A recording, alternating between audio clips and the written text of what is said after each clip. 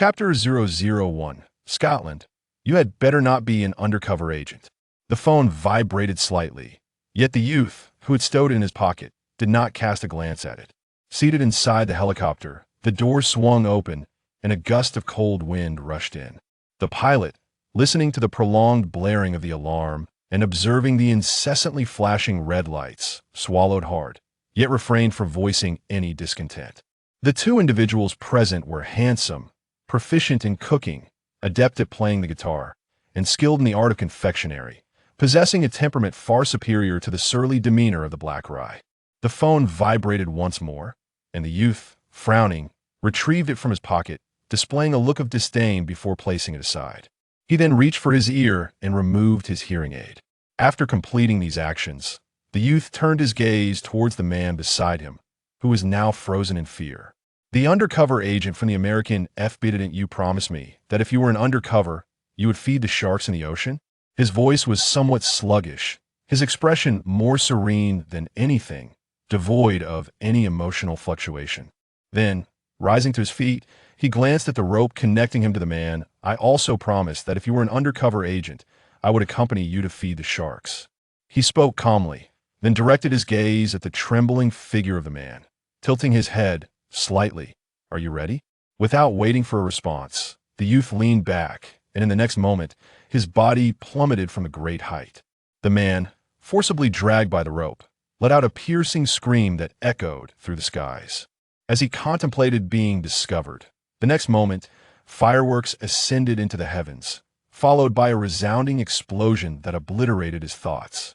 That night, the vibrant fireworks elicited gasps of wonder from many. They were grand and resplendent. Amidst the cover of the fireworks, in the frigid depths of the sea, the man was viciously seized by a shark, blood gushing forth, staining the waters crimson. Until his last breath, his eyes remained fixed upon the youth, who, surrounded by sharks yet unscathed, remained oddly at peace. The youth's expression was unperturbed, his body soaked by the seawater, encircled by the sharks. Even amidst the scent of blood, the sharks posed no threat to him. He regarded the lifeless man with a hint of surprise. So, it turns out the sharks won't harm me? However, just as he uttered this phrase, he heard the sound of a helicopter above. It was not the one he had previously boarded. Confused, he looked up, and a soft ladder descended, revealing a figure before him. Vermouth grasped the ladder with one hand while extending the other towards the youth, his gaze indulgent as he spoke. Jin called me because he hadn't received your reply. The mission has concluded early. It's time for you to return, Jinmai. Upon hearing this, the youth pursed his lips and then grasped Vermouth's hand. It's Hanazaki Hoshi. My name is Hanazaki Hoshi. Do not call me by that ludicrously mundane name, Vermouth. As Hanazaki Hoshi boarded the plane back home, he exhibited no signs of haste, merely observing the unread messages on his phone with a furrowed brow. Reply to me within 5 minutes, Kid Jin. Reply to me within 10 minutes, Jin. You've been unreachable for an hour, Jin. I informed Vermouth. I expect a response, Jin. The two newcomers are not as insufferable as the last Black Rye, Jin. I know you dislike mentoring newcomers. Just put them under your name. No need to worry about the rest, Jin. TSK. Vermouth said you boarded the plane and took your phone. Give me a sign, Jin. I warned you not to throw a tantrum with me. Your allowance for this month is gone, and nothing will change that, Jin. Do not call. When you arrive at the airport, walk back yourself, Jin. Gazing at the multitude of messages, Hanazaki Hoshi furrowed his brow, ultimately focusing on one particular message to reply. Amount of money. The last card was frozen by the FBI. What should I do? Jinmai. Use your newly linked card. That's my secondary card. It won't be frozen, Jin. I'm feeling a bit dizzy. I think I have a fever. I'm on Vermouth's helicopter. Can you come get me? Jinmai. Once you send your location, Vodka will come to fetch you. I have a mission, Jin. Are you on a mission now? Isn't there anyone else in the organization? How can you still reply to my messages while on a mission? Jinmai. After sending this, there was no further response from Jin, and feeling somewhat bored, Hanazaki Hoshi powered off his phone and closed his eyes. Yet even so, the sound of machines buzzing echoed in his mind. System, Little Star, the two newcomers in the organization are undercover agents. Hanazaki Hoshi. Are they like the previous Black Rye, agent from the U.S.? System, no. These two newcomers are from the Japanese police force, having recently graduated from the police academy. By the way, Little star, you participated in the last police academy mission. Upon hearing this, Hanazaki Hoshi opened his eyes, gazing out the window lost in thought, then murmured, "Who are they?" He could not recall. They were not significant people he did not wish to remember. System, little star, it is no longer important if you do not remember. They are undercover agents. What do you wish to do? Upon hearing the system's inquiry, Hanazaki Hoshi remained composed, replying calmly, "Report to Jin." System. However, Jin does not have a high probability of trusting the host. Hanazaki Hoshi. As long as there is a hint of suspicion, it will likely not dissipate. Suspecting someone of being an undercover agent justifies tormenting them with inquiries. With an expressionless demeanor, Hanazaki Hoshi concluded, and then another thought struck him. He pulled out his phone and found Jin's contact page to send a message. Jin, if there were a handsome person who could cook, make desserts, play the guitar, and was exceptionally gentle, could I keep them around? Jimai. Yes, Jin. But what if that person were an undercover agent? Jimai. Originally, Jin would have responded immediately, but he did not reply right away, and Hanazaki Hoshi did not find it strange. He thought this question deserved careful consideration. Yet, Hanazaki Hoshi was unaware. On the other end, upon reading the message, Jin fell into contemplation, his gaze scrutinizing the recently completed task, observing Scotland as he dismantled a sniper rifle. He did not wish to draw any parallels. Yet Jin could not persuade himself otherwise, for those descriptors had come from his own lips. Sighing wearily, he retrieved a cigarette from his pocket and lit it, his expression filled with melancholy as he lowered his gaze to the now silent phone. Nearby, Vodka, noticing this, approached with confusion. "Boss, the mission has concluded." "Vodka, I'm here, boss. What do you think are the commonalities among the newcomers I've given a Jinmai?" Jin posed this question, and Vodka found it peculiar. "Boss, what commonalities could there possibly be? They're all just newcomers." As Vodka spoke halfway, he suddenly gasped, his eyes widening as he coughed a few times. This drew Jin's attention, and he looked over. "Have you figured it out? Speak." Yet Vodka hesitated for a long moment, his steps slowly approaching as he lowered his voice. "Boss, it seems that every newcomer you give to Jinmai turns out to be an undercover agent." Jin. Once Vodka finished speaking, he lowered his head. "Boss, I received word that a few days ago, Jinmai just tossed an undercover agent into the sea to feed the sharks. Was it the newcomer I sent?" "Yes." In that instant, the air fell silent, until Scotland finished packing his bag and approached the two. "What are you talking about?" At the sound, Jin glanced at Scotland and then quickly shifted his gaze. "Scotland, can you take care of child?" Scotland. Vodka, overhearing this, looked at Jin in shock. "Boss, you can't be serious. You're not suggesting that you..." Jin lit a cigarette, his gaze fixed on the sky. "It's not a matter of my judgment, it's a matter of the person." Scotland, you had better not be an undercover agent. Chapter 002. He belongs to you now.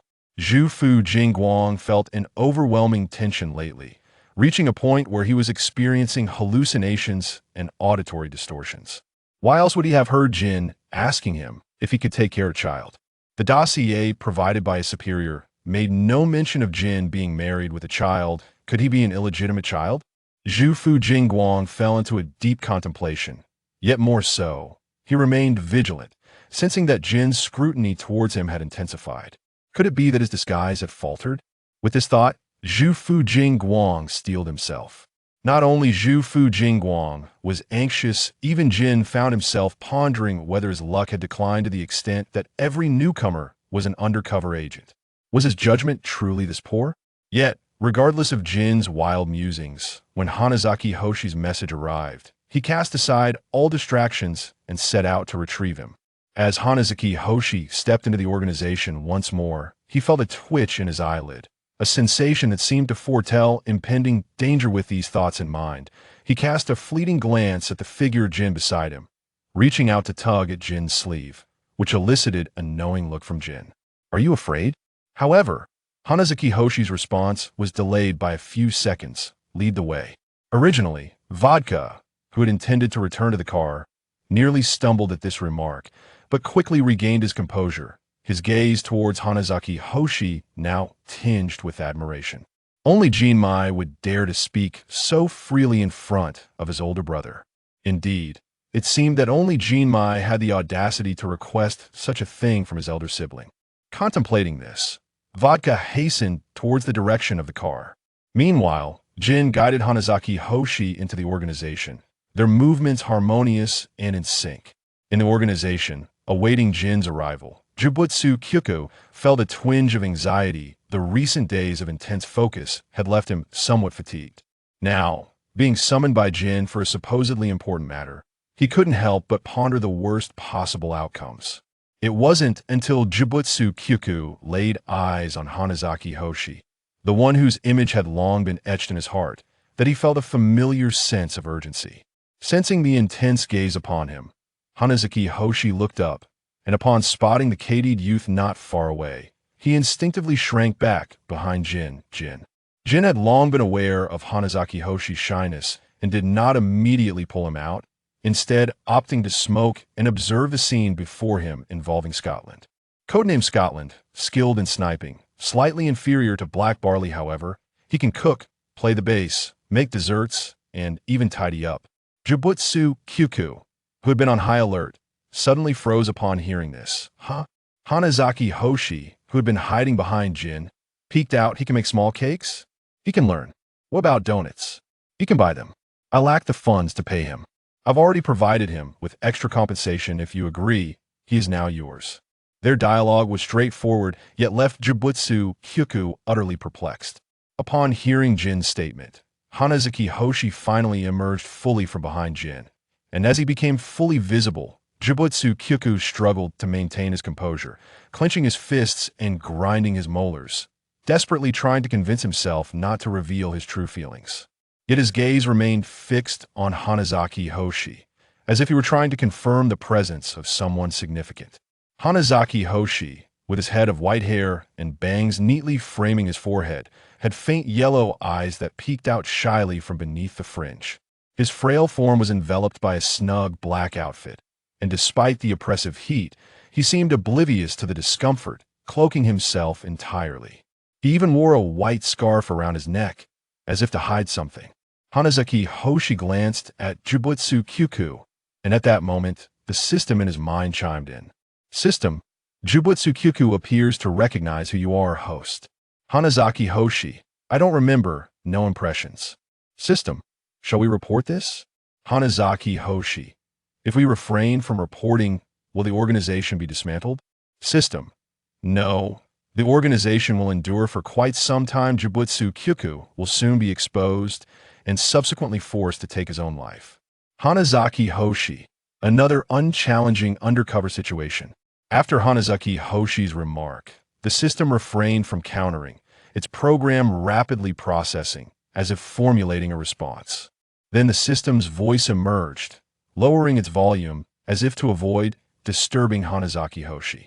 System, as long as the host enjoys themselves, that is sufficient. Upon hearing this, Hanazaki Hoshi felt no stirrings within. He stepped towards Jibutsu Kyuku, while Jin merely stood by, observing. Jibutsu Kyuku was exceedingly tense, concealing any extraneous emotions in his gaze. Before he could speak, Hanazaki Hoshi's voice rang out. Hanazaki Hoshi, the star of stars.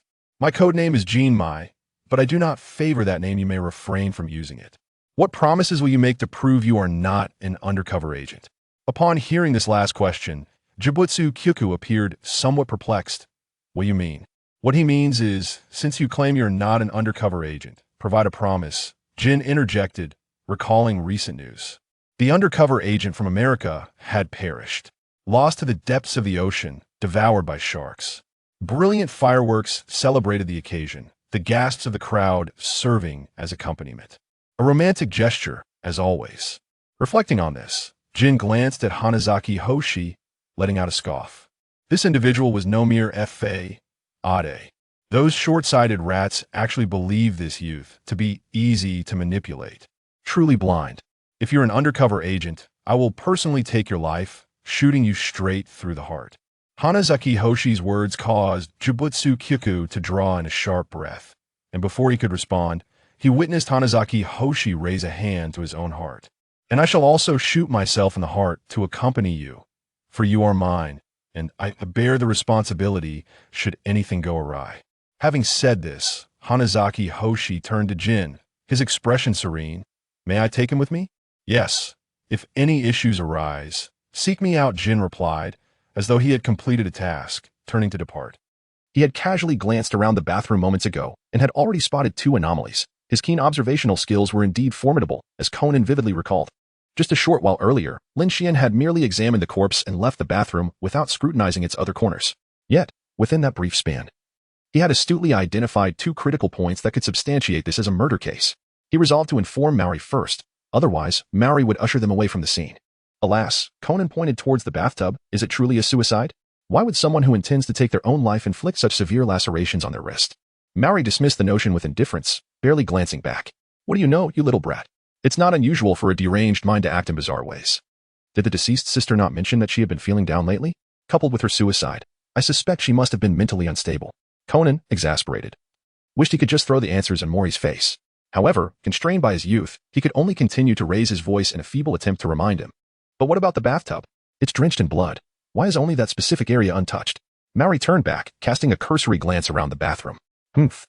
A kid is still a kid, always fixating on trivial details. If you've had your fill of this, hurry back to the car. I want to be waiting for you. All he wanted was to reunite with his beloved Yoko. Conan, out of options, rolled his eyes and allowed Mary to drag him outside. Click. As his hand grasped the doorknob, the door swung open first. Bang. A sharp pain shot through him. The imprint of the door was clearly etched on Mori's face as he stood inside. Mary, what are you doing here? A throng of people surged in from outside. Officer Magyar eyed Mary, puzzled, scratching his head. Mary rubbed his nose and released Conan. Officer Magyar, you've finally arrived. The deceased is in the bathroom. I've already assessed the situation. It's a suicide.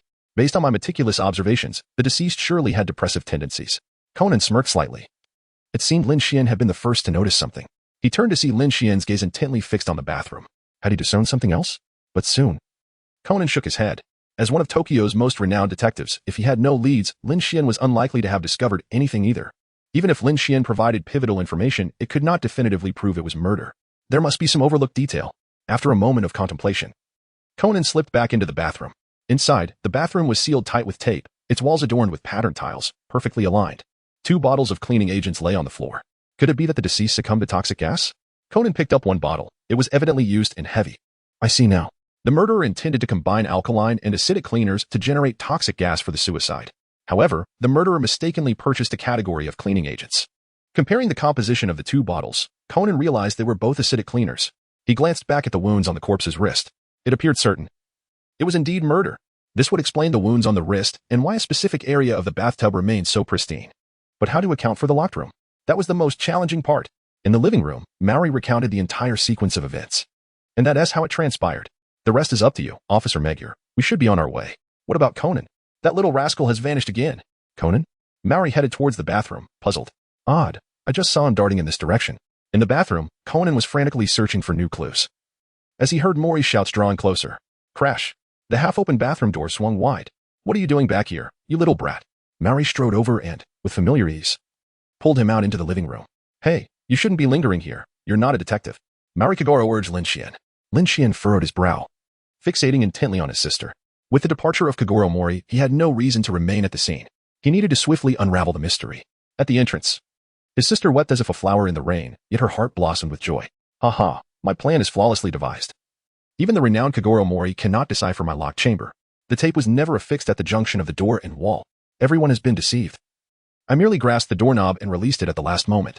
Yet they will only assume the door was sealed with tape. Once Mori and his team leave, no one will be able to unravel my genius plan. A barely perceptible smile graced her face, and Lin Xuan noticed her thoughts. I want to leave. I refuse to go. What are you up to, you little rascal? At the entrance, Mori, in a foul mood, discarded Conan, who pointed at the wooden door. Uncle Mori. Look at the door. Why is there red ink on it? Click. The gazes of several individuals in the room swiftly shifted to the door like the flick of a doll-ass hairpin. Officer Magyar stepped forward to investigate. Numerous cracks appeared in the red ink, which would not dry in such a manner if it were merely ink. This is blood, judging by its dryness. It must have appeared within the last 2 days. But why is there blood on the peephole? Did someone else get injured? Officer Magyar's hawk-like gaze turned toward his sister, seemingly awaiting her response. His sister panicked. No. Damn it. Though she argued verbally, internally she cursed. Someone has died. And now I must take the fall. It's all that woman's fault for meeting my fiancé behind my back last night. I had just killed her when the doorbell rang. I nearly lost my mind. Just as her thoughts were about to combust, Kagoro Mori began rationally explaining. What is so strange about this? The deceased must have gotten it on herself. No one knows when she died. Thus, her blood could certainly be anywhere. Conan furrowed his brow. But why did she come to the peephole? This indicates that there was someone outside the door at that moment. Mori waved his hand to interrupt. The presence of someone outside has nothing to do with the case. In any case, the deceased must have committed suicide, for this is indeed a locked room. Conan fell silent. It is indeed a locked room. As long as this enigma remains unsolved, everything appears futile. How infuriating. Must it truly end like this? This is definitely not a suicide, yet aside from these clues, nothing can be pieced together. Suddenly, applause erupted. Under the puzzled gazes of the crowd, Lin Xuan was clapping. This is a murder case. The culprit has staged a splendid performance, deceiving us all. Chapter 4, Commanding the Tool, Conan, Reversal of Fate. In the room. Everyone turned their gaze. Yet his sister stood frozen, her expression unusually frantic. One must admit, the culprit's acting is superb. Even I was nearly fooled. However, all her methods have been discerned by me. Lin Xuan spoke calmly, and an eerie silence enveloped the room. Even Conan, who was utterly perplexed, fell into silence. What kind of perversion is this? I cannot discern any flaws in this locked room. Has he already identified the murderer? Could he be the second Kagoro Mori? All eyes were fixed upon Lin Xuan, who stood tall, exuding an aura of unwavering confidence. As he listened to the murmurs around him, it became evident that no one believed this high school student could solve the case in such a brief span of time. Hey. It seems you are unaware of my esteemed reputation as Kagoro Mori. I am the foremost detective in Tokyo, and if I declare it a suicide, then it is indeed a suicide. What kind of friend are you, Ran? You don't even recognize the name of the legendary sleeping Kagoro. Mori Kagoro cast a disdainful glance in his direction. Beside him, however, Ran remained silent, her gaze fixed intently on Lin Xuan. For reasons unknown, she was reminded of Shinichi. Shinichi displayed such confidence when confronted with a case. If only he were here. He had mentioned before that Shinichi was always by her side. Could it be? Ran slightly parted her lips, her eyes ablaze with fervor. Is he truly Shinichi? If it were Shinichi, he would undoubtedly resolve the case swiftly. But why doesn't he reveal his identity to me? That's right, he also mentioned that due to certain circumstances, he could not disclose his identity. Shinichi must be in some sort of peril, which is why he has to approach me under a different guise. Ran's eyes gradually brightened, nearly causing her to leap with excitement. Sensing the sudden adoration directed towards him, Lin Xuan awkwardly scratched his head. Surely, this girl cannot be misunderstanding the situation? The real Shinichi Kudou stood right beside her, exuding an air of frustration. Sigh. Lin Xuan felt that this matter was beyond resolution. Yet he first needed to unlock the secrets of the bathroom's hidden chamber. Conan, could you kindly check if there are any wounds at the corner of my sister's eye? He requested. If my memory serves me right, she only has one injury on her wrist. If the blood on the peephole is indeed from her, then given the volume of blood loss, the living room should be awash with it. Conan tugged at the corner of his mouth, exclaiming inwardly, what a predicament. Not only does he pursue his girlfriend, but now he commands me to undertake these trivial tasks. Though reluctant, Conan hurried off to the bathroom. Before long, his diminutive figure appeared in the dimly lit corridor. It's true. He squinted his eyes and innocently declared, what Big Brother said is absolutely correct. My sister's eyes are unharmed. Mori Kagoro furrowed his brow, finally beginning to contemplate the entirety of the case. This shouldn't be. Could it truly be a homicide? I've got it. The culprit must be someone who visited last night.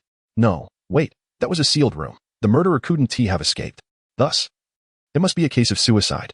Thoughts jumbled and chaotic flooded his mind. Lin Xuan hastily silenced Mori's inner voice, finding his analysis to be nothing short of mental pollution. Uncle Mori, I believe the perpetrator, after committing the heinous act, fortuitously heard someone ringing the doorbell. Yet, she dared not open the door, opting instead to peer through the peephole, thus leaving behind the traces of blood. The identity of the killer is already glaringly evident. It is none other than my sister. From the very entrance of the concert, she commenced her performance. Inviting us into her home was merely a ruse to illustrate that this is a locked room. You must be feeling quite smug now, having almost deceived us all. Each word fell upon her sister like a heavy hammer. Cold sweat cascaded down her sister's brow. Stay calm. I must remain composed. I must have been too frantic earlier, which led to my slip-up. His ability to deduce my guilt was merely coincidental. I was careless enough to leave blood on the peephole. However, he could never possibly know that I am the murderer. Reassured by this thought, her sister felt a surge of confidence. What evidence do you possess? Even if there are bloodstains on the peephole, that does not prove my guilt. And furthermore, how do you explain the locked room? In the bathroom, a forensic expert clad in white gloves emerged, carrying an anti-counterfeit bag containing half a roll of tape. Officer Magyar, I've examined it thoroughly. All the tape contains only the blood of the deceased. We also discovered this in the bathtub, which bears only the fingerprints of the victim. The clarity of the deceased's fingerprints suggests that there are no indications of another's fingerprints having been wiped away. As these words concluded, Mori Kagoro erupted in laughter. What did I tell you? This is an indisputable case of suicide. I, Mori Kagoro, am not one to be underestimated. I deduced this from the very beginning. Now you. The high school detective in costume should temper your ambitions. Being a detective is not as simple as it appears. After Mori's laughter subsided, a satisfied smirk appeared at the corner of her sister's mouth. It seemed there was no need for further explanation. They could never fathom that these tapes were ones I had my sister help me tear off to seal the boxes. Even with those boxes neatly stacked against the wall, they would never connect them to the case.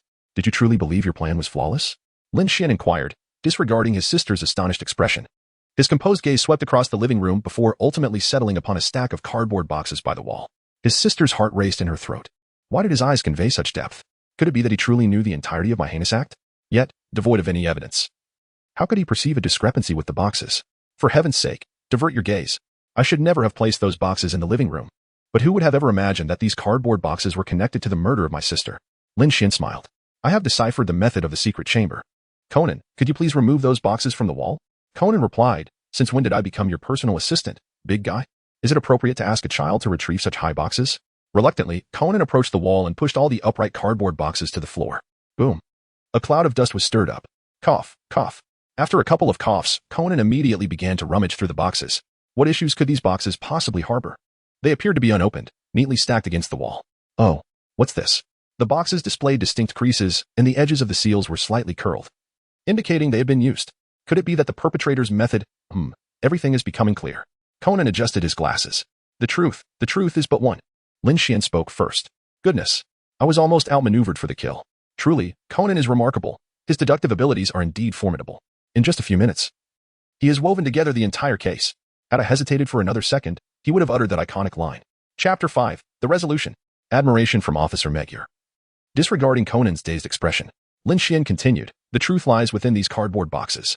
Upon closer inspection of the creases on the seals, it is evident that they have been used. Yet, there are no traces of tape. The crowd looked on in confusion, shaking their heads. Lin Xuan, because it was all pasted in the bathroom. I suspect that the sister used the excuse of moving to have her younger sister remove the tape. The adhesive strips were first affixed to the smooth surface of the desk, and then relocated by the sister to the doors and windows. Am I correct? The true perpetrator behind the sister's demise. Countless gazes were cast upon her, and the sister's breath quickened. Could this individual be a parasite residing in my belly? How else could they possess such clarity regarding the details of the crime? Unless there are cameras in the house, capturing everything in advance. Do you still wish to struggle? If so, I would not mind recounting the entire sequence of events. Lin Xuan pressed for answers, yet Kogoro Mori remained skeptical and defended his sister. From where does this young man derive his judgments? You need not be afraid, miss, he assured her. If you are innocent, speak boldly. I, Kogoro Mori, shall ensure justice prevails. Conan fell silent. At this juncture, the true culprit was beyond any pretense. Only Uncle Mori maintained his belief in her innocence, confident in his assessment. Mori locked eyes with Officer Magyar. Officer Magyar, I need not elaborate on my capabilities. I refuse to accept that this young man can determine my sister's guilt based on mere words. We witnessed the bathroom door being barricaded, and it took considerable force to break it open. Kogoro Mori steadfastly believed in what he had seen, while Lin Xuan continued to elaborate on the details of the murder. However, before he could speak, the sister interjected, I believe that will suffice. Lin Xuan is correct. I am indeed the murderer. Amidst gasps of surprise, her expression fell, as if she had resigned herself to fate's judgment. What good would denial do? Lin Xuan already knew everything. Otherwise, he would not have remarked on her acting prowess. Struggling was futile. The reason the bathroom door could not be opened was that I had been gripping the doorknob. The entire incident unfolded precisely as Lin Xuan described, without a single oversight. Yet, I fail to comprehend how you possess such intricate knowledge of these details. Click. Her hands were cuffed by two officers. The sister remained composed, staring at Lin Xuan, seeking answers. Others similarly shifted their astonished gazes. Conan furrowed his brow. This individual is certainly extraordinary. Although I have discerned the truth, all the details of the case were relayed to me by him. I have always been in his shadow. Xiaolan's gaze was dreamy. Shinichi, is that you? I miss you so much.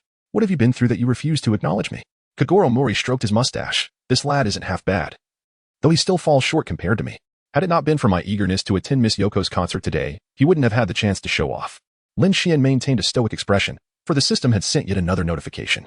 Ding. Congratulations, host, on solving the murder case in the bathroom's concealed chamber. You have acquired Taekwondo. Taekwondo, beginner level. The host's speed, stamina, and flexibility have increased, allowing for the effortless subduing of assailants of equal height wielding knives.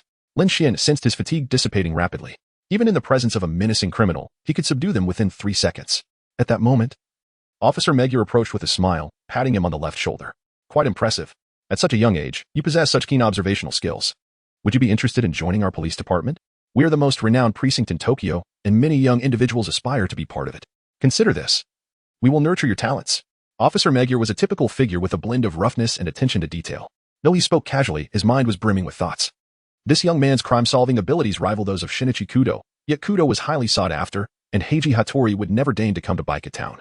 This young man was unfamiliar, presenting a potential opportunity for recruitment. Shortly thereafter, Muri approached, draping his arm over Lin Xuan's right shoulder, eager to take credit.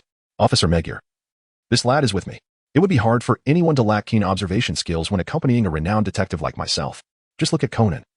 That little rascal still in elementary school, under my influence, he's become quite the little detective. Muri affectionately patted Lin Xuan's shoulder. So, young man, are you interested in joining Officer Magyar's precinct? If not, you can stick with me. I'll pay you 150,000 yen a month. 150,000. Officer Magyar opened his lips in disbelief, exclaiming, Muri, are you truly willing to let such a talent slip through your fingers? You wouldn't even find a nanny for that amount. How insulting. With me, I could easily offer him at least 400,000 yen a month. Lin Xuan found himself caught between two choices and pondered for a moment. Having only traversed into this realm a day prior, he felt that solitude might serve him better at this juncture. No, I shall prioritize my studies for now, he resolved. Officer Magyar, undeterred, recognized the potential in such a talent. It was evident that his aspirations extended beyond the confines of a mere police department. Indeed, academia held greater significance. Yet should he graduate with intentions in this field, he would be warmly welcomed in Mihua town. However, you remind me of someone, a young prodigy akin to yourself. He glanced back at the dazed Xiaolan.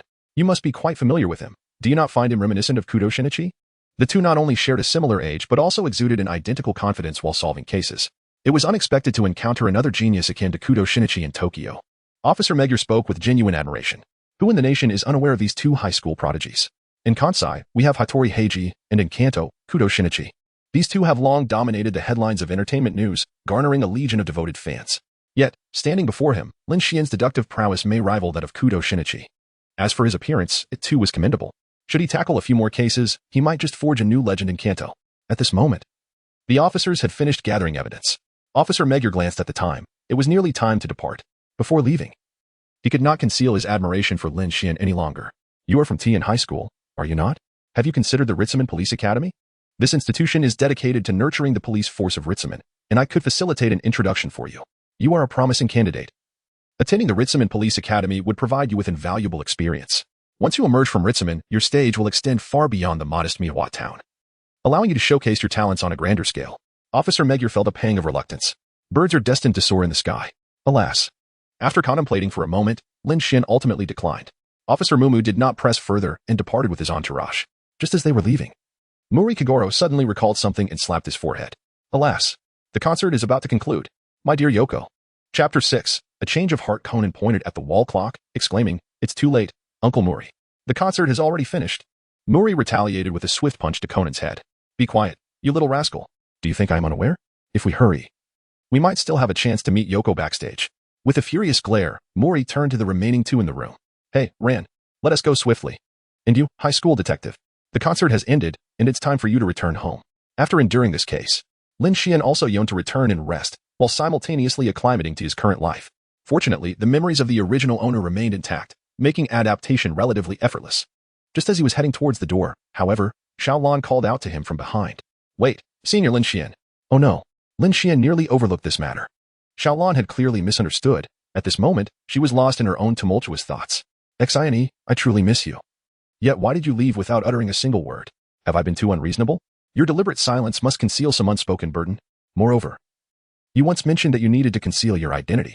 Lin Xuan scratched his head, preparing to clarify his thoughts. However, Xiaolan, in a flurry, interrupted, I mean no offense. Senior Lin Xuan, I merely wish to inquire if you are available tomorrow. Yuanzi has invited me to the beach, and I've heard it is somewhat secluded. As she spoke, Xiaolan gently swayed her body. Yet, Lin Xuan was well aware that this girl possessed extraordinary combat prowess and required no protection. In fact, she could very well be his guardian. Contemplating this, he found himself unable to refuse her invitation.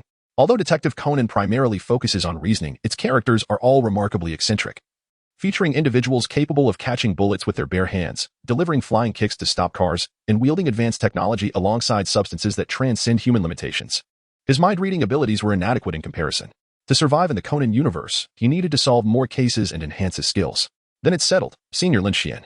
I shall come to find you tomorrow afternoon, and we can leave together in Yuanzi's car, Xiaolan declared, waving her hand before skipping away with vivacity. On Okinawa Island, Yuanzi sat on the beach, gazing longingly at a handsome man nearby. Tall and strikingly handsome, he drew the attention of several girls who covertly admired him, only to be thwarted by her own friends. When would her own romantic fortunes arrive? Are you alone? A magnetic voice called from behind.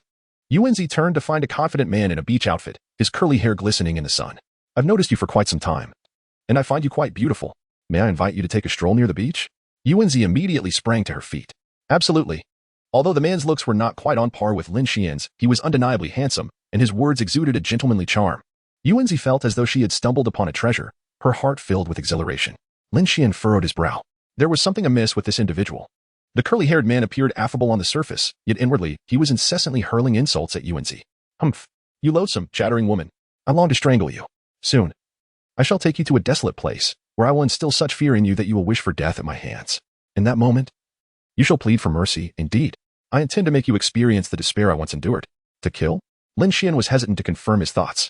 After all, Yuanzi, this affluent beauty, not only lacked the airs of a wealthy heiress but also exuded a lively and cheerful demeanor. It was uncommon for anyone to harbor resentment towards her.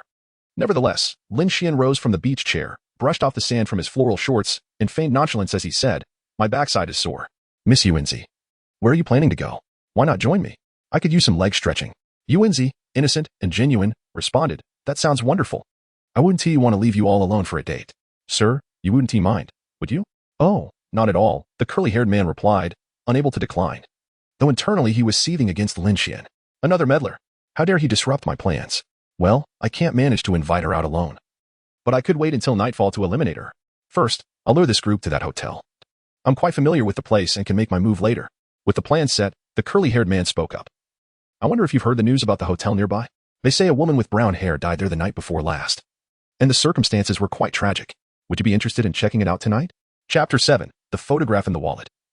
Comparable to a portrait upon hearing about the murder, Yuanzi's eyes sparkled with excitement. How did you know my idol is Kagero Mori? I adore mysteries. Shiho tugged at her sleeve, whispering, Isn't that inappropriate? Yuanzi? I've heard about that news. The police haven't caught the murderer yet. What if? Then we should definitely go. Yuanzi interrupted, her eyes alight with determination. Don't worry, Shiho. As Kagero Mori's daughter, you and I, as his fan, combined, will surely uncover the culprit. The curly-haired man's gaze flickered with a cold intensity, panic washing over him as his smile froze. However, he quickly regained his composure. You're referring to Kagero Mori? Indeed, Shiho is his daughter. She'll certainly be able to identify the killer. Yuanzi eagerly elaborated. The curly-haired man's expression grew increasingly unnatural as he abruptly checked his watch. Oh, I just remembered I have something to attend to. I must take my leave. Miss Yuanzi. Perhaps another time. Cursed fate. How unlucky to encounter the daughter of Kagero Mori. Thank goodness this dim-witted, large-chested girl spoke up first. Otherwise, I might have been exposed tonight. I must hurry and refund the remaining hotel charges to prevent this group from genuinely visiting that hotel. Yuanzi looked at the man in surprise as he stood to leave. Are you really going? You're the first man to actively ask me out today. Please don't go. But the curly-haired man hurried away without looking back, his footsteps quickening as if he had seen a ghost. She watched his retreating figure. Lin Xuan's lips curled into a smirk. The notion of escape was utterly implausible. The diminutive monsters that had come to him were nothing short of experience points. He gazed at the garden with amusement. Let us first await him at that hotel. This curly-haired gentleman is likely to reside there as well. A guest with such distinctive curls would surely leave an impression at the front desk. Suddenly, a jolt surged through him as if struck. The curly-haired man halted mid-step. How could this be? How could that individual discern my lodging? I have never mentioned my stay at that hotel. This is bad. It appears that there is no evading this predicament. In light of this, I hold no qualms about eliminating you one by one. Especially you. You have persistently thwarted my plans. Do you harbor any grievances against me? A clear and melodious voice suddenly resonated. Huh? The curly-haired man, with a fierce glare, instantly appeared flustered, turning his head to offer an awkward smile. What are you saying, young brother? How could I harbor any ill feelings towards you upon our first meeting? I truly have pressing matters to attend to, and it's not that I rushed away upon seeing you. It seems my actions have caused a misunderstanding. So allow me to accompany you instead. Lin Xuan feigned innocence and inquired, but didn't you just mention that you had an urgent matter, brother? The curly-haired man instinctively raised his hand, adorned with a watch. Oh, it's just that I remembered my friend had arranged to meet me at the nearby park. However, it's no great loss to stand him up, considering he has often left me in the lurch. How peculiar. This man seems suspicious. In a corner of the beach, Conan finally sensed something amiss. The man was clad in a beach outfit, and it was evident that he neither possessed a phone in his hands nor in his pockets. Furthermore, he was wearing hotel slippers, indicating that he resided in a nearby hotel and had no intention of being out for long, which explained his invitation to Yuanji to join him at the hotel. Yet, why did his statements contradict each other? One moment he was asking Yuanji to go to the hotel, the next he mentioned meeting a friend, and now he was altering his narrative again. It was hard not to suspect him of fabricating excuses. Conan was just about to pose an inquiry. Lin Xuan reached into his pocket and handed his phone to the curly-haired man. Why not give your friend a call? It seems you haven't brought your own phone. I can lend you mine.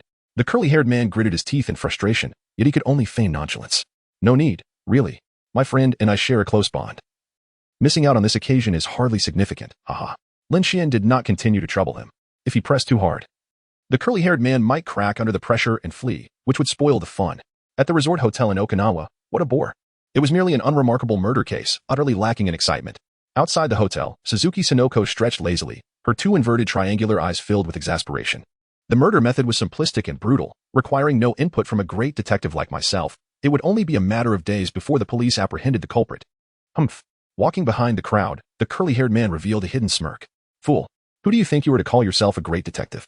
The daughter and apprentice of Muri Kagoro possess such meager skills? I had expected you both to be formidable, but it turns out you are merely a source of amusement. How foolish of me to have been anxious just moments ago. Instantly, the curly-haired man's mood lifted, and he stood tall, temporarily deciding against checking out. Suddenly, Sonoko recalled something and patted her body. My wallet seems to have gone missing. This is a disaster. I've been in everyone's room, and I have no idea where my wallet could be. I'll head to my room. You all search in yours. With that, Sonoko hurried into the hotel lobby. The curly-haired man cursed inwardly. How troublesome. You insisted on inspecting every room. Who could have known where your wallet fell? Were it not for my desire to swiftly rid myself of you troublesome lot, I wouldn't bother helping you look. Reluctantly, the curly-haired man followed her inside. Lin Xuan observed that he harbored no ill intentions, thus he proceeded to the hotel, making his way towards his room. The elevator chimed as it came to a halt. At this moment, only the curly-haired man remained inside. The others had disembarked on the second floor, leaving him alone on the 8th. As he was about to step out, he suddenly hesitated. Was this not the perfect opportunity to eliminate her? With everyone retreating to their respective rooms, it was unlikely that anyone would seek her out anytime soon. I am well acquainted with this hotel. I could end her life in merely 3 minutes. With this thought, the curly-haired man's gloom dissipated. And with a malevolent glint in his eye, he pressed the button for the second floor, unknowingly directing himself to my room. Lin Xuan bent down and retrieved a pink wallet from beneath the bed. The wallet was adorned with round pearls, each of considerable worth. However, Lin Xuan's attention was captivated by a photograph tucked inside the wallet. In one corner of the photo, a scene of blue skies and white clouds suggested a picturesque beach. He took it out. What is this? Lin Xuan was taken aback, a mixture of astonishment and delight washing over him, his eyes widening involuntarily. It seemed as though his gaze was about to plunge into the photograph before him. This was indeed the snapshot of Xiaolan taken by Yuanzi. Capturing that remarkable moment with exquisite precision, the perfection of her form was undeniable. One must acknowledge that Xiaolan, with her dedication to Taekwondo, possessed attributes that were truly unparalleled. Chapter 8. Yuanzi in peril, encountering a suspect in pursuit. Ahem, confiscated. Lin Xuan composed himself, his flushed face betraying his excitement as he slipped the photograph into his pocket. Discovering such a valuable wallet, surely asking for merely a photograph as a reward was not excessive? Could there still be individuals in this world who regarded wealth with such disdain? Ah! Suddenly, a scream echoed from outside the door. The garden? Indeed. That person could not restrain themselves any longer and had acted prematurely. Lin Xuan dashed out of the room like an arrow, racing toward the door that lay 3 rooms away. That door led to the garden. He shook the doorknob, only to find it locked from the inside. Without a moment's hesitation, he struck the door with force. Bang, bang, bang. Fortunately, the door was not manufactured in Huaxia, and it yielded after a few blows. Ah! Cough, cough. Inside the room, the garden's occupant lay sprawled on the floor, her legs splayed apart as she clutched her neck, struggling to breathe. Behind her, the balcony glass had shattered, leaving a gaping hole, with shards of glass scattered across the floor. The sea breeze howled through the opening, lifting the soft curtains. Garden. Xiaolan rushed over, closely followed by Conan. Lin Xuan's expression was one of indifference as she gestured toward the balcony. Someone had assaulted her. But I arrived just in time. The assailant had already fled the scene. Xiaolan, filled with concern, helped her to her feet.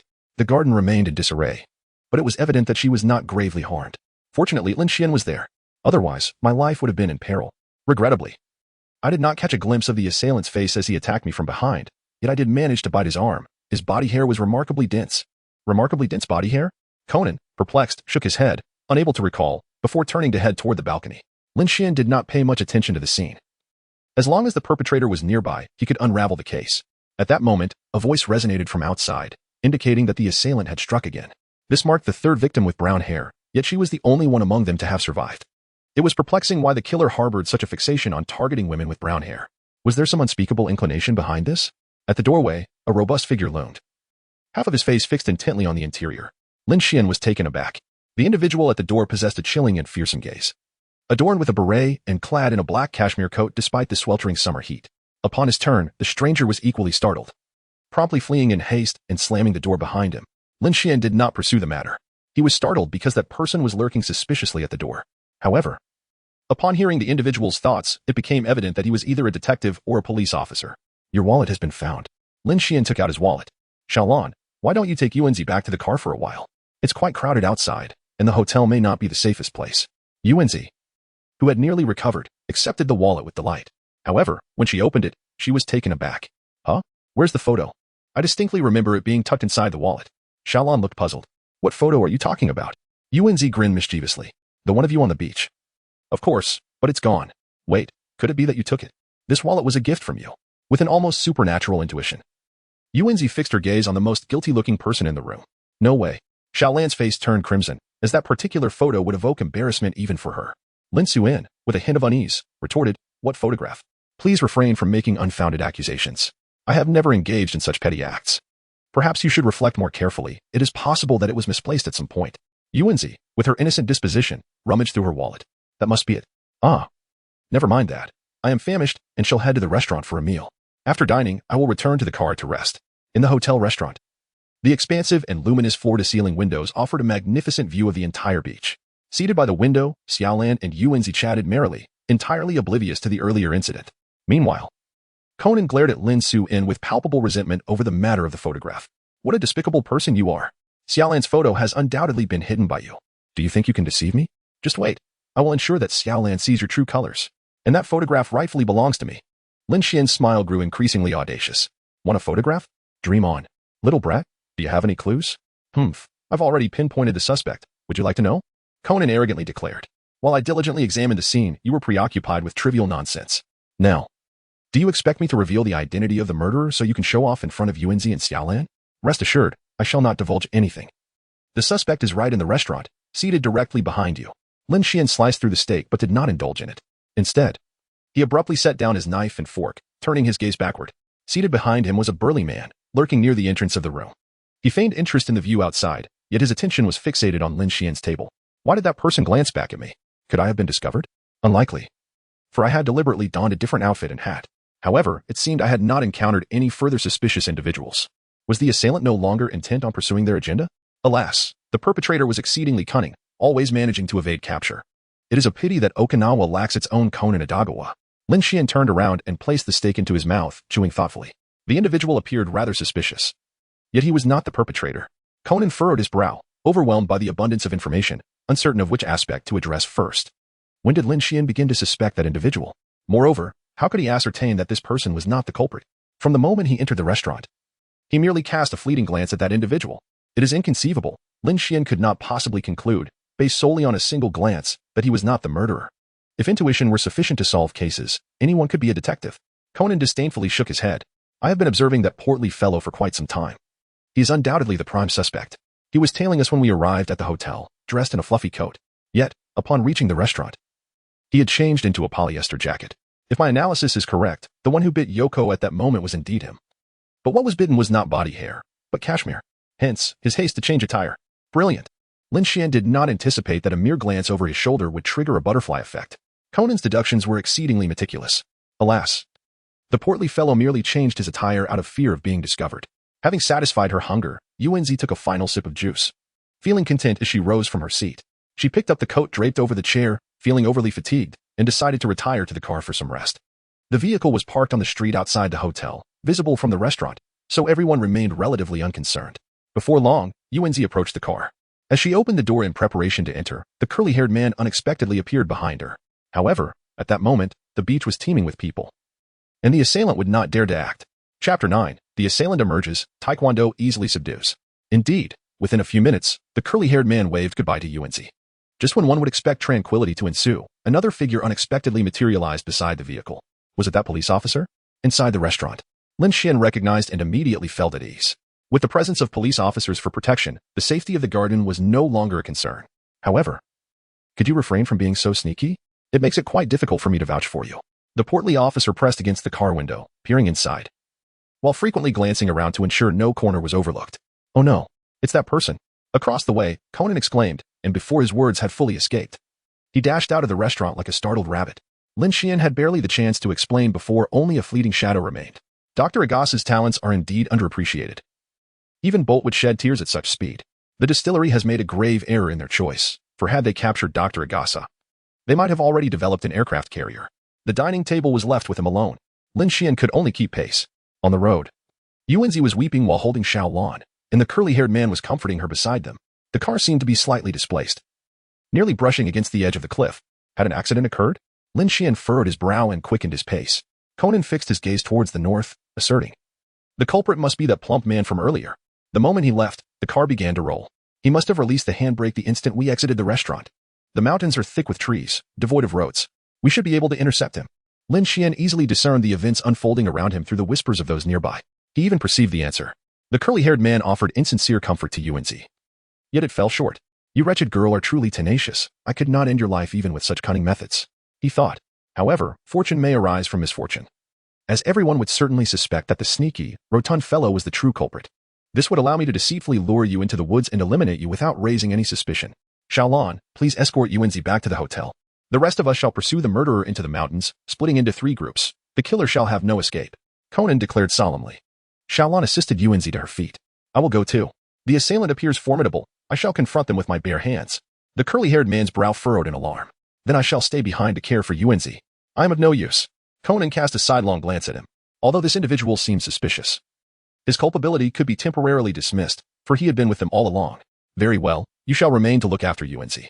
The 3 then ascended the mountain, each taking a different path to search. Yet, Lin Xuan had scarcely taken a few steps before he halted. He heard clearly that the curly-haired man intended to take Yuanzi to a secluded place for her demise. He refrained from speaking immediately, as he lacked concrete evidence.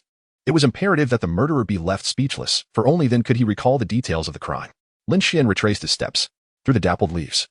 He observed below on the road, a curly-haired man assisting Yuanzi, who was evidently preparing to depart. That individual is undoubtedly nearby. The footprints on the ground remain fresh. Conan and Rand converged on a main road, where no other exits were visible. Conan crouched to examine the footprints, and then a faint smile graced his lips. "No more hiding.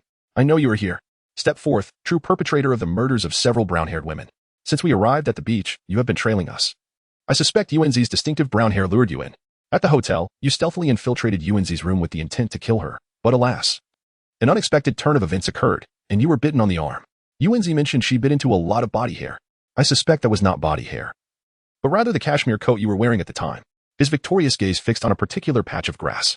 Moments later, a rustling sound emerged, branches quivered, and a corpulent figure materialized. "You little brat, quite observant, aren't you? However, your deductions are entirely erroneous." The heavy-set officer removed his hat, discarding his disguise, and extracted his badge from the lining of his coat.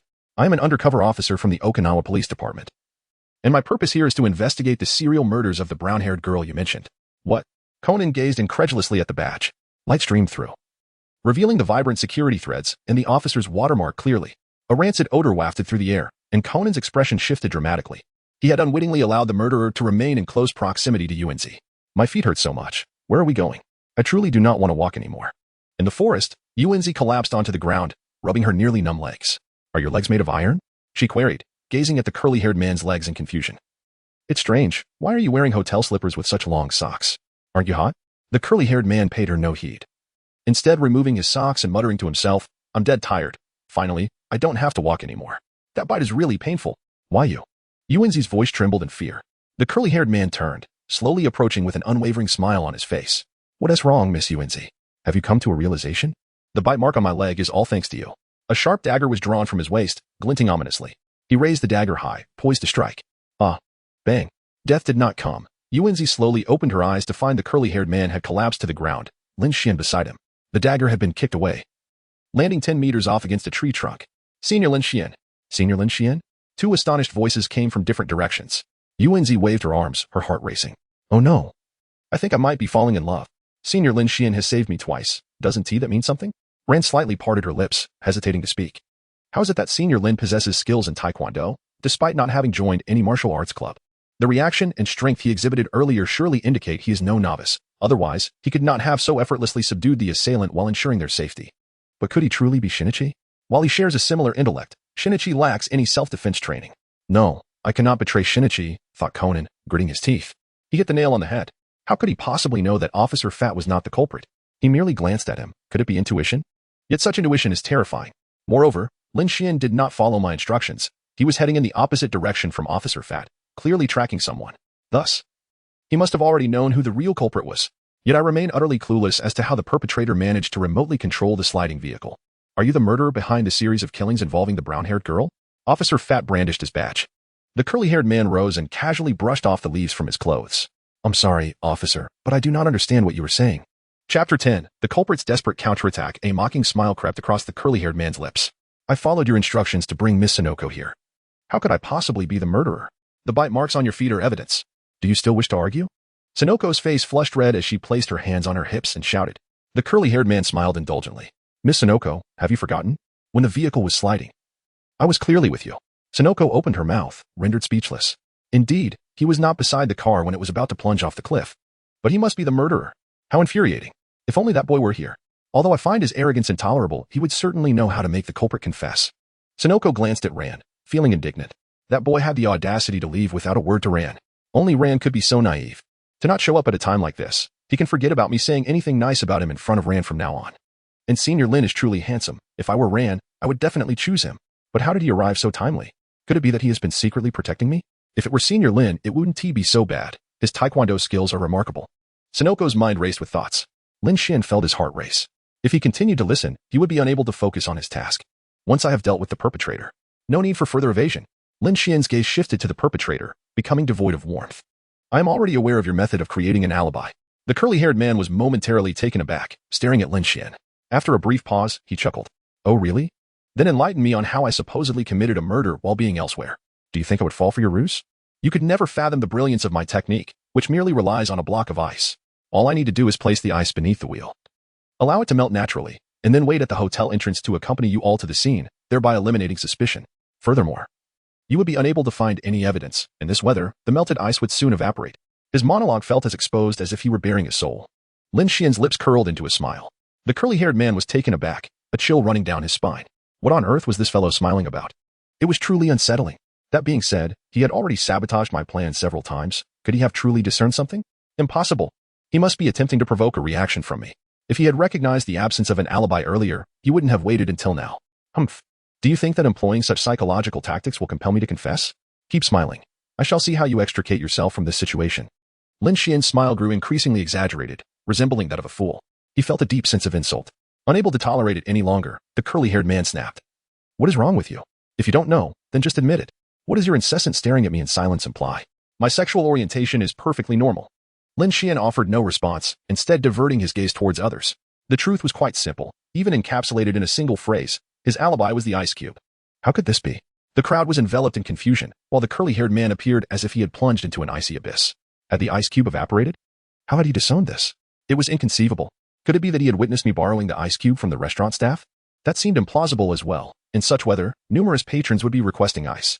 On what grounds could he assert that I had used an ice cube to commit murder? The stout officer furrowed his brow tightly. Young man, are you jesting with us? This is an exceedingly grave matter. We cannot afford any carelessness. How could a mere ice cube serve as an alibi? Similarly, the girl named Yuan wore a worried expression. Although her senior was formidable in taekwondo, his reasoning appeared rather peculiar. He hadn't even examined the scene. What kind of detective would act in such a manner? Moreover, individuals with considerable physical prowess often lacked intellectual acumen, while those of high intelligence tended to be physically weak, much like Shinichi and Ran. Surely, there could not exist someone like me, Yuan, who possessed both beauty and intellect. Outside the circle of onlookers, Conan experienced a moment of clarity. Abruptly lifting his head to gaze at Lin Xuan. How infuriating. He was yet again a step behind. Indeed, it was the ice cube. But how had he made that connection? Whenever an incident occurred, he was either daydreaming or fixated on the beautiful women. He never seemed to focus on solving cases, yet he always managed to uncover clues. Just how high was his intelligence? High enough to appear almost inhuman. For the first time, Conan felt the disparity between a top student and a slacker. After all, he had always been regarded as the academic achiever throughout his youth. Lin Xuan spoke. Could you please check his pants pocket? I suspect it remains quite damp. He must have taken the ice cubes from the restaurant and placed them under the tire. Conan replied, exasperated. Do you really consider me a child? With my petite stature, how could I possibly confront a murderer? Conan's trembling little hand made contact, feeling the icy chill. Wow, it's true. The big brother's pocket is not only damp but also quite cold. A panicked glance flashed across his eyes. The curly-haired man quickly swatted Conan's hand away. Please don't say such things. I was merely sweating. Oh no, it's still not dry. I forgot that the temperature inside the pocket is different from that of the pavement. Lin Xuan let out a cold sneer. Sweating? Perhaps you should inquire with the restaurant staff if you have ever borrowed ice cubes. All eyes turned towards him. The curly-haired man felt parched, his pupils filled with panic. There was no escape now. He had spoken too much. The officer would certainly take him back for questioning. Once he was taken back for fingerprint comparison, his identity would be irrevocably revealed. Should he make a break for it? He quietly scanned the surroundings. Everyone had surrounded him, but the weakling Youzi stood behind him. The curly-haired man clenched his teeth, steeling his resolve. To hell with that ugly woman. Gasps echoed through the crowd as the curly-haired man suddenly charged toward Youzi. Yet, just as he made his move, a figure dashed out ahead of him. Bang! Lin Xuan swiftly executed a kick, striking the curly-haired man's chin with precision. Blood erupted into the air as the assailant fell heavily to the ground. The stout officer reacted with remarkable swiftness, rushing forward to secure him with handcuffs. Snap! He exclaimed. I never anticipated that you, the murderer, could be so cunning. His gaze was fierce. The curly-haired man was indeed the remorseless killer of 2 innocent girls. Were he not a police officer, he would have relished the opportunity to deliver a few blows himself. The criminal struggled desperately, his eyes filled with malice. You ugly woman. I will make you suffer 1,000 deaths. Just wait. I shall have my revenge. Youko recoiled in terror, taking 2 steps back. Lin Xuan, Sr. Youko was utterly paralyzed with fear. Lin Xuan smiled mischievously. Fortunately, I arrived in time. Chapter 11. Rewards received. Ding. Congratulations to the host for solving the case of the brunette girl serial murders. You have obtained Historian. Historian, Novice. The host's historical knowledge database has been significantly enhanced, allowing for effortless recall of historical anecdotes from Huaxia. Quite impressive. Lin Xuan accepted with satisfaction. Senior, you are truly remarkable. Not only is your taekwondo exceptional, but your reasoning is also astoundingly swift. I believe you surpassed your father, Mori Kagoro, don't you think? Xiaolan? Yuanzi could no longer contain her excitement and expressed her thoughts fervently. The portly officer furrowed his brow. Mori Kagoro? Father? Could it be? It must be. Otherwise, such impressive deductive skills would be inexplicable. The officer approached, his face beaming with delight. So, you are Kudou Shinichi? No wonder you can solve cases with such speed. This particular case has troubled us in Okinawa for quite some time, and thanks to your assistance, we can finally see resolution. I have long heard of the remarkable talents of you and Mori Kagoro's daughter. Seeing you both together now, it is evident how well suited you are. He feigned admiration, yet felt a profound sense of disappointment within. He had initially thought to encounter a promising youth from Okinawa, only to discover that he was the famed high school detective. If this lad truly were a student from Okinawa, I would immediately call the police chief. Surely, I would be promoted on the spot. It has been years since Okinawa has produced such a brilliant detective. Yuanzi wore a displeased expression. What Kudou Shinichi? That boy doesn't even deserve to be compared to Senior. If it were that fellow, I would have met my end. While he would likely be rummaging through trash bins at a hotel. Behind her, Conan awkwardly tugged at the corner of his mouth. He was reluctant to admit it. But the truth was undeniable. Before he had even found any clues, Lin Xuan had already solved the case. This guy is truly abnormal. He can resolve cases merely by standing there. He seems almost superhuman. He must be conducting secret investigations behind my back. Next time I have the opportunity, I will surely follow him closely. I refuse to believe anyone can solve cases this swiftly. Even Sherlock Holmes would likely need a tissue to wipe his tears upon meeting him. As dusk fell, the portly officer hurried to bring the culprit to justice. He desperately wished to take Lin Xuan along as well. The office would surely be in an uproar. Alas, though Lin Xuan is not Shinichi Kudou, it is evident that he is also a tourist from Tokyo. Please leave your number, young man, should I have the opportunity to visit Okinawa again. I shall treat you splendidly. I owe you my gratitude. Perhaps by the time you see me next, I will have been promoted. Looking back at the perpetrator, the jovial police officer exuded delight. This promotion is practically assured. The news of Okinawa has been all over the screens lately. Everyone is filled with trepidation, particularly the brunette woman, who has been too fearful to step outside. There has been immense pressure from above, demanding a resolution within a week. And today marks the final day. Thankfully, the assailant was ultimately apprehended. It is also thanks to this young man, though I was not the one to capture him. The credit will undoubtedly be attributed to me. Serial murder cases are always significant, and according to convention, the officer who closes the case will receive a promotion. A considerable salary increase awaits. Ding. Scan successful. I have added you. Yuanzi gazed excitedly at her phone, completely disregarding the police officer who had yet to scan. Subsequently, she asked, Senior, would you like to eat? My treat. I should be the one to express my gratitude, if not for your repeated rescues. Yuanzi would have been lost. Moreover, Yuanzi wished to seek her senior's counsel on matters of deduction. It is my utmost passion. At that moment, Xiaolan approached. Her expression somewhat hesitant. Yuanzi, we ought to return. After encountering such events today, you need to rest properly. We can discuss meals another time. Besides, you have already saved your senior's contact, and there will be plenty of chances ahead. Yuanzi replied, Xiaolan, you are utterly incapable of lying. Your face is redder than the setting sun. Xiaolan's complexion deepened in hue, feeling as though her ears were aflame. Yuanzi, really? You divulge everything. It is our familiarity that causes this. But you mustn't share my inner thoughts with my senior. Moreover, I am genuinely concerned for you. Beep, beep, beep. Xiaolan's phone suddenly rang. Upon checking, it was a call from Kogoro Mori. I am diligently at work. And you little rascals have gone off on a vacation to Okinawa. Hurry back and assist me at the store. I just received word from Officer Yamado in Nagano Prefecture that a murder has occurred at a place called the Death Mansion. I am heading there now. Xiaolan looked at the others. However, it was too late today. We can only stay in Okinawa. Let us return tomorrow morning. But as her gaze swept across, Xiaolan's thoughts abruptly shifted. I understand. Father, we shall return immediately. There was no alternative, Yuanzi. My father just called. Another case has arisen, and we must depart. Xiaolan's mind was in turmoil. Should she disclose the contents of the call? Perhaps not. If she merely stated they were returning to check on the office, Yuanzi would surely regard it as trivial. Better to remain silent. After all, she was not lying. They were indeed leaving. But she had not specified whether it was to the office or the crime scene. Lin Xuan listened attentively, choosing not to reveal his knowledge. He too intended to visit the crime scene, particularly after witnessing Conan's extraordinary speed and those remarkable shoes in the restaurant. Such terrifying velocity indicated an alarming advancement in technology, necessitating a continuous enhancement of one's own abilities. With a decisive click, the heavy iron door swung open, revealing walls awash in a vivid crimson hue that captivated the onlookers. Kogoro Mori's expression darkened. Is that blood? How could there be blood splattered across the walls? This is utterly bizarre.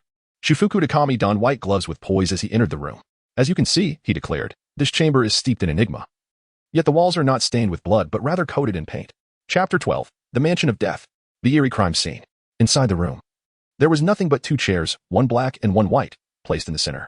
The white chair faced the wall drenched in red paint, while the black chair confronted a blank wall. Shufuku Takami approached the white chair, gazing intently at the crimson surface, as if absorbing the perspective of the victim. The deceased had sat in this very chair, facing the wall painted in red. I was the first to discover the body, he recounted. Upon witnessing the scene, the only word that comes to mind is strange. The victim was starved to death, yet there appeared to be no signs of struggle. I believe this wall conveys a message from the deceased. Kogoro Mori followed closely behind, resting his chin on his hand as he scrutinized the red wall. But why would he leave such a convoluted message? If he was indeed starving, he must have had ample time to inscribe the name of his murderer. Is it possible he succumbed to madness before his demise, scribbling aimlessly on the wall? Shufuku Takami scoffed, shaking his head. He had long perceived this detective as merely a figure of hollow reputation. Indeed, the astute one was not the slumbering Kogoro, but rather the child who had been observing quietly from the onset. That child had likely discerned the victim's intention long before. Yes, the reason the victim left such a complex message was that he understood the murderer would return to the scene, or perhaps that the perpetrator had lingered nearby all along. It seemed evident that the deceased was aware the murderer had not vacated the premises. Lin Xuan coughed twice and spoke, feeling somewhat guilty about reiterating the unspoken thoughts of others. Jufu Gaoming squinted slightly, casting a puzzled glance at Lin Xuan. Who are you? Oh. No need to mind him, Officer Jufu. These two little rascals insisted on tagging along with me, Mori explained, turning back to issue a stern warning. You two mischief makers. Do not interfere with Officer Jufu's investigation, understood? I apologize, Officer Jufu. You needn't pay attention to what these two are saying. They merely enjoy playing detective. Jufu Gaoming shook his head knowingly. It seems that aside from that child, Mori Kogoro is accompanied by even more formidable young individuals. He speaks true. Jufu Gaoming elaborated. Before the deceased met their end, the murderer must have been present in this mansion, and after the victim's demise, they returned to this room. We have examined the doorknob, and there are no fingerprints to be found, none, not even those of the deceased. It is likely that the murderer wiped them away. However, there are fingerprints of the deceased throughout the premises, including on the can of red paint on the floor, on the grassy area outside the window. Numerous other paint cans of different colors are present, all bearing the fingerprints of the deceased. They were presumably thrown out by the victim, possibly to divert our attention to this red-painted wall. Currently, we have identified 4 suspects, all of whom once resided in this mansion. 4 years ago, they witnessed another murder. Jufu Gaoming's gaze turned wistful, as if recalling a distant past. 4 years prior, a young girl named Xiaolan, suffering from a heart condition and lacking care, succumbed to heart failure right here in this room. Coincidentally, Xiaolan was the girlfriend of the deceased, Zhou Wu, in this case. The coincidences surrounding this mansion do not end there.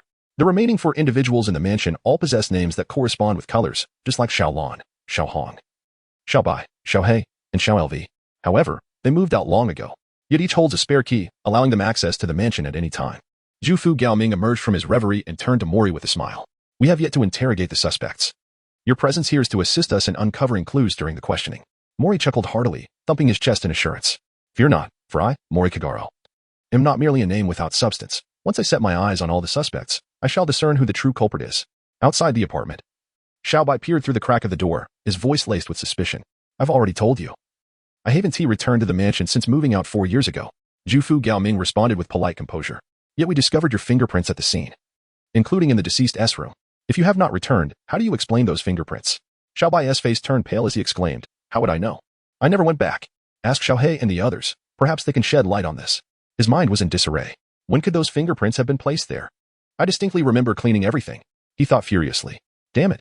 It must have been that red paint can. But I wrapped it in my clothing. What went wrong in his actions? Zhufu Gaoming silently chuckled to himself, observing Xiaobai's flustered expression. I merely prodded him. And he is already in such a tizzy.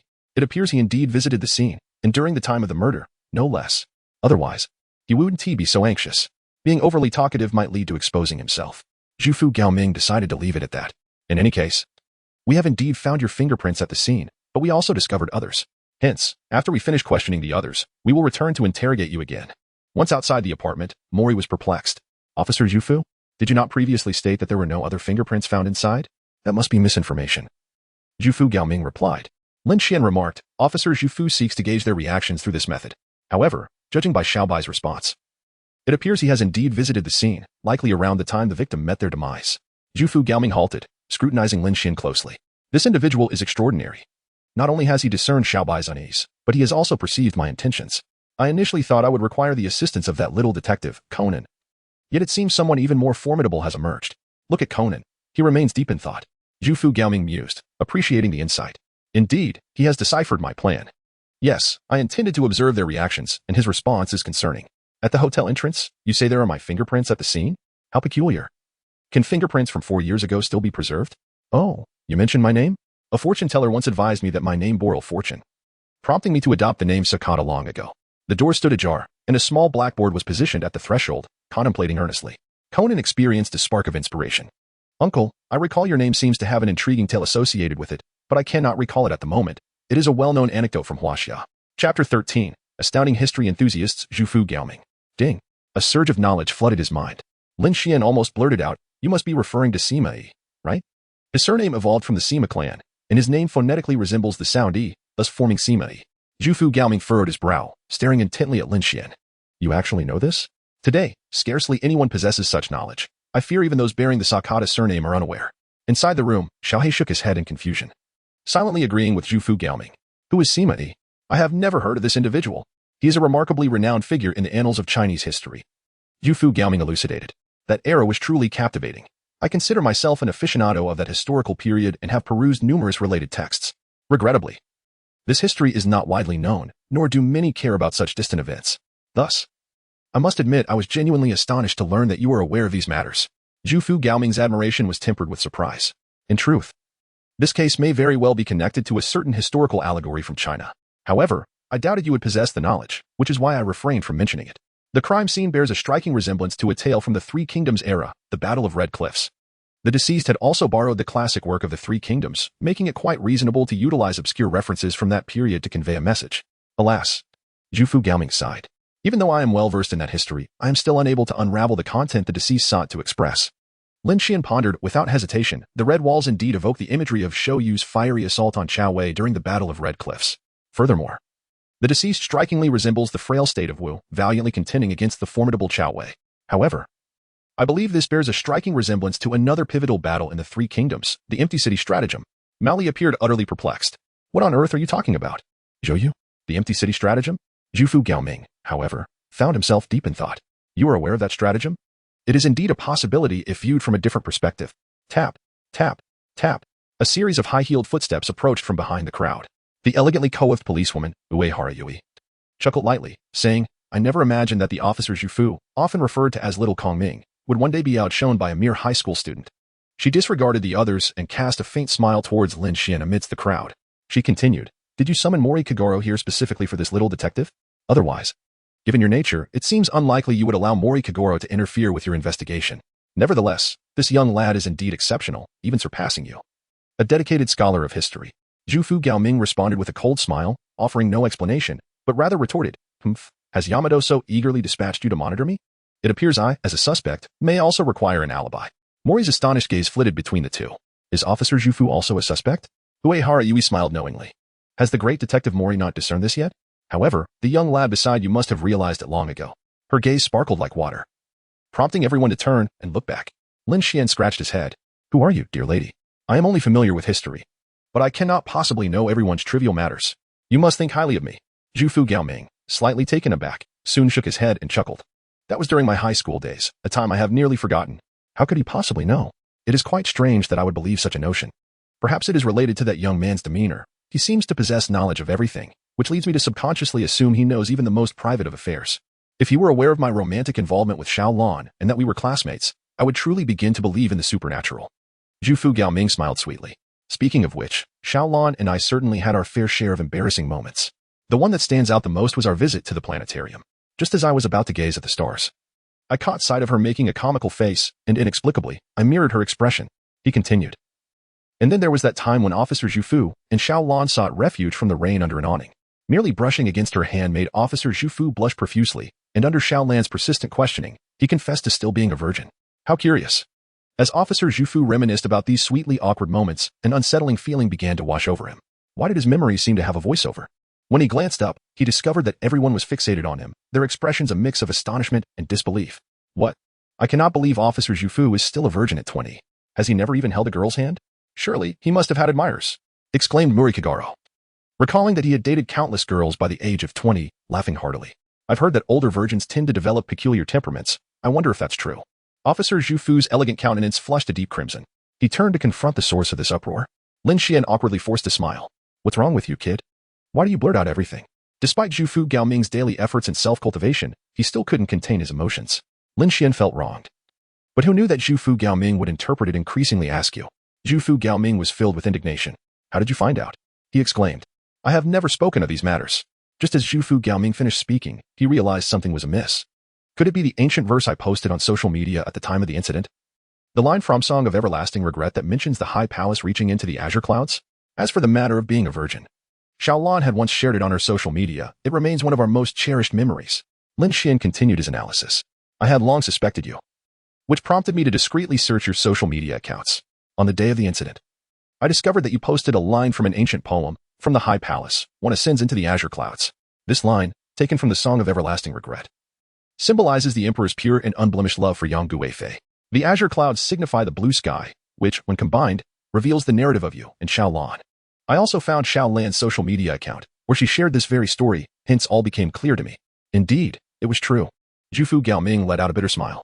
From the very beginning, his greatest caution should not have been directed towards Mori, but rather towards this high school student. Not only does he possess a wealth of knowledge, but his observational skills are also remarkably keen. Mori Kagoro is surrounded by a bunch of oddities. Shinichi Kudou? Conan? Now, there appears someone even more formidable than Kudou.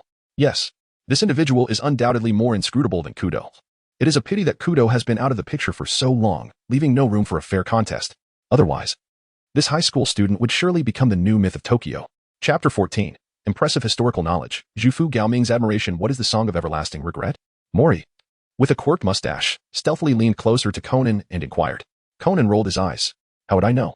Aren't you the little brat who usually knows so much? Why are you suddenly clueless? Mori returned the eye roll. If I hadn't graduated long ago, would I need to ask you? Just looking at you. It's clear you haven't been attending class properly. Is this something learned in elementary school? Conan scoffed. However, his attention quickly shifted back to Lin Xuan. This guy's reservoir of knowledge is frighteningly vast. I have never heard of the Song of Everlasting Regret, yet he can recite it at will. Furthermore, when did he discover that Officer Zhu had a romantic history with Xiao Lan? Zhu Gaoming regained his composure, witnessing Lin Xuan's incredible observational prowess. Everything he said now seemed rational. If you believe it to be an empty city stratagem, then the identity of the murderer becomes apparent. The empty city stratagem is a tale of Zhuge Liang and Sima Yi. The victim was alone in the room, akin to Zhuge Liang surrounded by Sima Yi's countless troops. Thus, the murderer is Sima Yi. How could I possibly be the murderer? Sato exclaimed in panic, stumbling upon the entranceway. Clearly, he had not anticipated being suspected. The last time I visited the mansion was 4 years ago. Zhu Gaoming adjusted his glasses and solemnly stated, You need not be anxious. I am merely deducing. In the absence of conclusive evidence, you will always remain a suspect. It is getting late. You should rest well while we proceed to interrogate the next suspect. T Company. You mentioned fingerprints? I visited the mansion once a long time ago to deliver a game I developed to the deceased. Xiao Vaiyuan continued typing rapidly without turning back, the screen displaying a cascade of code. Mori, astonished, asked, You can create games? Xiao Vaiyuan finally paused, turning to respond. It's just a simple chess game, featuring black and white pieces. Each side must corner the opponent's king to win. Thus, we indeed found a USB drive in the deceased's room. Jufu Gaoming pondered. Among the other 3 individuals, do you find anyone more suspicious? Xiao Vaiyuan gazed out the window.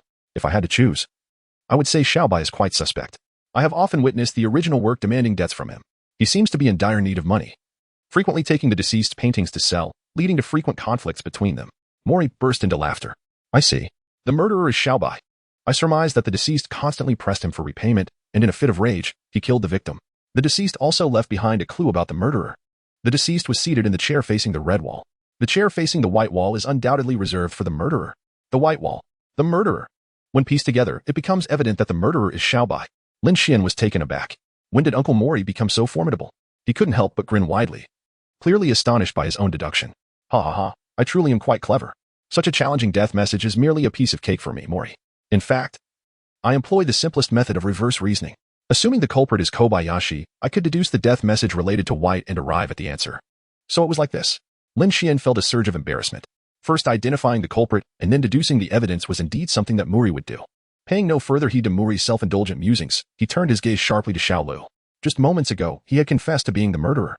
At this moment, Xiao Lu maintained a calm demeanor, responding to the police's inquiries with remarkable fluency. Each statement appeared to be imbued with sincerity.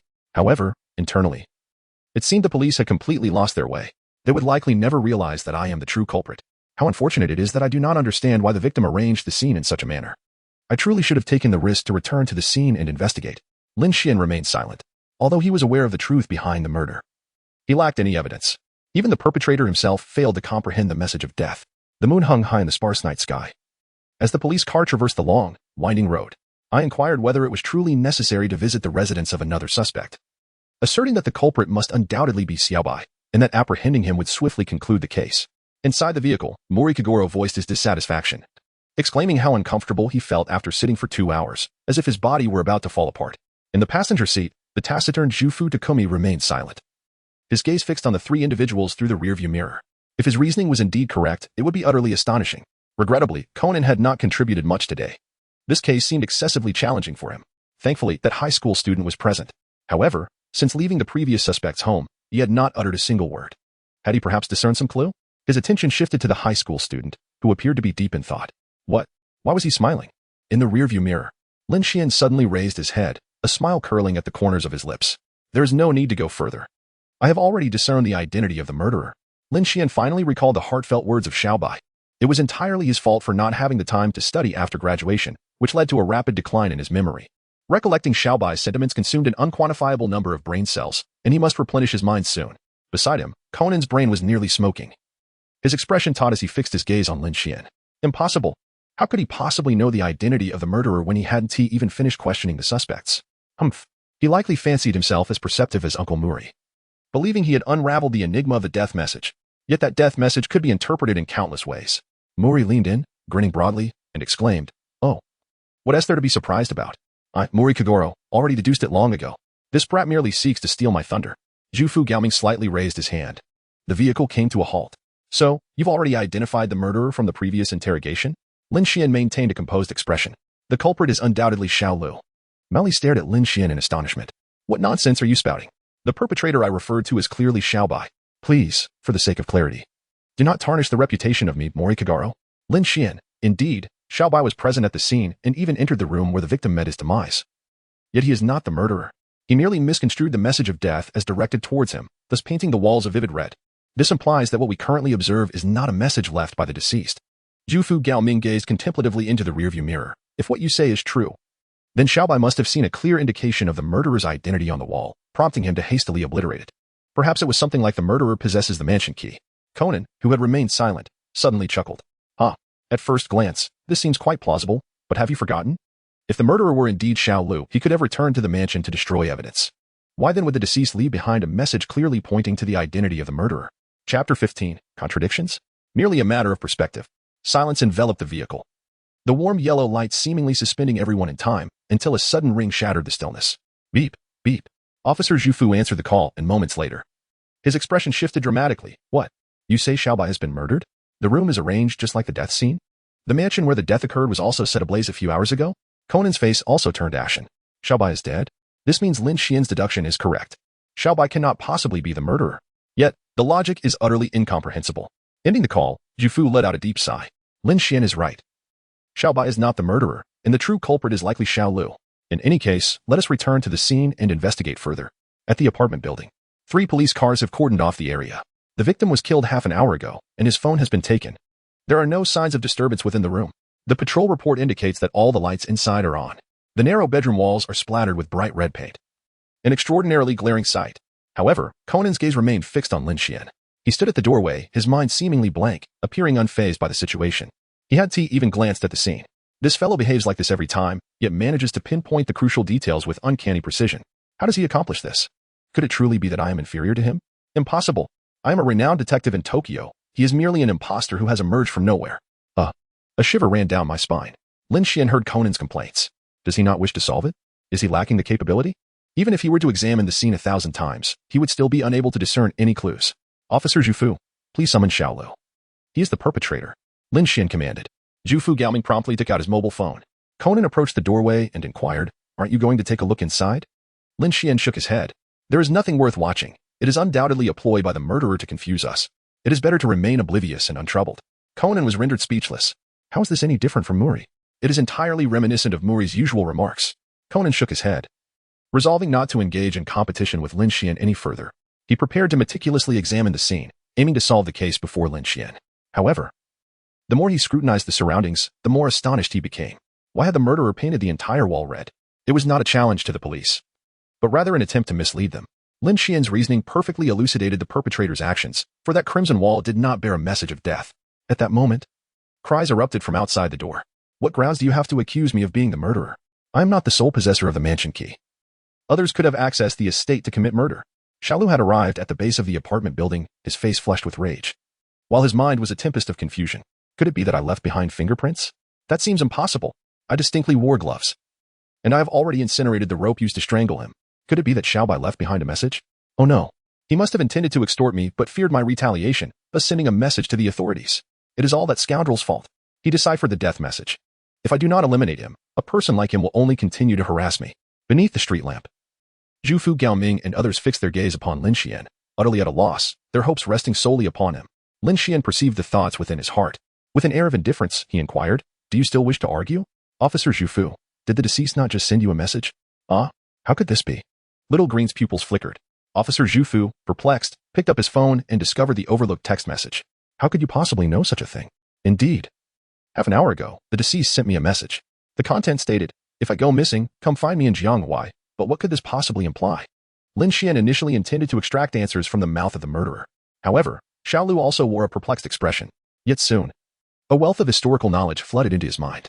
Jianghuai was a region during the Three Kingdoms period of Huaxia, and its shape closely resembled that of a shoe heel. Lin Xuan articulated the historical knowledge that resonated within his mind. Jufu Gaoming was momentarily taken aback. How could Lin Xuan possess such niche historical knowledge?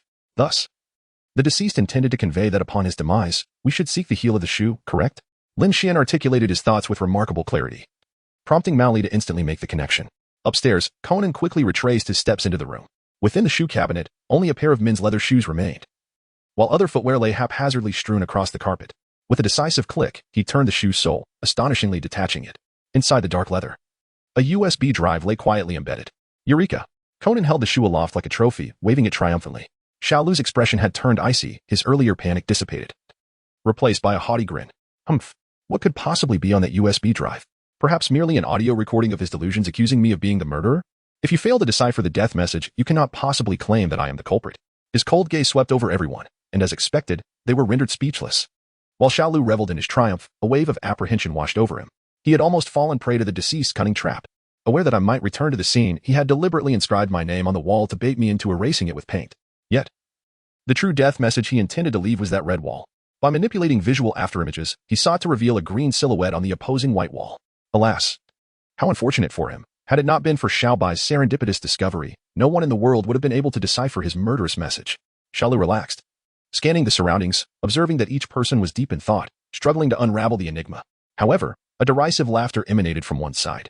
That very red wall contained the deceased's indication that you are indeed the murderer. The focus of the crowd converged on this revelation. Lin Xuan let out a cold laugh. Jufu Gaoming furrowed his brow in contemplation. Didn't he that child previously assert in the car that the death message left by the murderer was not the red wall? Moreover, it appears his reasoning was entirely accurate. Yet, why has he altered his statement? Conan leaned against the railing, deep in thought. What is this guy up to? My deductions are predicated on his assertion that the red wall is not the death message. Although I too find it perplexing, why would the deceased, fully aware that the murderer would return to the scene, go to the trouble of writing down the killer's name? No, wait. A chilling realization struck. Conan's gaze fixed intently on Lin Xuan. Could it be? It must be. This is the only way to elucidate why the deceased would hurl paint of other colors out the window. But when did Lin Xuan truly perceive the situation?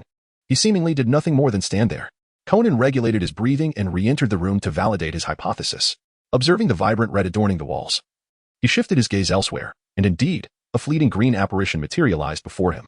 The green specter lingered for several seconds before finally dissipating. Chapter 16. Shame. Beneath the apartment building, Lin Xuan's tone was calm. The deceased anticipated that the murderer would return to the scene, thus deliberately leading the perpetrator to paint the wall red. Consequently, the true death message that the deceased wished to leave was inscribed upon the entire wall. Ahem, Kamehara Yui, you are wearing red today. May I borrow it for a moment? Lin Xuan fixed his gaze unwaveringly upon the assailant. Yuko Uehara stood to the side, her hands concealed within her trench coat, poised to draw her firearm and subdue the perpetrator. Moments earlier, Lin Xuan had seized the opportunity to glance at her several times. The thought of her shedding the trench coat left one to ponder the splendor of her figure. You rascal, Uehara thought to herself, biting down on her seemingly sweet teeth. However, as she observed Lin Xuan's face, intensely focused on the assailant and utterly disregarding her presence, she began to question her assumptions about him. Was it possible that she had misjudged his intentions? After all, this was our duty. He was aiding us in solving such a challenging case. And gratitude should be my response. Moreover, he was merely a high school student, certainly devoid of any ulterior motives. How could she entertain such thoughts? A wave of guilt washed over Uehara. Recognizing the importance of their mission, she hesitated for a moment before decisively removing her trench coat. Lin Xuan was almost drooling. What kind of life was Conan living, surrounded by beautiful women, each more stunning than the last, and from every walk of life, no less? His penchant for collecting seemed on the verge of manifesting. How long will it take?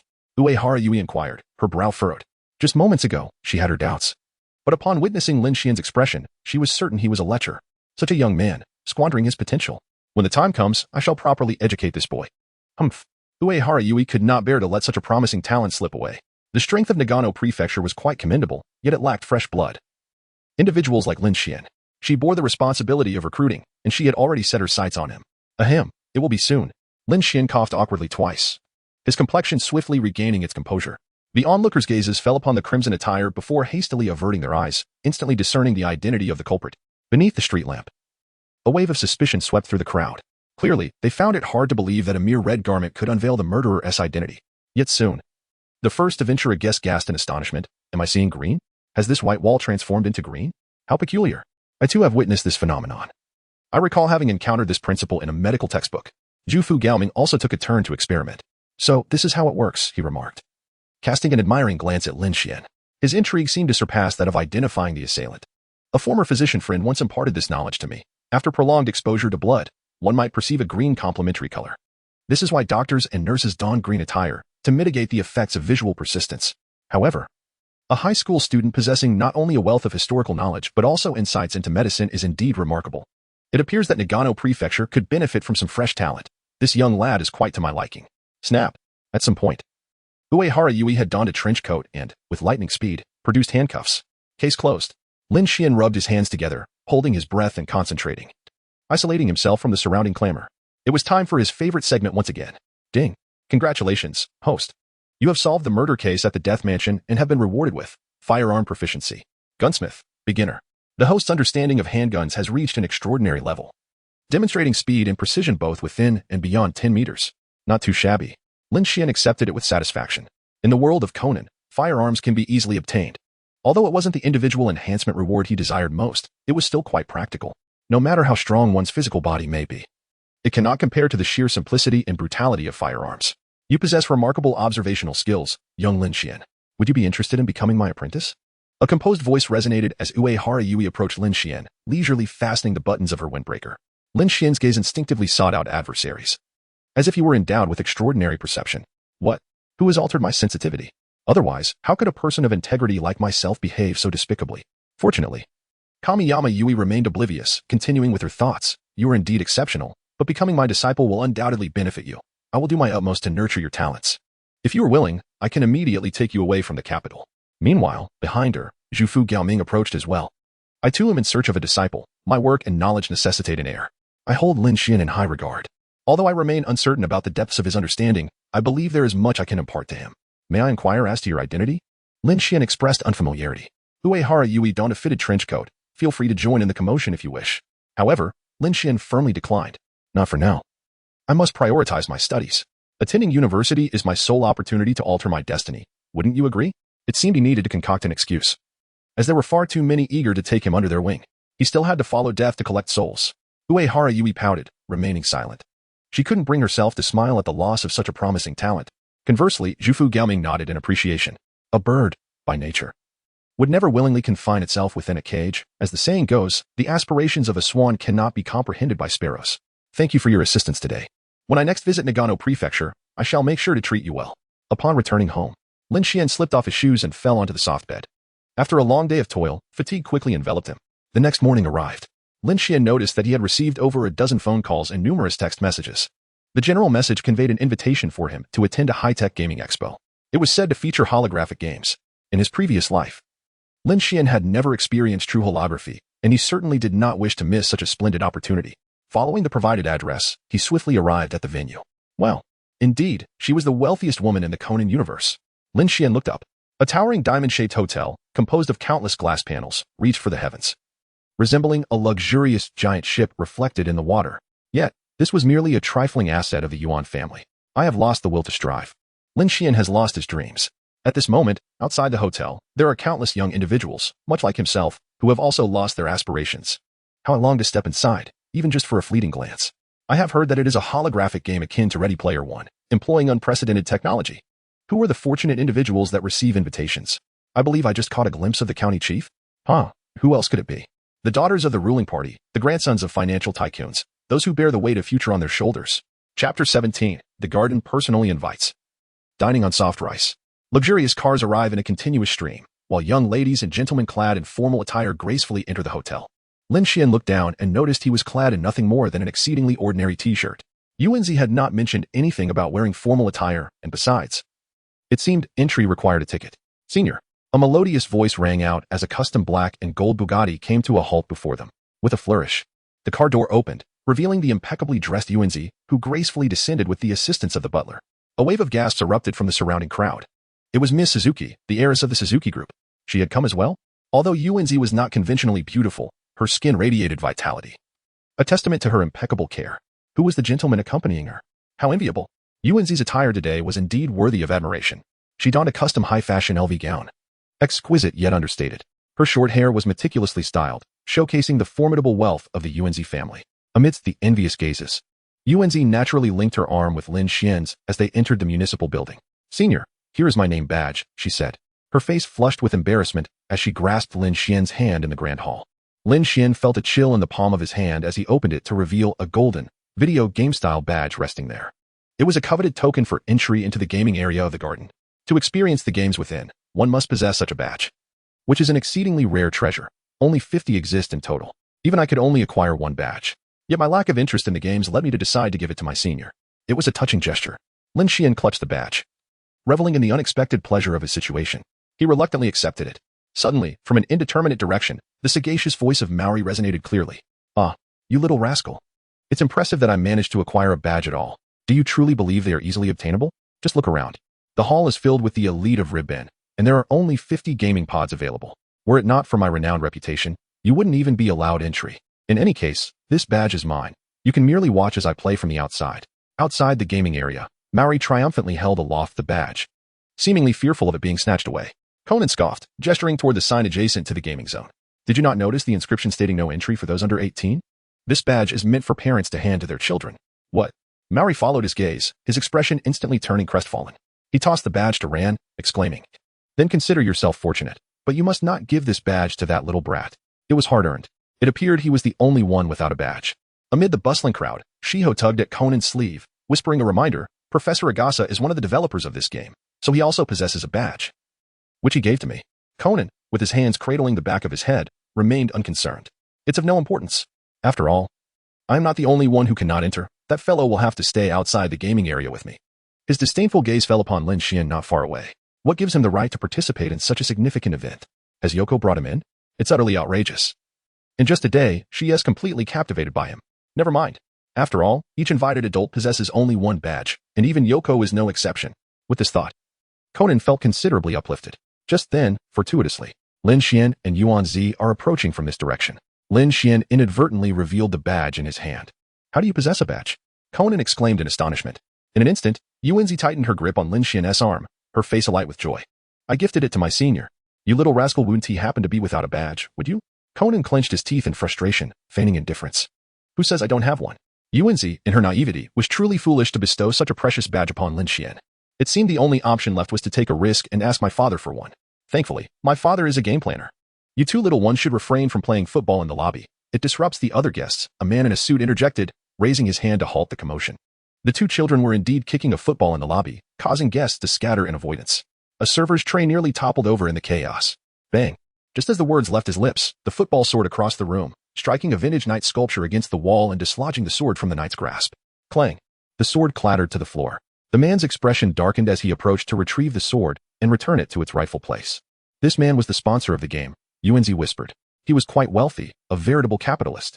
Those two children had likely incurred his ire.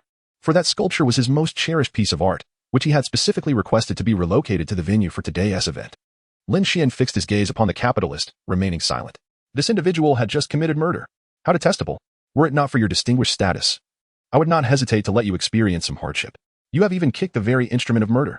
Although the bloodstains have been wiped away with a tissue, they cannot be cleansed before the police depart. We must ensure that no one notices. Surveying the hall, the guests engaged in cheerful conversation. While the waitstaff and tailcoats wore smiles, attending to their duties as usual, Lin Xuan calmed his mind. It appeared that no one had yet discovered the murder. Without a victim, there could be no identification of the perpetrator. He could only bide his time patiently. Suddenly, a wave of gasps erupted from the crowd. Children surged frantically outside the gaming area. The speakers above the living room crackled to life. The game was about to commence. Players with badges were requested to enter in an orderly fashion. The rules of the game were about to be unveiled as the garden led Lin Xuan onward. Click. The gaming pod of Lin Xuan has been sealed, completely isolating him from the outside world. Yet he can still hear the voice emanating from the speakers. All players have taken their seats. The Arc Noah system is now initializing.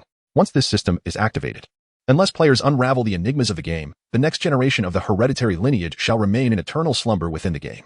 Countdown. 10, 9, 8. It feels remarkably real.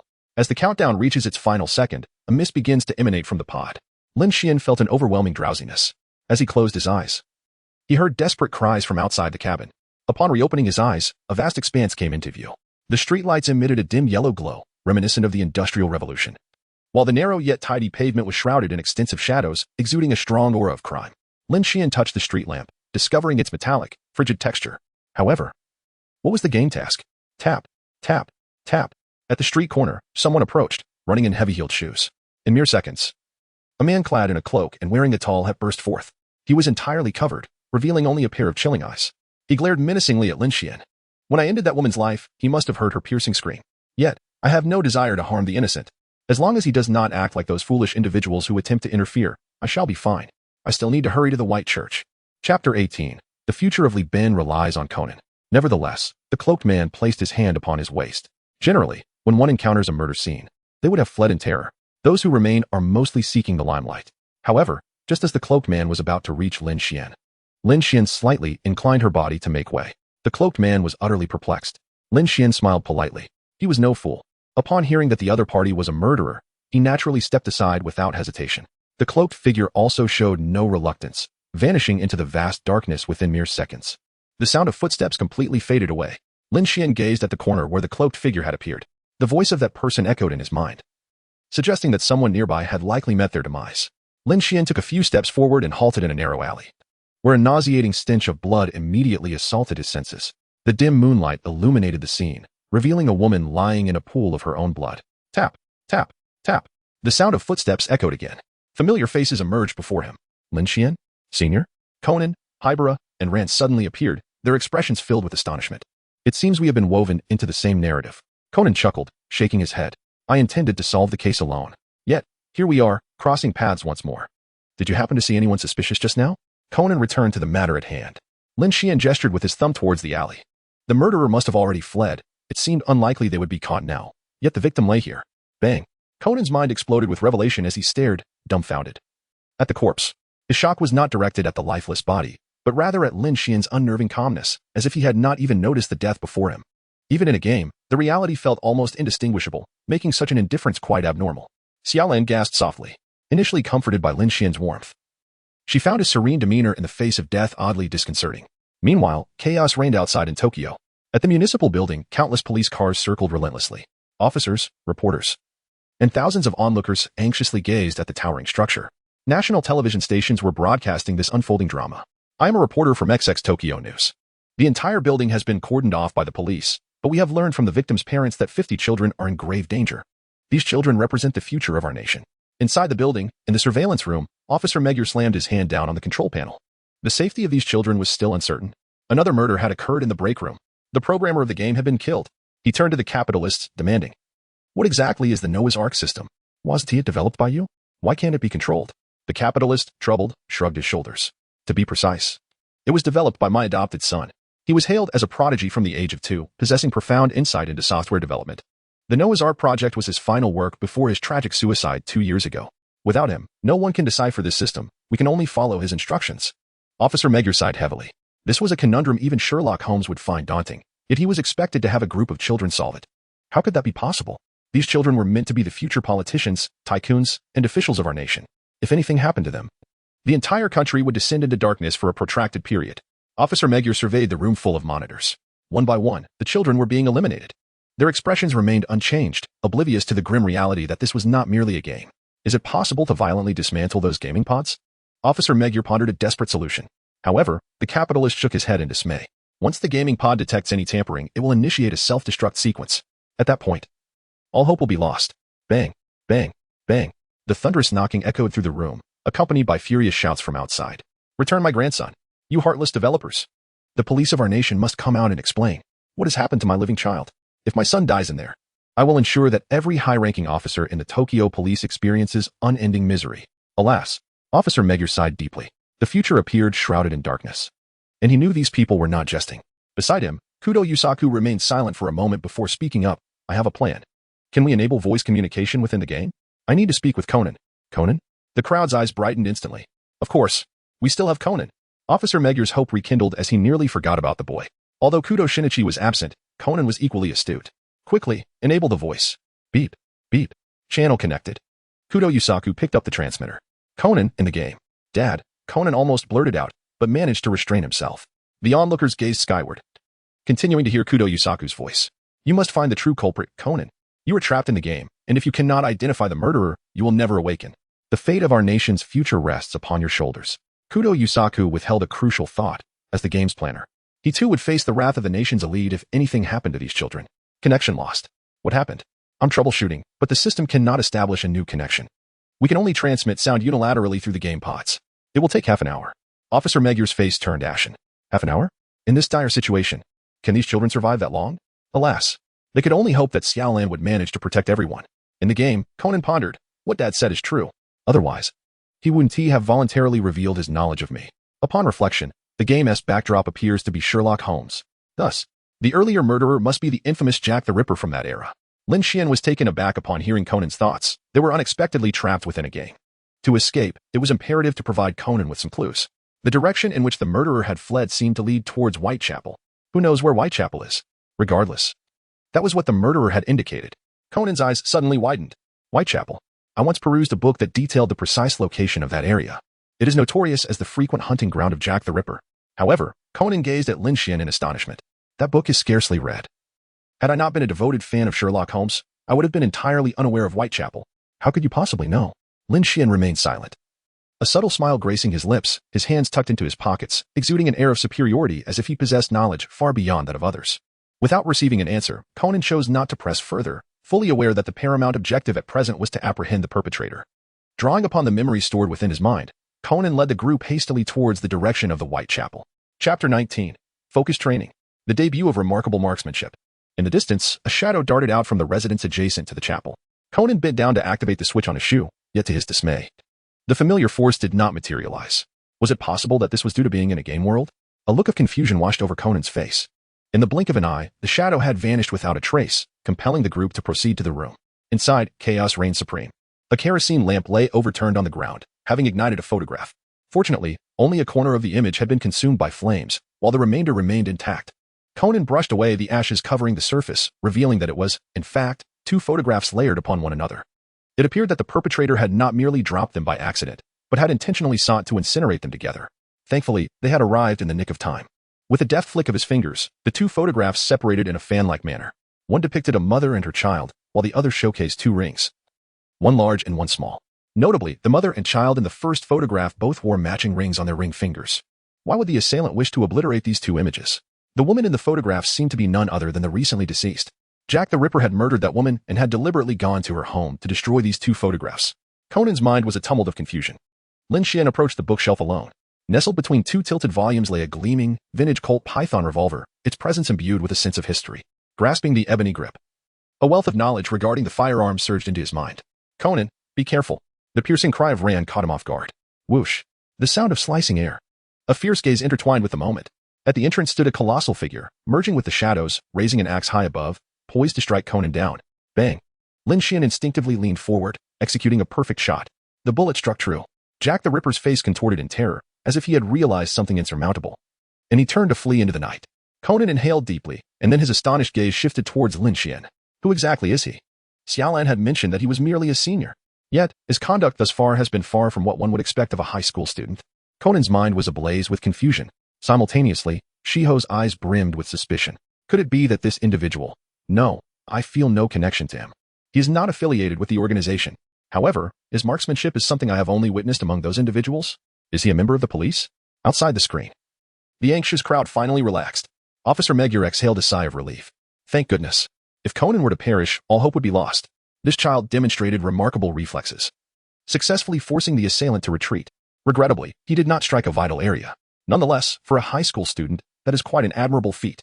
Kudou Yusaku's expression remained grave as he spoke solemnly. No, the reason the assailant did not collapse is not due to a lack of a critical hit. It is because he was wearing a bulletproof vest. This child's aim is remarkably precise.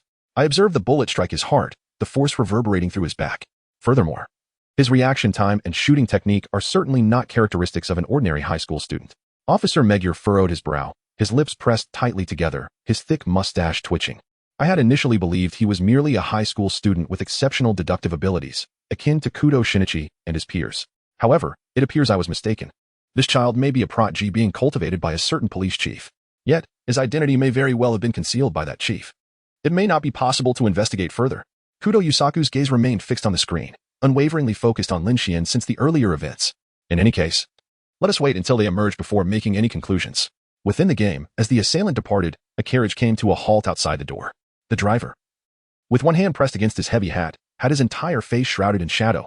Professor Moriarty wishes to speak with you regarding Jack the Ripper. Observing the strange and unfamiliar figure, Xiaolan expressed her concern. Why does he wish to meet us? Is he a good person?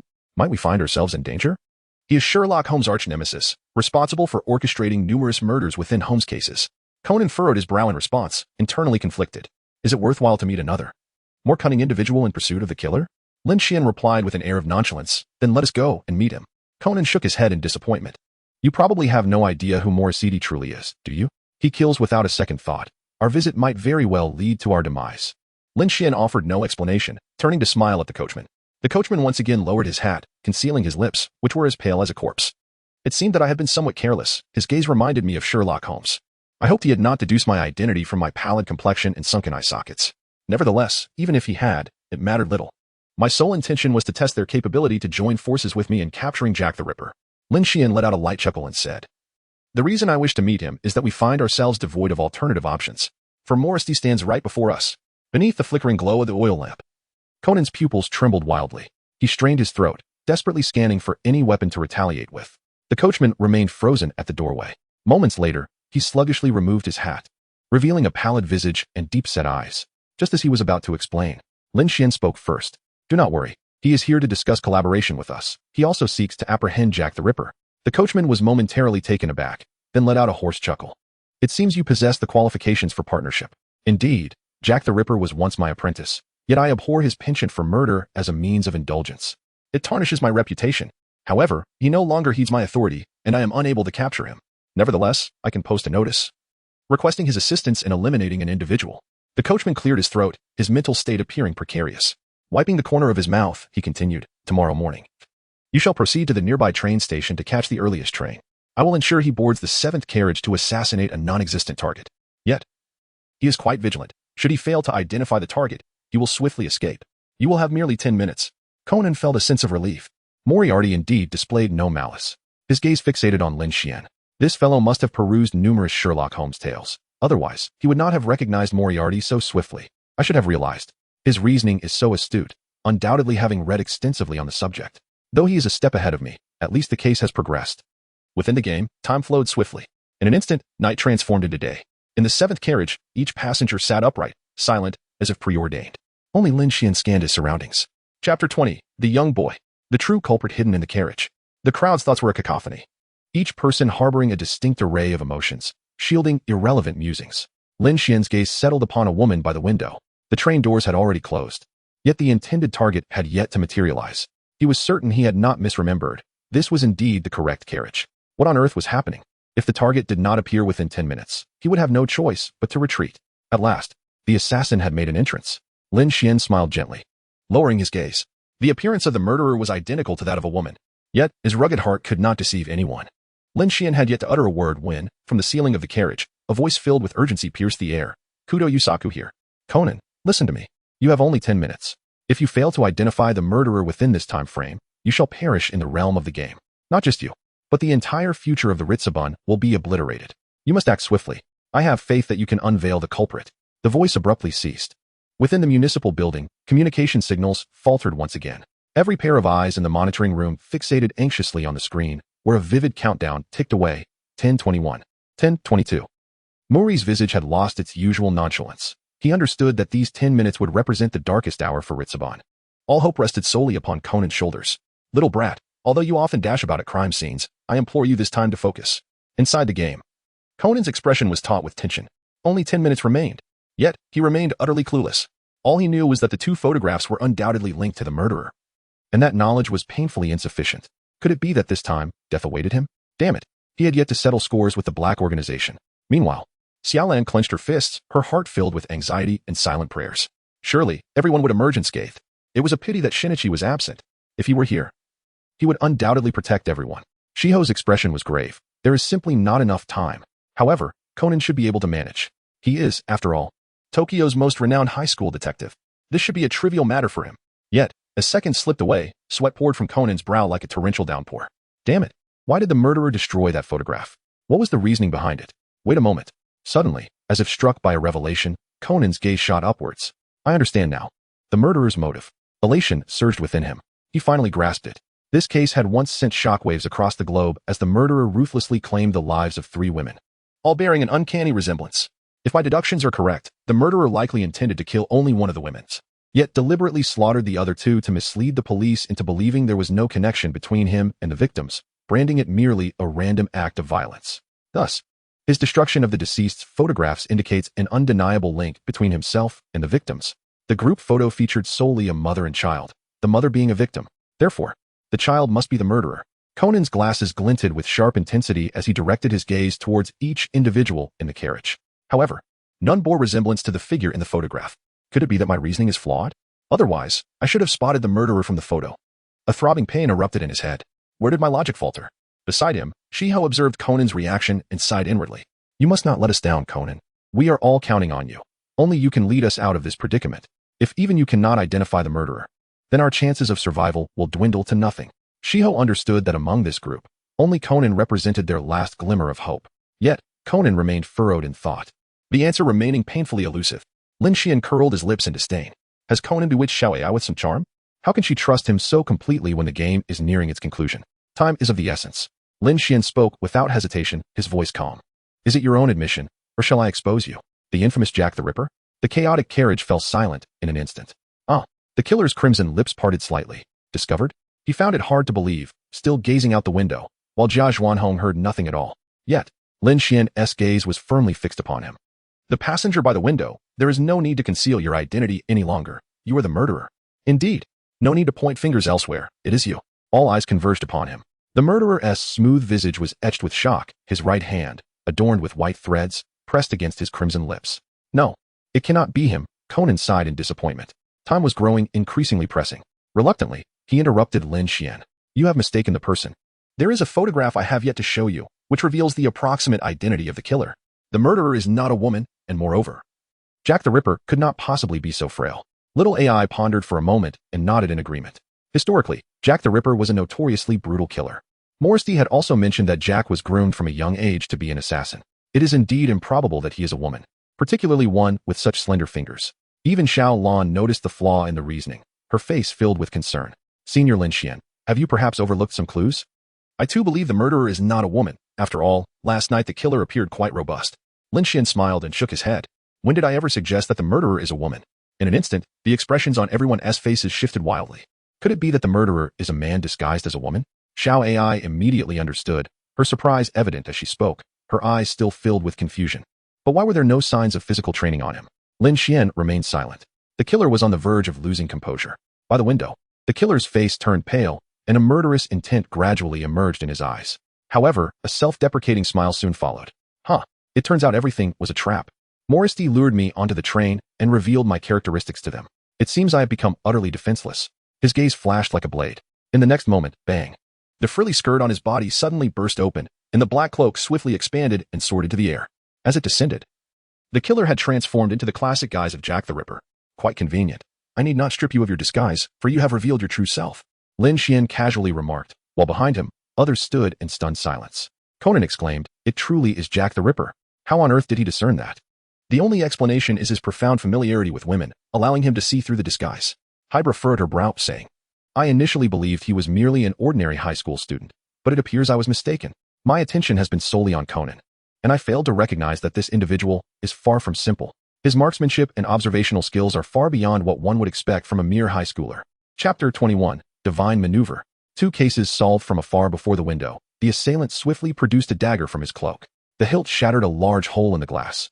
A chilling wind held in, causing the assailant's cloak to flutter audibly. I can't believe I've been recognized, but with just the likes of you. Don't even think about capturing me. Farewell, everyone. The corner of the assailant's mouth curled into a smirk, as if he were the victor. Then, he dove through the shattered window. Bang, bang. It all transpired in an instant. Lin Xuan swiftly drew his gun, striking the assailant with pinpoint accuracy in both shoulders. The perpetrator let out a muffled groan as his arms instantaneously lost their strength. Under the influence of inertia, his body was yanked back into the confines of the carriage, rendering him unconscious. It was over. He blew on the smoking muzzle of his weapon. Lin Xuan uttered a phrase in English. Is this the conclusion? Behind him, 3 individuals wore perplexed expressions. Xiao Lan remarked, Senior, did you resolve this a bit too swiftly? I have yet to grasp what transpired. Xiao Ai interjected. Are you acting in a drama? A character even more ostentatious than Conan has emerged. Conan pondered. Who am I? Where am I? In the realm of reality.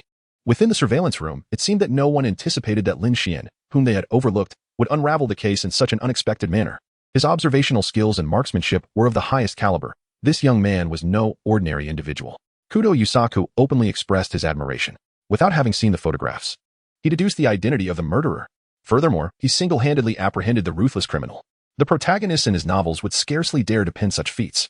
It appears that Conan has finally encountered a genuine adversary. This young man is far more formidable than Hattori Heiji, to the extent that even Conan finds himself outmatched. Such a prodigy must have been nurtured in secrecy by some organization for many years. The next protagonist of a novel has taken shape. Kudou Yusaku turned around, retrieved a small notebook from his chest, and quietly jotted down his inspiration. This young man certainly knows how to astonish us. Just moments ago, the entire establishment was on the brink of upheaval. Officer Magyar, still haunted by the events, gazed at the countdown on the screen. The vivid red numbers had come to a halt. Only 50 seconds remained. Please save this video for me. I intend to analyze the bullet's trajectory frame by frame. He exclaimed. I couldn't discern where the bullet struck. However, his swift draw and shooting technique clearly indicate regular interaction with firearms. In such a brief span, his movements were fluid and seamless. Even if the accuracy faltered, with just a bit of refinement, he could become yet another genius agent. Kudou Yusaku smiled serenely. He had clearly observed the wounds inflicted on the assailant's shoulders, precisely as they were. However, he deemed it unnecessary to elaborate, as Officer Magyar would soon uncover the truth. There was yet another matter. Kudou Yusaku picked up the recently repaired microphone. In the game, the countdown has been paused. You are safe. But there remains work to be done. Just half an hour ago, the police discovered the game programmer deceased in his office. Before his demise, the victim typed it on his computer. I have surmised that it refers to Jack the Ripper. Yet, the identity of the murderer remains unclear. The clues should still be within the game. Has the police finally made a breakthrough? Lin Xuan awaited this case with unwavering resolve, gazing up at the ceiling of the carriage. The perpetrator is none other than the capitalist. What? The surveillance room? The crowd wore expressions of bewilderment.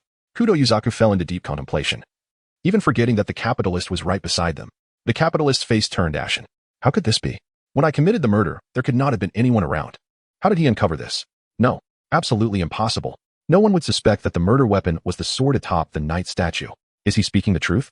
Officer Magyar turned to look back, his tone laced with caution.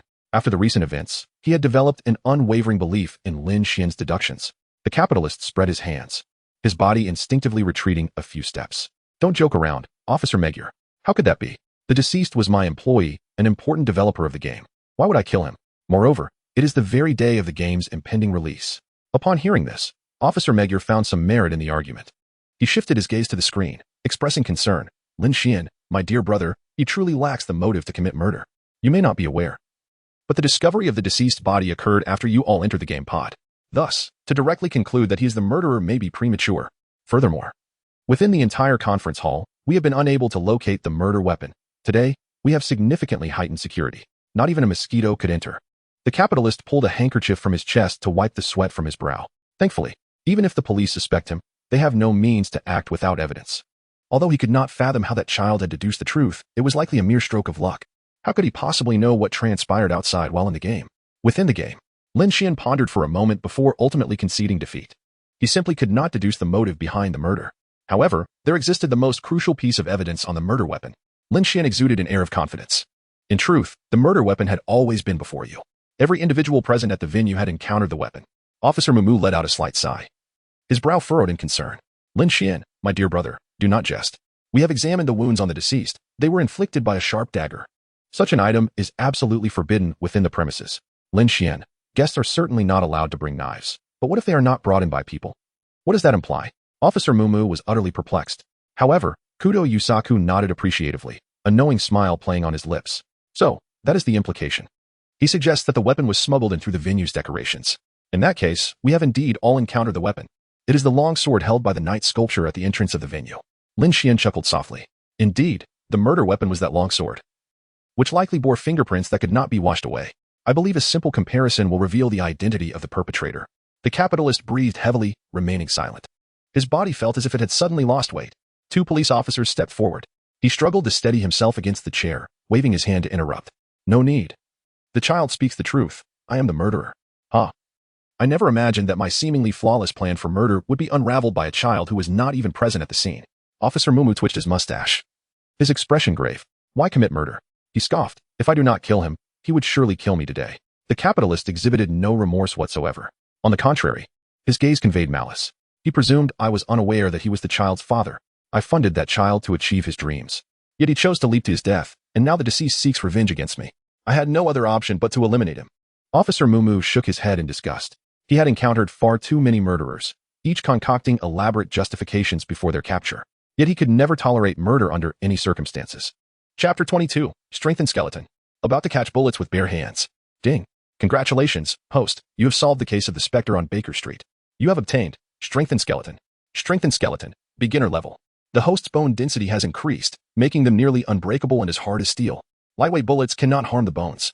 In an instant, the sensation of fatigue vanished. My entire being brimmed with vitality, as if my body could scarcely endure the enhanced strength of my skeleton, accompanied by a slight itch. Lin Xuan clenched his fists, feeling as though 5 strands of steel were entwined together. Goodness. This felt like the rhythm of preparing to catch a nuclear bomb with bare hands. Lin Xuan grew increasingly eager for the forthcoming case. The rewards from the system appeared to be intensifying continuously. A sudden crackle of electricity resonated in the air. Lin Xuan slowly opened his eyes, and the gaming pod gradually unsealed from a narrow crack until it was fully ajar. All around, the gaming pods opened one after another as anxious parents surged in. The children emerged, weeping, and upon witnessing the heartwarming scenes of family reunions in the venue, their emotions surged. Lin Xuan scratched his head, wondering why no one had come to welcome him, the great benefactor. Senior. The gentle waves cascaded from his chest. Lin Xuan had yet to fully comprehend the situation when Youzi suddenly collapsed into his embrace. His nostrils were filled with the intoxicating scent of her luxurious floral and fruity perfume. Senior, you are truly remarkable. I just witnessed you single-handedly rescue everyone from the monitoring room. It was nothing short of heroic. Yuanzi's heart was utterly captivated. After all, there were hardly any men willing to approach him. Lin Xuan not only harbors no disdain for her, but has also selflessly rescued her on 2 occasions.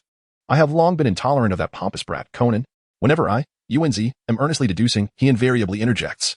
Today, upon capturing the culprit, he uttered not a single word. His expression was utterly hilarious. Nearby, Conan stood speechless. Sister, can't you refrain from disparaging others behind their backs? Outside the gaming area, Kudou Yusaku and others were approaching. Kudou Yusaku maintained a comfortable conversational distance from Lin Xuan. You single-handedly saved the entire Liban. We were just deliberating whether to feature you on tomorrow's social news front page. However, we collectively believe you might not care for such recognition. For your safety, we have decided to conceal today's events. Kudou Yusaku's gaze was filled with admiration. Without Lin Xuan, he, as the game planner, would likely be facing imprisonment. Lin Xuan's expression fell. Do I really strike you as someone who is indifferent to reputation? Nevertheless, I'm not overly concerned. Certain organizations in the world of Conan have a history of assassinating prodigies. So maintaining a low profile for the time being is not without its merits. Kudou Yusaku noticed Lin Xuan's dejection and offered words of comfort. However, we shall not forget your contributions. We are preparing to assist you in applying for a reward of 5 million yen. Although it may not be substantial, it is a gesture of goodwill. How miserly. Lin Xuan made a simple calculation. 5 million yen amounted to just over 30,000 yuan. Is this meager sum the reward for saving all of Ribbon? Nonetheless, even a morsel the size of a mosquito is still sustenance, and Lin Xuan welcomes any opportunity. After all, the repercussions of this endeavor far exceed the value of 5 million yen. Kudou Yusaku gazed at him with admiration. Have you heard of Kudou Shinichi? He is the renowned high school detective. If you wish, I can introduce you. I believe you would find his current experiences intriguing. However, Kudou Yusaku pondered for a moment.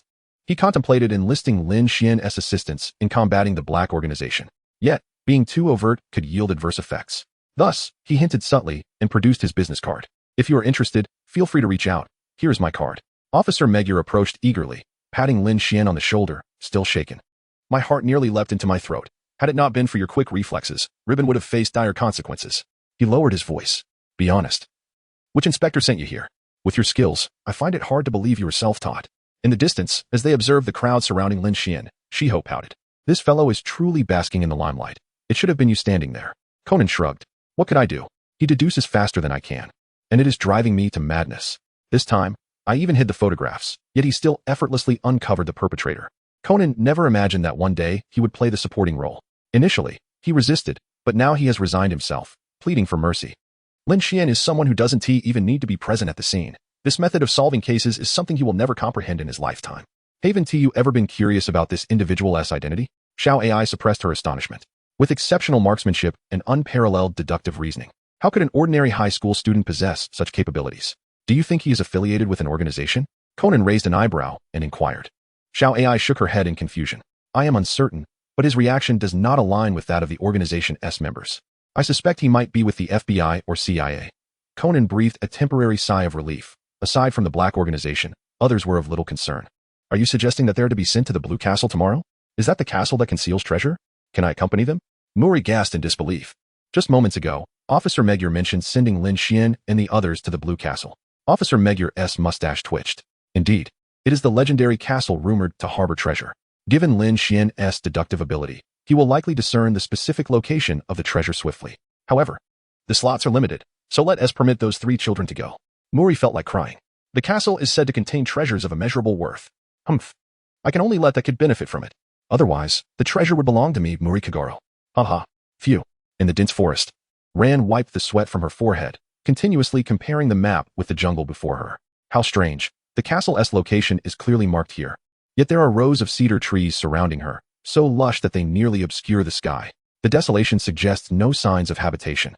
Ran gulped nervously. How could this be? Could it be that the castle is truly eerie? Several years ago, a dozen residents here were burned to a crisp. It is said their deaths were most brutal. Ran was too frightened to continue her words. Lin Xuan stepped forward, pointing to the right. Is that the castle we are searching for? Just under 10 meters away, an ancient castle stood tall. It had been obscured from view, hidden beneath the dense foliage. The group felt a collective sigh of relief. At the entrance of the castle stood a square-faced man who approached them. Are you the ones recommended by Officer Momo? His gaze swept over the group, and his expression grew increasingly disapproving. Internally, he harbored disdain. What a bunch of children. What kind of individuals did Officer Mumu truly recommend? This is hardly a playground for kids. If it weren't so late, I would certainly refuse entry to these immature children. Chapter 23, in the dining hall. Each with their own agenda creak. The iron door slowly swung open. It's getting late. I will arrange your accommodations and then take you to the dining hall. The host spoke with indifference, feeling quite disappointed. He had anticipated at least the presence of law enforcement, only to be met by a group of youngsters. Behind him, Conan craned his neck, observing the surroundings. Soon, he was captivated by a massive portrait directly across from him. Uncle, whose portrait is that? The host frowned, visibly annoyed. Why are you so curious, little brat? Do you think you are detectives? Yet he responded dismissively, that is the original owner of the castle. This group of children doesn't he even know that much and still wishes to seek treasure? Does Officer Mumu hold me in such low regard? He then cast a complex glance at the portrait. If you had revealed more clues about the treasure, perhaps we would not be left with such a mess. Every person in this castle has ulterior motives, yet no one can decipher the puzzle that conceals the treasure's secrets. I regret spending a fortune on this castle. It is increasingly dilapidated, and I can't even sell it now. The host's gaze shifted to the wall. Under the light hung a photograph of a chessboard. Since the host's death, this photograph had been preserved, and few would suspect it harbored the secret to the treasure. Uncle, what is your relationship with the original owner? Conan inquired curiously. You can't be his relative, can you? You seem rather indifferent to the person in the portrait. The host glanced sideways. A child with such keen observation was indeed remarkable. He was slightly taken aback, but that was all. I am not his relative. However, he has very few relatives left. Conan shrugged, choosing not to press further, as he realized the host was disinterested in engaging with them. Lin Xuan remained silent, for he could perceive the innermost thoughts of the homeowner and had already acquired some understanding of the ancient castle. He proceeded into the stone corridor, where the light gradually diminished, leaving only the echo of their footsteps. The atmosphere was perfectly suited for a horror film. Suddenly, a wave of fragrance wafted through the air. I feel a bit frightened, Senior Lin Xuan, Xiaolon said, slightly bending her knees as she clutched Lin Xuan's arm tightly. Despite her prowess being unparalleled among female characters, she was, in truth, deeply afraid of the darkness. Lin Xuan understood that she harbored no ulterior motives. However, he could not guarantee that he himself was free from wicked thoughts. Do not be afraid, Xiaolon. Forget about Kudou Shinichi. I shall protect you. Lin Xuan unceremoniously embraced Xiaolon, and the sensation was delightful. It must be said, her frightened demeanor was rather endearing. Meanwhile, Conan, standing nearby, could scarcely contain his exasperation. That insufferable fellow, to flirt with Xiaolon right before my eyes. If misfortune were to befall you, I would be the first to applaud. Such immense resentment. Lin Xuan felt a tingling sensation on his back and promptly muted Conan's voice. Before officially delving into the case, Conan's internal thoughts offered no valuable clues. As for the victim, Lin Xuan felt an unprecedented sense of ease. He was now endowed with 3 formidable martial prowess rewards. Particularly noteworthy was his recent triumph in resolving a significant case, which granted him skeletal enhancement. Yesterday, he tested his newfound strength by effortlessly shattering a tree, roughly the size of a bowl, in the roadside greenery with a single punch. Bystanders regarded him with the same awe one might reserve for a creature of myth. However, his account balance stood at a disheartening negative 2 million. The hard-earned 50,000 yuan had scarcely afforded him the pleasures of life before it was nearly halved. The pang of loss was acute. Even in the world of Conan, financial resources were indispensable, and the original owner had lived a life of poverty. Residing in the most dilapidated apartment in Tokyo, he endured the nightly disturbances of amorous neighbors. Should he uncover the treasure this time? Lin Xuan would undoubtedly seize it without a moment's hesitation. Of course, Lin Xuan was also aware of the world of Conan, recognizing that treasures often do not hold true value. Although he did not retain a significant impression of these cases, the general direction seemed to be correct. In the blink of an eye, the group arrived at the restaurant. At last, light was restored. Lin Xuan's eyes softened significantly as he walked for nearly 2 minutes before finally seeing the light, indicating the grand scale of this ancient castle. In the dining hall, 2 peculiar individuals occupied the space. One was a middle-aged man, clad in gardening attire, who incessantly chuckled to himself, with pruning shears laid out on the table before him. The other was an elderly woman seated in a wheelchair, her visage so weathered that it was nearly impossible to distinguish her gender. Her wrinkles resembled deep ravines, and in the dim light, they appeared like patches of decay. Goodness, a childhood nightmare. Lin Xuan nearly let out a curse. This woman left a profound impression on him. She was the most terrifying criminal from Conan. Her visage frequently dominated various video platforms. Unfortunately, even though he recognized her face, Lin Xuan could not recall the details of the case. Fortunately, he could still hear the heartbeat. The old woman was also on guard against him at this moment. Wasn't it said that the police would arrive? Why were there only a few kids? I had prepared ample evidence, fearing that the police would discern my deception. Alas, perhaps the police might expedite the discovery of the treasure's clues, yet their absence carries its own advantages. One can never be certain whether the police might uncover the hidden underground chamber. If they stumbled upon that corpse, it would be impossible to explain. Lin Xuan listened quietly. Indeed, gazing upon such a terrifying visage, one could only conclude that it belonged to either a murderer or a corpse. It seems the ancient castle harbors a hidden chamber, within which lies a body that has yet to be discovered. At this moment, the owner began his introduction. This is the wife of the original proprietor of this castle. She has resided here for her entire life, far longer than I. Even after I acquired this estate, I did not evict her. The owner's words were sweet, yet his heart brimmed with malice. How remarkable that this woman still draws breath. A few years prior, a devastating fire claimed the lives of all, leaving only her, the lady of the castle, to survive against all odds. While her family perished, she managed to live to the age of 80. Truly astonishing. Had I known at the time of signing the agreement, I would have never allowed this woman to continue her residence in the castle. It turns out she is but a false mistress of the estate. Lin Xuan has reached a conclusion. However, the body has yet to be discovered, and the events of a decade ago remain shrouded in mystery, thus caution must prevail. Lin Xuan cast another glance at the gardener, a figure whose existence also bore its own tale. Ding! As the gardener met Lin Xuan's gaze, the foolishness in his eyes momentarily vanished. The knife and fork in his hands clattered against the plate, producing a clear, resonant sound. Did he perceive my true identity, or has he discerned my facade? No. That cannot be. I have long since disfigured my appearance. No one knows who I am, nor will anyone comprehend that I have come to this ancient castle to avenge my daughter, who perished in the fire 4 years ago. In the dining hall, 3 individuals harbored their own ulterior motives. Lin Xuan swiftly connected the threads of information, quickly gaining a fundamental understanding of the entire incident.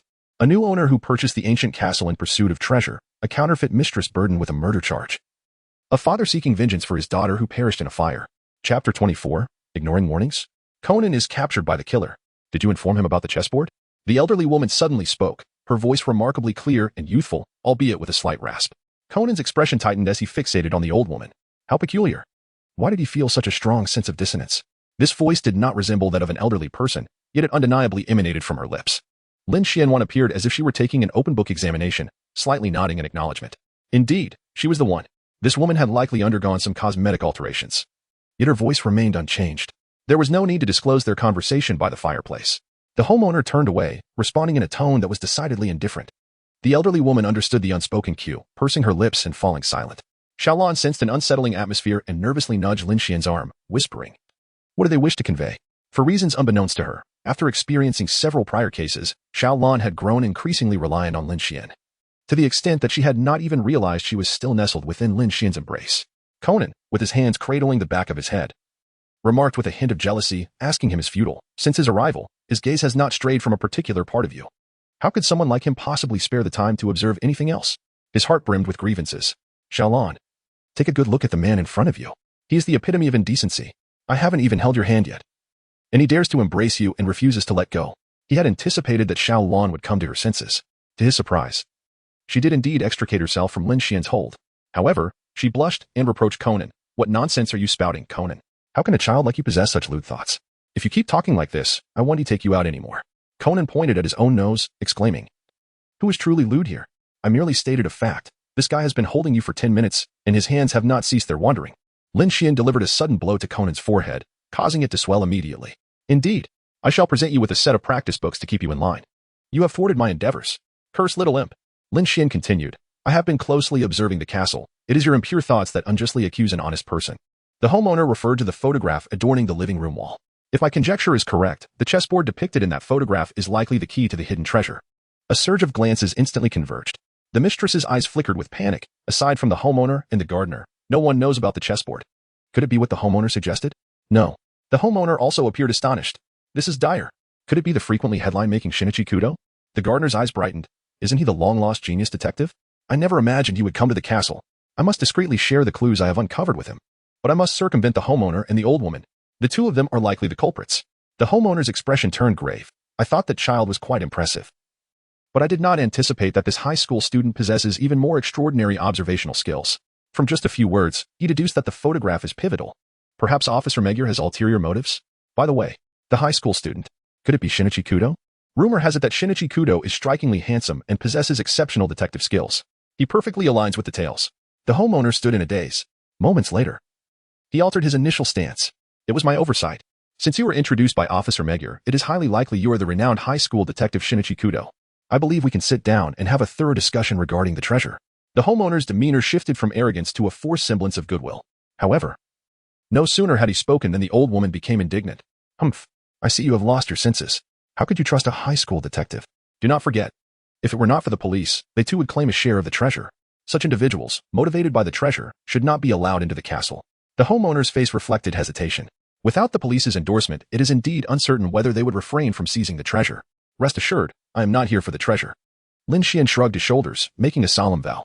Treasure? It is perhaps merely a philosophical reflection on life. His true intent was to resolve the homicide. The rewards bestowed by the system were the genuine treasures. The homeowner's furrowed brow instantly relaxed, his gaze warm, yearning to see his family, whether treasures exist or not. The younger brother's words felt somewhat distant. However, we only possess knowledge of the treasure's whereabouts as depicted in the photograph. The actual location of the treasure remains a mystery. If you wish to learn more about the ancient castle, I can certainly enlighten you. Conan excitedly raised his hand. Uncle, I wish to know. Not at all. Lin Xuan waved his hand dismissively.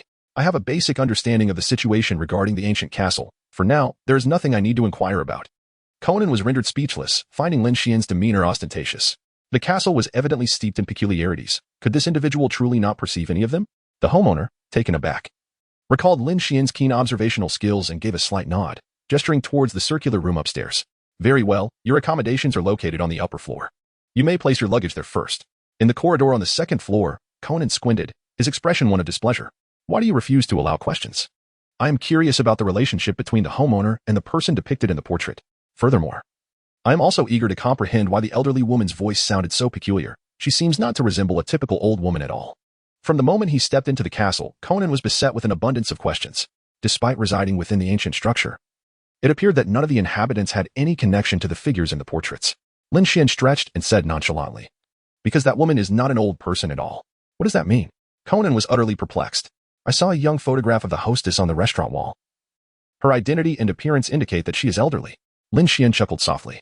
Lacking evidence, he refrained from speaking extensively. In any case, you should exercise caution around that woman. This fellow, he must be apprehensive about me overshadowing his achievements, deliberately leaving his words unfinished. Regardless, I am determined to investigate that woman tonight. I refuse to believe that a woman confined to a wheelchair poses any threat. Observing Lin Xian's retreating figure, Conan's gaze brimmed with suspicion. As night descended, a door suddenly swung open, revealing a head peering out. Conan stealthily emerged, making his way to the elderly woman's door. He attempted to turn the doorknob, and the door creaked open. Furrowing his brow, he wondered if anyone was inside. The corridor's light spilled into the room, revealing an empty bed and desk. Tap, tap, tap. Faint footsteps echoed from downstairs, seemingly deliberate in their quietness. Following the sound, Conan cautiously descended the stairs. A figure loomed by the fireplace in the dining room. The person pushed against the fireplace, surprisingly managing to move it aside.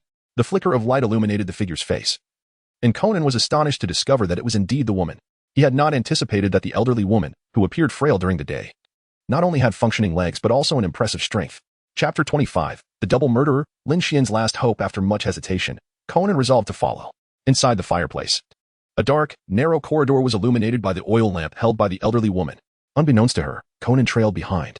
She paused after taking a few steps, and beneath her feet lay a skeleton, the remains of a corpse.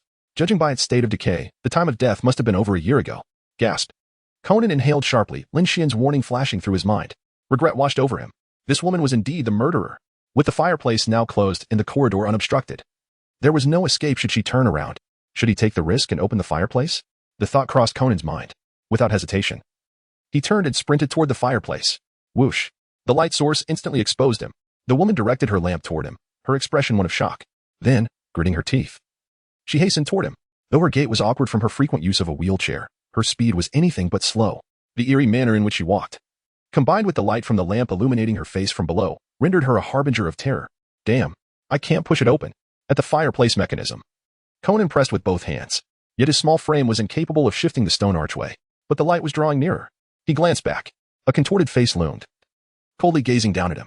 The elderly woman displayed no emotion, yet it felt as though she were urging Conan to flee. Am I truly destined to perish? This thought flashed through his mind like a jolt of electricity. Despair enveloped Conan. Inside the fireplace, no sound from the outside could penetrate, no matter how loudly he called. He would never be heard. If only he had heeded that fellow's advice. He must have recognized that this woman was a killer long ago.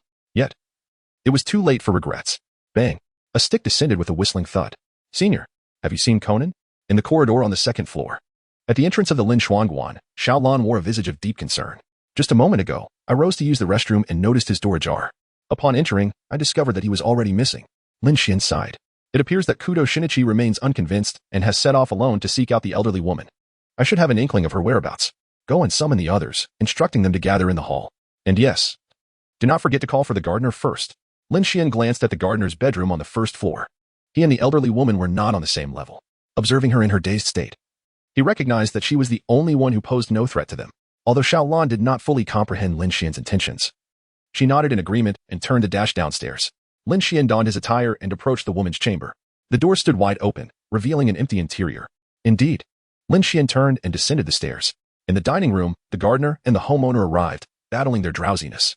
I heard that child has gone missing. Could he be lost within the castle? The homeowner yawned. After all, there have been instances in the past where individuals have become lost in the castle, yet by dawn, they would typically find their way out. Lin Xian shook his head. You all stay in the hall. Do not venture anywhere.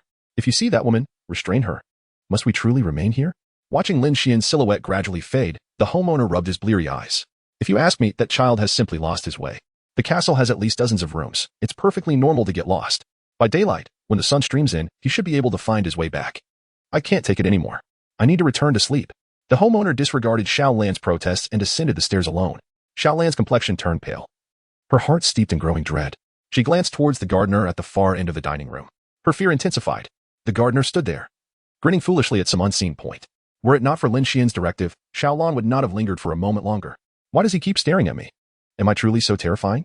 I've been trying my utmost to appear oblivious. Never mind, I shall investigate that woman's room. Perhaps I might uncover a clue. The gardener abandoned Xiaolan, still chuckling to himself as he ascended the stairs. Xiaolan dared not stop him. Should I go up as well?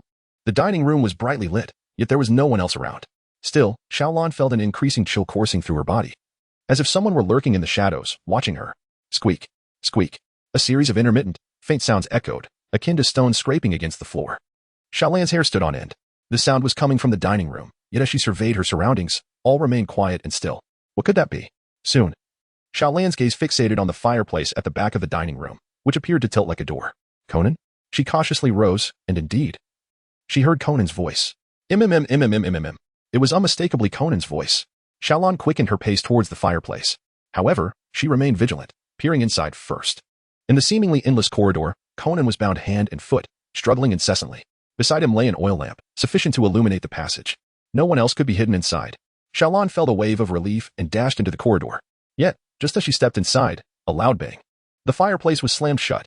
Behind the fireplace mechanism, a figure emerged. Xiaolan had no time to react before being struck unconscious. As she fell, her thoughts turned to Shinichi. Shinichi, where are you? Outside the fireplace. Where is he?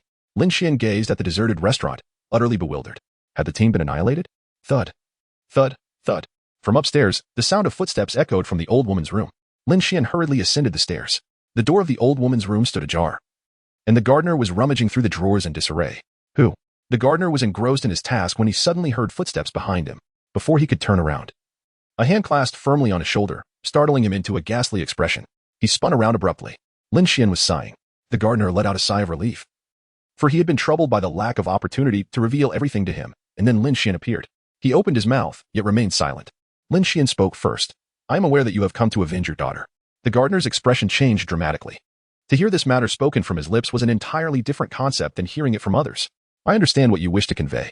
You suspect that the old woman set fire to the ancient castle, do you not? Lin Xian continued, the gardener's mind racing with thoughts. No one in this world knows my true identity, yet he speaks the truth. That old woman is indeed the culprit. The gardener's fingers trembled as a passport shimmered in the light. The passport is the evidence. An elderly woman confined to a wheelchair had, astonishingly, traveled to South Korea just 3 months prior. Lin Xian nodded. I think the same way, don't you? Did I speak? The gardener appeared utterly bewildered, lost in a daze, even feeling as though he were playing the fool to the point of mental disarray. What are you all doing? Outside the door, a woman's voice, crisp yet hoarse, resonated. An elderly woman sat in a wheelchair, gazing curiously into the room. Lin Xian turned around, his tone indifferent. No need to continue the charade. Where have you taken those 2 individuals? I do not comprehend what you are saying, the elderly woman replied, her brows furrowing deeply, accentuating the already pronounced lines on her weathered face. Chapter 26, The Ruthless Detective. A stark contrast. Tick, tock. The sound of the clock in the parlor echoed throughout the ancient castle. Lin Xian stepped forward, grasping the old woman's neck with his hand, effortlessly lifting her from the wheelchair as though plucking a radish. The old woman's face contorted in agony as she struck at Lin Xian's hand, but her blows felt as futile as hitting steel. Cough, cough. What do you intend to do? Let me go. Lin Xian remained silent, his gaze fixed upon the elderly woman. The suffocating sense of powerlessness gradually enveloped his entire being, while the woman's eyes were filled with sheer terror. He would meet his demise. Behind him, the gardener shouted anxiously. He longed to see the perpetrator face 1,000 tortures. Yet upon witnessing a high school student wielding even greater brutality, he was left utterly stunned. Lin Xian furrowed her brows, her grip unwavering despite the gardener's exclamation. The old woman's complexion turned a shade of blue-purple. At last, the elderly woman forced out a sound. I say. Crack. Lin Xuan released his grip, causing the elderly woman to collapse into the wheelchair, her body limp as she gasped for breath. Now speak. Where have you concealed them? Lin Xuan cast a cold glance at the person in the wheelchair. The woman's complexion regained its color, yet her eyes instantly revealed a sinister glint. After all, I am nearing my end. I care not if you kill me. However, your friends may find themselves in peril. Once I perish, you shall never uncover their whereabouts. Humph. Do you take me for a fool? You wish for me to divulge the location of your companions? You shall remain forever oblivious that they are nestled within the hearth behind the dining hall.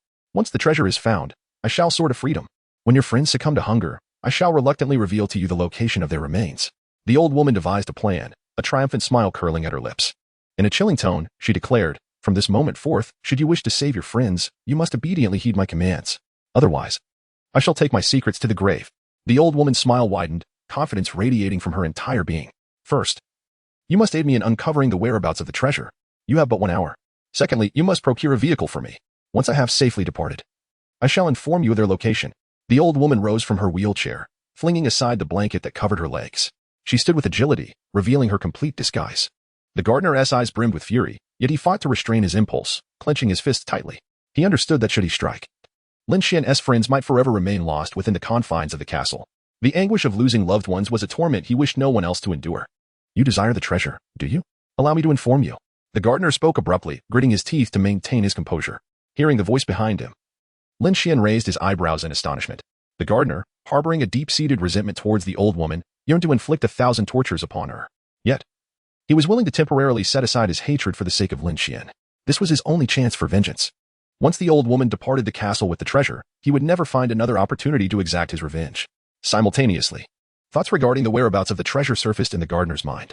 Although he could not avenge himself, the old woman would likely succumb to despair if she were to learn the nature of the treasure. She had forsaken her humanity for the sake of the treasure. Lurking within the castle for over 4 years, little did she know that the white pieces in the photograph were interconnected, revealing the sequence to unlock the mechanism behind the image. The treasure she so desperately sought was merely the picturesque scenery of the castle. Lin Xuan let out a laugh of relief. The hesitation in his gaze instantly vanished, replaced by a demeanor of confidence and composure. Indeed, it was true. The treasure was not comprised of mere gold and silver. To reveal the truth to a woman, allowing her to witness the treasure she had desperately sought, would undoubtedly be the most cruel punishment. With this thought in mind, Lin Xuan feigned concern. I will tell you the location of the treasure, but please, do not harm my friend. The old woman's perplexed gaze shifted from the gardener to Lin Xuan. Which of you truly knows where the treasure lies? I warn you, do not attempt to deceive me. If I discover that you are lying, I will keep the secret buried within me forever. Lin Xuan followed closely, exclaiming, the treasure is hidden behind the photograph. Lift the picture. By manipulating the mechanism in accordance with the sequence of the white chess pieces depicted, you shall uncover it. How is this possible? The gardener's nerves frayed. Even if this renowned high school detective is famous, he cannot possibly know the treasure's whereabouts. Yet he was correct. The treasure lies just behind the photograph. But this revelation was imparted to me by my daughter. How could he have known? The old woman remained oblivious to the gravity of the situation, her expression swelling with pride as she observed Lin Xuan's capitulation. She declared with a haughty demeanor, fear not. Young man, as long as I locate the treasure, your friends shall remain unscathed. The old woman, unwilling to delay for even a moment, swiftly turned her wheelchair and limped towards the living room. In the living room, she exclaimed, it's true. I have indeed found the treasure. The old woman had lifted the photograph, revealing a raised circular ring on the wall, her face flushed with exhilaration. With a resounding clap, she pressed and turned the mechanism. Suddenly, a thunderous noise erupted from the right side of the living room bookshelf. The old woman, both astonished and delighted, watched with greedy eyes as the bookshelf and the wall behind it rotated 90 degrees, revealing a dark ascending staircase. Treasure! My treasure! The old woman exclaimed, her arms outstretched as she rushed toward the staircase. Lin Xuan and the gardener simultaneously displayed a mocking smile. The corridor offered a clear view to the end. There was nothing above, merely a viewing platform. Yet the old woman became irrationally excited, standing on the platform and surveying the surroundings that could only accommodate one person. The joy on her face gradually solidified. Where is the treasure? Where is my treasure? Lin Xuan chuckled with a hint of sarcasm. Surely the view from the observation deck is quite splendid. The elderly woman, perplexed, turned to gaze out the window. Beyond lay a picturesque scene where lakes, meadows, and forests intertwined with the azure sky and white clouds, resembling a masterpiece of oil painting. But where is the treasure? The elderly woman inquired once more. Lin Xuan's gaze was devoid of warmth, yet a smile curled at the corners of his lips. Do you not comprehend? The treasure you so ardently desire is none other than the scenery outside the ancient castle. No, it cannot be. Like a bolt from the blue, The old woman's eyes grew vacant as memories of the past years flashed through her mind. Arson to silence. Strangling the mistress. Undergoing a grotesque transformation into a hideous and aged woman. All for the sake of the treasure. Haha. With her hopes shattered. The old woman collapsed to the ground in a fit of manic laughter, dark crimson blood inexplicably seeping from the corners of her mouth. Ah, you think you can toy with me? I shall leap from this very spot. You shall never find your friend again.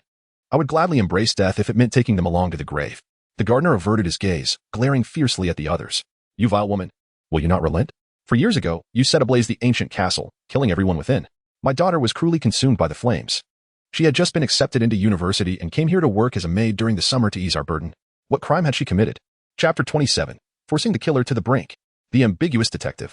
The old woman's eyes were devoid of humanity, filled only with the arrogance of one on the brink of death. So, she was your daughter? Do you know how she perished? When the fire ignited. She still had breath left. She knelt at my feet, weeping and pleading for mercy. But how could I possibly spare her? Thus, I ignited the flames once more, watching as she was engulfed by fire again. The gardener's eyes were bloodshot, his breath heavy. Yet, after a moment, his tone unexpectedly calmed. I had intended to make you experience the agony of being burned alive, but you released this high school student's friend. I can forgive you. They are innocent. I believe my daughter would understand. She would have done the same. The old woman scoffed derisively, turning to lean against the stone railing of the balcony. Perilously close to falling. She glanced back to mock. How naive. Even if I were to burn your daughter 1,000 times more, I would not regret it. As for his friends, I count on them to accompany her to the afterlife. Thankfully, this road to the netherworld will have their company. Otherwise, I would not be content to die like this. Ha ha ha ha.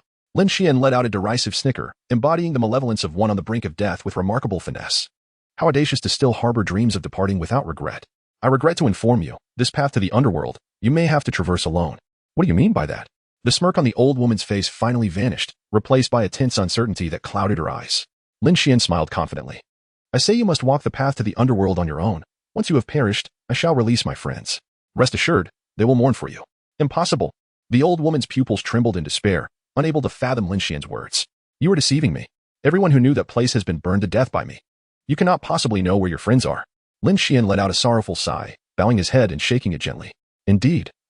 I wonder if they are concealed behind the fireplace in the restaurant. Will you reveal to me their hiding place? Buzz. Thoughts exploded in his mind. The air around him seemed to crystallize. The old woman gaped in disbelief. Her throat burned with dryness. Her pupils dilated in a sudden surge of defiance. No. It cannot be. How could you possibly know? This is incorrect. They are not there. You are lying. Lin Xuan smiled faintly. Well, they are not there. You should jump off the building quickly. That way, I will never find them. A gust of wind swept by. The old woman nearly lost her balance on the balcony, her fingers gripping the stone railing tightly as she gazed down into the abyss 10 meters below. Fear and resistance were etched across her face. She swallowed hard. I don't want to die. I have sacrificed everything for the treasure. I refuse to perish like this. I aspire to be a wealthy woman. I wish to travel the world with my riches. I long for a life of luxury and comfort. I was born to be a princess. I cannot die in solitude, even if it means dragging someone down with me. Lin Xuan felt a wave of nausea, with blood on his hands from the lives he had taken. He still harbored the desire for someone to bear the burden with him before his demise. Lin Xuan disdainfully remarked, "What's the matter? Afraid to jump? It must be quite unsatisfactory to face death alone, isn't it? After all, you underwent a grotesque transformation for the treasure, and for 4 long years, you have remained confined to a wheelchair." Lin Xuan awakened the hope that resided within her heart. Every endeavor she undertook was aimed at attaining the life of a wealthy woman she had always dreamed of. She yearned to hold that sum of money, undergo cosmetic enhancements to transform into a beauty, and traverse the globe. Surely, there were countless unfulfilled dreams lingering in her mind. The elderly woman breathed heavily, each word resonating like a hammer, reviving every desire within her. No, I cannot perish just yet. The yearning for life had never been so fervent. Hope sparkled anew in her eyes. She cautiously descended from the balcony, casting a resentful glare at Lin Xuan, her gaze seemingly capable of tearing him to pieces. I will kill you. I will escape from here. I shall embrace my new life. The more she contemplated, the more hope for the future blossomed within her. If only she could eliminate Lin Xuan, she would be free. With her claws raised, she lunged toward him. Bang! In the next moment, her body lost its balance in the corridor and fell heavily. Her legs, which had been confined to a wheelchair for years, forced her to confront the harsh reality. Collapsing to the ground, the elderly woman's breaths grew increasingly labored as she, in a fit of desperation, reached out to grasp Lin Xuan's ankle. Save me. I cannot die yet. The weight of gravity bore down on her eyelids, and panic set in as she began to choke on her words. Hurry, call for help. As her voice faltered, the last remnants of her strength allowed her only to open her eyes a fraction, unwillingly fixating on the ancient castle. Lin Xuan observed her rising and falling chest as she squatted on the ground. Leaning closer, he whispered, Hey, you can't sleep here. What a little lazy cat you are. If you're too sleepy to even speak, then go ahead and rest. I shall wake you in the morning. Lin Xuan rose to his feet. And the elderly woman on the ground experienced a brief tremor in her pupils, her drooling mouth still striving to open and close. Ah, did you have a nightmare? Lin Xuan spoke softly. You mentioned treasure? In truth, I was deceiving you. The real treasure is not the picturesque scenery, but rather gold and silver. Alas, the value of this treasure exceeds trillions. The dreams you have yet to fulfill, allow me to realize them on your behalf. Lin Xuan shook off the old woman's hand and retreated from the corridor. Such an old, ugly, and malicious woman could never atone for the blood on her hands. No matter how many times she met her demise, the gardener gazed at Lin Xuan in astonishment. To kill with such a heartless intent. How ruthless. I have harbored my anger for 4 years and would not dare to act so. Is this truly the righteous high school detective we once knew? Lin Xuan did not clarify his identity. He glanced back at the elderly woman, who had not yet entirely succumbed. Then, he turned his attention to the wall clock in the living room. Just 20 more minutes, and he could alert the authorities. Tick-tock, tick-tock. In the living room. Only the sound of the clock's hands turning remained. Guarding the corpse, the gardener's psychological defenses were repeatedly assaulted by the ticking of the clock. Lowering his gaze to Lin Xuan, who leaned against the bookshelf in the corridor, expressionless, as if the lifeless body beneath him were non-existent. The psychological fortitude of a high school student. How utterly terrifying. It is time to call the police. Lin Xuan straightened his body. The elderly woman beneath him had completely lost her breath, her eyes barely open, retaining a lingering expression of malevolence and unwillingness. He arranged for the gardener to call the police, then made his way alone towards the dining room, where Xiaolan and Conan were surely anticipating his arrival. Conan and Xiaolan were bound hand and foot, straining to expand their chests in an effort to project their voices, yet their mouths were muffled by cloth. They could only emit faint sounds of distress. Conan was filled with regret. If only he had heeded Lin Xuan's warnings, Xiaolan would not have been captured. This passageway was so concealed that no one would find them here, only Lin Xuan. He knew the old woman had committed murder and undoubtedly was aware of their captivity. He was their only hope for salvation. Conan cast a remorseful glance at Xiaolan. Her face was pale, tears streaming down her cheeks. Her heart consumed with thoughts of Shinichi. Shinichi, where are you? Do you realize how much I need you right now? You promised that you would be by my side whenever I needed you, yet why is it that you are never here when I face danger? The gardener was right. You must not care for me at all. Chapter 28, Conan's Desperation? Letting Lin Xuan off the hook suddenly, the fireplace emitted a sound, slowly shifting. The light from the dining room began to filter in, resembling a glimmer of hope. A tall figure stood silhouetted against the light. Shinichi. Xiaolan instinctively called out the name that occupied her thoughts. Beside her, Conan tugged at the corners of his mouth, feeling awkward and at a loss. Thankfully, their savior had finally arrived, albeit too late. Lin Xuan pouted. Even in death, Conan's words remained unwavering. He quickened his pace, deftly untying the ropes binding Xiaolan. The moment the ropes fell away, Xiaolan leaped into Lin Xuan's embrace. Senior, it's all right now, hee. Lin Xuan held the fragrant and soft Xiaolan in his arms. At that moment, embracing her felt worth enduring the passage of time. Conan, seething with frustration, felt as if his eyes might pop out. Yet he could only watch as Lin Xuan took advantage of the situation. Hey, how long are you two planning to embrace? Why don't you just leave me here all alone? It's not like anyone cares about me. Only then did Xiaolan remember Conan. And with a hint of embarrassment, she wiped away the tears from the corners of her eyes and began to untie his bonds. Just as the ropes fell away, she suddenly recalled the mistress and anxiously glanced at the wide-open fireplace mechanism. Senior, the murderer is the mistress. Be cautious. She must be hiding somewhere. Conan, too, was reminded of unsettling memories, his brow furrowing in concern. That mistress is likely an imposter. Look at this corpse. He pointed to the desiccated body in the corridor. Having already deduced the true identity of the mistress. From the level of decomposition, this body has been dead for at least over a year. And look at the writing on the wall. The murderer is the nanny. This must be left by the mistress. In any case, we must hurry and report this. Conan exclaimed. Rising hastily, only to find Lin Xuan remaining unfazed. Was he even paying attention? That woman is truly capable of murder. Although the motive for her actions remains a mystery, Lin Xuan smiled.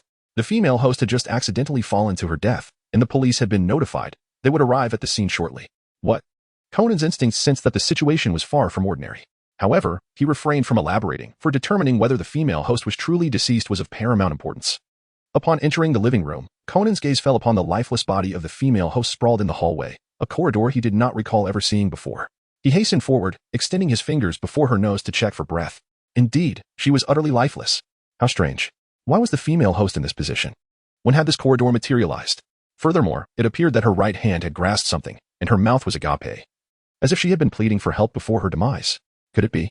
A chill ran down Conan's spine, as though an unseen gaze was fixed upon him. He whirled around. Indeed, it was Lin Xuan. Why would he want to kill the female host? No, it was clear she had not been murdered by him. There were no fatal wounds or signs of strangulation on her body. She must have died as a result of the fall. Yet, it was certain that she must have communicated something to him before her death. Xiaolan surveyed the scene, bewildered. Senior, did the female host fall to her death by her own doing? I have an odd feeling about this, and why did she come here? Lin Xuan remained silent, prompting the gardener to step forward and respond on his behalf. We were just looking for you. We happened to pass by and found the mistress dead. I believe she must have been searching for something and accidentally fell down the stairs. Not quite. The cold gleam reflected in Conan's glasses. The mistress was in pursuit of treasure. Look, the photograph containing the information about the treasure has already been torn away. There is also something resembling a button behind it. Although I cannot yet decipher the chess puzzle, it is clear that the mistress had indeed discovered the treasure. Moreover, she was not alone in her quest. Observe her posture in death. She was clearly reaching for something. Yet, there is nothing around her. Her eyes are filled with resentment. Her mouth agape. As if she were desperately trying to utter something. Conan cast a sidelong glance at Lin Xuan. Why was he lying? The mistress must have said something to him before her demise, yet he remained silent. And why was the gardener aiding him in this deception? Wait, the gardener. A flash of memory struck Conan as he stared incredulously at the gardener. Wasn't this person supposed to be a fool? At this moment, the gardener exhibited no trace of foolishness. His gaze was clear, and his previous answer was logically sound. In merely half an hour, it was as if he had transformed completely. Conan's expression darkened. How did the mistress truly perish? There is no need for further deceit. You have already exposed the gardener. Perhaps you have forgotten that the role you are playing is that of a fool? What truly transpired that compelled you, this actor, to shed your disguise? Furthermore, the bruises on the mistress indicate that she fell from the upper floor just half an hour ago.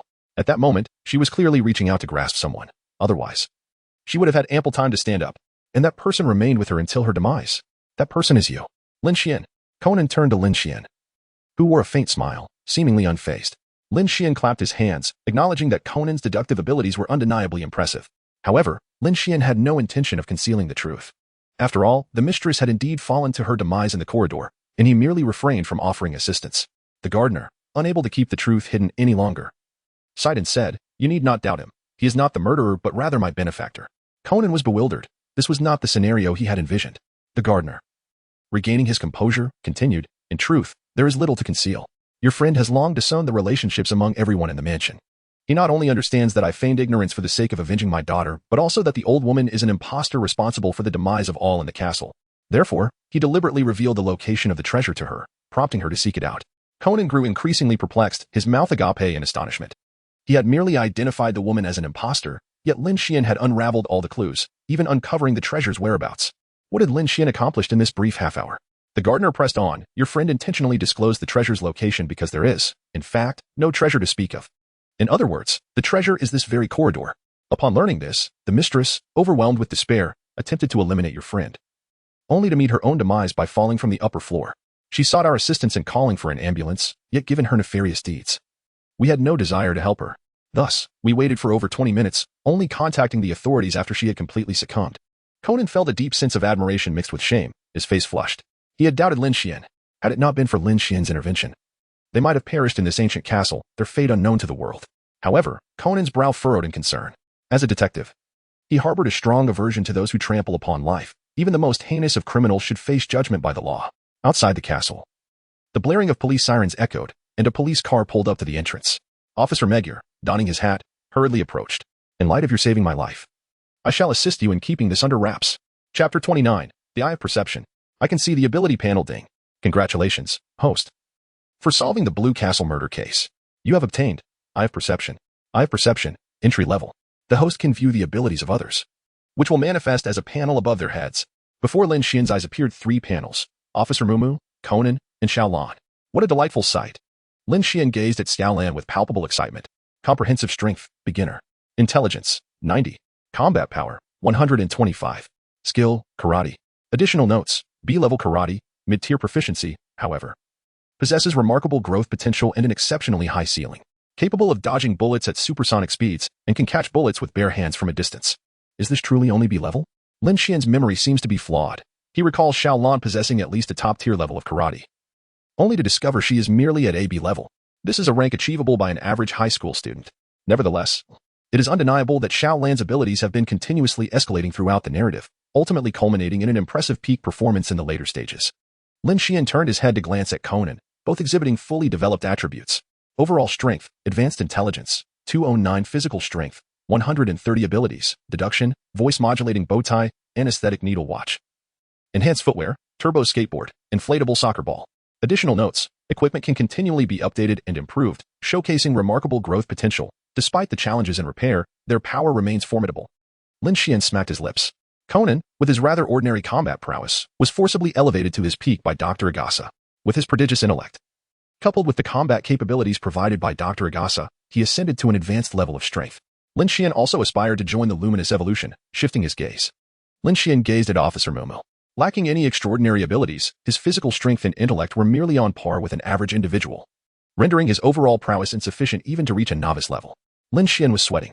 After all, he was a police chief. His abilities could rival those of Moriarty. Truly. He was Detective Mori Kagoro, equally muddled. His only advantage, perhaps, was his awareness of his own limitations, which did not hinder Conan and Mori in their investigations. At the entrance, Officer Megur wore an expression of surprise. You again, kid. You're always present at the crime scenes. Conan scratched his head awkwardly. He hadn't done anything. Yet he always found himself amidst murder cases. He swiftly changed the subject. We have already discovered the treasure. And we stumbled upon a shocking secret. The individuals who lived in the castle 4 years ago were all murdered by this woman. Conan pointed to the body on the ground. Officer Megur's eyes widened in astonishment, his mustache quirked in confusion. I've heard about that incident from 4 years ago. The residents of the castle perished in a great fire. Could it be that you, young man, possessed the skills to solve a case that had already been deemed conclusive? Conan's expression turned awkward.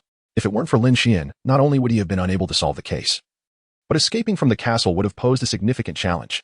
Although Lin Xuan remained silent, he had undoubtedly deduced the truth behind the events. Regardless of his feelings of inadequacy, Conan did not wish to overshadow Lin Xuan's contributions, stating, the treasure and the murderer were both uncovered by Lin Xuan. I merely pieced together the truth based on the clues he provided. He likely understands the situation better than I do. Officer Megur looked at Lin Xuan in astonishment.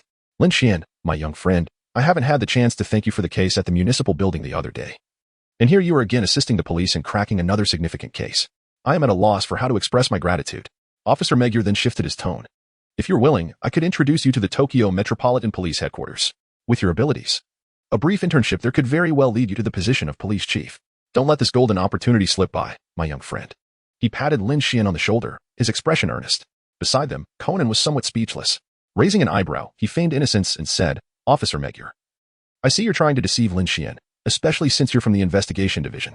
Realizing his intentions had been uncovered, Officer Megur smiled awkwardly. I merely wish to express my gratitude to Lin Xuan.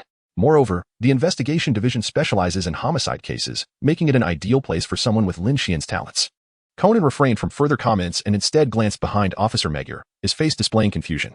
Strange, why haven't officers Takagi and Sato come along? Officer Megur sighed, his mustache twitching.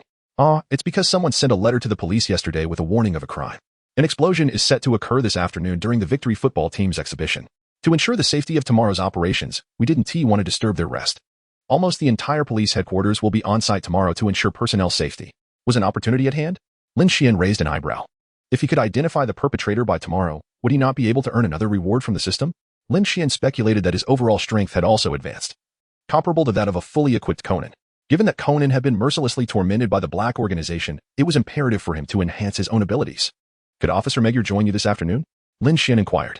Officer Megur was eager for Lin Xuan to join him and promptly agreed, saying, of course. But let's handle the current case first.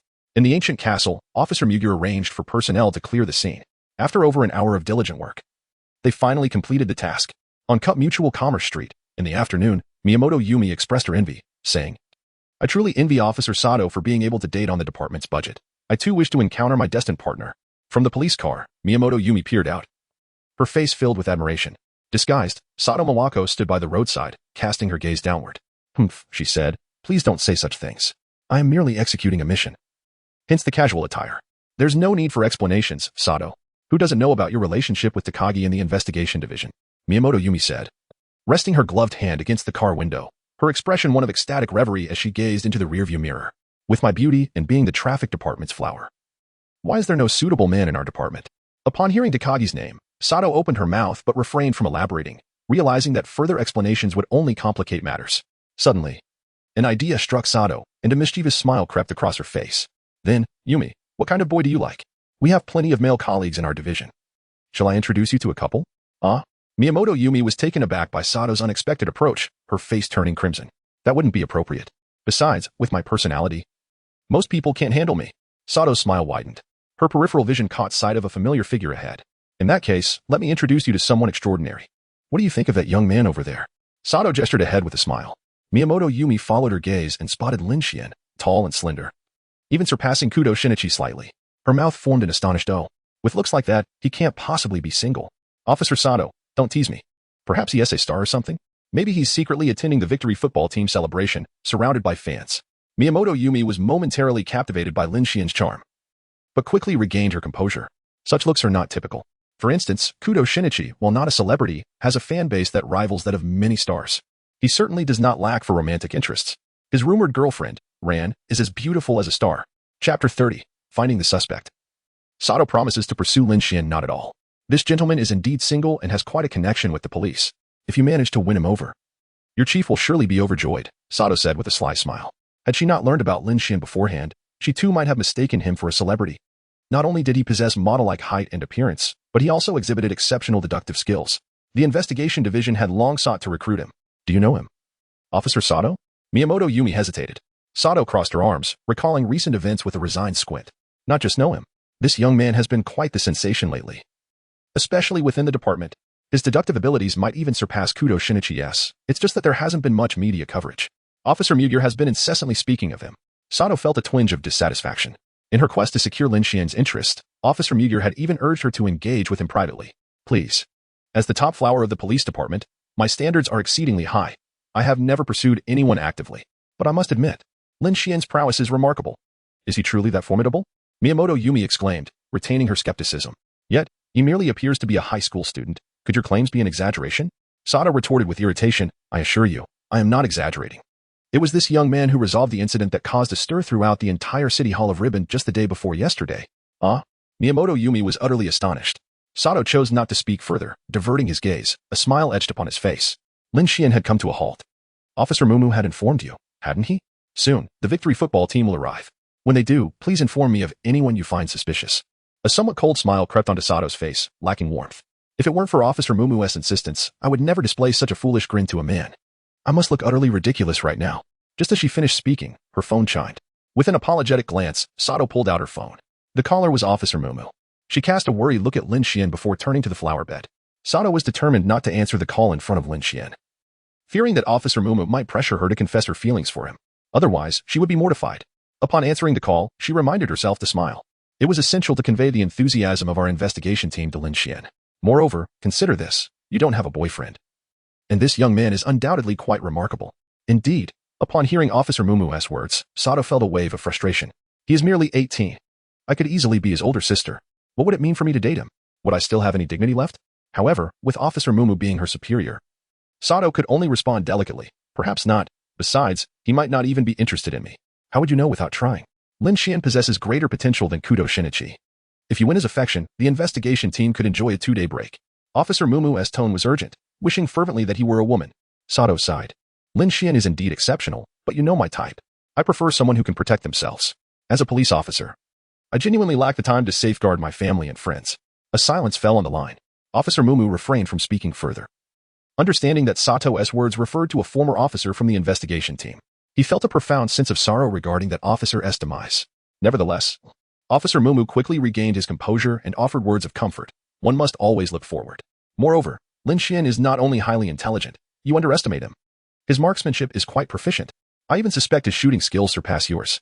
Sato chuckled at this remark. Officer Mumu, there is no need for such reassurances. I understand you wish for me to befriend Lin Xuan, but how could an untrained high school student possibly surpass my marksmanship? Officer Mumu sighed in resignation. Indeed. I hardly believe it myself. Yet, it is true. Remember the day of the municipal building case? I brought back a recording. You should take a look when you have the time. Lin Xuan's shooting skills left me in awe. Sato remained unconvinced, shaking her head with a smile. It appears Officer Mumu genuinely holds a fondness for Lin Xuan. Otherwise, he wouldn't be fabricating such tales. Yet, no one can possess marksmanship that exceeds Officer Mumu's without proper training.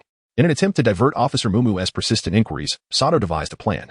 How about this? If Lin Xuan can identify the culprit before the explosion occurs, I will pursue him. On the other end of the line, Officer Mumu chuckled wryly.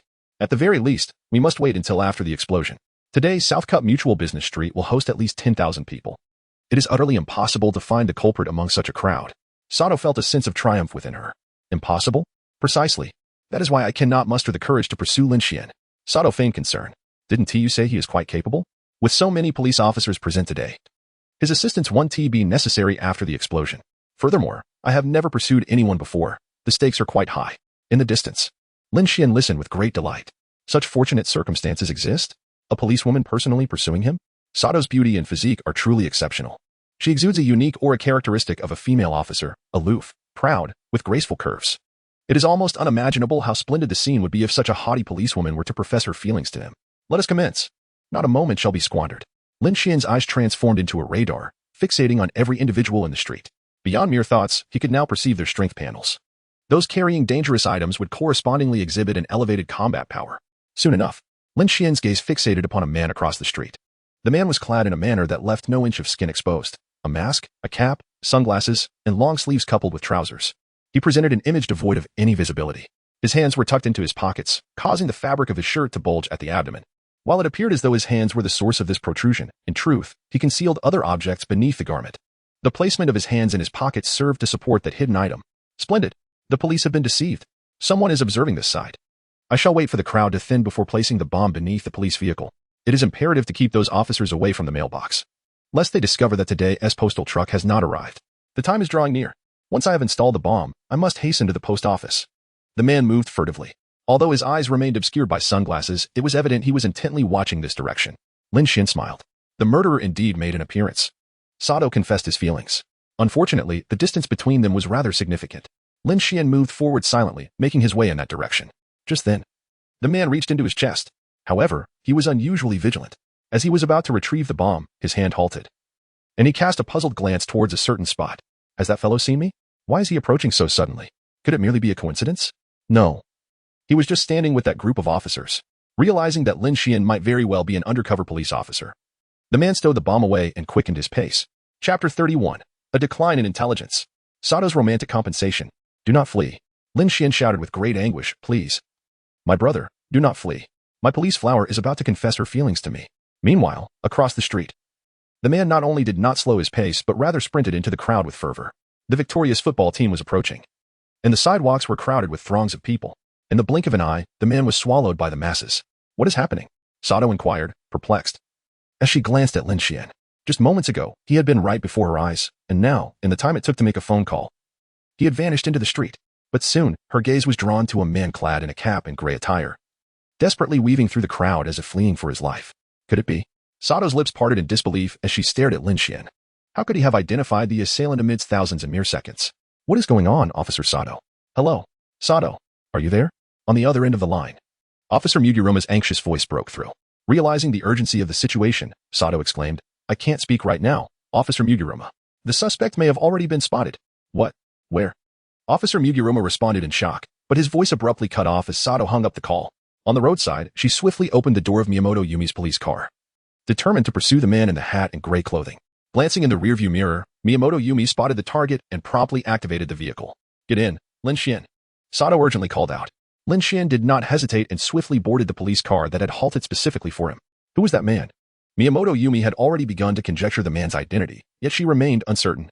Sato also observed Lin Xuan, and although she could detect something amiss from the man's reactions, it did not conclusively indicate that he was the suspect they were searching for.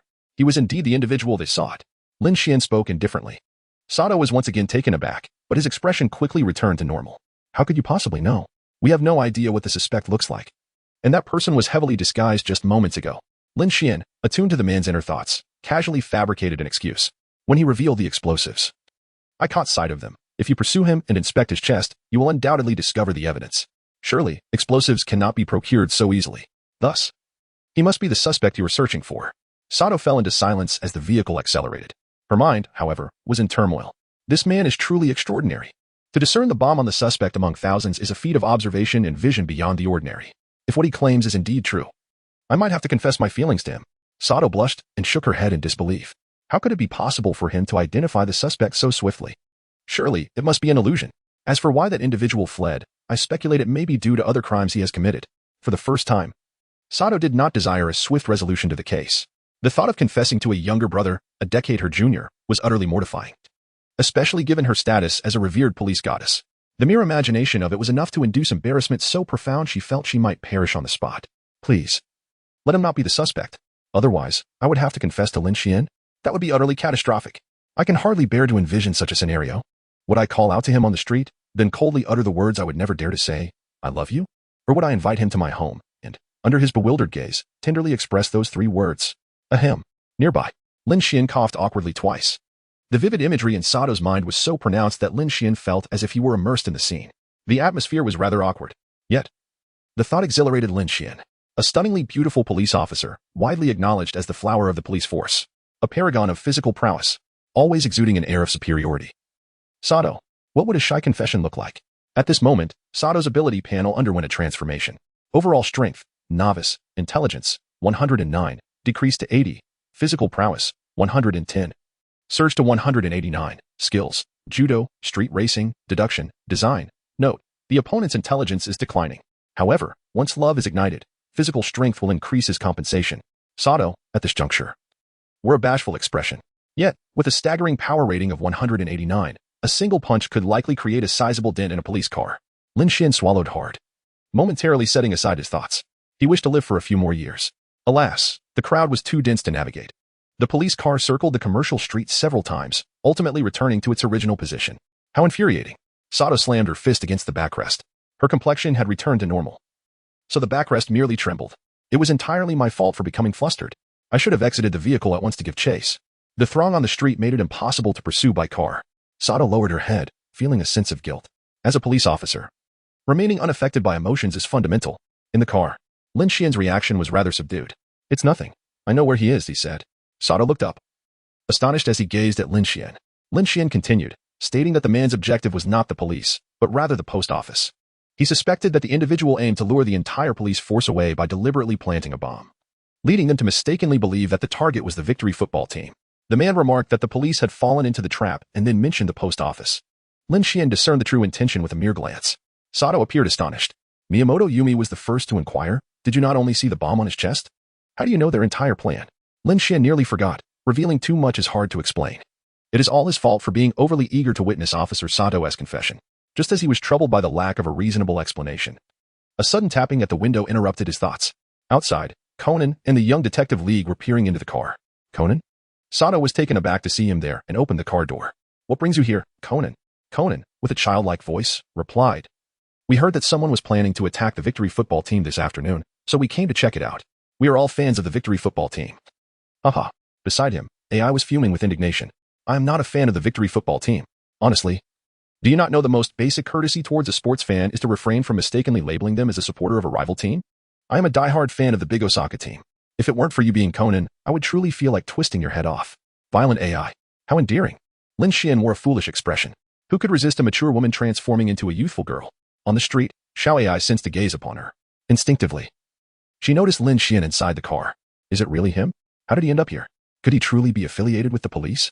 His marksmanship certainly suggested he might be a law enforcement officer, yet it remained unclear which department he belonged to. Xiao Ai's eyes flickered. She was captivated by strength. After all, to confront the dark organization, one must possess formidable power. She perceived the strength within Lin Xuan. What a pity. The identity of Lin Xuan remains ambiguous. Although she does not harbor any fear towards Lin Xuan, it is not guaranteed that every encounter with members of the dark organization will yield fruitful results. In any case, until she fully comprehends Lin Xuan's identity, she will refrain from approaching him. I see, Sato said, gently ruffling Conan's hair.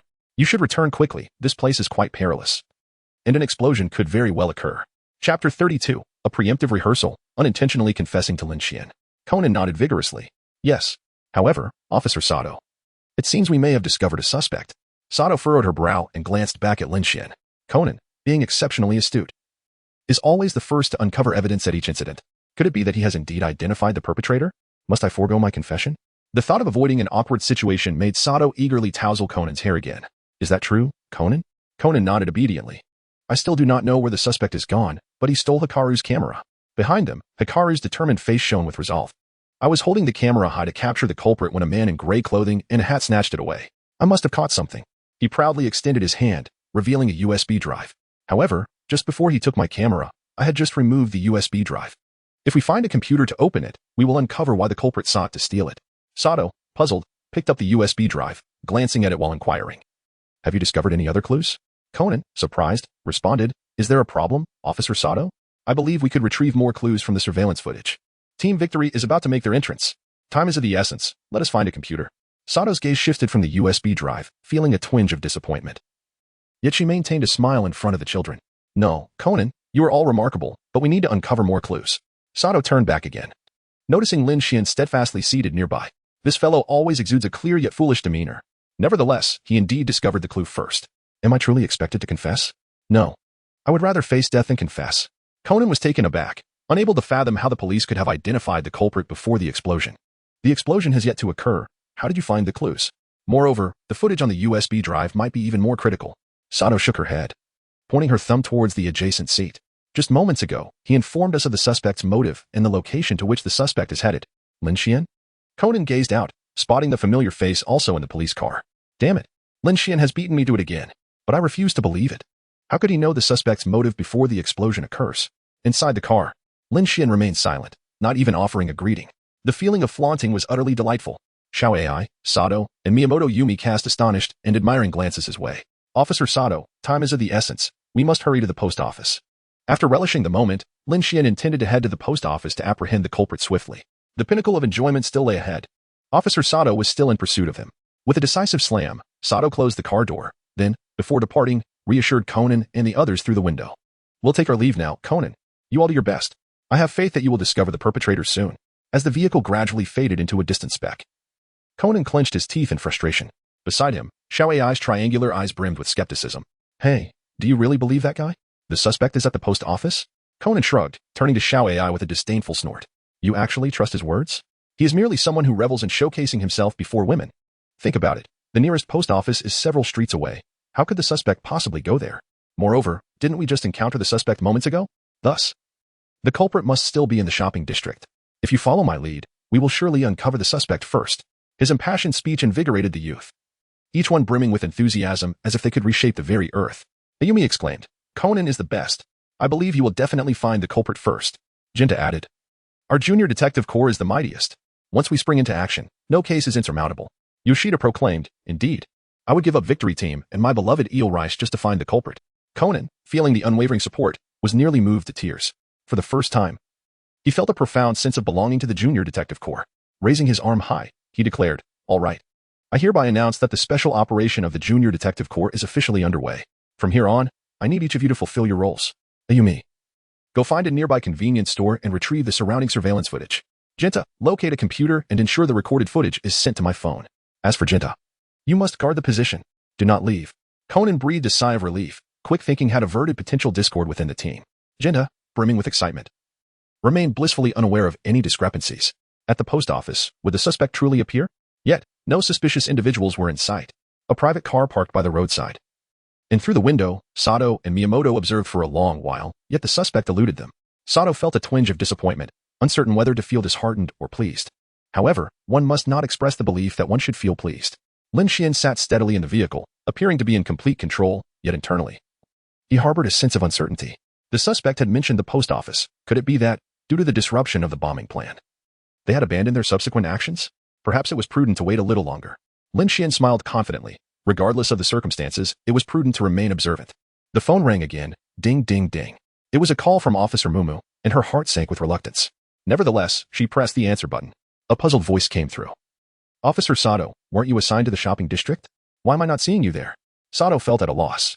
She questioned the validity of her decision. If the suspect chose to detonate a bomb in the shopping area instead of the post office, she would bear significant responsibility. After a brief moment of hesitation, Sato resolved to trust Lin Xuan. Officer Mumu, please send someone to hold the fort. I might know the suspect's location. Without further elaboration, she ended the call. As a subordinate, she understood that Officer Mumu would not be irked by such trivial matters. Turning her gaze to Lin Xuan, Sato inwardly prayed that his assertions were indeed true. Wasn't it merely a confession? Sato had faced numerous challenges in her life. How could a simple declaration of love intimidate her? Gritting her teeth, her face involuntarily flushed deeper. After all, the suspect had yet to appear. Why not practice her confession? She had watched a few dramas and recalled that it seemed sufficient for a girl to simply say, I love you. The rest was up to the boy. I love. How infuriating. It was utterly embarrassing. She simply couldn't utter the words. Sato's face burned crimson, her entire being straining with effort. It was all due to the fact that confession had never existed in her vocabulary. One more attempt. I love you. Her voice echoed within the vehicle. Silence. An excruciating silence. Chapter 33. Sato's cheeks flushed, teased by a young lad, through the rearview mirror. Miyamoto had never witnessed such a bashful side of Sato and was filled with curiosity. Are you all right, Sato? You look quite pale. Do you need me to take you to the hospital? Sato's face had turned a deep shade of crimson, wishing desperately to find a hole to hide in. And no, I'm fine. Miyamoto acknowledged with a no, his hand steadying the steering wheel, his gaze fixed ahead. The next moment, a mischievous grin crept across his face. But what did you mean when you just said I love you? Officer Sato never speaks in such a sentimental manner. Especially since it's just me and Lin Xuan in the car. Sato internally wished for Miyamoto to cease speaking. She turned towards Lin Xuan, revealing everything. She lifted her gaze to meet his. Lin Xuan, a paragon of virtue, sat upright, his eyes slightly narrowed, as if he had not heard the previous words at all. Fortunately, Sato let out a deep sigh of relief, feeling his complexion gradually returning to normal. However, Lin Xuan slowly lifted his eyelids. A mischievous glint shimmering in his gaze as he turned his head. Officer Sato must be addressing me, right? I apologize, I couldn't quite catch that. I'm utterly exhausted. However, I shall ponder it. Sato scoffed, a sound of disdain escaping her lips. You still need to consider? When have I, Sato, ever confessed to a man? And, didn't you just say you were sleepy? How then did you hear what I said? I see. How utterly vexing. I can't believe I'm being teased by a younger brother 10 years my junior. Do you even realize I'm in uniform? I am not just a police officer. I am on duty. Sato, feeling flustered, could no longer maintain her composure, her face flushed a deep crimson. She turned her gaze towards the window. Outside, pedestrians hurriedly went about their business, and Sato found herself utterly distracted from pursuing suspects. Her mind occupied by the recent awkward encounter. Time ticked by slowly. The occupants of the vehicle remained silent, each fully aware of the unspoken tension. This was the fourth time. Had they noticed the recording was flawed? Why did the perpetrator specifically steal the camera? At a 24-hour convenience store, in a corner? The young detective league fixated on a computer screen, their expressions grave. Just as Conan was at a loss, a sudden explosion echoed from the street outside the store. Bang! Through the immaculate glass, the panicked crowd resembled startled birds, screeching and scattering in all directions. Had the suspect struck? Conan's countenance darkened, and without a moment's hesitation, he dashed out the door, the young detective league following closely behind, their expressions tense. On the road, a vehicle erupted in flames, and passers-by, taken aback, stood 3 meters away, wide-eyed at the unfolding chaos. Plainclothes officers rushed toward the scene, while fire trucks, already on standby, blared their sirens as they sped to the site. With a mighty spray, torrents of water surged forth. The flames gradually diminished until they were extinguished. Under the streetlights, the vehicle had been reduced to a charred skeleton, resembling a desolate ruin. The police swiftly took control of the scene. This was undeniably no prank. The suspect had indeed acted. Fortunately, there were no casualties. Officer Muro's brows furrowed in concern. After a moment of contemplation, he pulled out his phone to contact headquarters. He instructed all officers on duty nearby to converge on Baihu Commercial Street, leaving just 1 or 2 to oversee the area. The perpetrator must have planted additional explosives in the vicinity. No sooner had he spoken than, bang. Not far away, an explosion reverberated through the commercial street. Officer Muro's cold gaze turned toward the sound. By the roadside of the park, a phone booth erupted in a violent explosion. Shards of glass soaring through the air like dark smoke trails. Thankfully, apart from the debris, there were no apparent casualties around the phone booth. Officer Muro raised an eyebrow, signaling his subordinates to investigate the booth. He then retrieved his phone once more, the screen lingering on Sato's contact information. Should I call Sato? She is the only officer with extensive experience in handling bomb cases. Yet, she seems to believe the suspect isn't here. However, the suspect must be nearby. After much hesitation, Officer Muro pressed the dial button.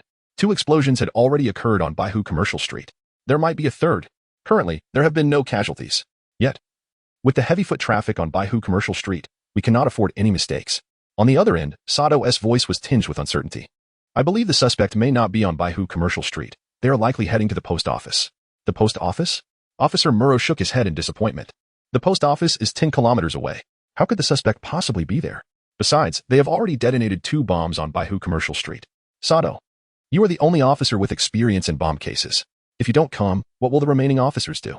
Surely, you aren't secretly off on a date as they say? Sato's expression turned unnatural. How could that be? I am truly at the post office apprehending a suspect. Yumi from the Ministry of Transport is also here. Officer Muro sighed deeply. Can you confirm that the suspect is definitely at the post office? Silence enveloped the line. A flicker of doubt crossed Officer Muro's eyes as he pressed further. Do you not understand why the suspect would go to the post office? Moments later, Officer Muro's expression darkened. Sato, this is an order. You must return to Baihu Commercial Street immediately. The lives of thousands are in your hands. If you do not return today, you alone will bear the responsibility. On the other end, silence reigned once more. Then, after a moment, Sato's resigned tone came through. I assure you, if anything goes wrong, I, Sato, will take full responsibility. Officer Muro's initial intention was to compel Sato to return. But he had expected her to prefer bearing the consequences rather than returning. I would never interfere with your operations. But this time is different. You cannot ascertain the suspect's whereabouts, and it is evident that they are on Baihu Commercial Street, which has already seen 2 bomb incidents. This is my final warning. If you do not return within 10 minutes, I will ensure you alone bear the consequences. With thousands of lives at stake on Baihu Commercial Street, any error could lead to a severe crisis of public trust for the Tokyo police. Officer Muro's voice was laced with anger for the first time, each word deliberate. He could vividly imagine the aftermath of the explosions, the victims' families, journalists, and advocacy groups surrounding the police station, leaving no room for escape. Yet, on the other end, Sato remained calm and resigned. I'm sorry. Beep, beep, beep. The call ended. Inside the vehicle, Sato pretended to be nonchalant as she stowed away her phone, her eyes subconsciously glancing at Lin Xuan. Do not let me down. For you, I am defying Officer Muro's orders for the first time. If the suspect truly is on Baihu Commercial Street, and thousands are harmed, I shall be forced to shed this police uniform for you. I do not understand your confidence in believing the suspect will head to the post office, but I hope your words ring true. Sato's thoughts were in turmoil. Without Lin Xuan, she would have followed the previous instructions. But Lin Xuan had informed her that the suspect's target was the post office, and as a police officer, she would not simply go through the motions. Her goal was to prevent the crime, not to shy away from responsibility. Chapter 34. Officer Muro exerts pressure. Sato defies orders. Hearing her inner voice, Lin Xuan shrugged, a confident smile gracing his face. Rest assured, Officer Sato, your decision is indeed wise. Lin Xuan's gaze remained fixed outside the window. Across the road, 3 men, all donning caps, leaned against a lamppost, smoking. Their eyes occasionally darted towards the post office. Hey, just 2 more minutes. Once this job is done, I can return home and marry a wife. By heaven, with my newfound wealth, I shall seek a woman with ample proportions to bear my children. Kiki. The armored car from the post office just departed this morning. There must be at least 100 million within. I can hardly fathom how bright my future will be. See, what on earth does that post above the post office signify? ISNT, that something learned in high school? Alas, I only graduated from elementary. That fellow with the candied hawthorn looks like he's enjoying a delightful treat. After we seize the post office, I shall snatch that from him. The last man's eyes gleamed with a spark of cunning intelligence. Lin Xuan's lips curled into a smile. All that remained was to patiently await their next move. The bustling commercial street, a convenience store. Conan repeatedly scrutinized the surveillance footage, his expression laden with gravity, ultimately shaking his head in disappointment. This is futile. The footage primarily captures Guang Yan's legs. It hardly reveals any other individuals. Guang Yan scratched his head in embarrassment. My attention was solely on the players of the victory team. I failed to notice the camera was hanging around my neck. Otherwise, I wouldn't have allowed the thief to steal it. Xiaoyai propped her chin in thought, calmly contemplating. Could it be that the murderer deliberately aimed to divert our attention toward the camera? Conan shook his head. If that were the case, the suspect wouldn't have needed to specifically steal Guang Yan's camera. There are thousands of people on the commercial street today, and not just Guang Yan is using a phone. Conan was resolute in his conviction that the camera had undoubtedly captured crucial information. Suddenly, Xiaoyai thought of Lin Xuan. Is it possible that Lin Xuan was telling the truth, and the murderer is actually at the post office? Conan smirked derisively. Absolutely impossible. Though I still haven't deciphered the murderer's intentions, Lin Xuan is undoubtedly mistaken. The explosion hasn't occurred yet. How could he possibly know the suspect's location? Furthermore, the 2 recent explosions clearly indicate the suspect is still on the commercial street. Conan smile deepened as he gazed at the computer screen. The most critical point is, if the suspect were at the post office, why would he steal Guang Yan's camera? Guang Yan has been on the commercial street the entire time. He hasn't gone anywhere. The only connection to the post office is that he stood by the mailbox watching the victory team. Xiaoyai fell silent, pondering carefully. She found Conan's reasoning compelling but still sensed something amiss. Do you really believe that guy? Noticing Xiaoyai's hesitation, Conan quickly inquired. Xiaoyai was his steadfast support, and Conan could not allow her to waver. No matter what Conan did, Xiaoyai resolutely stood by his side. Conan took her unwavering support for granted.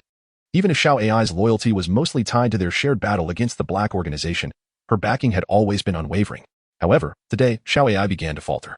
You simply don't understand him. That guy is a lecher. The moment he sees an attractive woman, he becomes utterly captivated, as if he has never encountered a woman before. He claims to know where the suspect is. He must be trying to impress the female police officer. Xiaoyai chuckled softly. His looks aren't lacking in women either. You know, I must say, even compared to you, Shinichi Kudou, he doesn't fall short. Your argument is invalid. Conan shrugged. Who knows? Perhaps some people are naturally inclined to show off in front of women. In any case, just wait and see. The suspect is definitely not at the post office. The evidence lies within Guang Yan's footage. If I watch it a few more times, I might just uncover the murderer hidden among the crowd. At the convenience store. Conan and the young detective corps were glued to the screen. Outside, at the roadside, Officer Magyar. All officers within a 10-kilometer radius have been dispatched as per your orders. 1 officer every 10 meters. The suspect should not dare to act again. And so far, no further explosions have occurred. A police officer saluted. Officer Magyar nodded in satisfaction but felt an odd atmosphere. He surveyed the area. People had not fled due to the 2 explosions. Instead, they were fervently cheering for the victory team. If the murderer were to throw a bomb into the crowd at this moment, it would surely create quite a commotion. Yet the perpetrator remained inactive. Even with the increased police presence, should panic arise within the crowd, the likelihood of the murderer escaping amidst the chaos remained high. Officer Magyar rubbed his eye with his index finger, perplexed by the murderer's intentions. If he still aimed to harm the police as he had in previous years, he could have acted by now. However, this time, the murderer detonated 2 bombs without causing any casualties. This was not his style. The explosive power of the bombs used this time was clearly much less than in previous years. Officer Magyar sighed. He had been restraining himself, but could not help but recall the bombing incidents from years past. 8 years ago. The first area is sealed. The second area is sealed. The Cup Mutual Shopping Mall has completed personnel clearance. Protective gear has been donned, awaiting instructions at any moment. The intercom buzzed with notifications from various departments. Outside the Cup Mutual Shopping Mall, members of the Tokyo Metropolitan Police stood outside the cordon, gazing up at the highest level of the shopping center. Under the blazing sun, the enormous circular glass panes reflected blinding rays, failing to diminish the palpable tension in everyone's eyes. Keiichi Hagiwara, a bomb disposal genius painstakingly trained by the demolition team, possessed a wealth of practical experience and was believed to be capable of succeeding. Supervisor Kobayashi patted Officer Megura's shoulder, despite his own inner turmoil. As the deputy chief of the police, he witnessed firsthand the investment required to cultivate talent in explosives. It cost tens of millions of yen to train bomb disposal officers, and only 2 were available for assignment. The sacrifice of even one would be a significant loss for the police department. At that moment, one officer faced the imminent danger of an explosion alone in the high-rise, while another was held back outside the cordon. This is an order. If you trust your comrades in arms, then stay here and wait for him to return safely. There is nothing unfair about this. Executing a task does not require 2 people to go together. Among the officers, only Matsuda Jinpei did not look up at the high-rise. However, he bit his lip. His eyes filled with an unparalleled worry. The comforting officer patted his shoulder. I understand your feelings, but please also understand us. The bomb disposal team consists of only you and Keiichi Hagiwara, who can execute the task alone. What if the suspect informs us that there is another bomb? Aside from you, no one else can undertake the demolition task. Matsuda Jinpei scratched his head in frustration but managed to calm himself. He understood the immense cost the Tokyo Metropolitan Police had invested in training the 2 bomb disposal officers. They too did not wish for Hagiwara to sacrifice himself. Chapter 35, The Moment of Truth, Sato's heart like a roller coaster. At the Cup Mutual Commercial Street. Officer Magyar! Officer Magyar! A frantic voice rang in his ears. Officer Magyar jolted back to reality from his reverie. Before him, a police officer appeared, his face etched with urgency. Officer Magyar, it's bad. Just now. Someone sent another crime warning to headquarters. The warning states that explosives are to be installed at the Cup Mutual theme park. They aim to blow up the Ferris wheel. What? Didn't they already send a warning once? Officer Magyar's expression was grim, filled with disbelief. The suspect had sent countdown alerts every year. 2 years ago it was 3. Last year 2. Although no number was issued this year, it was logical to assume that a crime would occur. Therefore, when he received a crime alert early this morning, he was not surprised. An officer stammered that the warning letter stated the bomb on Cup Mutual Street was not placed by the suspect. Officer Magyar raised an eyebrow, slightly astonished, as he seemed to have anticipated the truth. This implied that someone was impersonating the perpetrator of the bombing incident from 8 years ago, sending a false crime alert to the police. No wonder the police had received alerts in the afternoon previously, while today the perpetrator was eager to act, perhaps aiming to outpace the real criminal. Moreover, the genuine culprit always caused fatalities with their bombs. The officer continued. The letter also mentioned he knows the motive of the impersonator, to engage in a fair contest with the police. He would wait until the culprit was apprehended before placing the bomb. Humph. This was clearly a reflection of his penchant for taunting the police. He had evaded capture for 8 years, causing significant losses for Tokyo. It was time to settle the score. Officer Magyar snorted, recalling the 2 officers who had sacrificed their lives at the hands of the criminal. He silently vowed to capture the real culprit. First, he needed to understand the contents of that false alert letter. Officer Magyar scrutinized Cup Mutual Street. They did not kill. There was no conflict with the police. Why would they plant a bomb? Officer Magyar was baffled. Just then, the automatic sliding door of the convenience store across the street opened, and Conan along with the junior detective league stepped out.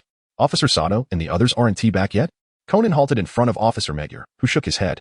After a moment's hesitation, he decided to share the earlier news. This clever child might uncover a different perspective. Not the perpetrator from 8 years ago? Conan was utterly shocked after hearing Officer Magyar's words. How is that possible? Takagi mentioned that the suspect had previously sent murder alerts and had a history of killings. I was reasoning along that line, because the suspect's intent this time is also to kill. That's why I believed Lin Xuan had no idea where the perpetrator was. But now it seems I was gravely mistaken. Conan closed his eyes, unwilling to accept the fact that he had fallen behind Lin Xuan yet again. Previously, Lin Xuan had solved cases swiftly, but today, even before the suspect acted, he had already stationed himself at the post office. Such terrifying speed would make even Sherlock Holmes envious. With a reluctant expression, Conan opened his mouth and helplessly stated, I know the suspect's location. The suspect is 10 kilometers away. Officer Magyar looked up at the sky, puzzled. Is that even possible? No matter how fast he is. He couldn't reach 10 kilometers in such a short time, especially with the road control on Cup Mutual Street, where only special vehicles are allowed. Conan smiled wryly. Because there is more than one suspect. I believe there are two groups of people. One group is placing bombs on Cup Mutual Street, while the other is at the post office 10 kilometers away. Officer Magyar furrowed his brow. The post office? What could they want there? Conan shook his head. I'm not certain if they're at the post office. I'm just drawing conclusions based on the current information. The suspect is causing multiple explosions but not killing anyone. The crime alerts mimic the true perpetrator from 8 years ago. The criminals are deliberately drawing the police's attention. All signs indicate that their true objective may lie elsewhere. As for the post office, it was Lin Xuan who suggested it. I believe he must have discerned the suspect's aim. Or he wouldn't have gone there to stake it out from the beginning. There were many doubts. Conan could only see that the suspect's motives were not simple. As for the true purpose of the suspect and why they stole the videotape, it remained unknown. Officer Magyar recalled the phone conversation from earlier and suddenly understood. Could it be that Sato is with Lin Xuan? That makes sense. Sato has never disobeyed my orders. He sighed in relief. They couldn't possibly reach the post office in such a short time. All surrounding police forces have been deployed to Cup Mutual Street, leaving no extra manpower. If Sato is at the post office, she can effectively prevent the incident. At the post office, Sato was unaware that Officer Magyar had changed his mind. Feeling a sense of unease. Time passed slowly, and the suspect had yet to appear. If a homicide occurred on Cup Mutual Street, she would have to take off her police uniform. You managed to solve the case at the municipal building. This one should be no problem, right? My fate is tied to yours. If you misjudge, I will also face the consequences of dismissal. Being a police officer has been my lifelong dream. If I'm dismissed, I'll never have the chance to become a police chief again. Sato sighed internally. She did not wish to blame Lin Xuan. But being dismissed would be a lifelong regret, especially for today's case. 8 years ago, when she was still an intern officer, she vowed to capture the perpetrator of the bombing case. 8 years had swiftly passed, and now the criminal reemerged. Not capturing the suspect would haunt her forever. This was why she was willing to trust Lin Xuan. She was ready to catch the criminal, even if it meant sacrificing herself. Unfortunately, it seemed her judgment had failed this time. A hint of sadness flickered in Sato's heart.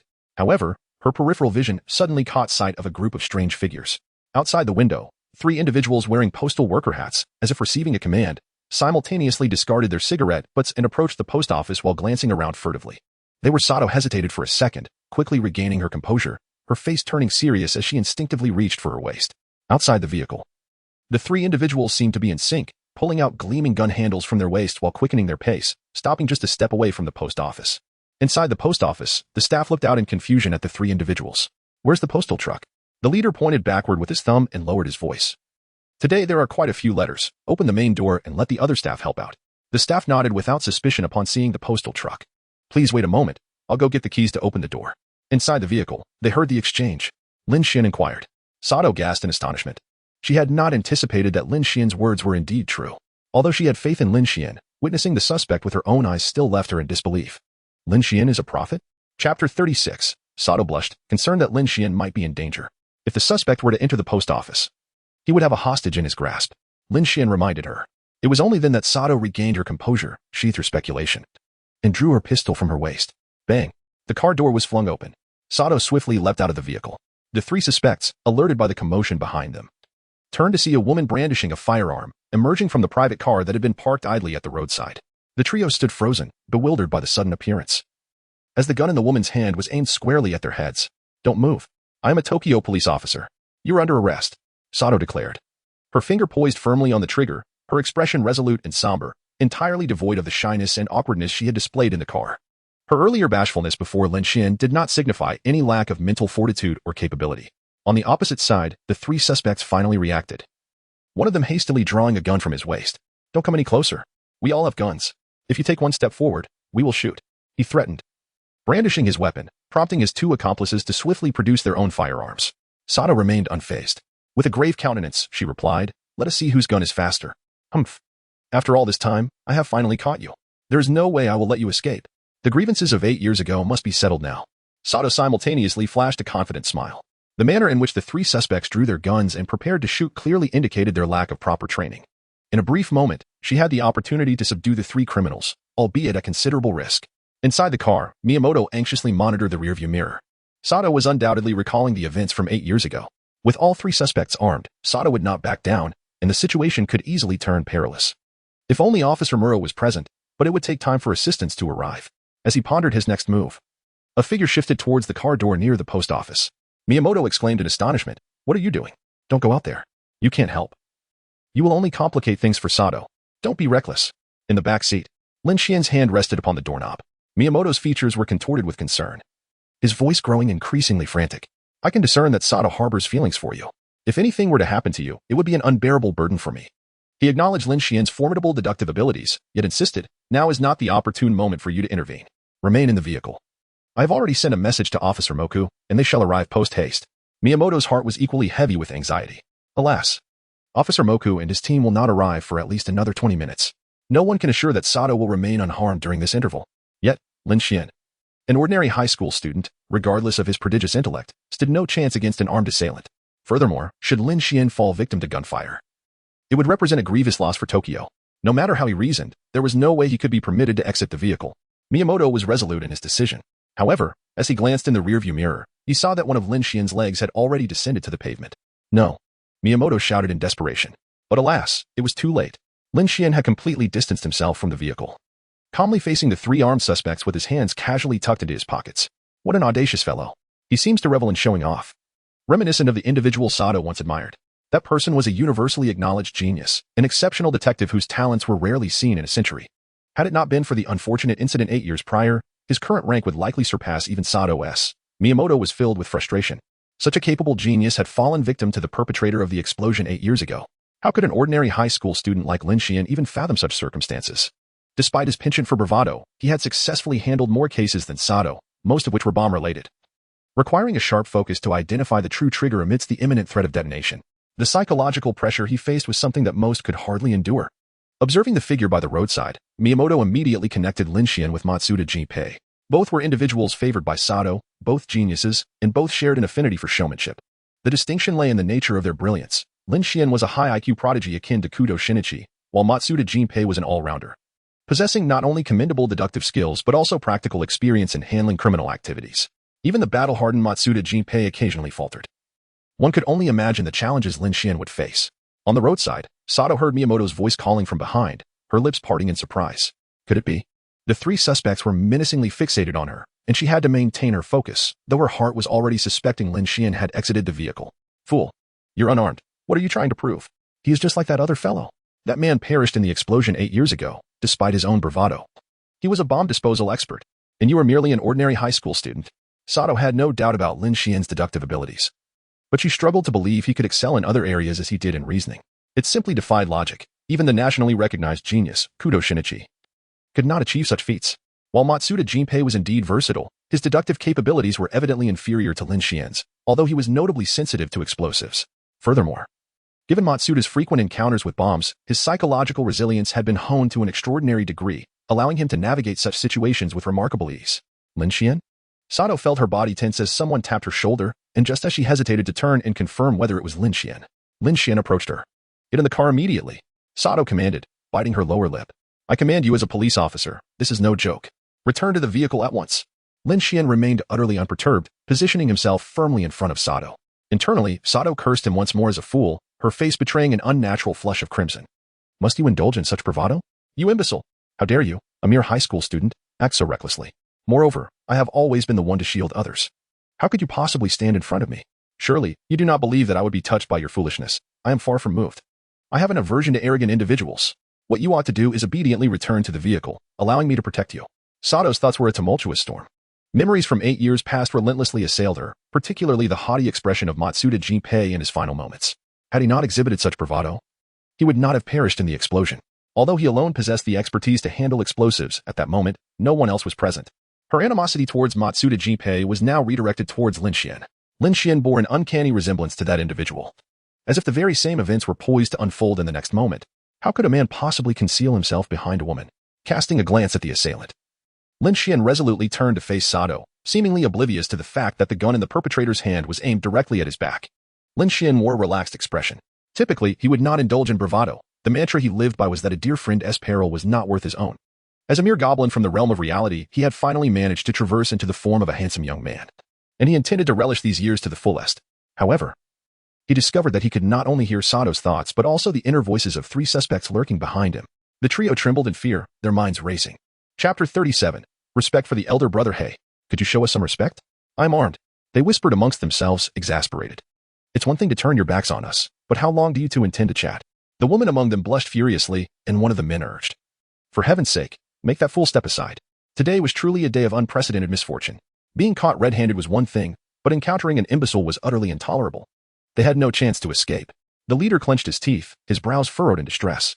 Behind him, his underlings huddled close, their faces etched with anxiety. What should we do, brother? One whispered. Our handguns are merely toys. What if that fool actually comes over here?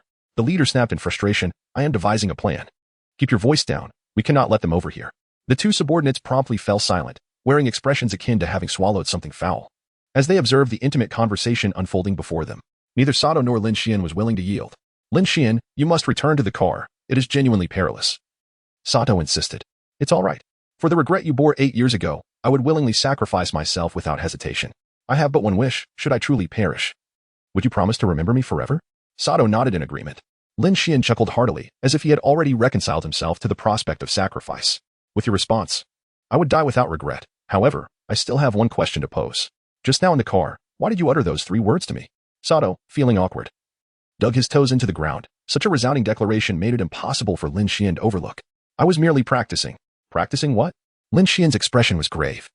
While Sato was reluctant to elaborate further, Lin Xuan continued with his feigned suffering. I am about to perish. This is my final wish. Can you not fulfill even this small request? Then I shall depart with regrets. Do not speak such nonsense. I will not allow you to die. Even if it costs me my own life, I cannot bear to witness your demise before my eyes. Upon uttering those words, Sato suddenly realized the gravity of the situation. Every hair on his body standing on end from embarrassment. Why must I utter such sentimental phrases? A triumphant smile graced Lin Xuan's face. The thrill of teasing Sato was truly delightful, to the extent that he contemplated capturing this moment on his phone. It was a rare sight to witness Sato in such a bashful state. In truth, I had overheard the conversation on the phone. Wasn't Sato about to confess her feelings to me? However, I only discovered the suspect after the explosion. The wager between you and Magyar should still hold, correct? Sato's face flushed crimson. She had never experienced such a profound blush in her life, her mind seemingly ablaze, although she typically rebuffed advances. Even in the presence of Matsuda Ji-pei, she ultimately restrained herself and nodded in agreement. It's a deal, but please grant me a little time to gather my thoughts. I will seek a suitable moment to express my feelings to you. Lin Xuan nodded slightly, although Sato did not confess her feelings at that moment. Her words clearly indicated her genuine affection for him. This was far more exhilarating than a casual declaration of love. With Sato's promise, Lin Xuan felt a sense of relief as he turned to face the 3 assailants. Sato's lips parted in astonishment as she looked at Lin Xuan. Then at the 3 suspects. She nearly forgot. This was not the time for romance, but rather a moment of life and death. Be careful. They're armed, Sato exclaimed. The 3 assailants were utterly speechless. Sister, you only just remembered that we have guns? Why didn't you mention it when you were sweet-talking that fool? It seems the dramas really do portray the truth. Young lovers are willing to forsake the world for love. Lin Xuan remained unfazed as he approached the suspect step by step. They all wielded toy guns. Not only had they expressed their intentions verbally, but the observation device also failed to detect any real firearms on their person. Possession of a genuine weapon would be factored into their capabilities, thus enhancing their combat effectiveness. However, the intelligence and combat ratings of the trio fell beneath the average threshold.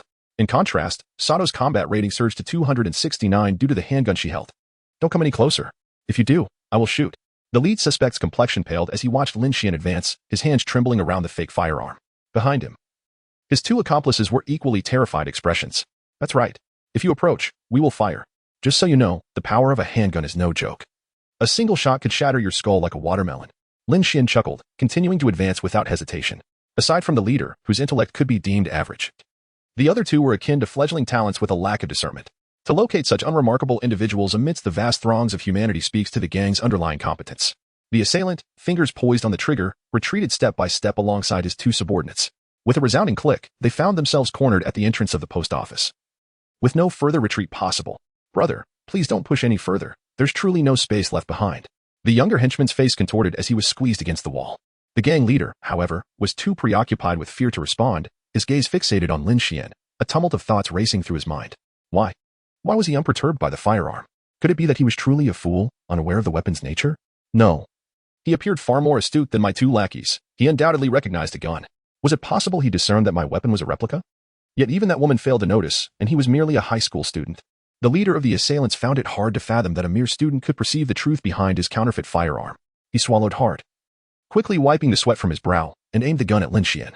I'm not jesting with you. If you take another step forward, I shall indeed pull the trigger. Then go ahead and shoot, Lin Xuan replied. Lin Xuan is utterly unconcerned. Not only can he hear the thoughts of others, but he also possesses enhanced skeletal strength. Even if they wield genuine firearms, the benefits of his reinforced bones render him immune to bullets from handguns. Conan can shatter an airplane with a kick. Ran can stop a car with her bare hands, and Kyagaku Jin can even intercept bullets with absolute certainty. Thus, it is entirely reasonable for him to withstand gunfire. Lin Xuan felt that compared to those super scions, his abilities were utterly insignificant. A soft gulp echoed audibly as the suspect swallowed hard. Anyone not a fool would struggle to maintain their composure in the face of a handgun. What was happening with him? There was no alternative. He had to pull the trigger now, or face the consequences. The suspect squeezed the trigger, desperately shutting his eyes. Yet his mind irrationally clung to the notion that bullets would somehow follow. Bang! The sound resonated. Silence enveloped the scene.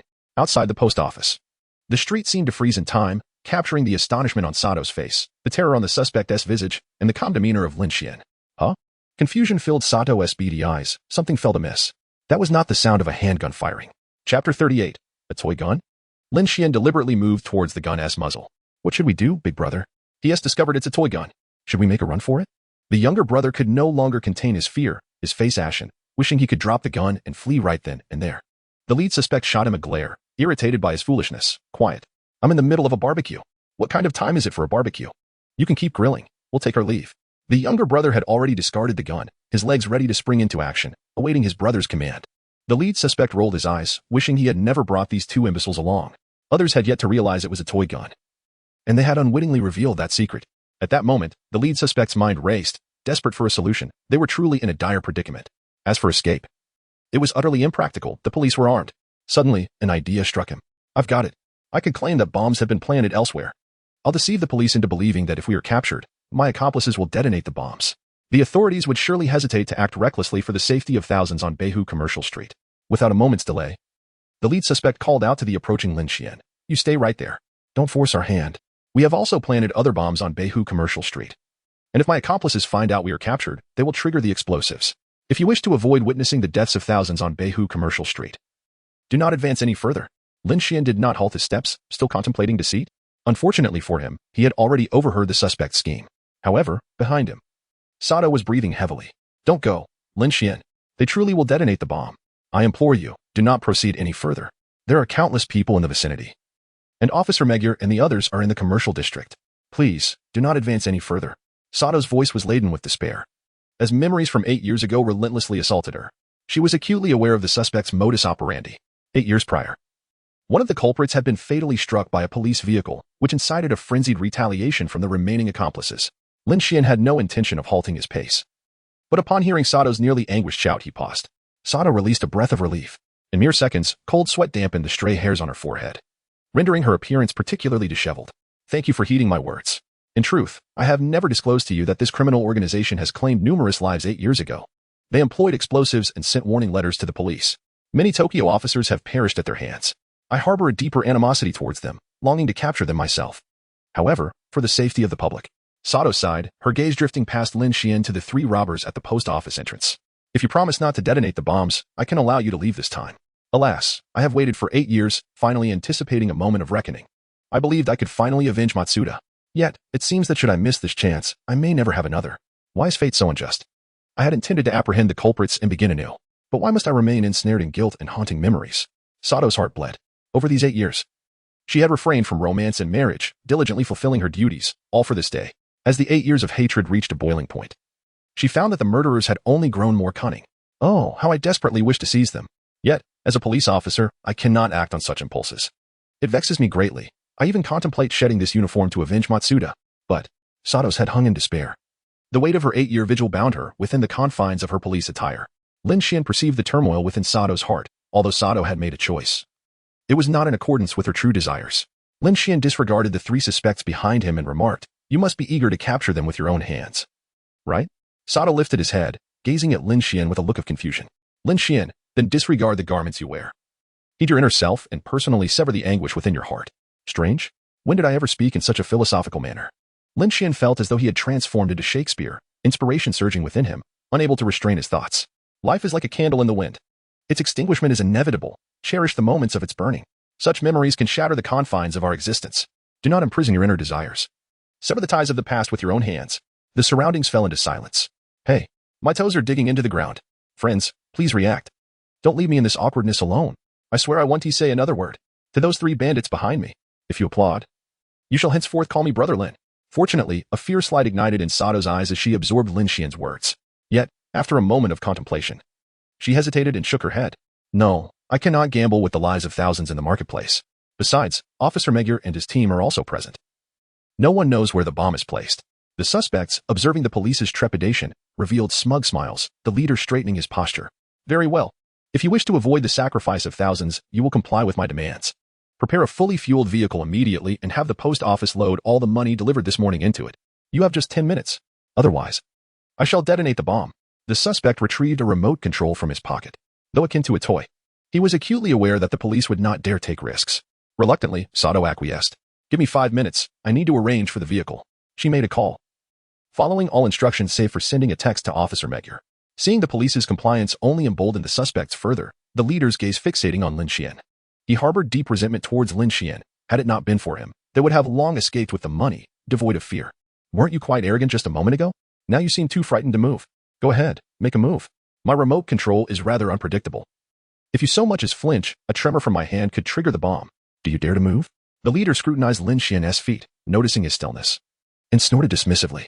You, who revel in romance, think you can outsmart me with such trivial tactics? Once the money is transferred to the vehicle, just watch me give you a kick to bring you to heel. By the way, this female officer isn't concocting any tricks, is she? Why is it taking so long to get a vehicle? The leader, losing interest in the straw man behind him, turned back, banging on the post office door while shouting into the interior. You inside. Open the door. We have dealt with the police. If you do not comply, we shall come in and deal with you. Suddenly, a shadow caught his peripheral vision, moving. Chapter 39. The Inept Ally. When you offer a way out, they still refuse to take it. The leader swiftly turned back, reflexively raising the remote control. Did you just move? He noticed Lin Xuan's position had dramatically shifted. Now just a step away from him, having been 3 meters distant moments prior. Lin Xuan shook his head, a look of innocence adorning his face. Not at all.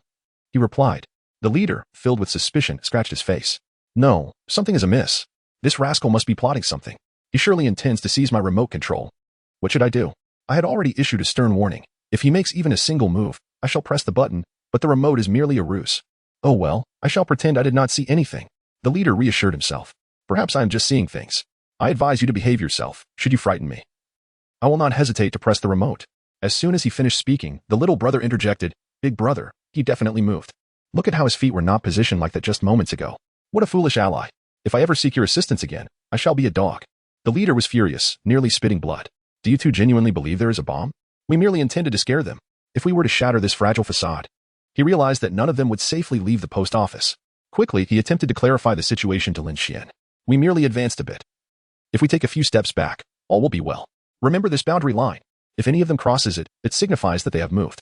The leader, with his foot, scooped up some dirt from beneath a nearby tree and drew a boundary line upon the ground. Just as he turned around, the little brother suddenly exclaimed, Big brother, he moved. The leader was startled and turned back to look. Lin Xuan's foot rested upon the freshly drawn boundary line. Yet, when he lifted his gaze to observe Lin Xuan's face, it bore an expression of utter innocence, as if he had not moved at all. What could this mean? Is this fellow deliberately provoking me? No, I possess the remote control. He wouldn't dare to act so brazenly. Nevertheless, his actions are far too conspicuous. What should I do? Should I continue to feign ignorance? Alas, it seems I must pretend not to notice. The leader cleared his throat awkwardly, coughing twice. Ahem, he has not moved. Rather, it is I who have drawn the boundary line too close. Let us retreat a few steps and I shall redraw it properly. The group shuffled back a few paces. Those already with nowhere to retreat found themselves huddled together. Upon re-establishing the caution line, the leader began to harbor doubts about Lin Xuan. What exactly is the situation? It feels as though he is acting intentionally. Yet, he should not have the audacity to do so. It is indeed peculiar that he knows the handgun is a fake. Should I test the waters? The leader's mind became entirely focused, his gaze fixated on Lin Xuan. You rascal, did you already know that the handgun was a ruse? Lin Xuan sincerely nodded in acknowledgement. The leader's expression was one of discontent. Indeed, it was all due to these two incompetent allies who carelessly procured toy pistols from a street vendor, costing me several thousand in agent fees. This fellow possesses quite a sharp eye. The appearance of the toy guns bears an uncanny resemblance to real firearms, differing only in the depth of the rifling within, which is generally imperceptible to casual observers, let alone the bystanders. Even the police would find it challenging to discern the authenticity in a brief span of time. The leader, undeterred by superstition, inquired, How did you manage to distinguish them? Lin Xuan followed the voice of his heart. The rifling was different. The rifling of a real firearm was quite deep. Yet this handgun's rifling was rather shallow.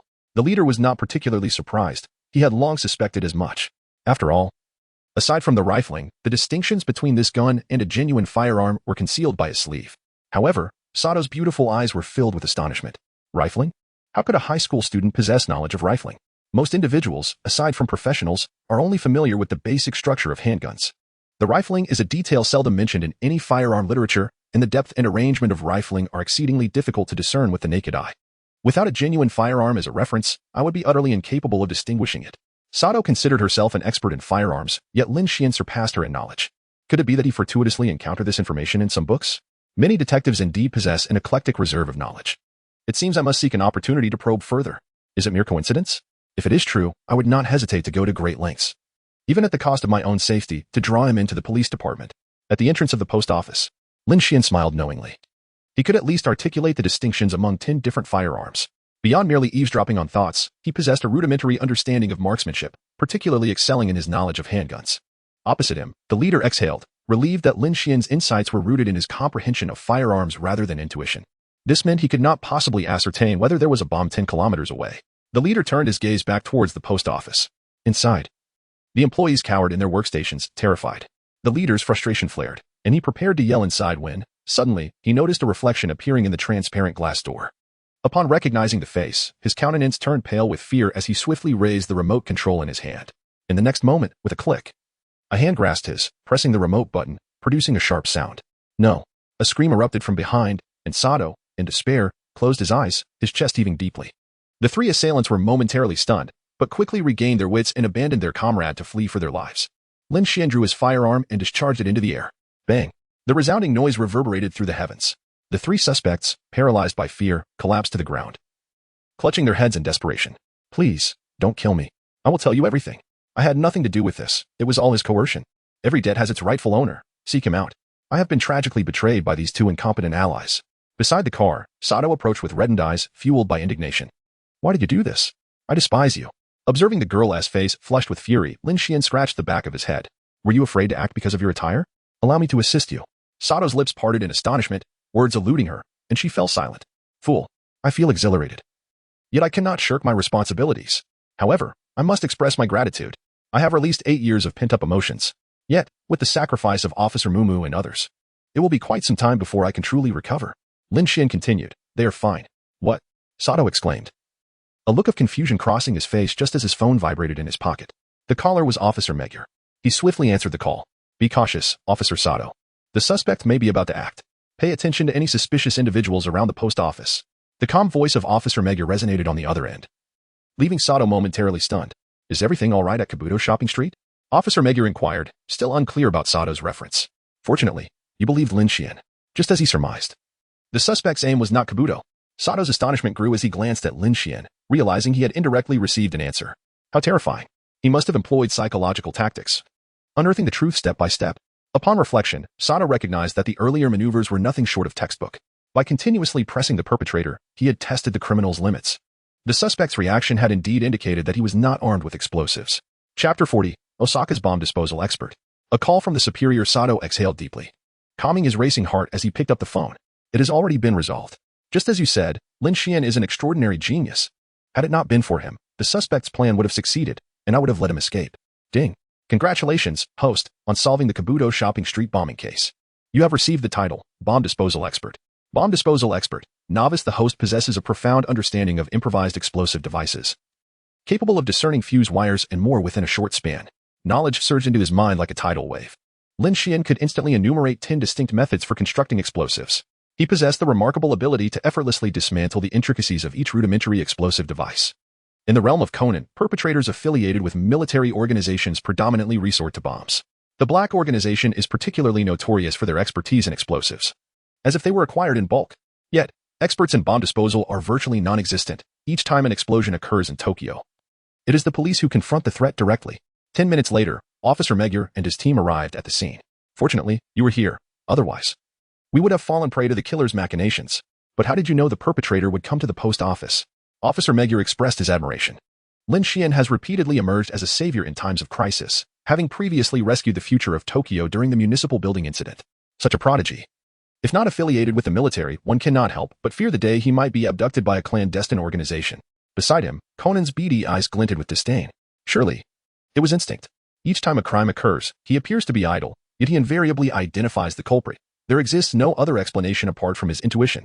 Today, the evidence is even more compelling.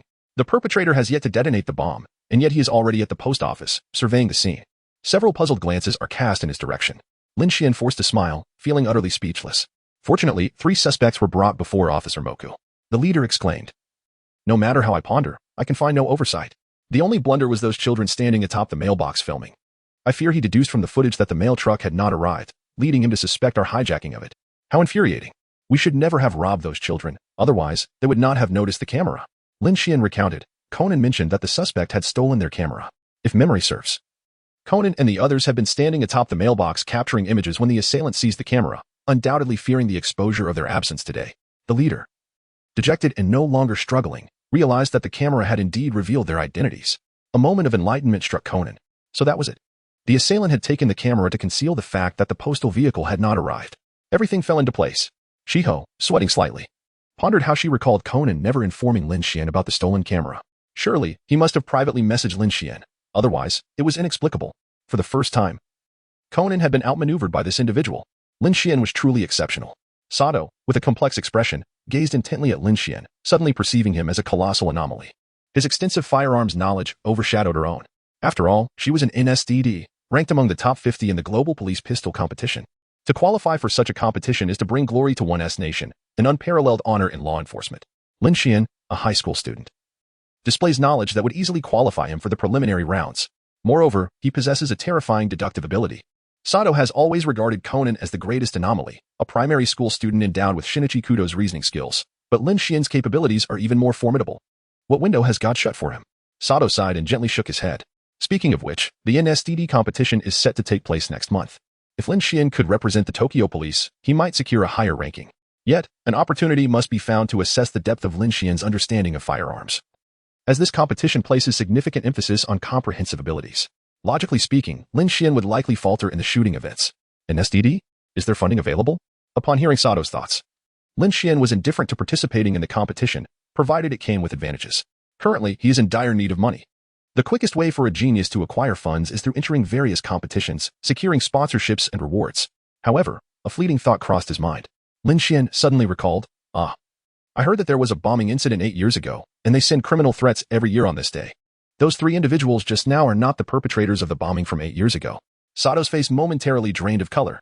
The taste of decayed food tinged her tongue, and a wave of dread surged up her spine. She enunciated each word carefully. What did you say? Officer Mumu's expression was grave. Indeed. They impersonated the culprits from 8 years ago and sent murder threats to the police. Just now, we received a threat from the actual perpetrator. At the amusement park, beneath the Ferris wheel, the police gathered, anxiously observing each cabin of the ride. The crowd within the amusement park had been entirely dispersed. Officer Mumu's radio crackled with a distorted report. He picked up the radio. How long until the bomb disposal expert from Osaka arrives? Officer Mumu. We contacted him as soon as we received the threat. He will reach the amusement park in a few minutes. Holding the radio to his mouth, he inquired, has the perpetrator made further contact with the police? The response came. The assailant has only granted us 10 minutes to disarm the bomb, should we fail. Another bomb will be detonated. The location of the second bomb will be displayed on the screen of the bomb on the Ferris wheel. Setting down the radio, Officer Mumu's countenance was one of deep concern. Another instance of the same tactic. A few years ago, he killed 2 bomb disposal experts in this very manner, all of whom were painstakingly trained by the Tokyo police. Training a bomb disposal expert requires not just substantial financial resources but also considerable time. 8 years have elapsed, and the Tokyo police have yet to cultivate another capable bomb disposal expert. It seems that nurturing such expertise is far from simple. Lin Xuan listened quietly, refraining from rushing to the forefront. No one could guarantee whether there were additional explosives aboard the Ferris wheel, and until safety could be assured, he opted to observe. However, from Officer Mumu's dialogue, it was evident that the Tokyo police indeed lacked bomb disposal experts. Here they come. Sato's voice resonated. Not far away, a bomb disposal expert carrying a box hurried toward them. It's that cabin. Once the Ferris wheel descends, you must board it and disarm the bomb within 10 minutes, just the duration of one complete rotation. If you exceed that time, it will detonate. Officer Mumu pointed to the pinnacle of the Ferris wheel, relaying the situation with utmost sincerity. A sheen of sweat broke out on the expert's forehead as he wiped it away, remaining silent. Suddenly, the phone rang. Ding, ding, ding. It was Officer Mumu's phone. The caller, Uyama Jinzer. He was the chief of detectives from Osaka, a figure of considerable rank. Why would he be calling me? Could it be regarding the bomb disposal expert? Officer Mumu hesitated to answer the call immediately. Lin Xuan raised an eyebrow. Yama Silverlang? Though he had forgotten the plot of Conan, the characters remained etched in his memory. Yama Silverlang is a supporting character, yet he has a beautiful daughter. Chapter 41.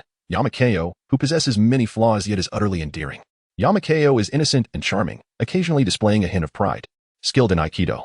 She may only be a second-degree black belt, yet she surpasses many. In the original work, she is not a widely popular character.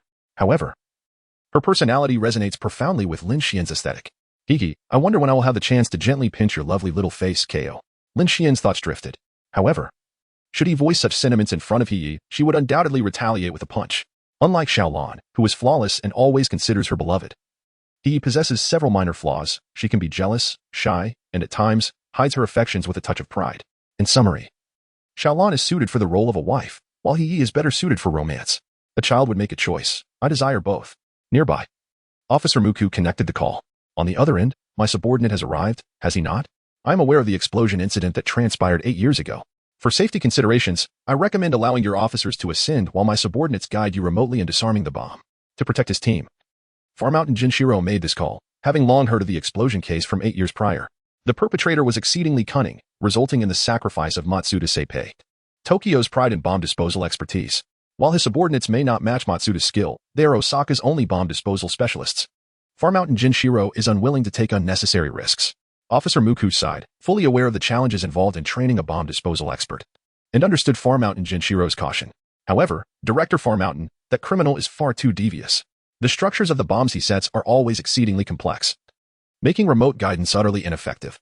Your subordinates may not resolve the situation swiftly even if they engage directly. A fleeting shadow of melancholy crossed Officer Muku's face. The memories of 8 years ago were vivid. The fallen Matsuda Seipei and Hajiwara Kinji, both exceptional members of the Ritsumoto demolition team. Yet, during their first encounter with the criminal, they perished. If even they could not handle the bomb, how could one expect to send in a tactical team?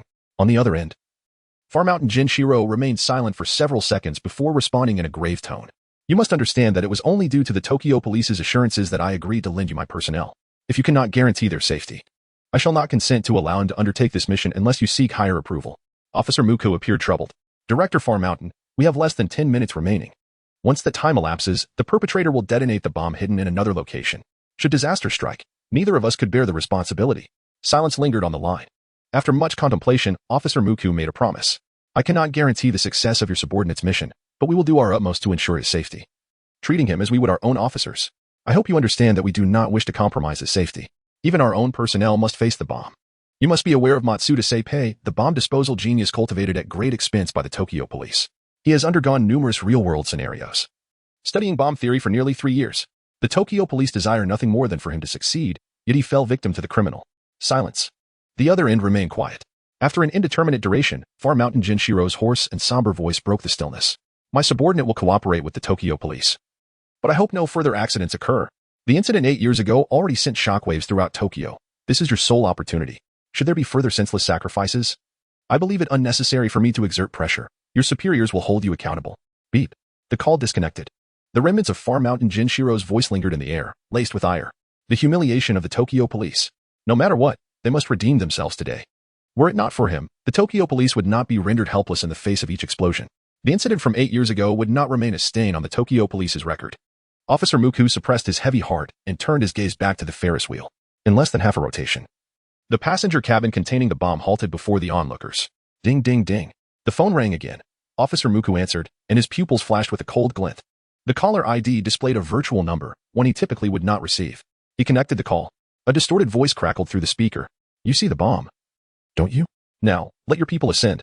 If you miss this rotation of the Ferris wheel, you shall not see the next. Let him go up. Then hand the phone to him. I shall speak with him privately thereafter. Officer Muku surveyed his surroundings. The amusement park was situated on flat ground, surrounded by towering buildings from which the park could be seen. Cup Mutual Mall, T and High School, Cup Mutual Sunset Residential Area. The criminal was undoubtedly watching. Yet it was impossible to pinpoint his location. With a heavy heart, Officer Muku reluctantly handed the phone to the bomb disposal expert. The expert, drenched in sweat, wiped his brow, his face pale with fear. What should I do? On the other end, hearing the expert's terror, the criminal laughed maniacally. Aha. Truly a bunch of feeble Ritsumoto wastes. Fear not. I shall relish your terror. Now, Approach the observation cabin. A bomb awaits you. The moment you step into the passenger cabin, the bomb's countdown will commence, exactly 10 minutes. The bomb disposal expert trembled uncontrollably, glancing back. In the passenger cabin, the bomb lay silently strapped to the seat. The criminal continued to issue warnings. You can only follow my instructions. Any violent disassembly or failure to send someone up will result in an explosion. Furthermore, another bomb will detonate immediately. I will give you a hint. That bomb is located where there are many people. Should it detonate, the Tokyo police will be on the global news tomorrow. The heavy sound of a train echoed, reminiscent of impending death. The bomb disposal expert's legs turned to jelly, his lips quivered, unable to utter a coherent word. On the line, the chilling voice pierced through the cacophony of the train. Do not waste any more time. The next round of the Ferris wheel will commence shortly. If you miss it, countless lives will rest on your shoulders. Hurry up. With a sudden surge of fear, the expert collapsed to his knees. Please, spare me. I have dependents. I cannot die. I've heard of you. Many officers have perished at your hands. Even Matsuda Seipei, the so-called bomb disposal genius, was no match for you. My skills surely cannot catch your interest. Please let me go. I truly do not wish to die. Chapter 42. System rewards unbelievable. The bomb disposal expert underestimated. The criminal had yet to respond. Beneath the Ferris wheel, Officer Muku stepped forward, raising his hand to deliver a sharp slap. As a police officer, such words should not escape your lips. We must confront the criminal to the bitter end. We shall not yield, even at the cost of our lives. There are 30 seconds until the Ferris wheel starts. You must ascend. Officer Muku exchanged glances with his colleagues, who promptly dragged the bomb disposal expert towards the passenger cabin. The expert wept in despair, yet his legs were too weak to escape the passenger cabin. Officer, I implore you, if even Matsuda Jinpei cannot handle this situation, you must understand that I am merely walking to my demise. I harbor no fear of bombs, yet I am unequivocally destined to perish by one. I do not wish to make a senseless sacrifice. Officer, why do your men refrain from intervening? Why must I alone face this death sentence? The despair within the bomb disposal expert gradually morphed into resentment. Officer Makuru offered no explanation, his gaze imbued with a chilling resolve. Should you perish, the Tokyo police will spare no effort in apprehending the culprit, ensuring that your death is not in vain. As for your family, I assure you, the Tokyo police will provide them with a better life. As the passenger cabin door slowly closed, the bomb disposal expert broke down in despairing tears. The Ferris wheel commenced its next rotation, and the passenger cabin ascended into the sky, leaving the platform enveloped in an eerie silence, as if nothing had transpired. Sato hesitated, gazing at that very cabin. It seemed the perpetrator had instilled such fear in him that he questioned his ability to carry out his mission. Officer Makuru's gaze remained steadfastly fixed on that cabin. Adjusting his mustache, he reflected that no one else could undertake this mission. You are aware of the profound impact that the sacrifice of those two bomb disposal experts had on the Tokyo police years ago. To this day, the demolition task force has yet to find a truly capable bomb disposal expert for real combat. Officer Makura sighed in resignation.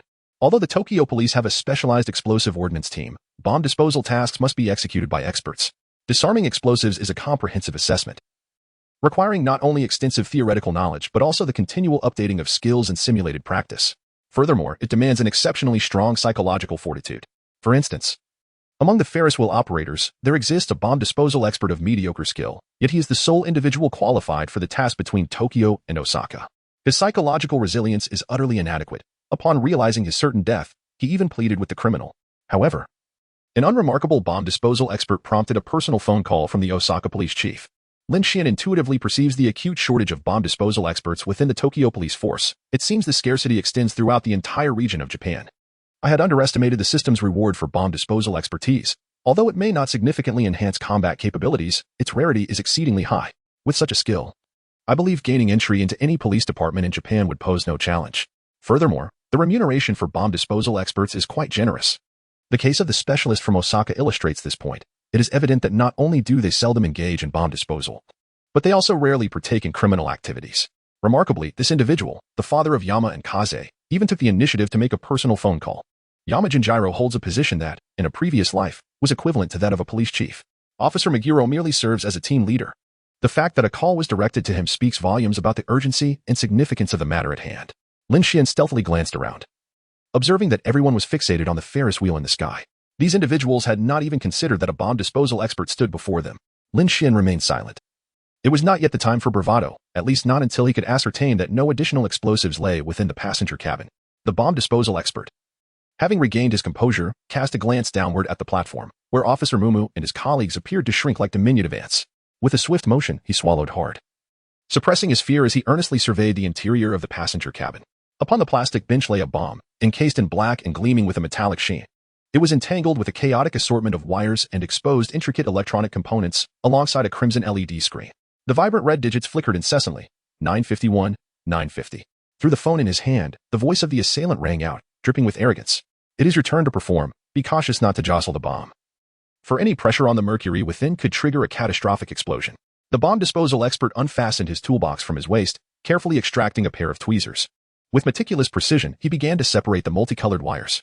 Beneath the Ferris wheel, Officer Mumu glanced at the watch on his wrist. 6 minutes had already elapsed, and time was running short.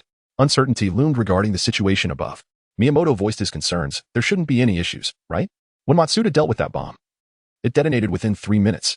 Lin Xuan replied, it merely indicates his confidence in the bomb. It does not imply that a longer duration equates to increased safety. Sato cast a skeptical glance at him, but chose to remain silent. What am I doing? Why do I harbor such unrealistic fantasies? Lin Xuan is indeed formidable, however. It is improbable that he possesses knowledge in the realm of bomb disposal. Such expertise necessitates systematic training, and without a minimum of 3 to 5 years of practical experience, one cannot truly master it. As for what he just mentioned, it hardly qualifies as specialized knowledge. Sato shook his head. Lin Xuan's remarks posed no significant issue. The success of bomb disposal is not contingent upon time, a truth understood by all. Sato suddenly turned around, having overlooked Lin Xuan's presence. His previous demeanor had repeatedly astonished Sato. Thus, upon hearing Lin Xuan's voice, a fanciful thought abruptly surfaced in Sato's mind. Suddenly, the intercom at Officer Megur's waist crackled to life. Officer, the wires connecting the capacitor and the relay have been severed, and the indicator light extinguished successfully. But it has quickly illuminated again. I seem to have cut the wrong wire. I cannot proceed any further. Officer Megur remained silent, utterly ignorant of bomb disposal techniques. Over 30 police officers, including members of the explosive action team, stood on the platform, equally bewildered. Silence reigned, causing the bomb disposal expert on the Ferris wheel to feel increasingly anxious. His tweezers raised as he despairingly gazed at the countdown. 321, 320. Just then, a young man's voice unexpectedly emanated from the intercom. The bomb has not detonated, which indicates that you have not cut the wrong wire. There must be other wires that continue to supply power. I believe your next step is to disarm the timer, but you must first identify the wire that restores power, being careful to distinguish it from the main battery wire. The bomb disposal expert paused for a moment, struggling to recall a face that matched the voice. He had not seen any other bomb disposal experts moments ago, yet the words from the intercom were astutely accurate. He had been so tense that he nearly forgot this theoretical knowledge. His thoughts suddenly crystallized, wiping the sweat from his forehead and redirecting his focus back to the bomb. Beneath the Ferris wheel, confusion was etched across every face, as they collectively turned their gaze towards the individual on the platform. What? Lin Xuan, how could you? Sato exclaimed in astonishment. His expression was serious, devoid of jest, and although Lin Xuan had spoken with great authority, it defied logic.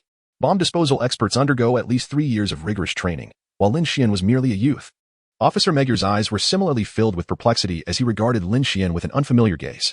The terms he mentioned, the capacitor wire and the main battery supply wire, were familiar to Megur, yet they should not have been articulated by Lin Xuan. Such knowledge was highly specialized.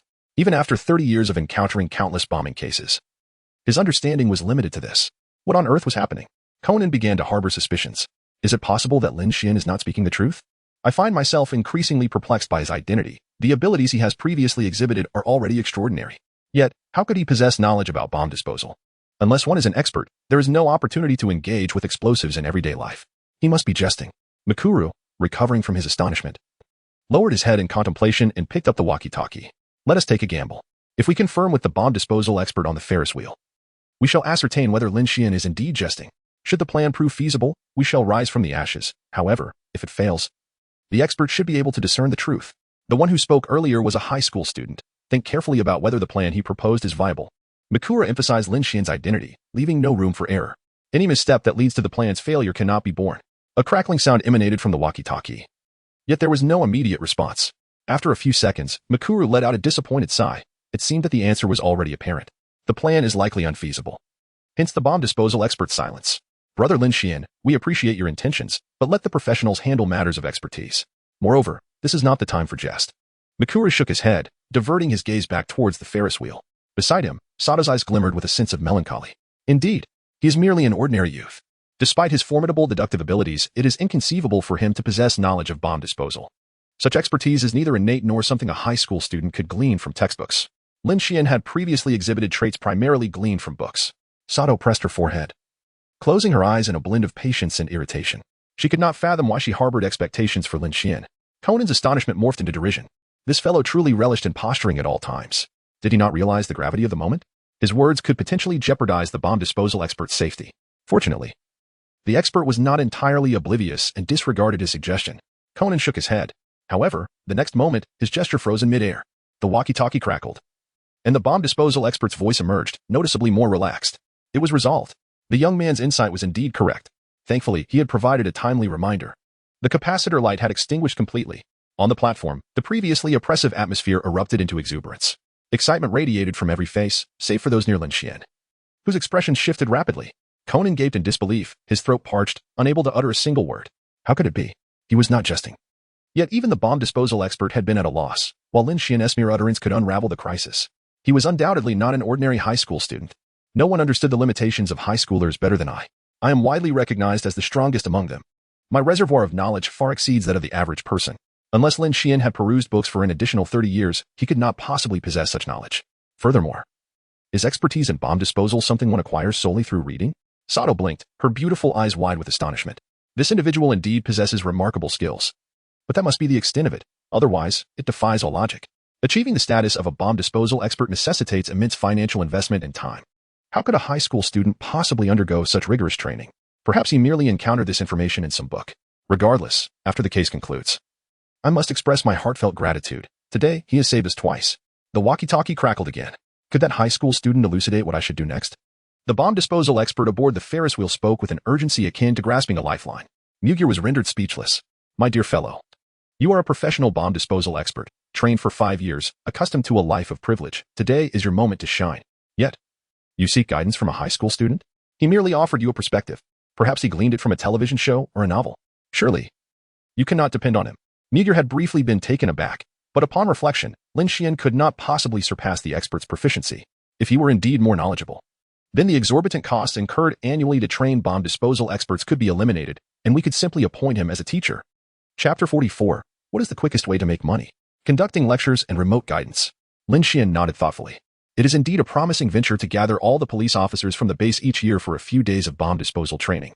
The financial rewards would flow generously, and there would be no need to worry about the accumulation of knowledge, as the system provides overwhelmingly generous incentives. Lin Xuan not only possesses the ability to articulate professional theories at any moment, but also has the capacity to discern the intricate internal structures of all explosives. Bombs utilized in criminal activities are predominantly homemade, resulting in a diverse array of internal configurations. This underscores the necessity for bomb disposal experts. Even the most seasoned bomb technicians cannot solely rely on their experience. No one can ascertain which part of the bomb the severed red wire is connected to. My expertise allows me to adapt to all types of explosives. I can serve as a mentor and provide after-sales guidance. Should you seek my assistance, I can offer my services at a more reasonable rate, ensuring that you will not incur any losses. Lin Xuan was eager to demonstrate his full capabilities, hoping to receive a lifeline from Officer Mumu. An adventurer without funds is truly at a disadvantage. His primary objective remained to leverage the system for impressive combat rewards, while also seeking to earn a little extra income. Otherwise, life would be exceedingly strained. He had yet to move out of his rented accommodation, let alone enjoy the pleasures of life. If all else fails, he had a backup plan. The garden was also a viable option. Although it appeared similar to Xiaolan, she was undeniably a true heiress of considerable wealth. As the wealthiest young lady in the entire Rib Bin, pursuing a relationship with her would alleviate any financial concerns. While lost in thoughts of the future, Officer Mumu's voice resonated in his ears. Do not forget, you are the bomb disposal expert. I can only provide you with concepts, but I cannot instruct you on the specifics of execution. Time is of the essence. Do not place your hopes on others. Officer Mumu had witnessed countless individuals in despair who would grasp at any opportunity, no matter how fleeting. Clearly, even the bomb disposal expert on the Ferris wheel had succumbed to this troubling cycle, placing all hope on a high school student based solely on a single reminder. If Lin Xuan truly possessed the skill to disarm explosives that even the expert had never encountered, what would be the purpose of the Rib Bin police investing heavily in a specialized bomb disposal unit? Officer Mumu, known for his rationality, calmed himself. He understood that such a scenario was implausible. The thoughts shared by Lin Xuan earlier were merely a perspective, applicable to any industry. On the Ferris wheel, the bomb disposal expert found enlightenment in those words. Indeed, the previous notion only encompassed a limited scope of bomb disposal knowledge. Although it was unusual for a high school student to articulate it, he could at least provide a plausible explanation. If he were truly capable of disarming bombs, then the substantial annual investments made by the police would indeed be rendered meaningless. Wiping the sweat from his palms, the expert steadied his breath, refocusing on the task at hand. The numbers on the red LED display grew increasingly glaring. 209, 208. He retrieved the schematic from his toolbox, meticulously comparing it with the wiring on the bomb. Snip. The tweezers severed one wire, waiting a tense few seconds. Safe. The expert regained his confidence, carefully analyzing the situation. and cut a green wire. Beep. The screen flickered momentarily before plunging into darkness. Only 3 wires remained, and the order was crucial. A mistake would lead to detonation. The expert steeled himself. Drawing on his experience and keen observation, he swiftly identified the fuse. Snip. Another success. Only 2 wires remained, the least significant ones. And the expert exhaled in relief. He sequentially cut the last 2 wires. 1 second. 2 seconds. Nothing happened. Success. The bomb disposal expert collapsed onto the ground. Feeling as deflated as a punctured balloon, he replayed the earlier moments in his mind, feeling a wave of despair wash over him as he clutched his head and wept. He had come perilously close to never seeing his wife and daughter again. His toddler daughter was at an age where she could not afford to lose her father. Thankfully, he had received that high school student-esque reminder, albeit derived from mere words in a book, which had saved his life. Regaining his composure, the expert picked up the radio. It was time to deliver the good news. However, just as the radio approached his lips, an urgent beeping emanated from the bomb, and the LED screen flickered back to life without warning. The expert's terrified eyes reflected the numbers on the screen. 030, 029. His phone, resting nearby, emitted the triumphant voice of the perpetrator. You've been deceived. Fool, this is a remote-controlled bomb. The real wiring is hidden within. You have 30 seconds to witness your demise, but I offer you a choice. Jump from the skyscraper in search of a sliver of hope, or wait until the last 3 seconds for me to reveal the location of the next bomb.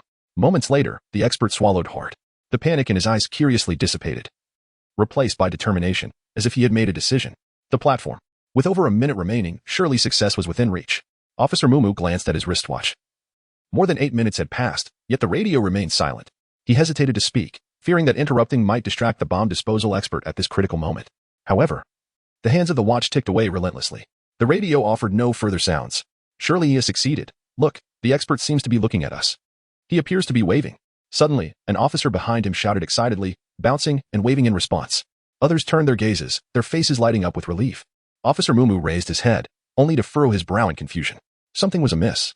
The mission succeeded, so why was he not reporting via the radio? And why did his expression brim with affection? Yet he appeared so tranquil. A person like him, if he realized he was facing death, he would have likely been paralyzed with fear, not so composed. From a distance, through the glass window, the bomb disposal expert's face was etched with reluctance. Yet he gazed down at the crowd with calmness, akin to a crisis averted. Officer Mumu fixed his gaze upward, still uncertain of the expert's intentions. And then he saw him lift the radio. Was he finally about to inform us that the bomb had been successfully disarmed? Gripping the radio in anticipation, a crackling sound emerged. A calm yet weary voice came through the line. The location of the next bomb is in the elevator of the Cup Mutual Mall. Boom. The crowd looked on in horror as the passenger cabin exploded in midair, a thick cloud of smoke billowing forth like a dark omen.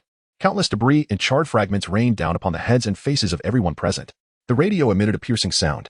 Yet, the crowd remained oblivious, their astonished gazes fixed on the sky. Ding, ding, ding. The phone rang. A string of virtual numbers stained crimson with the remnants of the explosion. Sparks still flickering in the aftermath. Officer Mumu clenched his teeth. Chapter 45. 10 minutes to go. The perpetrator's arrogant threat. Are you satisfied with the gift I sent? Your expressions are truly delightful. The perpetrator's tone was not only indifferent but laced with amusement. He should have informed you of the next bomb's location by now, correct? As always, you have only 10 minutes, exceed that limit, and the bomb will detonate. Oh, and do not dare to think of sealing off Cup Mutual Street, for I have left you a message on the bomb. Officer Mumu's face darkened. He inquired, word by word, why the bomb disposal expert had to die. On the other end of the line, the perpetrator's laughter echoed. He was too foolish to realize that the wires he saw were merely a ruse. The true wiring was concealed within the box. You surely have no other bomb disposal experts left, do you? You should focus on how to deal with the next bomb. Beep, beep, beep. The call ended. Everyone present heard the perpetrator's cold mockery, rendered speechless, yet each person silently vowed to capture him. At Cup Mutual Street, a bomb has been detected, above the elevator. The perpetrator must compel us to send someone to disarm it. An officer saluted and reported. Officer Mumu wore a troubled expression. The bomb disposal experts from Tokyo and Osaka had been killed by the perpetrator, leaving them without anyone capable of executing the task. He cast a sidelong glance at Lin Xuan, shaking his head in resignation, setting aside the fact that Lin Xuan was not an expert in this field. Even if he were, it would be unconscionable to send him to his death. Ultimately, Lin Xuan was merely a high school student. He bore no obligation to sacrifice himself for the police. I will go. Conan volunteered. He possessed some knowledge about explosives. However, given the circumstances earlier, his knowledge had proven inadequate, so he had remained an observer. At this juncture, with the Tokyo police unable to locate a new bomb disposal expert, Conan resolved to take matters into his own hands. Officer Mumu naturally shook his head in refusal, feeling a wave of desolation. The Tokyo police, the largest law enforcement agency in the nation, had descended to such a state of disarray. Even a child like Conan was compelled to assist them? Once these cases conclude, It is imperative to reinstate the training of demolition experts. There is no need for your intervention. You may remain here quietly. Ah, where is Conan? Officer Magyar had not finished his sentence when he glanced around, only to find that Conan had vanished without a trace, following the direction indicated by an officer. He looked towards the elevator. The iron doors were slowly closing, and Conan's diminutive figure gradually disappeared beyond them. Conan! Officer Magyar shouted, but the elevator doors had shut completely. He hurriedly called out to his subordinates, quickly, halt the elevator's operation. However, the floor number displayed on the screen was already changing. 22. 21. Officer Magyar swiftly retrieved his phone. Sato, you are on the first floor, right? Is there any way to stop the elevator immediately? Conan is alone inside. On the first floor, Sato was equally shocked. She had just learned that a bomb was in the elevator and was preparing to prevent anyone else from using it. The warning signs had barely been erected when Conan had already entered the elevator alone. What kind of perverts surround Muri? Not only do they possess exceptional deductive skills, but they are also utterly fearless. With no time for complaints, Sato rushed to the elevator and pressed the button. But it was impossible to halt the elevator from the first floor. Think. What other options do we have? Sato racked her brain for a solution, but just then, bang. A tremendous sound erupted from within the elevator doors. Conan! Sato cried out in despair, even though she could not see what was happening inside. It was evident that the elevator had gone out of control. Bang, bang, bang. Fists pounded against the elevator doors, but no sound emanated from Conan inside. Sato was unaware that the first floor was not the lowest level of the elevator. Fortunately, Conan had not plummeted to the very bottom. Inside the elevator, Conan crouched tightly against the wall, his legs numb from the vibrations. He struggled to maintain his balance before finally managing to stand up. Relieved that the automatic safety mechanism had kicked in. Ouch! A sharp pain radiated from the base of his legs. If he had fallen to the bottom, he would have surely met his demise. Rubbing his legs, Conan surveyed his surroundings and spotted a ladder, left behind by the police during their investigation. Climbing up the ladder, he reached the top of the elevator. He easily pushed open the cover and found the bomb lying quietly on the other side of the elevator's ceiling. It was black, resembling an ordinary bomb, with a red display screen showing the time, 10 o'clock. Time had paused for 10 minutes. However, just as Conan's gaze settled upon it, the timer began to count down. 9:59, 9:58. Conan's breath quickened, but his mental fortitude was exceptional. He quickly regained his composure. Examining the bomb closely, he realized it was far more complex than he had anticipated. Lin Xuan had so effortlessly described the bomb disposal method, leading him to believe it would be simple. Yet, confronted with the intricate wires and various electronic components, Conan was utterly bewildered. Ding, ding, ding. Suddenly, a light illuminated the dark ceiling of the elevator. A mobile phone displayed a long incoming call number. Due to the darkness and his focus on the bomb, Conan had not noticed the phone. Picking it up in confusion, he answered the call. You little brat have ruined my plans. Since you are intent on seeking death, I shall grant you that wish. The bomb will explode in 10 minutes. If, by some miracle, you manage to disarm it, you will learn the location of the next bomb. Beep, beep, beep. The caller abruptly hung up. His plans had been entirely disrupted.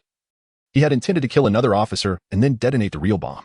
Unfortunately, a child had entered the elevator, and he mistakenly thought it was an officer, thus sabotaging the elevator's wiring. The plan had become irreversible. With no opportunity to start anew, he could only eliminate this child who had interfered with his scheme. However, he need not lift a finger. The child would surely lack the capability to disarm the bomb, ensuring its explosion, and another bomb would be detonated in 10 minutes. Though the thrill of outsmarting the police was absent, the outcome would remain unaffected. In the Cup Mutual Commerce Street, behind the door of the pedestrian corridor on the 22nd floor, a pair of eyes was fixated on all the officers in the hallway.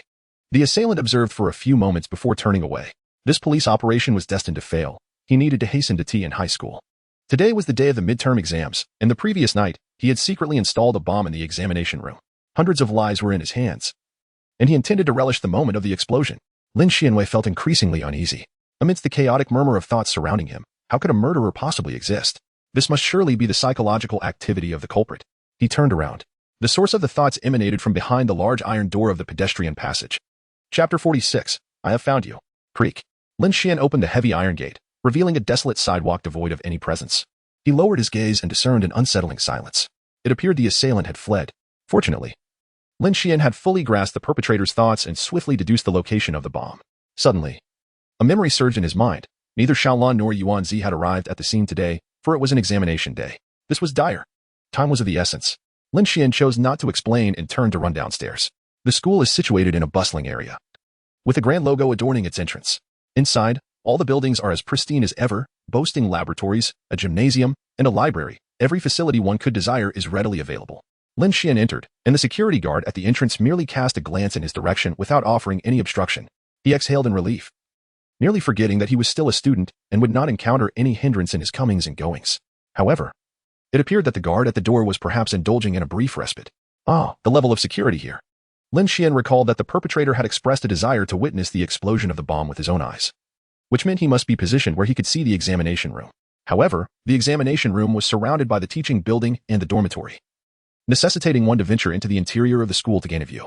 Lin Xuan continued to advance, soon catching sight of the examination room. Surrounded by the dormitory building, the teaching building, and the rest area, Lin Xuan found himself in the rest area, a place devoid of any presence. The rest area was vast and open, situated on the lower level. If the perpetrator were to conceal themselves here, they would undoubtedly be easily spotted. Consequently, the assailant must be hidden within the dormitory building or the teaching building. However, since there were still others inside the teaching building, it is highly probable that the culprit is concealed within the dormitory. Lin Xuan arrived at the dormitory building. He strode purposefully towards the end of the corridor, for he could discern the presence of others within the dormitory simply by attuning himself to their inner thoughts, regardless of who it was. The sound of footsteps would undoubtedly evoke a myriad of thoughts within their minds. Lin Xuan only needed to deduce the identity of the murderer based on these thoughts. The sound of footsteps echoed 501. The perpetrator held their breath, concealed behind the wardrobe. At this hour, how could anyone be in the dormitory? Although it was unlikely for anyone to be present, the person outside did not push the door to investigate the situation within.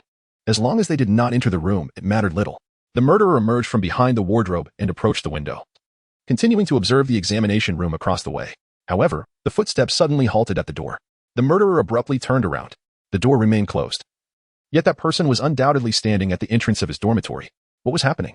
Why did that individual pause at the door? Had they discovered something? No. I evaded the surveillance and security. No one should have noticed me. Furthermore, they should not be aware of my presence in this room. Could it merely be a coincidence? The murderer's heart raced uncontrollably. The sound of footsteps outside resumed. Finally, the tension in the murderer's heart eased, and he took a deep breath. It was indeed just a coincidence. Outside the door, Lin Xuan feigned departure.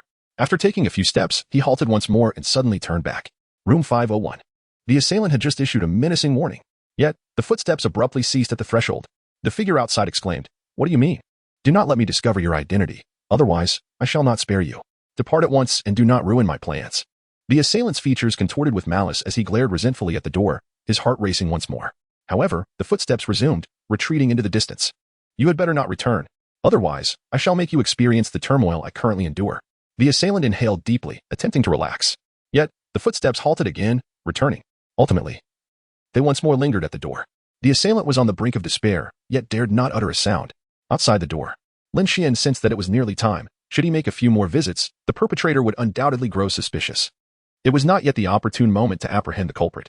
Therefore, he resolved to dismantle the bomb first. The assailant had already disclosed the bomb's location, adjacent to the examination room's restroom. Chapter 47. What is that yellow substance on the bag? Sesame paste. Furthermore, with the existence of the system, one could never predict the extent of Lin Xuan's potential evolution into a formidable adversary.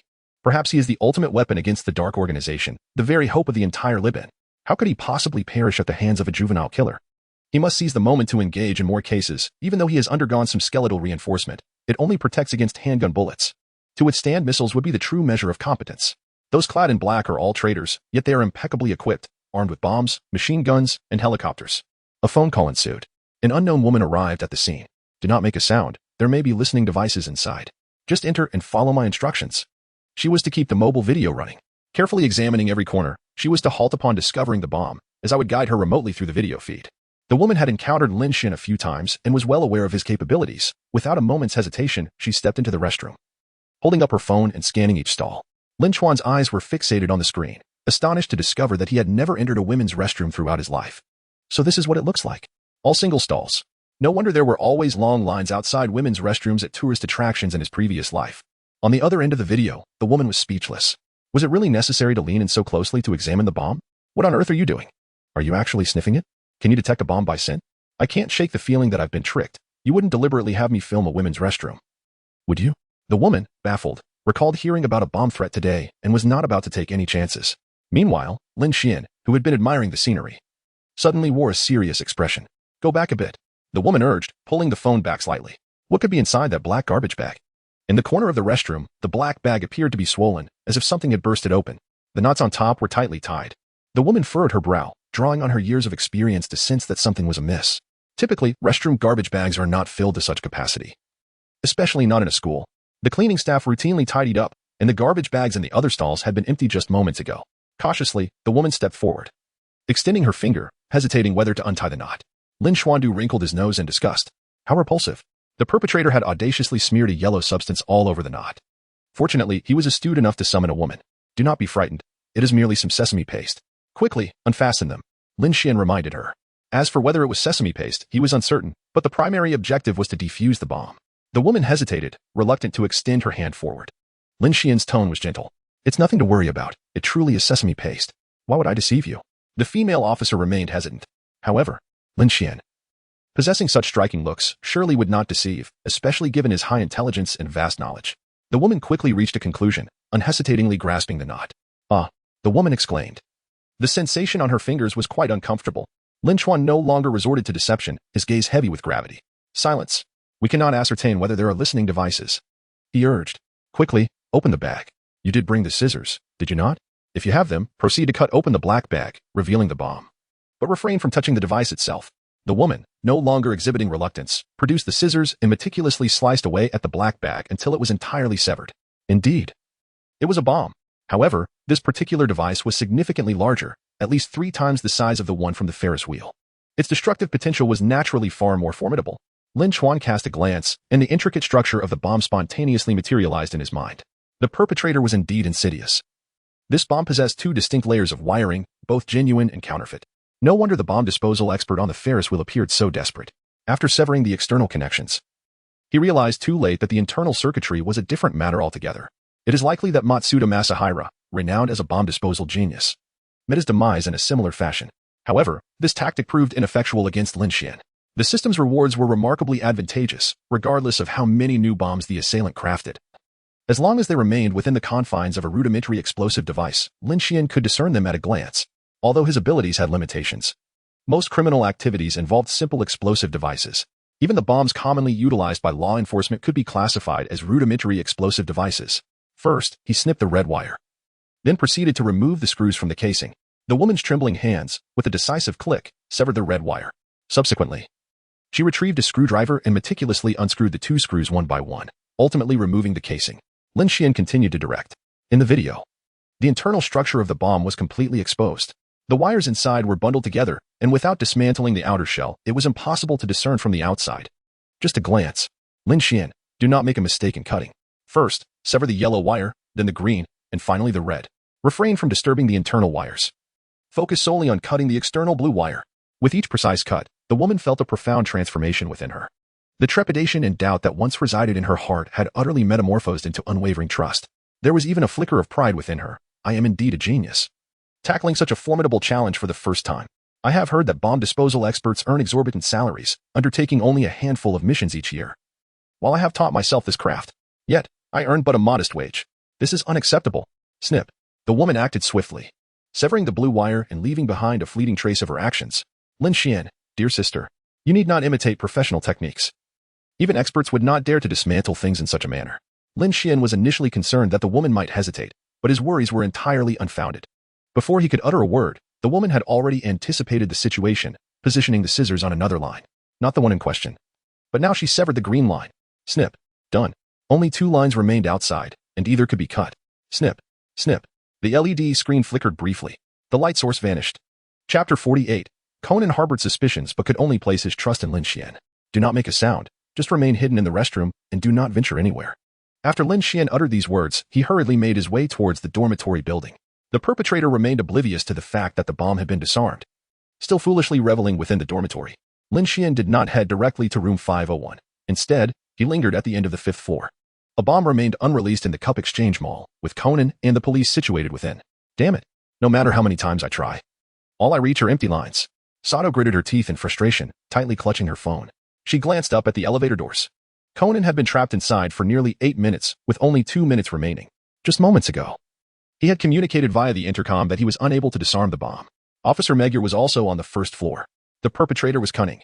Having consistently utilized empty lines, yet curiously, this time he had not initiated a call. Officer Magyar was baffled. Previously, the culprit would deliberately taunt the police. What should be done now? There were no experts in this field throughout Tokyo and Osaka. The only option was to reach out to other regions. But if even Matsuda could not decipher the situation, despite being present at the scene, could anyone else truly succeed? Sato's eyes glimmered with anguish. After waiting for a full 8 years, she found herself once again toyed with by the murderer. Officer Megur's expression was equally grim. He had long sought to avenge the humiliation of the Tokyo police, although he was not yet a captain 8 years prior. Having witnessed the deaths of several colleagues in an explosion, he had vowed to seek retribution. However, not only was capturing the culprit a distant dream, but ensuring the safe disarmament of the bomb was also in jeopardy. Alas, it seemed impossible to avenge Matsuda. Sato lowered her head deeply, leaning against the elevator door, her body succumbing to fatigue as she slowly slid down to the ground. Officer Megur placed a reassuring hand on her shoulder, feeling her tremble from anger and tears. The final 2 minutes remained. Were they truly to witness Conan perish in the explosion? Ding, ding, ding. The phone rang. Officer Megur pulled it out and furrowed his brow. It was a call from Lin Xuan? Looking around, he suddenly realized that Lin Xuan had not been by his side all this time. Only 2 minutes remained. I cannot reach Conan's line. Tell him that if he wishes to survive, he must follow my instructions. Lin Xuan, my brother? Officer Megur was utterly bewildered. Could it be that you truly understand how to disarm the bomb? But that does not seem plausible. On the other end of the line, Lin Xuan had little time to elaborate. In any case, you should first get in touch with Conan. I understand far more than you can imagine. Officer Megur's eyes brightened. Although it defied logic, when had Lin Xuan ever brought a surprise that was reasonable? An inconspicuous high school student.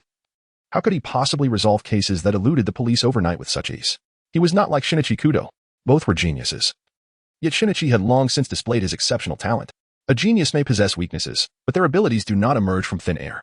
Officer Megur furrowed his brow in contemplation. At that time, they had placed Lin Xuan and Shinichi Kudou together, thereby providing a rational explanation for how a high school student could possess formidable deductive skills. This included the case at the municipal center. Lin Xuan exhibited remarkable shooting skills, which had led Officer Mumu to harbor suspicions. However, he leaned more towards the belief that Lin Xuan might be a talent secretly nurtured by some department. Officer Mumu's mustache twitched as he recalled, almost forgetting that if Lin Xuan belonged to a certain police department, it would indeed be reasonable for him to possess knowledge of bomb disposal. While Mumu questioned this possibility, he was equally filled with anticipation. He found it hard to fathom just how much Lin Xuan truly understood. Logically, it seemed implausible for Lin Xuan to be proficient in every area, yet he consistently surprised Mumu. Upon receiving a call from Lin Xuan, Sato stared blankly into the distance, gritting her teeth as Lin Xuan's face surfaced in her mind. She hoped he could once again save the Tokyo police, albeit the odds seemed slim. After all, Matsuda was the most exceptional individual she had encountered. He had just graduated and was already an expert, yet even he excelled only in bomb disposal. It was inconceivable for anyone to be perfect in every field, especially considering even he had failed. Buzzing sounds filled the air as Officer Mumu took the walkie-talkie from Sato. Can you hear me? Conan, I will place Lin Xuan's call on the walkie-talkie. He will instruct you on what to do next. Inside the elevator, Conan furrowed his brow. Lin Xuan? Humph. He must be wishing for my demise. The Tokyo police truly are naive to believe a mere high school student could substitute for a bomb disposal expert. I am a high school student myself, and I am acutely aware of the limitations that accompany such a status. Conan has never placed his faith in Lin Xuan, and for good reason. Conan has consistently been hailed as the strongest high school student, a title that has faced no challenge until now. He concedes that Lin Xuan's deductive abilities may surpass his own. However, in terms of overall capability, Lin Xuan is undoubtedly inferior. Yet, Lin Xuan exhibits a level of proficiency that is unparalleled among high school students in various domains. A truly formidable individual. If I am regarded as the strongest high school student in the realm of deduction, then he undoubtedly stands as the supreme high school student across all fields. Such a notion is simply inconceivable. Reluctantly, Conan raised the walkie-talkie, silently listening to Lin Xuan's voice on the other end. There must be bomb disposal tools left behind in the elevator, right? You know how to use a screwdriver, don't you? First, remove the outer casing of the bomb with a screwdriver. Remember, do not touch the bomb itself. It contains mercury, and any tilt could result in an explosion. Lin Xuan uttered not a single superfluous word. Each statement was a directive of practical significance. Conan, harboring a sense of skepticism, retrieved a screwdriver from his toolkit and, adhering to Lin Xuan's instructions, began to dismantle the bomb's casing. What is this? Upon removing the exterior, he was astonished to discover a bundle of wires concealed on the far right, intricately connecting various components of the device. Now that you have glimpsed the hidden wires, I shall proceed to instruct you on how to sever them, came the voice from the walkie-talkie. Lin Xuan's voice continued to resonate. Conan stood in astonishment, his mouth agape. How could he possibly know the intricacies of the bomb's construction? First, examine which part of the bomb each wire connects to, if you cannot articulate it. Then describe its appearance. In the dormitory building of Tian High School, the bomb remained unseen. Lin Xuan also did not dare to allow Conan to operate freely. On the phone, a red wire connected to a section of blue lighting. Within a minute, Conan articulated all the internal components, though he lacked professional expertise. His observational skills and ability to articulate were impeccable. Lin Xuan swiftly identified the connections of each wire, the knowledge of bomb disposal in his mind automatically analyzing the situation. All right. First, cut the outer red wire, and then proceed to sever the inner blue wire within the elevator. Lin Xuan articulated each wire. Conan hesitated, gritted his teeth, and severed the first red wire. At this juncture, apart from placing his trust in Lin Xuan, he had no other recourse. The Tokyo police were unable to locate a bomb disposal expert. Chapter 49. The killer remained silent. This is indeed a girl's dormitory. Snap. Conan squinted. No explosion occurred. However, the small light on the bomb flickered momentarily before extinguishing. The first step was successful. Gradually, Conan gained confidence and, adhering to Lin Xuan's instructions, cut the second wire, which also yielded no adverse effects. The third wire. The fourth wire. Snap. When the final wire was severed, the elevator remained as tranquil as ever. Conan exhaled deeply in relief, yet he was even more curious about how Lin Xuan had acquired such knowledge. Just as he was about to speak, Lin Xuan had already hung up the phone. Was it successful? Outside the elevator, Officer Muger inquired with a hint of confusion. Through the intercom, Conan's voice resonated, tinged with resignation. He was indeed correct. The bomb had been disarmed. Officer Muger restrained his joy with great effort. How many surprises does Lin Xuan still hold that we remain unaware of? Not only is he adept at bomb disposal, but he also possesses remarkable marksmanship. Undoubtedly a prodigy secretly cultivated by a police department. Perhaps akin to Toru Amuro? He is indeed a versatile genius trained by the police, skilled in bomb defusal, possessing exceptional shooting abilities and deductive reasoning. Officer Magyar instinctively recalled Toru Amuro, who is recognized as a genius within the precinct. As a prodigy, his identity is quite extraordinary. Although he belongs to the police department, he is not subjected to the control of any particular division. In terms of rank, the young Amuro, barely in his 20s, surpasses even Officer Magyar by a considerable margin. The Search Division, a specialized department where the investigators possess the authority to directly mobilize local police forces. Could it be that Lin Xuan emerged from this division? His capabilities certainly suggested. How foolish of me to regard him as merely a high school student. I should have been paying my respects to him. No wonder every time I invited him to join the Tokyo police, he consistently declined. It turns out his status is far superior to mine. Officer Magyar has unraveled Lin Xuan's identity. He must belong to this department, which explains why his police background remains elusive. Each member of the Special Investigation Unit is enveloped in the highest level of confidentiality. Officer Magyar is aware of Toru Amuro due to his considerable involvement with the Tokyo police. He has frequently intervened in their operations, rendering his identity quite apparent. Officer Magyar has completely resigned himself to the truth. Meanwhile, Sato Mawako ignited with fervent determination. No, we must recruit this individual into the Tokyo Metropolitan Police. Such a multifaceted genius is a rarity even over a century in Tokyo. If we do not seize him, other police departments will undoubtedly vie for Lin Xuan. It seems I must learn to apply makeup tonight. In the elevator, Conan, while awaiting rescue, pondered deeply. Why does a mere high school student possess expertise in firearms and bomb disposal? The only plausible explanation is that he belongs to some organization. Particularly that organization. Everyone affiliated with it is proficient in explosives and weaponry, their intelligence surpassing the average. This aligns perfectly with Lin Xuan's capabilities. But why does Shiho show no reaction towards him? Is it perhaps due to his elevated status, beyond her reach? Shiho has mentioned that as a member of the management, she has encountered most members of the organization, save for those of a higher rank. A sense of dread began to swell within Conan. He resolved to reassess Lin Xuan. A sudden series of sharp sounds interrupted his thoughts. Ding, ding, ding. The killer's phone in the elevator illuminated, displaying a string of virtual numbers. I never expected this little brat to have disarmed the bomb. This is the first time my bomb has been defused, and by a child no less. By convention. I should inform you of the location of the third bomb. Exit. The answer lies within. Wait. The voice on the other end abruptly ceased. Conan furrowed his brow in confusion, unable to voice his inquiries before the call was disconnected. Exit. Exit. Conan recited the English word. Exit signifies outlet. Could the killer be indicating that the bomb is at the shopping mall's exit? No, the killer would not place the bomb so close. If the police do not enter the mall, the killer's plan would be thwarted. What else could exit imply? At tea in high school. The killer's throat constricted in dread as he gazed anxiously at the door, frantically adjusting the phone's volume to the lowest setting. Just moments ago, footsteps had paused at the entrance. The killer, on the brink of collapse, wondered who could be at the door. When would they leave? Surely they wouldn't push the door open, would they? Perhaps a student is merely registering their door number? Surely they wouldn't come in, as they had tea before. Bang. The door was kicked open, revealing Lin Xuan, who regarded the killer with a playful glint in his eye. Surprise. The killer stood frozen, bewildered as he recognized the high school student associated with the police. How could he be here? Has he already uncovered my identity as the killer? Impossible. That group of officers has failed to apprehend me for 8 years. How could a mere high school student discern my true identity? The killer's expression steadied as he concealed the remote control within his grasp, donning a facade of congeniality. I am the new dormitory supervisor, conducting a hygiene inspection. Did you not participate in the exam? He turned the tables, taking the initiative. Lin Xuan smiled and decided not to expose him just yet. I forgot that I left something in the dormitory. Please wait a moment. I will retrieve it and then take my leave. Lin Xuan entered the dormitory and approached the bed adjacent to the perpetrator, turning around to rummage through belongings. He inadvertently shoved the assailant away from the window.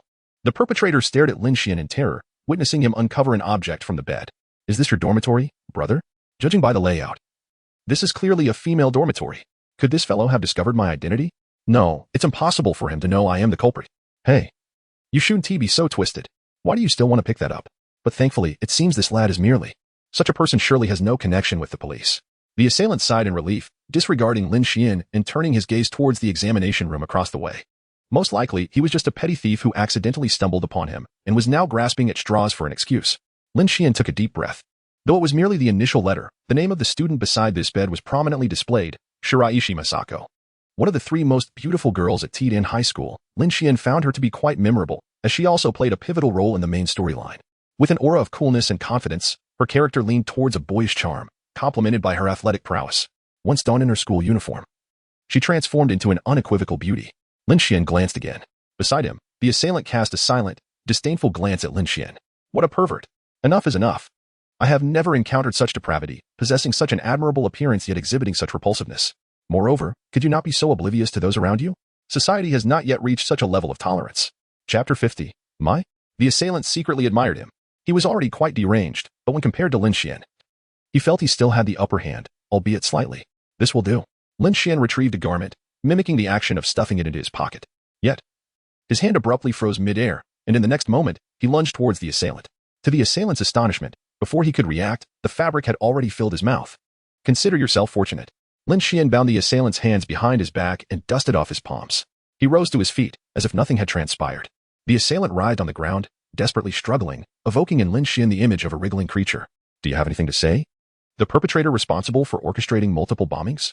Lin Xuan gazed at him with indifference, harboring a profound aversion towards such a murderer. While lust is an inherent trait of humanity, passed down from our ancestors, the act of taking a life is not. A flicker of terror crossed the killer's panicked eyes. How could this be? When did I reveal myself? Was he not merely a thief in clothing? How could someone of his ilk possibly be a constable? He appeared to be nothing more than a high school student. Lin Xuan disregarded his inner voice, bending down to retrieve the remote control from the ground. What purpose does this device serve? What will transpire if I press it? A flicker of hope surged within the killer's terrified eyes. Press it, regardless of your identity. Once you press that remote, you will become a murderer. Yes, it is that very button. With his thumb poised above the button, feeling the killer's eager gaze, Lin Xuan smiled faintly. Applying gentle pressure, his thumb descended, and the red button sank inwards. The hope in the killer's eyes erupted suddenly, reaching its zenith. Haha. You foolish little brat, you're finished. Boom. Let it explode. Reduce the entire examination room to rubble. However, after a few seconds of anticipation, he heard nothing but silence. What? Could it be that my ears are deceiving me? It is impossible for anyone to know the location of that bomb. That bomb is destined to explode. Lin Xuan, indifferent to him, casually hurled the remote control at the face of the assailant. Did he truly expect the bomb in the restroom to detonate? I have already disarmed both of your explosives. Next time, I suggest you select a more challenging bomb, for this one presented no difficulty at all. Terror filled the eyes of the assailant. No, it cannot be. Even the most skilled bomb disposal experts have faltered. How could a mere high school student? The most challenging aspect of my bomb is not the false wires, but the interlocking circuits. One must not only dismantle numerous genuine and fake wires, but the sequence must be flawless. It is akin to discovering the singular order within a specific arrangement. The assailant shook his head frantically. He could not fathom how a high school student could successfully disarm a bomb. It must be mere coincidence. Surely it is coincidence. No, that cannot be. Aside from their different colors, both bombs share the same design. He cannot possibly have succeeded with both. He must be a bomb disposal genius hired by the police. How terrifying. Yet I previously investigated Quan Libin and found no bomb disposal expert capable of such success. The assailant glared at Lin Xuan with a gaze filled with hatred. His pupils tinged with crimson. The bomb he took pride in had been effortlessly neutralized by a high school student, his pride thoroughly trampled. Meanwhile, Lin Xuan wore an expression of confidence. Soon, the assailant recognized another blind spot. How did he ascertain the bomb's location? This was even more improbable. I did mention the bomb was located within the word exit, yet the average person would never conceive that 11 forms letters indicating the school's position on the map. Moreover, I calculated the time precisely. Even if they deciphered the bomb's location, they would not arrive in time. Exit? Such a misleading term. Most people would likely associate it directly with its literal meaning, passage. No one would think of letters. Lin Xuan nodded. Excellent. Once Mumu arrives, a reasonable explanation can be provided. Let us proceed. Lin Xuan forcefully yanked the assailant up from the ground. In the examination room, Youzi pressed her head down, her eyes darting around. What should she do? The time to submit the paper was fast approaching, yet she had only written 2 characters. Is Stalan still not finished? How frustrating. Is there anyone who could lend me answers to copy? Otherwise, I might end up with another 0 this time. Is there an invigilator outside? Spotting a figure flash by the window, Yuanzi quickly lowered her head, though her peripheral vision scanned the outside. Until a senior? Upon recognizing the visitor, Yuanzi was both startled and elated. Lin Xuan had come. It had been a long time since he attended school. He had long ago suspended his studies due to tuition issues, only coming back for exams. Yet today, he had taken leave from his teachers. Yuanzi had recently learned that other girls in school hardly knew Lin Xuan, except for Xiaolan. Xiaolan had known the senior for a long time and had quietly supported him. An orphan without parents. Senior, you need not endure hardship any longer, for your Yuanzi has arrived. Meanwhile, other girls also caught sight of the handsome figure outside. Who is that? So handsome. Is he from our school? His looks rival Kudou Shinichi. I remember him. He is a senior from the first year. Well, why do all the handsome boys in our school not attend classes? Kudou Shinichi is the same. The girls chattered excitedly until someone noticed that a bound individual was trailing behind Lin Xuan. Who is that person? Why are they tied up? Could the senior be a criminal? Has he already jeopardized someone's safety? Don't you keep up with the gossip? This individual has recently assisted the police in solving numerous cases. His reputation is swiftly approaching that of Kudou Shinichi. So, the senior has come to school to apprehend a criminal? That makes him even more attractive. Chapter 51. Judy's admiration is that our senior? The expression of the person behind him was one of panic, yet despite being bound, they showed no inclination to call for help, indicating their fear of being discovered. Judy watched the scene outside with great interest. He displayed remarkable courage. Clap, clap, clap. Judy applauded, silencing the room. Only 10 minutes remain.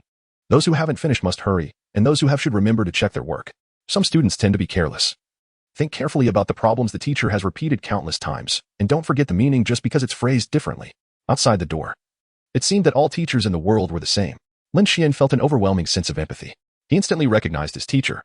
As one of the most beloved figures among the Conan series, her capability profile emerged before him. Overall strength, mastery. Intelligence, 198. Combat prowess, 325. Skills, proficient in marksmanship. Adept in combat, skilled in deduction, possessing exceptional insight. Additional notes, expert in firearms, with an intimate understanding of weaponry, an extraordinarily high rate of blind shooting. And rapid draw speed. Level of danger, high. Lin Xuan's gaze became more serious.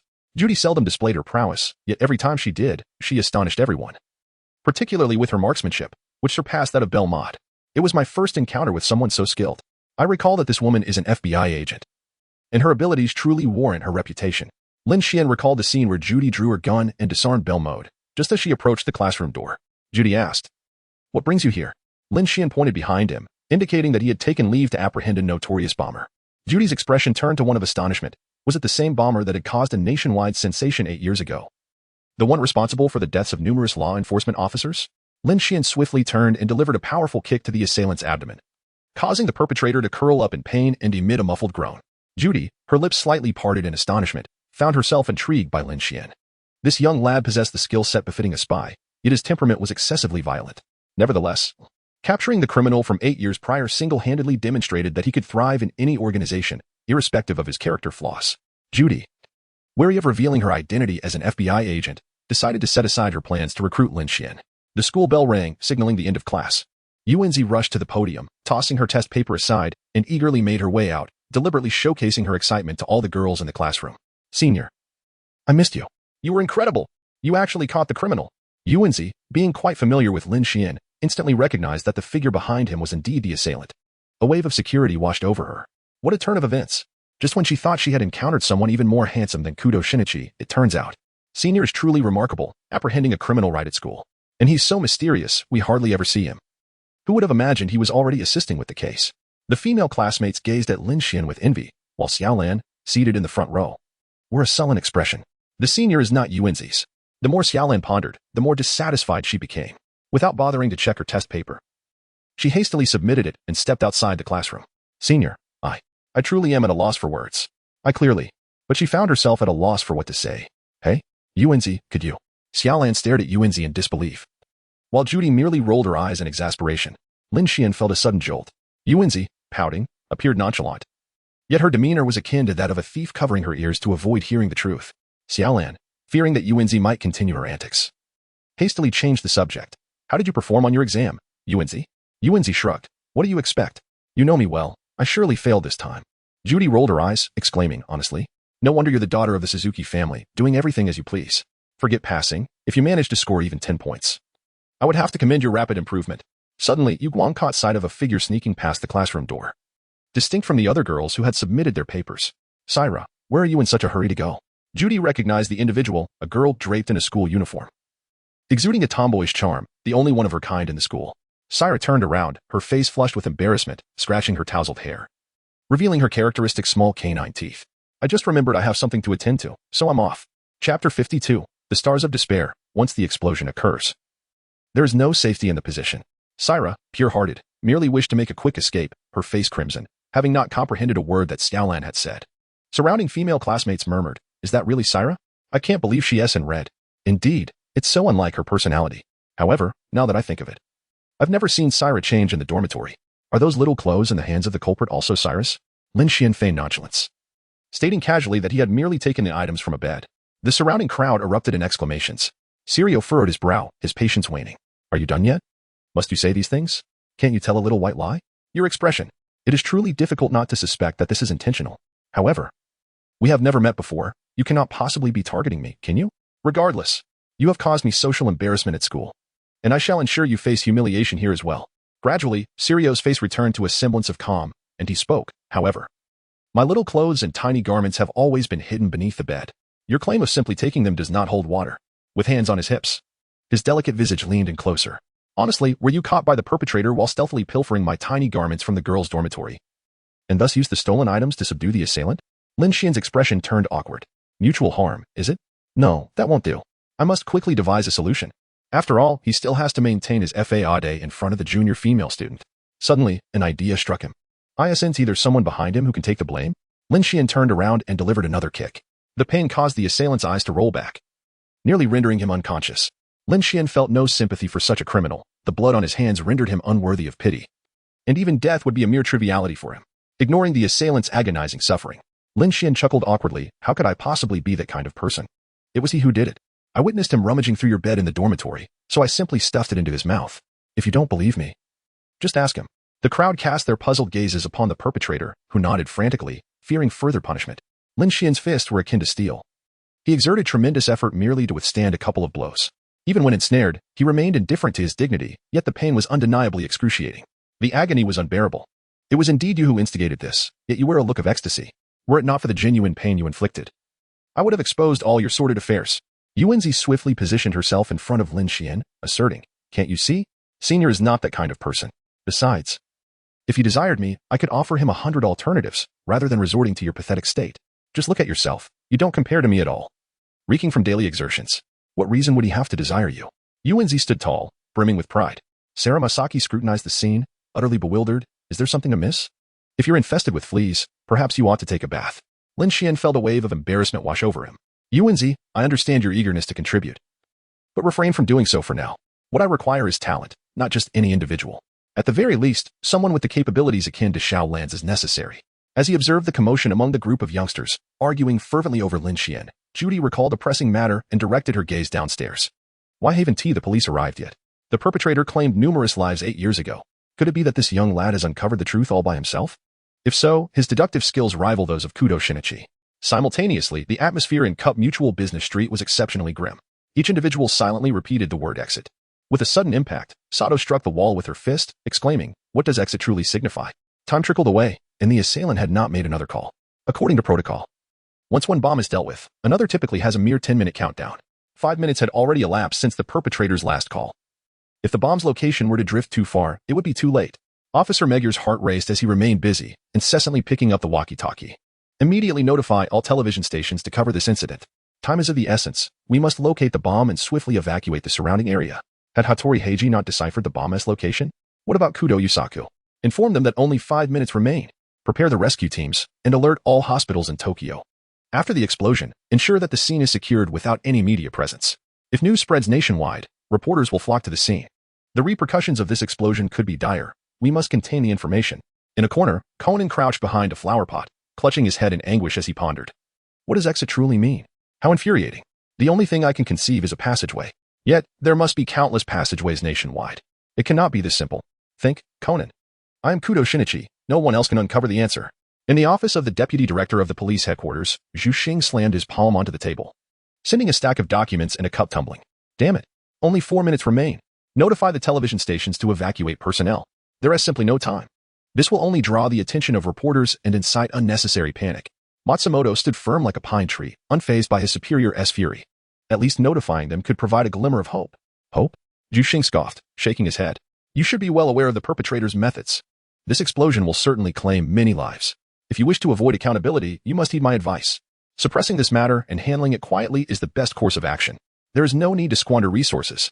Matsumoto's brow furrowed as he opened his mouth but ultimately refrained from voicing his true thoughts. Is the power truly in your hands? Have you forgotten the recent explosion at the municipal building? How many police resources and medical aid did you deploy then? Your grandson is trapped in a game world. The police can do nothing. That would be the real waste. Matsumoto felt a wave of nausea, yet it was futile. There were plenty willing to serve Zhu Xing. He turned to leave, preparing to relay orders, but he hoped others would step forward. Kudou Shinichi, Hattori Heiji, only you can save those people. Behind him. Zhu Xing paced the office, frustration boiling within him. These fools. 8 years. I have been the deputy director because of those cases. If something goes wrong this time, I may lose my position. Many desire to see me fall. If I do, my fate will be grim. I must bury this incident, but with something of this magnitude. Can it truly remain under wraps? His gaze swept across the office, filled with nostalgia. Let alone capturing the culprit, if I could even find the bomb's location. I would owe it to my ancestors. Chapter 53. I am dazed. This villain is utterly despicable. Matsuda was even murdered by him. Matsuda was my idol. I never imagined he would perish at the hands of such a wretch. Senior Lin Xuan is truly remarkable. This assailant is someone even the police cannot handle. The surrounding female classmates, upon hearing the unfolding tale, were enveloped in astonishment. Lin Xuan scratched his head, unabashedly taking all the credit. I nearly exhausted myself to catch this murderer. The female classmates were all fervently supportive. Meanwhile, Shiraishi Masako rolled her eyes so dramatically it seemed they might reach the heavens. Brother, do you lack hands? And what about that look in your eyes? Did they hide millions of yen? Moreover, you were about to faint.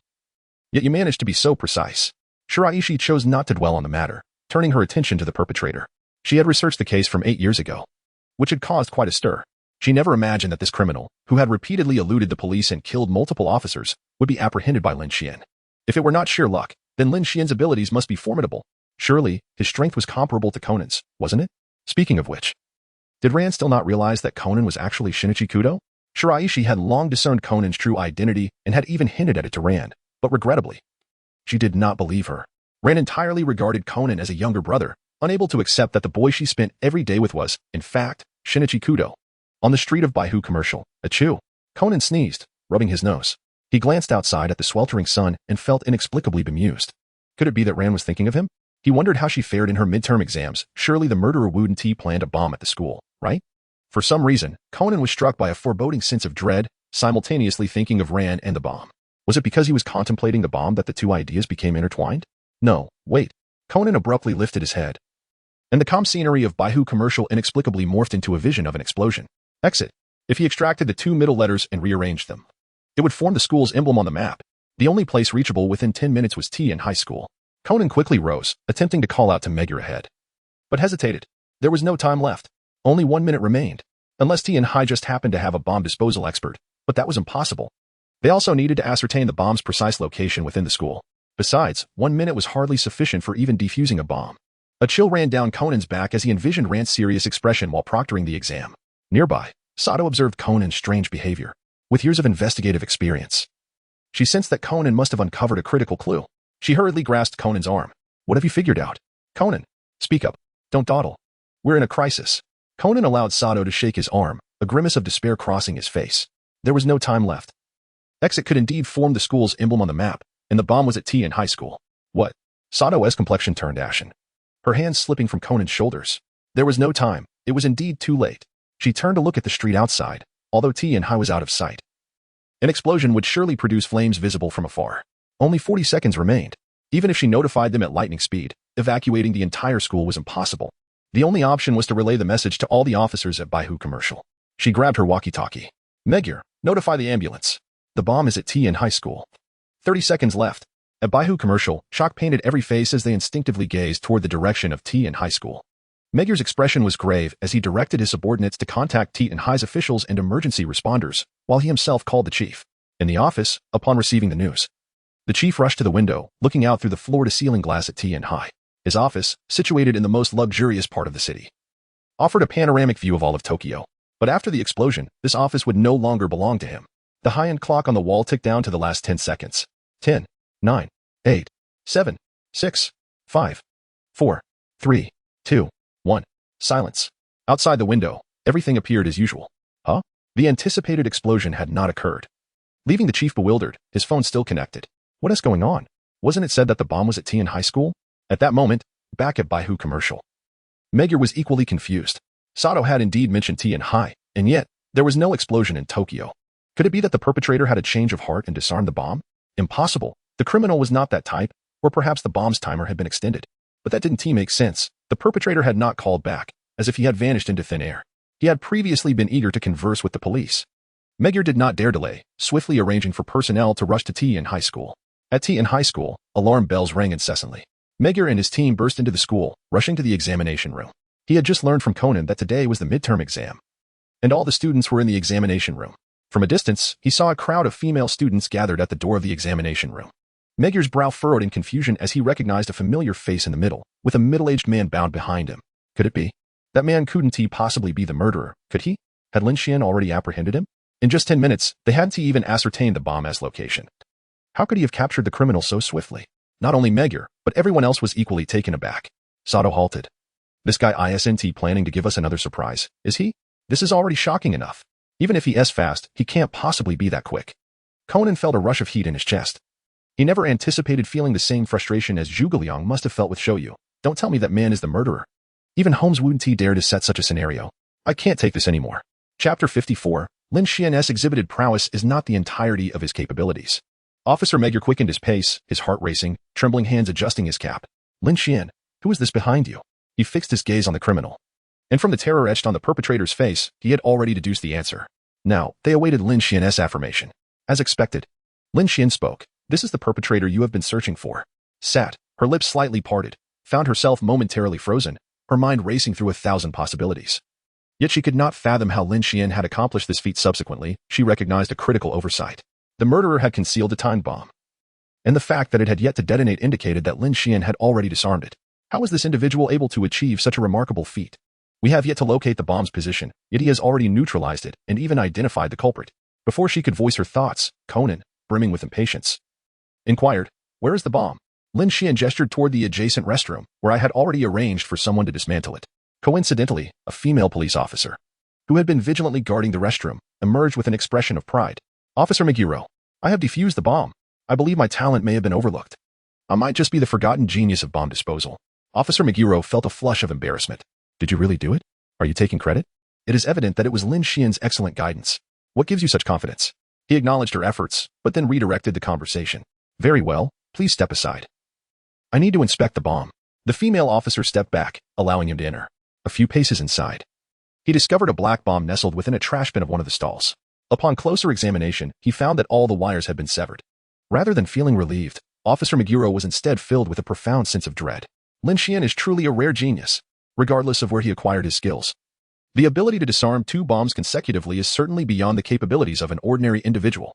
That rascal Matsuda has yet to manage even a single one. This cannot stand. I must promptly report this to the higher authorities, the Tokyo Management Office. Matsumoto's anxious gaze drifted outside as he felt his heart race when the clock on the wall ticked down to the final second. But what is happening? Matsumoto furrowed his brow in disbelief, peering intently in the direction of Tian High School. If memory serves, Officer Muro had just mentioned Tian High School. But why is it so eerily quiet? The entirety of Tokyo remains uncharacteristically silent. Could it be that the bomb has been neutralized? No. There are no bomb disposal experts left in Tokyo. Does that mean the perpetrator did not detonate the bomb? Even less likely. The culprit would surely want the bomb to explode right in front of the police. What on earth is going on? I need to call Officer Muro. Beep, beep, beep. Matsumoto pulled out his phone, preparing to reach Officer Muro, but the call could not connect. At that moment, Officer Muro's phone rang at the police headquarters located in the bustling heart of Tokyo. The elderly Zhu Xing slumped on the sofa, cherishing the present moment. That was close. He almost lost his position as police chief. But what is truly happening? It is hard to fathom that the perpetrator would not detonate the bomb. This is no dream. I must understand what is happening, for I fear the culprit may be devising another scheme. Zhu Xing mustered the strength to rise from the sofa to preserve his position. He had to remain cautious. Just then, the phone on the table rang. Zhu Xing answered, ready to inquire why the bomb had not exploded. When Officer Muro's voice came through, "Officer Zhu Xing, we have apprehended the perpetrator from 8 years ago. This time, all the bombs he planted have been disarmed." Huh? The unexpected news overwhelmed Zhu Xing, leaving him unsure where to begin processing the shock.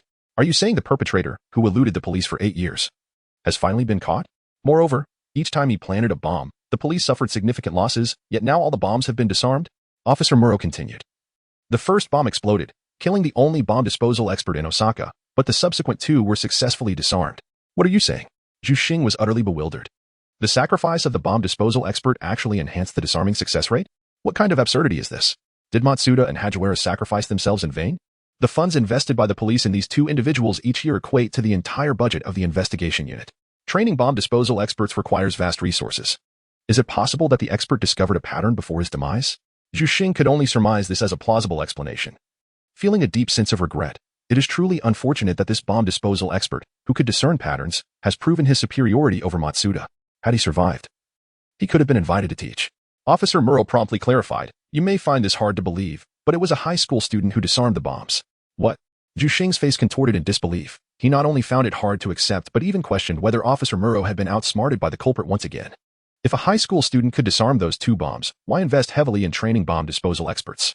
Moreover, executing such disarming tasks typically requires at least 3 years of training, unless that high school student had been groomed from a young age. But who would train a child in bomb disposal? Are you certain you have captured the true culprit? Is there any chance this could be false? The perpetrator from 8 years ago was exceedingly cunning. Zhu Xing's features were laden with skepticism. It was no wonder he doubted the claim, as he had witnessed the brutality and cunning of the perpetrator firsthand during the explosion incident 8 years prior. Time and again, the culprit had successfully escaped from beneath the police's noses. The impact of that case weighed heavily on him, as the Tokyo police had lost 2 promising young bomb disposal prodigies. Were it not for the capital, the subsidies the Tokyo police received annually would have been significantly reduced. Zhu Xing had remained in the deputy director's position, like his colleagues, forever deprived of advancement opportunities. On the other end of the line, Officer Muro had anticipated Zhu Xing's reaction and remained patient. What I say is true. You are acquainted with that high school student. He is the one who saved your grandson at the city hall. Zhu Xing's pupils dilated in surprise. It is that young man. At the city hall. He had held high hopes for this lad. Even in the realm of games, his marksmanship was far beyond the ordinary. Among those he knew, his shooting skills were seldom matched. Suddenly, the name Amuro Toru sprang to mind. Although Amuro Toru was also a police officer, he had undergone rigorous training as a special agent from a young age, evolving into a perfect machine. Lin Xian's demeanor was quite carefree, seemingly at odds with the exceptional marksmanship he possessed, rivaling that of Ansett. On the day at the municipal building, Zhu Xing had contemplated the idea of recruiting Lin Xian. However, burdened with numerous responsibilities, that thought lingered in his mind until it was forgotten. It turned out that this young man was indeed remarkable. It appears that the extraordinary shooting skills I witnessed that day were merely a fraction of his capabilities. Chapter 55. Affiliated with a certain organization? The astonishing youth in the midst of his astonishment, Zhu Xing began to harbor some doubts. It was evident that Lin Xian must be affiliated with some organization, as the precision of his shooting was not something an ordinary individual could possess. At his age, he must have undergone extensive specialized training. Furthermore, it would stand to reason that possessing such elite marksmanship would preclude him from simultaneously mastering bomb disposal techniques. I know many brilliant individuals who, despite their multifaceted skills, could never hope to possess bomb disposal expertise. Take Amuro Toru, for instance. He is the pride of the Tokyo police force as an agent. Yet even he lacks the bomb disposal finesse of Matsuda. Zhu Xing sighed, fully aware of the rarity of bomb disposal experts. Even the most elite agents in Tokyo tend to underestimate their own capabilities. Sitting back in his chair, he picked up the phone once more. Was it possible that Lin Xian had used alternative methods to disarm the bombs? You must understand the implications if Lin Xian's bomb disposal skills truly reached such heights for Tokyo, and indeed for all of Japan. You should also know how much the police spent to cultivate talents like Matsuda and Hagiwara, both of whom were coveted by numerous organizations. If Lin Xian truly managed to disarm 2 bombs independently, his bomb disposal prowess would surely surpass that of Matsuda.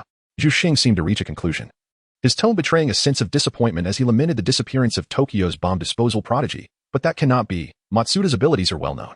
If he failed, then I suspect there is more to Lin Xian's bomb disposal story, such as whether he might have disarmed the bombs through the killer's guidance. It is quite possible that after capturing the perpetrator, he coerced him into revealing the bomb's construction. He must have apprehended the culprit before you did. And you are unaware of whether bomb disposal is connected to the assailant, are you? Silence. On the other end of the line, Officer Mugir, who had initially sounded surprised, fell utterly silent. Zhu Xing shook his head in disappointment, further validating his internal conclusion. The bombs were not disarmed by Lin Xian, but rather the bomb's construction was divulged under duress from the culprit. To be frank, I am not surprised. Bomb disposal is an exceedingly intricate task, or else those who perform it would not be referred to as experts. For a mere youth to possess marksmanship that far exceeds that of ordinary individuals is already impressive, let alone having knowledge of bomb disposal. However, His ability to independently identify the assailant is indeed formidable for someone of his age. Talents such as these are rare, Officer Mugir. With a tinge of disappointment, Zhu Xing reassessed the situation. Even if bomb disposal was tangential to Lin Xuan, it did not diminish his capabilities. On the contrary, capturing the culprit already positioned him ahead of the myriad of detectives in Tokyo. For 8 long years, the perpetrator had been toying with the Tokyo police, and countless individuals sought to apprehend him: Sato, Mugir Juzan, Matsumoto Kiyoshi, and even he, a police inspector. Even without disarming the bombs, merely capturing the assailant would be a groundbreaking achievement. I have other matters to attend to over the next few days. Once I am finished, I shall personally meet him. You all should endeavor to recruit him. Do not allow him to be snatched away by others. I would rather not hear of him being seen at another police station in a few days. Zhu Xing was reluctant to relinquish such a promising talent. However, the sheer volume of tasks he had to manage weighed heavily on him as he glanced at the stack of documents awaiting his approval on the desk. At tea in high school, after hanging up the phone, Officer Mugir stood rooted to the spot for a full minute, ultimately breaking into a rueful smile. Indeed, Lin Xiantai excels at surprising others, to the extent that he overlooks reality. Lin Xian was an ordinary individual. How could he possibly possess knowledge of bomb disposal? If bombs could be disarmed so easily, why would the entire police force invest substantial resources in training bomb disposal experts? Officer Mumu gazed at Lin Xian in the corridor, wishing he truly understood the complexities of the task at hand. His marksmanship was commendable, yet proficient marksmen were not in short supply. Bomb disposal expertise, however, was exceedingly rare. Marksmanship merely required relentless practice in aiming and shooting. Ding! Congratulations to the host for solving the series of bombings. You have obtained Rapid Recovery. Rapid Recovery, Beginner Level. The host's skin and bones, upon sustaining damage, can be swiftly repaired within a short period. A voice resonated within Lin Xian's mind, causing him to shudder with a sudden surge of vitality. Rapid recovery? At last, it was the reward for his physical enhancement.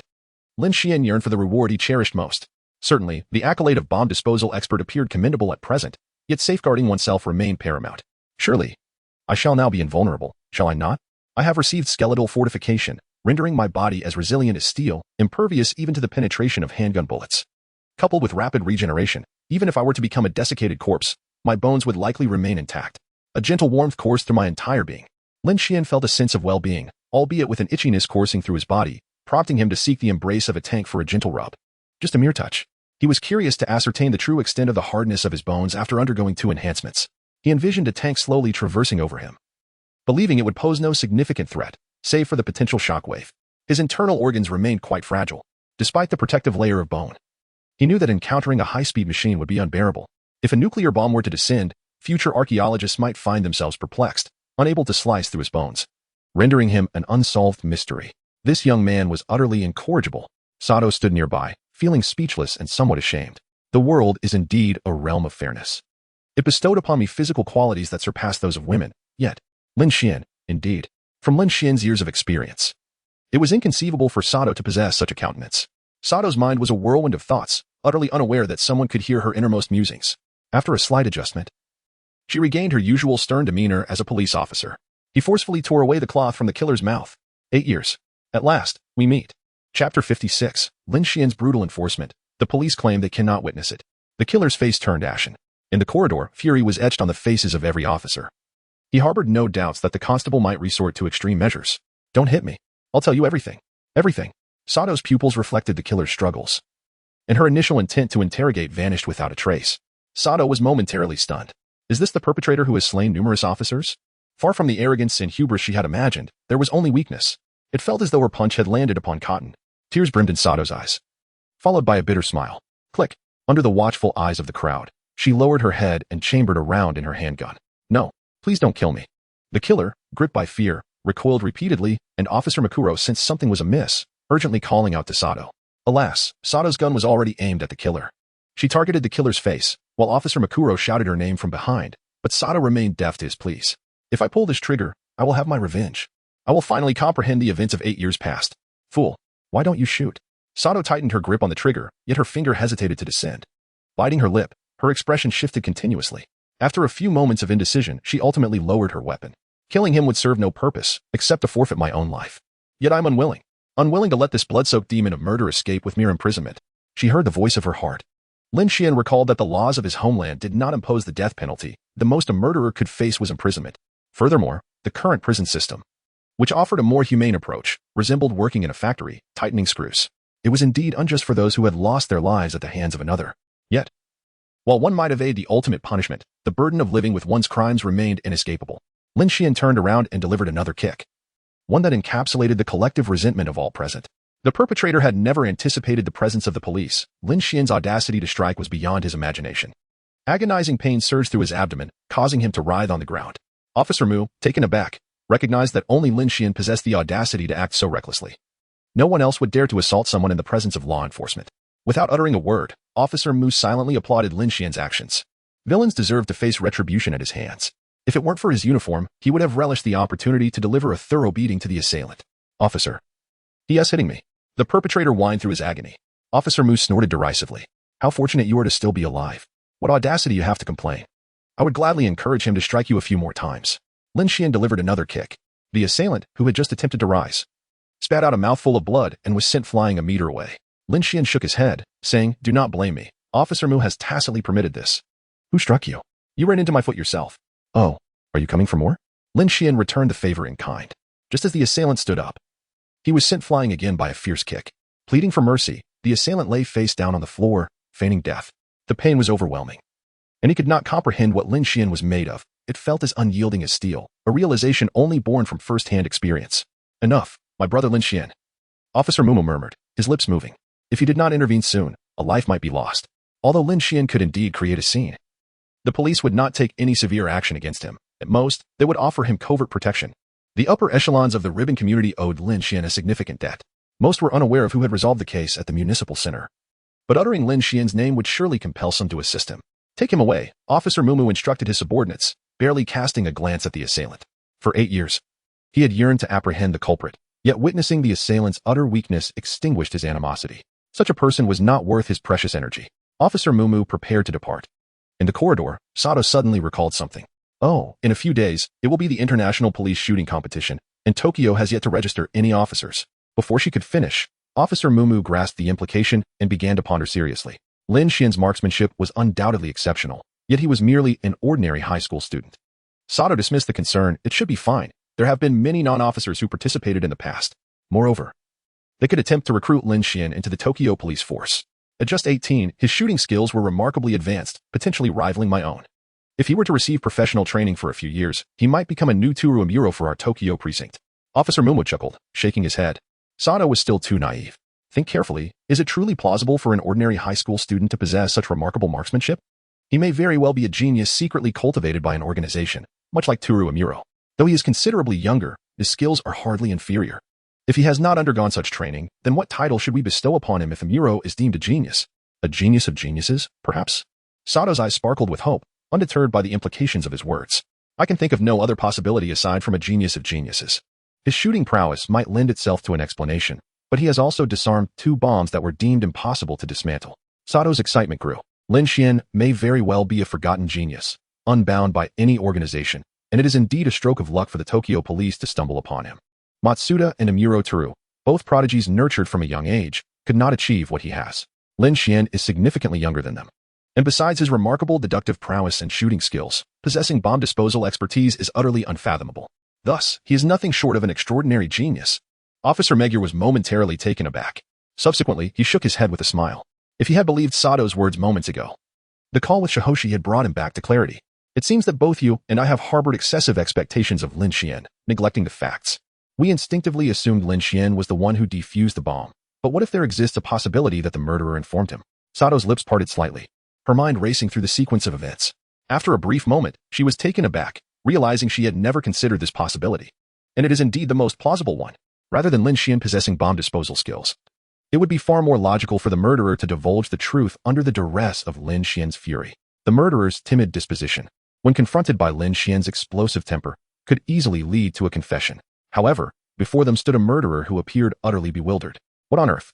So the police are unaware? In other words, the notorious outlaw with a flawless record has been taken down by a high school student? What a remarkable matchmaking system. Am I right? I was merely 1 kill away from a pinnacle, only to be bested by some random rookie who emerged from nowhere? Ha ha ha. The murderer suddenly burst into laughter, a wave of desolation washing over him, as he felt the world around him become increasingly alien. With head held high, he resolved to face his fate with composure. If this is destiny, then I am willing to embrace death. Chapter 57. Urgent. Have K come to Tokyo at once. Smack. Sato delivered a sharp slap to his face. Dare you laugh again? Be honest with me. Don't push me to the point of shooting you. Her decisive action abruptly shattered the murderer's fantasies. The murderer shrank back, suddenly subdued and cautious. I refuse to accept this. That high school student was merely lucky. He just happened to run into me while I was stealing clothes. Otherwise, my plan would never have failed. A look of confusion spread across Sato's face. Stealing clothes? Lin Xuan, is he that kind of person? However, it seems he is. Officer Mu tugged at the corner of his mouth. He truly believed that Lin Xuan was not that sort of individual, although he occasionally exhibited crudeness. It was improbable that he would resort to stealing trivial clothing from the dormitory, especially in the face of significant moral dilemmas. Not far away, Lin Xuan listened attentively. What a predicament! He felt compelled to clarify the situation. Several young ladies nearby were listening, and any misunderstanding would not bode well. The onlooker, Siryu Misumi, wore an expression of exasperation. Indeed, it was you. From the very beginning, I harbored my suspicions. You stole my little garment and now seek to wrongfully accuse another. I eagerly await your explanation. Lin Xuan longed to explain, but upon reflection, he decided against it. Explanation seemed futile. Being misunderstood was the fate of the strong. In the distance, the perpetrator wore a pitiful expression, unaware of the absurd fortune that led him to infiltrate the girls' dormitory, coincidentally when Lin Xuan's bomb malfunctioned.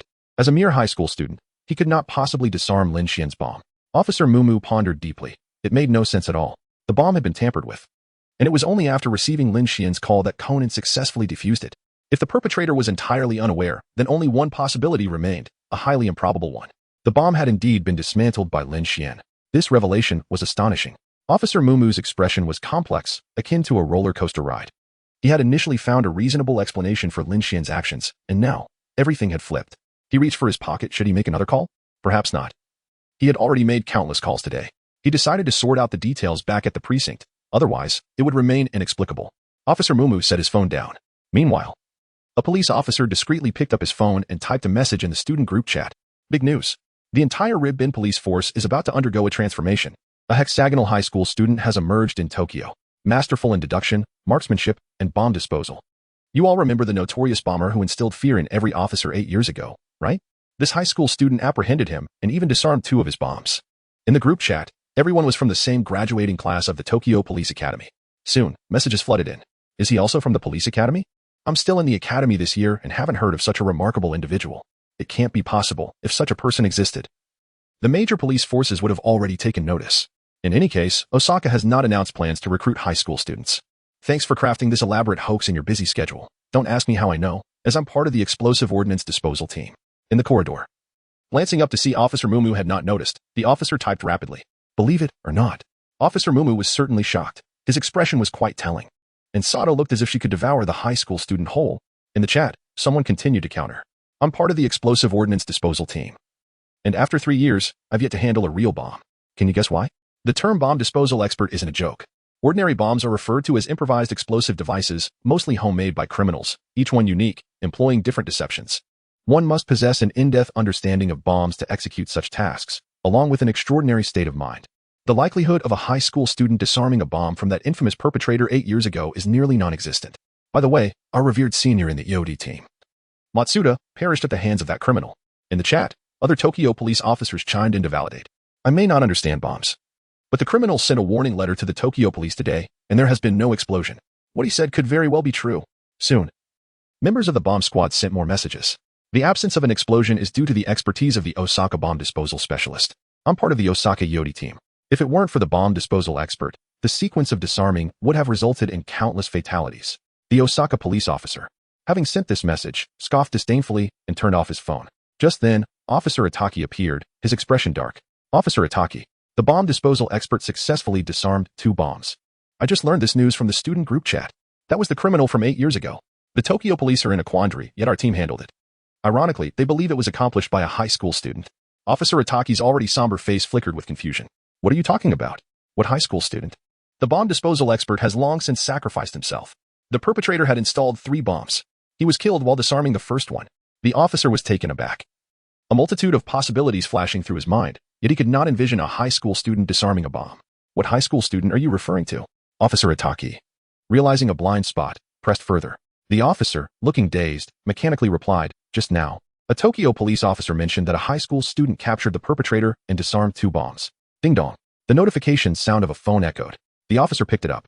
A new video had been added to the chat. Officer Mumu stood in a corridor on a high floor of the school, surrounded by the perpetrator, Sato, and others. Officer Hattori leaned in closer. After watching the 30-second video, his expression darkened. Their astonished faces suggested that it was likely true. A formidable figure has emerged in Tokyo. If this high school student indeed disarmed the bomb, it would certainly cause a stir in the Ribbon police force. I must relay this news to the higher-ups. In the minister's office, how credible is this information? After listening to his subordinate's report, Toyama furrowed his brow, forcing himself to remain composed. Though the frequent flick of his cigarette but betrayed his inner tension, Officer Hattori appeared serious. It should be true, at the very least. The astonishment of the Tokyo police seems genuine. The only anomaly is that high school students somehow learned the bomb structure beforehand. Toyama discarded his cigarette and stood up. Investigate that high school student. Try to uncover his background as swiftly as possible. Regardless of its veracity, the fact remains that he apprehended the criminal. I just received news of this. Although the likelihood is slim, if he truly disarmed the bomb, we must bring him to Osaka at any cost. Toyama suddenly recalled something and devised a plan. He turned to face the blinds. Inform Keiho to refrain from practicing Aikido for now. Have her make a trip to Tokyo. Chapter 58. Sundra Keiho and her infatuation. Conan, is it truly not you? Osaka Aikido Dojo. What? My dad actually wants me to go to Tokyo just because of some brat. Keiho pouted, her face full of defiance. I'm not that kind of person. There's no way I'm going. I won't go? Pouting, Keiho hung up the phone, her cheeks flushed with a hint of resentment. What is this nonsense? I've just turned 18. How can he expect me to do something like this? Does he think I don't understand what he's implying? He wants me to meet him just because we're the same age and supposedly have no generational gap? What a joke. Isn't he clearly trying to set me up to please that high school student? Seriously. What on earth is so special about that high school student that prompts my dad to make such a call? The more Keiho thought about it, the angrier she became. Wishing she could confront her father right then and there. While scolding that high school student, a notification chimed on her phone. Upon opening the photo sent by her father, all anger dissipated, leaving only confusion and shyness at the sight of the handsome face and slightly parted lips of the young man. The individual in the image possessed striking features and stature that rivaled the most popular celebrities. He was certainly not the high school student she had anticipated. No. This was no ordinary student. He seemed to be a vision of her future. With a flush warming her cheeks, she regretted not heeding her father's advice. Growing up alongside the most attractive man in Osaka, she had always been favored by him, leading her to subconsciously believe that any high school student would pale in comparison to Hattori. I'm not superficial. I simply believe that the more friends one has, the more paths one can explore. As for Hattori, he was merely her younger brother, and as his elder sister, she felt entitled to pursue her own romantic interests. Comforting herself, she quickly typed a message on her phone. Dad, I misspoke earlier. I've actually been quite free these past few days. And I believe one should maintain an open heart in pursuit of friendships. In the office, her father, Yama, who had been troubled by certain matters, smirked upon receiving her message. This was promising. Despite her verbal denials, Yama understood that she harbored feelings. He promptly replied, I don't have his contact information. But I know he's been working closely with the Tokyo police lately. You should go to Tokyo and try to interact with him without revealing your identity as my daughter. On the other end, his response came swiftly. Why? Is the Tokyo police really that narrow-minded? Would they target me if they discovered who I am? Humph. I've always thought the Tokyo police were hypocrites. I've never liked going to Tokyo. In the office, Yama felt a bit awkward. The Osaka and Tokyo police had long been rivals, and as the daughter of the police chief, he was naturally wary of the Tokyo officers. However, Yama's intention in sending her to Tokyo was to undermine Lin Xuan, as securing his skills could save the Osaka police a fortune and prevent further casualties due to explosives. Regardless, do your utmost to cultivate a good relationship with Lin Xuan. He is no ordinary high school student. He recently handled a highly complex case, one that few could manage. However, the Tokyo police seem intent on keeping it under wraps, and I cannot ascertain the extent of that high school student's abilities. At the dojo, he ventured into an isolated area. Is he a detective? Isn't Osaka home to formidable detectives as well? Hattori Heiji's deductive skills rival even those of Kudou Shinichi. The image of Hattori flashed in her mind. Could anyone truly possess greater reasoning prowess than him? Moreover, the only renowned high school detective in Tokyo was Kudou Shinichi. She had not heard of anyone else. Suddenly, a voice interrupted from behind. Who are you chatting with? Hattori, hands in pockets, craned his neck to glimpse the contents of her phone. Who is that person in the photo? And why are you going to Tokyo? He tilted his cap back to better see her expression. Flustered, he quickly concealed her phone. When did you arrive? We had plans to go eat takoyaki today. Hattori feigned nonchalance, whistling lightly. Just tell me who that person is. Hiding your phone won't help. I've already seen everything. When did Tokyo acquire another high school detective? He waved her hand dismissively, eager to brush it aside. Why do you care? I'm going to Tokyo tomorrow to meet him. As for the takoyaki, forget it. I'm not hungry today. And don't forget, even though we've grown up together, you're just my friend. With that, she snatched her bag and hurriedly left the dojo. Hattori watched her retreating figure in confusion. When did someone like that emerge in Tokyo? Could it be that Kudou had returned, disguised as someone else? No, he needed to call Conan to verify. Hattori pulled out his phone and scrolled to Kudou's contact. Moments later, the call connected. Kudou, have you returned? His father mentioned that there's a new high school detective in Tokyo. It couldn't possibly be you, could it? If you're back, why didn't you tell me? Hattori didn't believe it could be anyone else. Each year, the Ritsuman Academy selected the top high school students based on various criteria, including appearance, reasoning, and combat skills. Even the most discreet high school student would have their talents unearthed by the keen-eyed student body. And the buzz around the rankings had permeated even those not in high school. In Tokyo, a detective worthy of Yama's attention had to at least be on par with Kudou Shinichi. Yet, only Hattori Heiji could shoulder such a responsibility. At T10 High School, Conan stood aghast, mouth agape, his mind blank. I really don't want to introduce him again. He is going to show off once more. I need to distance myself. I can't let him enjoy this. He glared at Lin Xuan, surrounded by admirers. Lowering his voice, he asked, where did you hear this news? I've already received calls from several precincts. That person is definitely not me. Conan sighed. A senior of Ran S has been quietly unremarkable, but just a few days ago, he transformed entirely. All the recent cases in Tokyo have been solved by him. I'm always one step behind. On the other end, Hattori expressed surprise. Really? Is there someone even you find astonishing? You wouldn't say that to me, would you? You're not joking, are you? Conan rolled his eyes. Joke? I've been tormented by this situation. I have no time for jesting. I'm telling you, this person is definitely unusual. His deductive abilities are indeed formidable.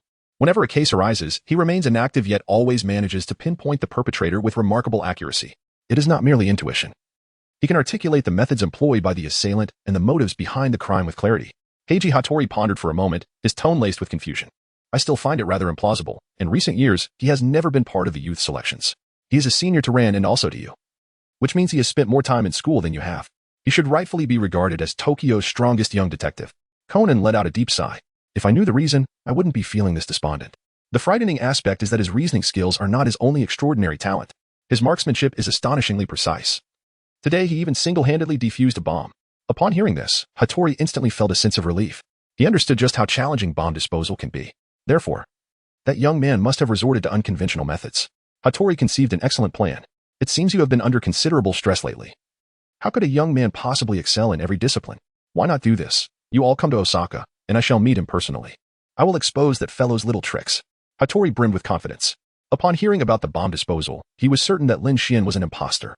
His father, after all, is Hattori Heizo, the superior of Yamanaka Jinza Bureau. Furthermore, he faces challenges from the explosives unit every year.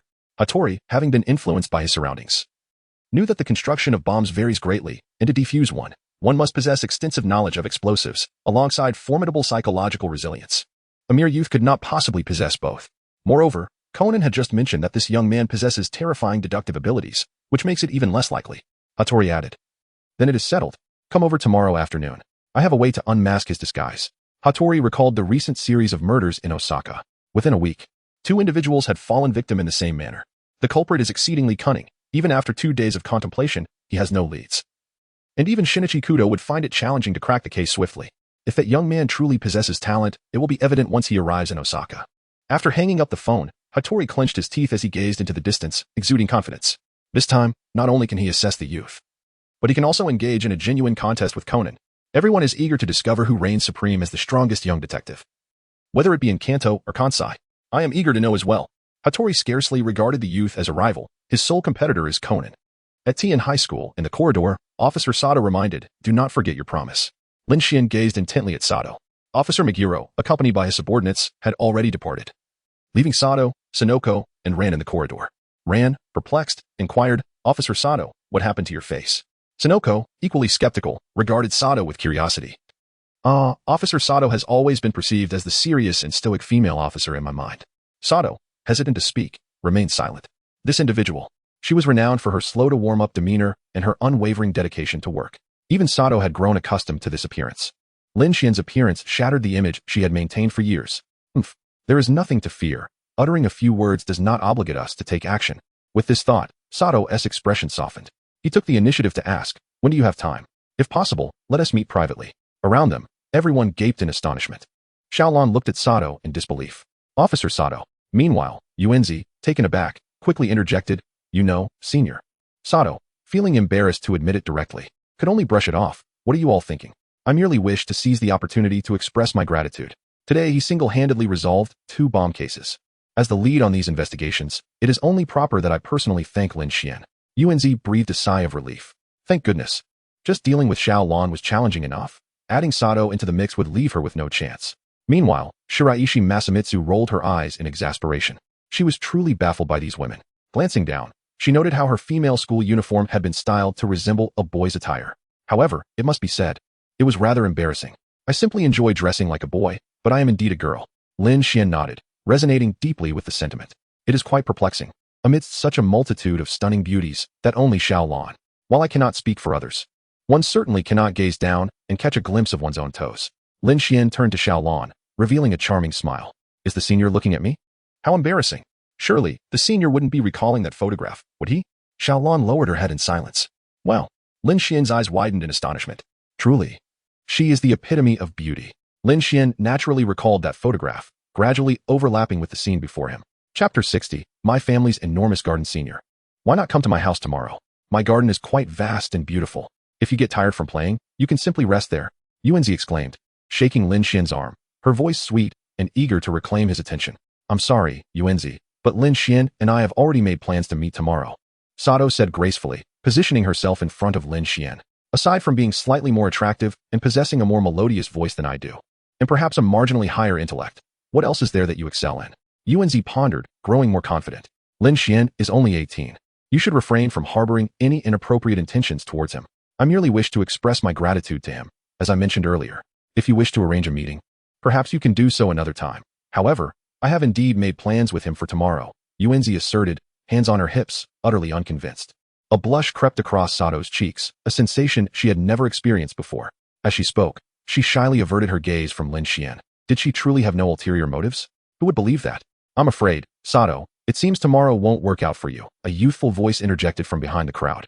Everyone turned to see Conan, adjusting his thick black-rimmed glasses.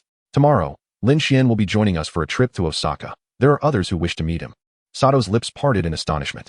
Given Conan's composed demeanor, it was likely he and Lin Xuan had arranged this long ago. Disappointment blossomed within her. Yet, she resolutely declared, I won't go? Lin Xuan did not hesitate for a moment. With so many beautiful women surrounding him, why would he go to Osaka for no reason? He was certainly no fool. He took a deep breath, inhaling the fragrance of Sato's hair that stood before him. Although Sato exercised daily, she bore no unpleasant odor. Instead, her natural scent was invigorating. Meanwhile, Conan watched this scene in disbelief, realizing he had indeed underestimated Lin Xuan's lecherous nature. In light of this, he felt rather apologetic towards Heiji. Conan remarked, the person who wishes to invite you is none other than the son of the minister of Osaka. He has a friend named Keiho. Though not a universally recognized beauty, she is a well-known spirited girl. There is a strong possibility she will be there as well. Lin Xuan's eyes sparkled with delight. Is he also present? Although he possesses a touch of pride, she embodies the innocence typical of all adolescent girls. The subtlety of ambiguity is most exhilarating. Lin Xuan has yet to experience the bittersweet pangs of youthful romance. This particular ache intrigues him. Ahem. The details regarding Yi are inconsequential. The son of Minister Osaka has extended an invitation to me, which surely signifies a significant matter at hand. Sato, let us reconvene the day after tomorrow. Lin Xuan placed his hands on Sato's shoulders. Noticing a fleeting glimmer of disappointment in her eyes, he immediately spoke with conviction. This is not a notification, it is an imperative. You must comprehend the helplessness that arises when a case occurs and the perpetrator remains elusive. Thus I must go. Sato remained silent, gazing intently at Lin Xuan. Her eyes glistened slightly with moisture as she desperately widened them, striving to maintain a facade of seriousness. Since there is a case at hand, let us reschedule for another day. Clap, clap. Lin Xuan gently patted her shoulder, wearing an expression that conveyed solidarity and appreciation for her efforts. He then turned and led Conan to a secluded corner. Casting a glance back, he noticed that Sato and the others were all focused on them, though their words likely remained unheard. Lin Xuan lowered his voice. To be honest, are you deceiving me? Lin Xuan first heard Conan's inner voice. I speak nothing but the truth. I never claimed she was definitely present. After all, she is with Heiji every day. It is certainly plausible that she is here. Lin Xuan contemplated the matter thoughtfully. With Heiji Hattori present, it was only natural that Heiji would also make an appearance. What a fine young man. I appreciate your introducing a girlfriend to my brother.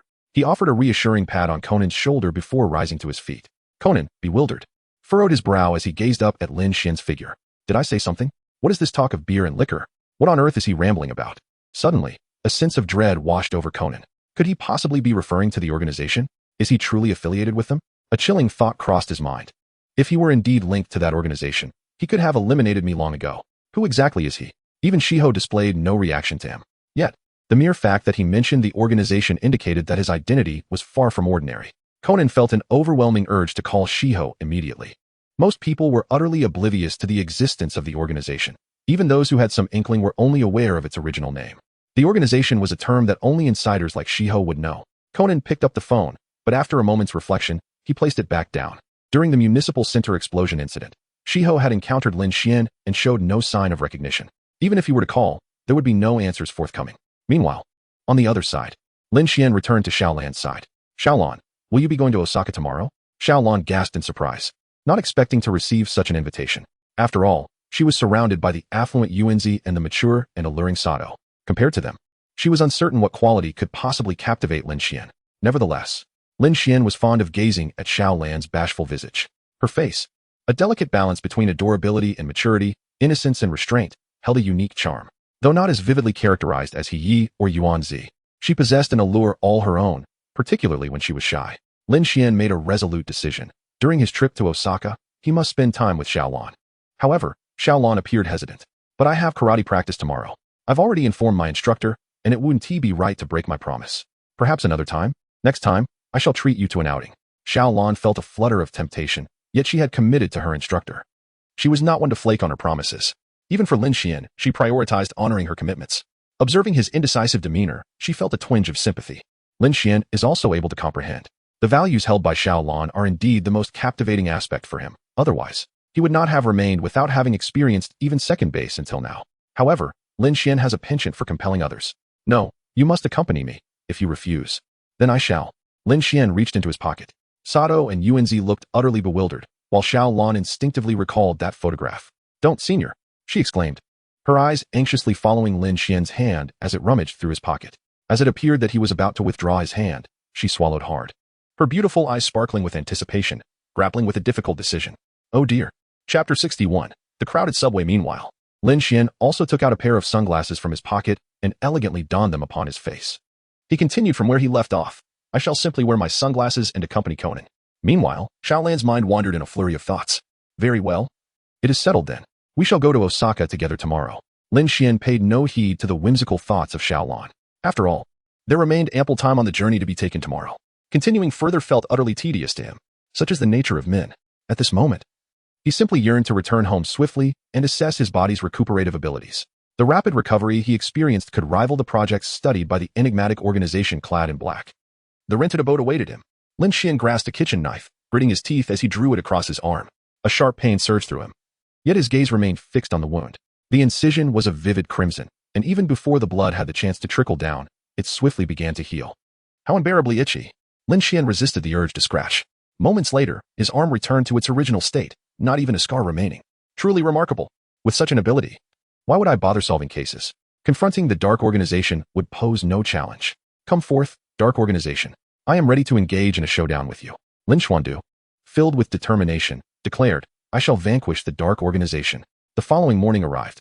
Lin Xuan rose leisurely from his slumber, proceeded to relieve himself, and without even washing his face, returned to bed to lie down once more, casually reaching for his mobile phone. Upon opening it, he was greeted by a flurry of missed calls and messages. Among them were those from Yuanzi and Sato, and, of course, one could not overlook the message from Xiaolan. Yuanzi's message read, Thank you so much for yesterday, senior. Today, all the girls at school are looking at me with envy. They used to say I couldn't find a boyfriend, but yesterday, I certainly proved them wrong. Lin Xuan reviewed the next message. Sato, do you prefer the red or blue dress? I have never worn such dresses. They feel quite awkward to me. Could you assist me in choosing one? We can wear them when we meet.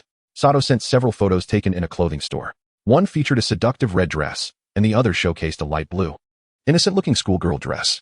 Both styles were far from Sato's usual attire. The only dress she had ever worn was her uniform. I would lean towards the red one. However, I am not fond of this design. It reveals too much. Lin Xuan typed a response. He was eager to capture a photograph of the room's poster to send to Sato, although it may not suit her. It would undoubtedly yield striking results when worn by her. Subsequently, Lin Xuan opened the message from Xiaolan. Xiaolan, Senior, it is time to set off. Senior, your phone is unreachable. Senior, where do you reside? Perhaps I should come to find you. Senior, do not indulge in slothful slumber. Senior, hurry up. Lin Xuan swiftly sat up from his bed, only to glance at the time. Goodness, it is merely 7 o'clock. Are you all truly this committed to wellness? 7 o'clock is hardly evening. However, with messages from Xiaolan and Conan flooding in, Lin Xian had no choice but to rise, quickly splash some water on his face, don his clothes, and head out. Upon arriving at the subway station, he was struck by the overwhelming crowd. The throngs of people surged around him, leaving him feeling utterly engulfed. Oh dear. His social anxiety was flaring up. Lin Xian is not particularly introverted, yet in the presence of so many people, a touch of shyness envelopes him. He can only muster the courage to push through. Lin Xian let out a sigh. Could there be any other transmigrator faring worse than he? While others resided in luxurious mansions and drove extravagant cars, he was left to squeeze into the subway. According to Conan's timeline, at least N murders occurred each day. I truly have no time to rest. Lin Xian sighed in despair. Yet, he had no desire to rest. He yearned to swiftly enhance his strength. Each reward bestowed by the system represented a treasure, albeit one that required time to transform. Even if he were to pause now, the meager rewards he had already acquired could still yield a substantial fortune. He had even discerned a pattern. Ordinary homicide cases yielded modest rewards, whereas cases involving serial killings or bombings provided bountiful gains. It was best to continue pursuing rewards. If he were to encounter a main storyline case, the rewards would likely be even more extraordinary. Lin Xian calmed his mind. Suddenly, his phone emitted a notification sound. A transaction alert from the Kyoto Bank?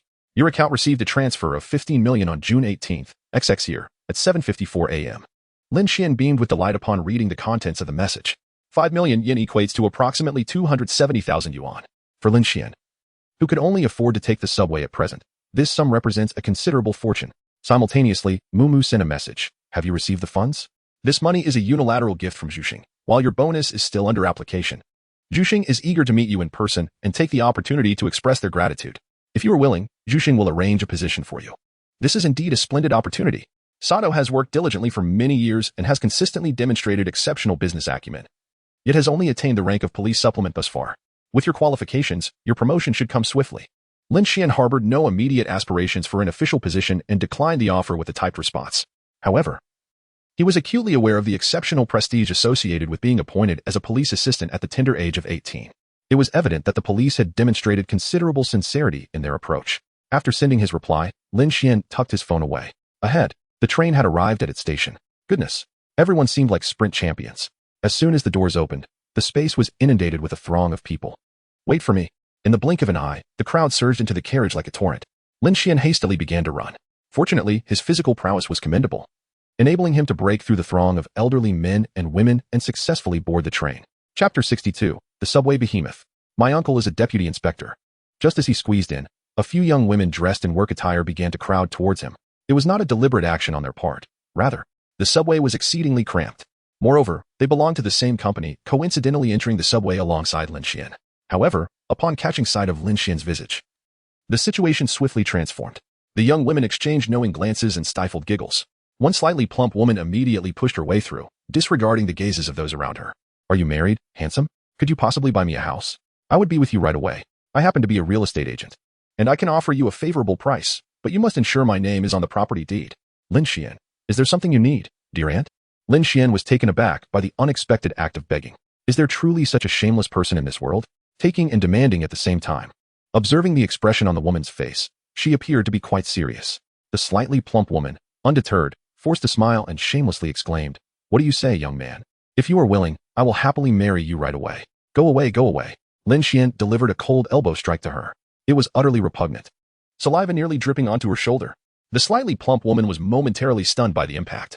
She had not anticipated that Lin Xian, who appeared even more slender than herself, could possess such formidable strength. However, after a few seconds of bewilderment, she lunged forward again. Please don't hit me. If it must come to it, I would gladly accept a meal instead. Lin Xian felt a wave of nausea. How could he still desire a meal? Even sure couldn't enjoy a warm dish. Lin Xian continued to strike with his elbow. However, the confined space of the subway severely limited his ability to unleash his punches and kicks. Furthermore, this woman possessed an exceptionally formidable defense. Lin Xian possesses enhanced orthopedic strength and proficiency in Taekwondo, rendering her relatively impervious to harm. The slightly plump woman clings to her steadfastly like a tenacious adhesive plaster. Please, do not take offense. I merely jest. Share a smile with me, and I shall cease my persistence. Upon witnessing Lin Xian's displeasure, the woman refrained from pursuing the matter of the house and instead began to adopt a coy demeanor. Lin Xian felt increasingly nauseated. Depart, Lin Xian said coldly. The slightly plump woman, instead, grew increasingly exhilarated, her eyes sparkling with mischief as she continued to act coy. No way. I won't leave unless you smile. Just give me one smile, and I'll go? She declared, I have a mental illness. If you don't let go soon, I might start to lose control. Lin Xian was prepared to lie down. He found himself unable to shake off the situation, nor could he rid himself of the unwanted attention. Were it not for the confines of the subway, this woman would never dare to act so brazenly.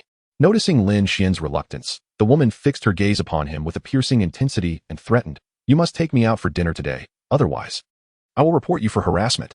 If I call the police, they will undoubtedly apprehend you. There are no surveillance cameras around here, and my word will be taken as truth. If you possess even a modicum of understanding of the law, you would not dare to refuse me." Lin Xuan could not help but chuckle, given all the assistance he had provided to the police. The Tokyo authorities would surely not take this woman's solitary testimony at face value. Lin Xuan wished fervently that she would report to the police. Then go ahead and do so. Before Lin Xuan called the police, she delivered a swift elbow strike to the woman's face, ensuring that she would not miss the opportunity. The woman staggered backward, her vision clouded with stars, as the blow landed squarely on her nose. After spinning through a haze, she heavily collapsed onto the ground. A gasp erupted from the subway passengers. The woman, dazed, wiped the blood from her nose as if momentarily disoriented. Raising her head, her eyes glinted with icy fury as she glared at Lin Xuan. "You shameless wretch. Not only did you dare to touch me, but you also resorted to violence. Call the police. Call an ambulance. I can't take this anymore. I feel like I'm dying. Don't let this person escape." Many onlookers followed her pointing finger, casting their gazes upon Lin Xuan. An immediate hush fell over the carriage. A suited gentleman kindly assisted the slightly plump woman to her feet, then turned to glare at Lin Xuan with indignation. "Are you even a man? How could you strike a woman? Don't even think of explaining yourself. I just witnessed it. Regardless of what she did, your act of violence is inexcusable." Lin Xuan had a fleeting impression of this man, who had been standing nearby moments ago. Observing the women whispering among themselves, the man's gaze was imbued with an unmistakable jealousy. "Call again. If you do, I shall strike you as well." Lin Xuan snorted softly, turning his head away, choosing to ignore him. He had encountered individuals like this numerous times, harboring little sense of justice, merely seeking to exploit the situation for their own ends. The man in the suit did not anticipate that Lin Xuan would remain impervious to moral coercion, even finding the leisure to chastise him. Suddenly feeling immensely awkward, he glanced around, only to find others regarding him with expressions of confusion. The man in the suit swallowed hard, unable to directly confront Lin Xuan without losing face. He resorted to shouting, apologized to her. "Do not think we did not see you strike first. And to a woman, no less. Are you even a man? You exhibit not an ounce of gentlemanly decorum. Only a coward would lay hands on a woman." Lin Xuan chose to ignore him. Yet the incessant barking of the dog was irksome. Thus, he regained his focus and raised his fist. Bang! A piercing punch sliced through the air. Although the man was broad and hefty, he was utterly unable to withstand Lin Xuan's fist, which was as unyielding as steel. He toppled over, unbalanced. Fortunately, Lin Xuan had tempered his strength. The man emerged with a black eye, but was still able to sit up. Clutching his right eye, he wore a face full of resentment. "How dare you strike me?" Lin Xuan observed that the man remained obstinate, so he raised his right fist, feigning an intention to strike him. The man, instantly frightened, shielded his face. "Well, I've included you in the fray now. You can no longer claim that I only strike women," Lin Xuan remarked. The man shot him a fierce glare, yet, intimidated by Lin Xuan's formidable fist, he refrained from a direct confrontation. Instead, he retorted in a sarcastic tone, "Do not be overly arrogant, young man. It is wise to maintain a low profile when out in the world. Otherwise, you may not realize the caliber of the individuals you provoke. Are you aware of my uncle's profession? He is an assistant inspector in the police department." Lin Xuan shook his head. The position of assistant chief inspector is indeed a rank that many strive for throughout their lives but find it exceedingly difficult to attain. It is equivalent to the rank of a director in the domestic context. However, among the individuals known to Lin Xuan, Officer Mumu holds a rank superior to that of a police inspector. Even Sato is merely an inspector. Perhaps your uncle has not exerted himself sufficiently. Is ascending to the rank of inspector truly a formidable challenge? It is not difficult in the slightest. Perhaps you should reflect on whether your uncle has dedicated himself to his work. Lin Xuan borrowed a saying from a certain streamer. Solving problems is swift. The man was taken aback. "Am I asking for your commentary? What qualifications does a high school student possess to comment? You likely don't even know what a police assistant is, yet you dare to speak so arrogantly. In the realm of law enforcement, a single word from a police assistant could land you in the station." After the man spoke, he could distinctly sense the shift in the gazes of those around him. A confident smile spread across his face. "I am unlike those who crowd the subway. I have an uncle who is a police assistant. What do you have? Coming here to squeeze into the subway early in the morning and still a high school student? You probably can't even afford to rent a house near the school. The clothes you wear are nothing but street market goods. If you have the ability, continue to boast." Chapter 63. The battle for talent is about to begin. Rallying Lin Xuan. Lin Xuan clutched his phone tightly. He yearned to wait for the police to arrive, relishing the opportunity to flaunt his superiority. Yet he was equally eager to see He Yi without delay. Lin Xuan resolved to directly contact Zhu Xing. After all, he was merely a deputy police chief. Given that he had saved Zhu Xing's son, a single word from him could lead to the latter's dismissal. Beep, beep, beep. The phone rang a few times before it was answered. Zhu Xing, kindly pass on the opportunity for the police chief position to someone else. All I require is the dismissal of a deputy police chief. On the other end of the line, Zhu Xing was overjoyed to receive Lin Xuan's call. Upon hearing Lin Xuan's request, he did not hesitate in the slightest. Lin Xuan not only saved his grandson's life, but also preserved his position as a police superintendent. It is trivial to appoint an assistant police chief, and even the promotion to a full police chief is hardly a matter of concern. In the subway, a man scoffed at Lin Xuan's words, his derision evident.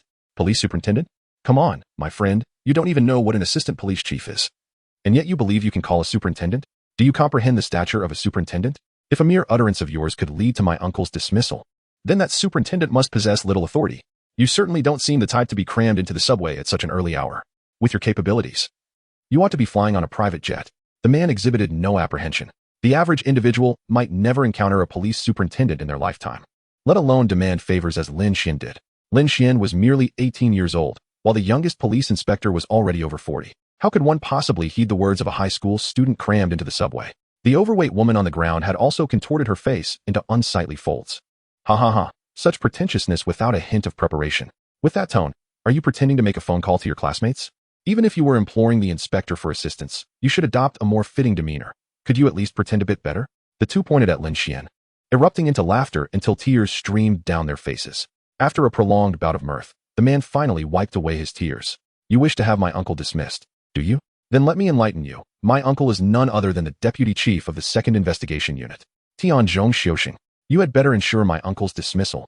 Because if you don't, once we exit the subway, my uncle will be taking you for a tour of the police headquarters. The man then produced his phone, pressing a few buttons before dialing.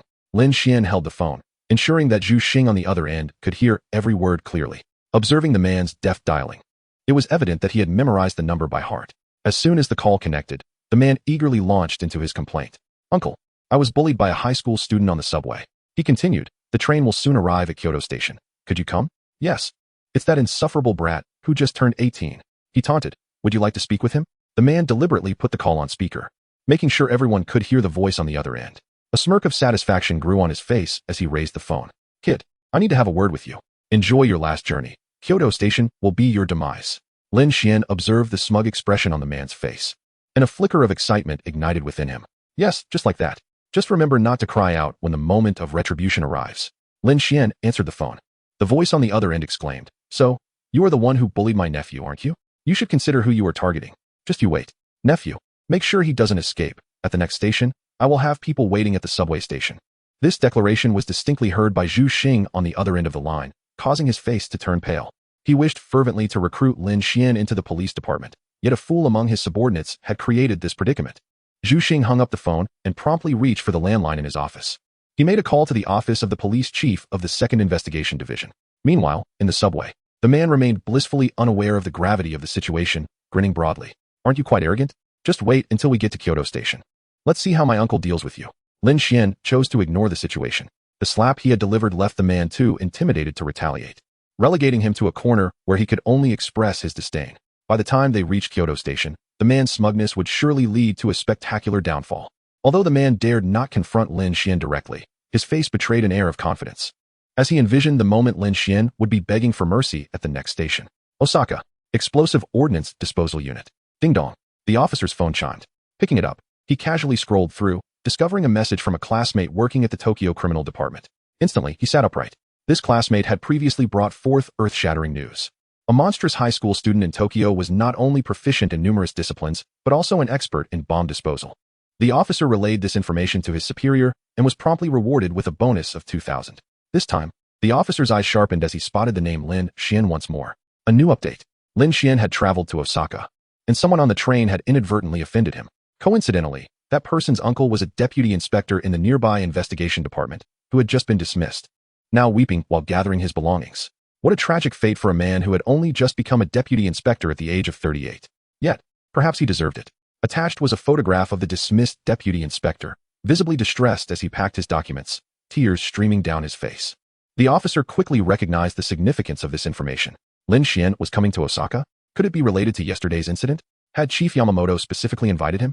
It would be prudent to inquire directly, lest this crucial opportunity slip away. If the information proved true, Another bonus could be within reach. The officer immediately stood and hurried towards the chief's office with great enthusiasm. In the office, Yamamoto was buried under a mountain of paperwork.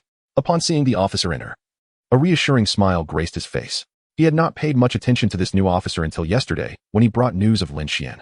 Upon investigation, Yamamoto discovered that Lin Xuan was, in fact, the high school student involved in the municipal center case. He had always assumed it was Shinichi Kudou. The Tokyo police had been intentionally concealing information about Lin Xuan.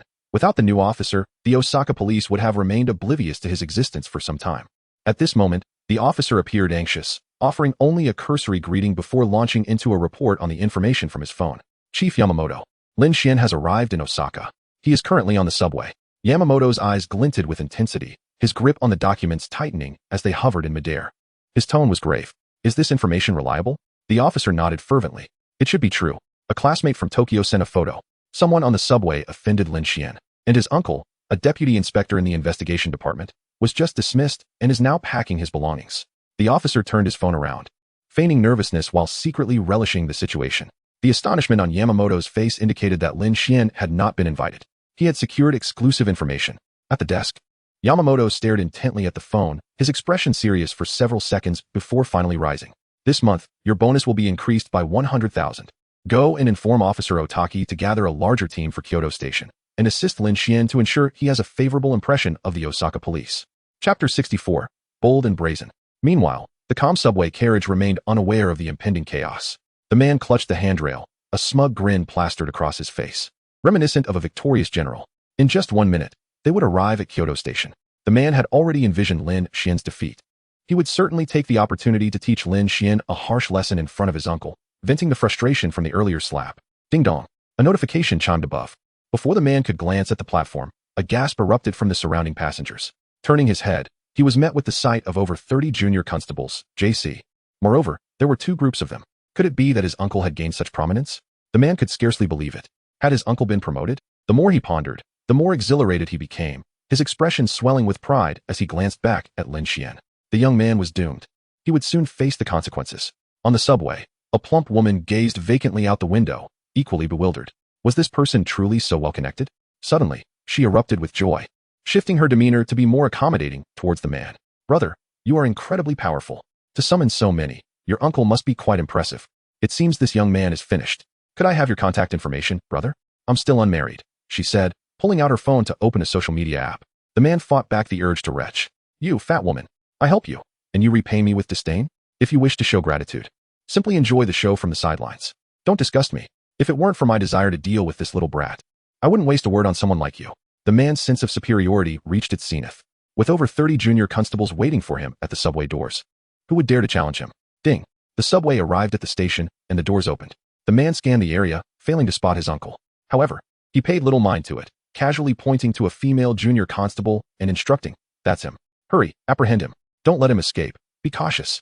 This kid has considerable strength. He just left my face swollen. Wait until I catch him, and I'll show him what it's like." The plump woman rushed over, as though she had found a savior. "Yes, that's the one who bullied us. He even assaulted me on the subway. You must seek justice for me. If it weren't for this brother's help, I would have been beaten to death." Once they finished speaking, they both gazed triumphantly at Lin Xuan. Yet, a profound silence enveloped the scene. The man turned in confusion. "What are you waiting for? It's this person. What is wrong with you, woman? Do you not follow my uncle's orders?" The man found himself face to face with Sato, though he did not recognize her. He assumed his uncle had surely received a promotion. "Is it you?" Sato inquired coolly. She did not need to ask for specifics. Anyone who dared to provoke Lin Xuan faced a singular fate. Moreover, the orders from Yuxing had already been issued, although Lin Xuan is merely an ordinary citizen. His expertise in bomb disposal warrants his designation as a person of significant protection. "Cuff him," Sato remarked coldly. Immediately, someone approached and shackled the man's wrists with silver handcuffs. The man was taken aback. By the time he comprehended the situation, his hands were already bound tightly. "You are mistaken. Your superior is my uncle. He is the one who bullied me. Release me at once." Sato remained silent. "You think you look young? With that face full of wrinkles, how could you claim otherwise? You could easily pass for 50. Truly foolish. You have yet to realize you have provoked someone you ought not to have." On the platform, a plump woman was bewildered. "This is not how it was supposed to go. Why is one of our own being restrained?" She hurriedly clarified. "You have apprehended the wrong person. He is the one who assaulted us. He has been harassing me in the vehicle." Sato remained unfazed. "On what basis do you assert he harassed you? I wonder who instilled such misplaced confidence in you." Lin Xuan is certainly not lacking in the presence of beautiful women. Lin Xuan listened to Sato's innermost thoughts. At that moment, he made a resolute decision. It has been arduous. Lin Xiandao. Sato exclaimed in surprise, about to say something. When Lin Su hurriedly winked at her, conveying the message, play along with me. Lin Xian had already discerned Sato's limits. Chapter 65, The Osaka Police express concerns. Lin Xian's achievements are traceable. Lin Xiansong released his grip. Then you may continue with your duties, my dear. Sato staggered a step, her body nearly collapsing under the weight of her emotions. Disturbing images flooded her mind. Stop thinking like that. I'm still on duty. Sato's face flushed deeper. Her teeth clenched tightly. After all, she was a police officer. How could she entertain such thoughts, especially during her working hours? She swiftly arranged her disheveled hair, turned to face the man, her gaze shifting to one of icy indifference. You have provoked someone you ought not to have. He is a person under our police's protection. Come, accompany us back to the police station for clarification. The man, who had witnessed their exchange, turned pale. However, he quickly recalled his uncle's position within the police department. He shouted, without my uncle's authorization, who dares to apprehend me? My uncle is a deputy inspector in the Criminal Investigation Division. You officers must heed his command. Sato scoffed. Are you referring to Tanaka? He was just dismissed by Inspector Zhuxing. Surely you understand what an inspector is? As the last vestige of color drained from the man's face, Sato's cold smile became more pronounced. Thanks to you, your uncle now has a chance to connect with an inspector in his lifetime. Ding ding ding. Just as Sato finished speaking, the man's phone rang from his pocket. He quickly retrieved it, and upon seeing that the caller was his uncle, he hesitated not a second. Uncle, I have been bullied by a female officer. Please come and help me. On the other end of the line, his uncle exploded with rage. You wretched boy. How dare you call me uncle? Having you as a nephew has brought me nothing but misfortune. I have always shielded you from trouble. Yet you have managed to land yourself in a grave predicament this time. The man looked utterly aggrieved, his voice faltering as he stubbornly retorted, but uncle, she is just a high school student. A high school student? The caller seethed with indignation. You still have the gall to speak back? Do you know who just called me? Inspector Zhuxing himself has contacted me to initiate your dismissal. That's an inspector, not just a deputy or a chief inspector. The man, fully aware of the gravity of his predicament, fell silent. Meanwhile, a plump woman, observing the man's sudden cowardice, momentarily lost her focus. In the next instant, she lunged forward, grabbing Lin Xian's foot. I beg your pardon, dear sir. I truly did not foresee your connection to the police. Please, show mercy and forgive me. I shall never dare to cross you again. Lin Xian kicked her aside, bending down to brush off the dust from his shoes. Even in sneakers, he felt sullied by her presence. He couldn't be bothered to cast even a glance in her direction. Lin Xian turned around and, upon seeing Sato, felt a sudden uplift in his spirits. I have matters to attend to, so I shall leave this to you. He was in a hurry to meet He, and the remaining trivialities did not require his presence. Furthermore, dismissing his uncle would certainly invite trouble, not only from the police, but also from his uncle in private. Very well, Sato nodded in agreement, his expression revealing little. Yet, a sense of inexplicable disappointment gnawed at him. Is this how it ends? Truly heartless and ungrateful. I have made considerable sacrifices this time, and you expect me to navigate the police department's waters after this? I am not the kind of woman you presume me to be. Alas, let this be a repayment of your kindness. I shall not hold it against you. Lin Xian's expression resembled that of someone savoring a cup of preaching Minglongjing tea. Despite Sato's serious demeanor, seemingly indifferent to his own feelings, he secretly harbored a sense of discontent. Though his words conveyed dissatisfaction, the true sentiments were quite different. Under normal circumstances, anyone witnessing Sato's state would hesitate to tease the female officer, fearing a frosty reception. However, Lin Xian, attuned to his inner thoughts, recognized that Sato was not averse to the playful banter and, in fact, yearned to continue the flirtation. I shall miss you, she mused. Lin Xian stepped forward and spoke softly. After all, Sato was merely a woman, even if her physical abilities surpassed those of male officers. However, she remained just a woman. Upon hearing Lin Xian's gentle words, Sato's mouth fell open in surprise. Her expression quickly shifted to one of embarrassment, her cheeks flushing crimson as if she had been immersed in boiling water. At that moment, Sato wished fervently to find a crack in the ground to hide herself. Hastily pushing Lin Xian away. I'm still at work. Let's discuss this later when you have time. Observing Sato's demeanor, the surrounding officers gazed at Lin Xian with envy. Incredible. Absolutely incredible. That was Sato, the one officer from the police headquarters least likely to engage in romance. After 8 years at the police headquarters, no one had ever witnessed Sato's youthful demeanor. Yet, astonishingly, she had allowed a high school student to elicit such a response from her. Lin Xian chuckled softly, choosing to remain silent thereafter. As the saying goes, one should know when to stop. At the subway station, 7 or 8 Osaka police officers appeared as if obstructed by an invisible barrier, standing across the platform, observing the scene unfold. One officer remarked, Officer Otaki, the Metropolitan Police Department is truly generous. They have even dispatched Sato. During her time at the Tokyo Police Academy, she was consecutively crowned the belle of the school. That young man calls Sato his wife.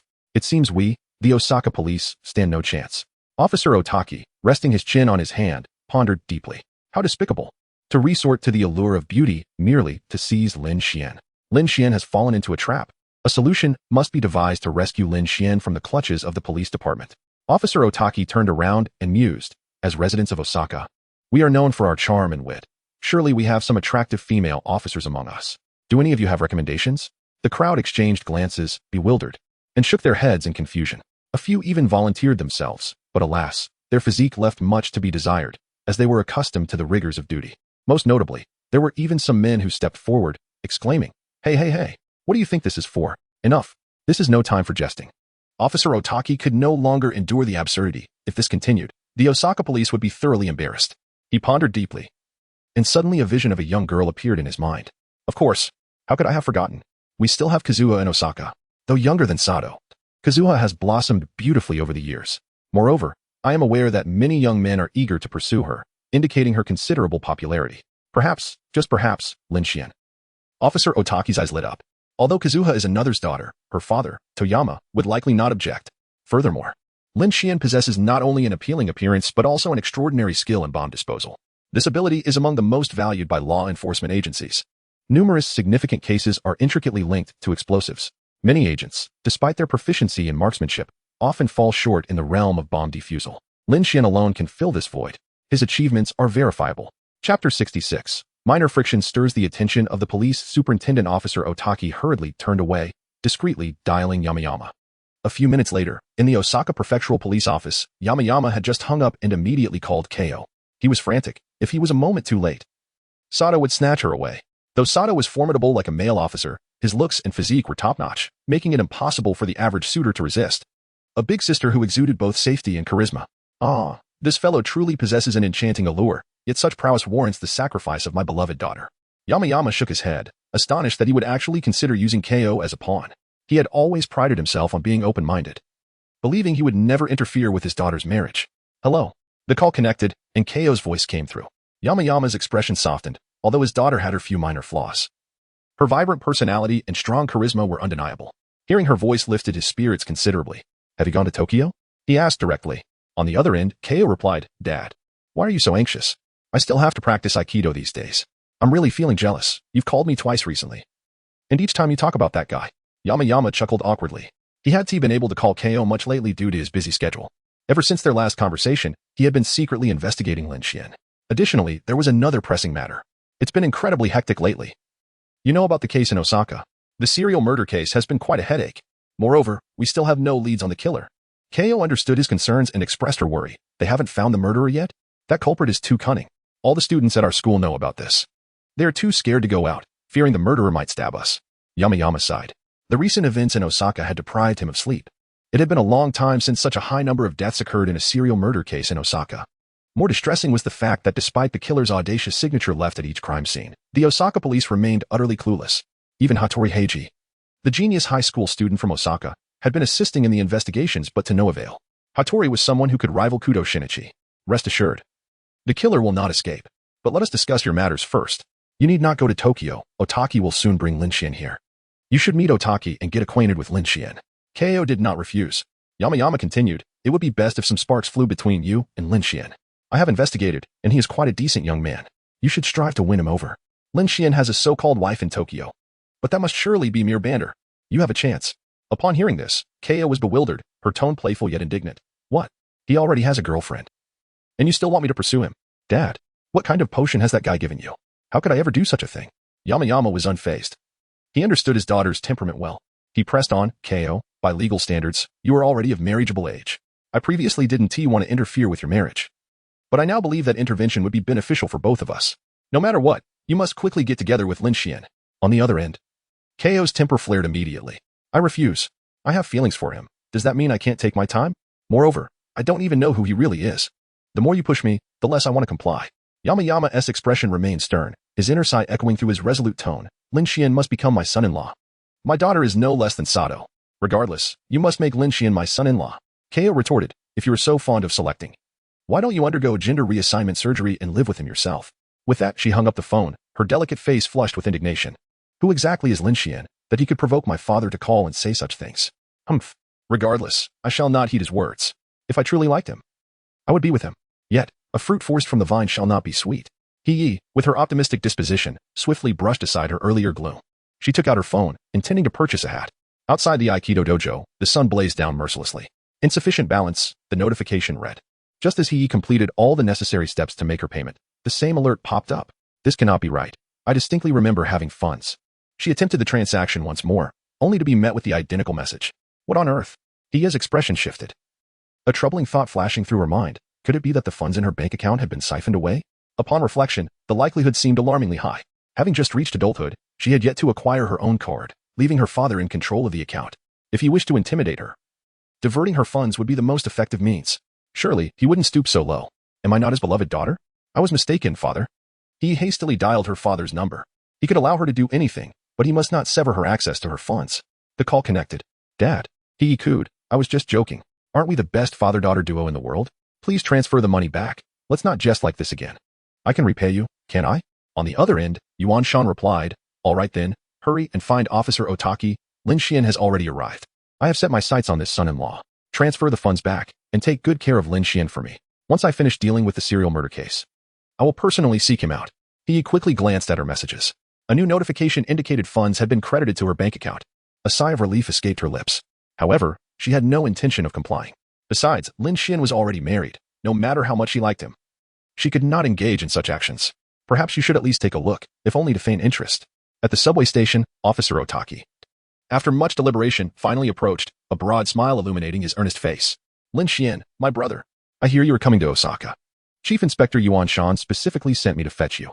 It's rush hour, and the subway is unbearably crowded. Let us take the police car instead. The man, shackled with handcuffs, felt numb. As if the Tokyo Metropolitan Police Department wasn't enough, now a high-ranking officer from the Osaka Prefectural Police was involved. What kind of monster had he crossed? Regret flooded him. He had merely wished to show off. Yet who could have anticipated such a minor incident would attract such notable figures? He found this pretentious behavior most irksome. Must people like him always take the subway? Even a junior officer could easily be dismissed. Why should he crowd the subway with them? It was merely a minor altercation. Who could foresee it would escalate to involve such high-ranking officials? Chapter 67. A mere pretense? I might just give it a try. Lin Xuan, indifferent to the man beside him, knew that the police in this area would never allow him to suffer even the slightest indignity. Officer Otaki stood respectfully at Lin Xuan's side, a smile of obsequiousness gracing his face. Is this your first visit to Osaka, Lin Xuan? The scenery of Kansai is quite unfamiliar compared to Kanto. His exuberant demeanor resembled that of a tour guide rather than a police officer. Following Otaki was a spirited high school girl with a lively ponytail, none other than Toyama Keiho. Initially, Keiho had merely come to the subway station on her father's errand, as she had Aikido practice later that day. However, upon catching sight of Lin Xuan, her heart raced uncontrollably. How handsome! Lin Xuan was even more striking in person than in photographs. He was even more dashing than Hikaru from The Boys of the Waves. Is this the beginning of my youth, my romance? Keiho felt an irresistible urge to interrupt the loquacious Officer Otaki to introduce herself properly to Lin Xuan. Yet, aware of the need to maintain decorum on their first meeting, she merely tugged gently at Otaki's sleeve. Immediately recalling the instructions from Chief Detective Toyama, Otaki made the introductions. Lin Xuan, this is the daughter of our Chief Detective Toyama, Miss Keiho. Keiho, this is the esteemed high school detective from Kanto that your father has been speaking of. Lin Xuan, our guest from the Osaka Police Department. Typically carefree and brash, Keiho now shyly lowered her gaze and murmured, I look forward to your guidance. Lin Xuan's eyes sparkled as he gazed at Ye's adorable face, nearly unable to resist the urge to pinch her cheeks. This was indeed a charming little one, prone to jealousy and shyness. Simultaneously, a number of tourists lingered at the exit, from the grandmothers of Osaka to schoolgirls clad in sailor uniforms. All were captivated by Lin Xuan. Reminiscent of an idol group member, they snapped photos and whispered amongst themselves. Could this young man be a member of Johnny's? Who would have thought we would encounter such a handsome figure in Osaka? I wish to ask him for a photo. Does he have a girlfriend? Although not a public figure, Lin Xuan detested being the subject of scrutiny from a crowd of unfamiliar women. Thus, he promptly accepted Officer Otaki's invitation to board the police car. Yi silently followed, her face adorned with a dreamy smile, completely oblivious to the fact that they had an Aikido practice session scheduled for later. The police vehicle sped down the asphalt road, liberating Lin Xuan from the infatuated gazes of the grandmothers. However, he soon noticed the disappointed expressions of citizens directed at the moving police car, while pedestrians along the streets appeared anxious and hurried, as if the entire city were shrouded in a veil of fear. Lin Xuan recalled the previous news regarding the serial murders and could not help but inquire, is there no progress in the case? The Ling side, there are no leads. He then began to relay the details of the case to this renowned detective from Kanto. Within a fortnight, Osaka had witnessed 2 heinous murders. Both victims had their wallets pierced by a small knife tucked in their coat pockets, with the blade subsequently thrust into their hearts. However, the victims had been strangled to death prior to the stabbing. The police were perplexed by the significance of the perpetrator's actions, as no clues were left at the scene, and there was no connection between the 2 victims. The Osaka police found themselves at a dead end, while the media began to criticize their incompetence, plunging the city of Osaka into a state of panic. At the Tsutenkaku Tower, Conan learned of the ongoing serial killings from Heiji Hattori. The diminutive detective felt a rekindling of his long-suppressed detective spirit and whispered to Heiji, "Humph, I will uncover the truth before you do." In Tokyo, Lin Xuan had always managed to find the culprit before him, which had left Conan feeling quite vexed. Now, freed from Lin Xuan's shadow, he finally had the opportunity to revel in the joy of deduction. Osaka's black chicken was equally unyielding. The famed detectives of Kansai will never be outdone by those from Kanto. Clearly, in Heiji's eyes, the only rival worthy of his attention was Shinichi Kudou, who was now Conan. The recent rise of Lin Ping was dismissed entirely. Ran furrowed her brows, not out of fear from the murders in Osaka, but rather out of concern that her friends Sonoko and Sato might seize the opportunity to lure Lin Xuan away during her stay. No, it seemed her senior had promised to come. Kagoro, oblivious to the other tourists, loudly complained to Heiji, "I'm starving. The sights of Kansai can't compare to Tokyo. Hurry, take us to eat." Annoyed, Ran stepped on her father's foot to apologize to those around them, sensing the ire of the local Kansai residents. Before long, as the host, Heiji led the group to a nearby ramen shop. He finally broached the subject of Lin Xuan that Conan had mentioned over the phone. "I heard from Officer DeLing that another high school detective has emerged in Kanto." Ran immediately responded with admiration. "Yes, he is our senior. His deductive skills seem even stronger than Shinichi's." Conan's face fell instantly. "Humph, what's so impressive about that? It was merely luck on his part. Just wait. When another case arises, I will uncover the truth before Lin Xuan does." However, Kagoro chimed in, "Though they're both high school kids, Lin Xuan is far more reliable than that Kudou kid." Conan clenched his left hand hidden beneath the table. It seemed the tranquilizer had not been sufficient. He must inform the doctor to increase the dosage. Seizing the moment, Heiji mocked Conan, with Shinichi not around, "Of course, you're not performing well." Yet, his words trailed off as he spotted 2 familiar figures gathered around a stranger. One was his most obedient subordinate, Officer DeLing of the Osaka Police Department. The other was a spirited high school girl with a charming ponytail, his childhood friend, Yamakeho. Originally, Heiji had invited Officer DeLing to be his driver for the day, taking advantage of his status as the son of a prominent family, and despite the use of police resources for personal affairs. However, DeLing had unexpectedly declined, citing official duties. Heiji had also invited Keiho to accompany him to Tsutenkaku, but she had declined, claiming she needed to practice Aikido. Yet now, both DeLing and Keiho were surrounding a stranger. What frustrated Heiji even more was that this stranger appeared remarkably handsome, reminiscent of a member of a Johnny S. Idol group.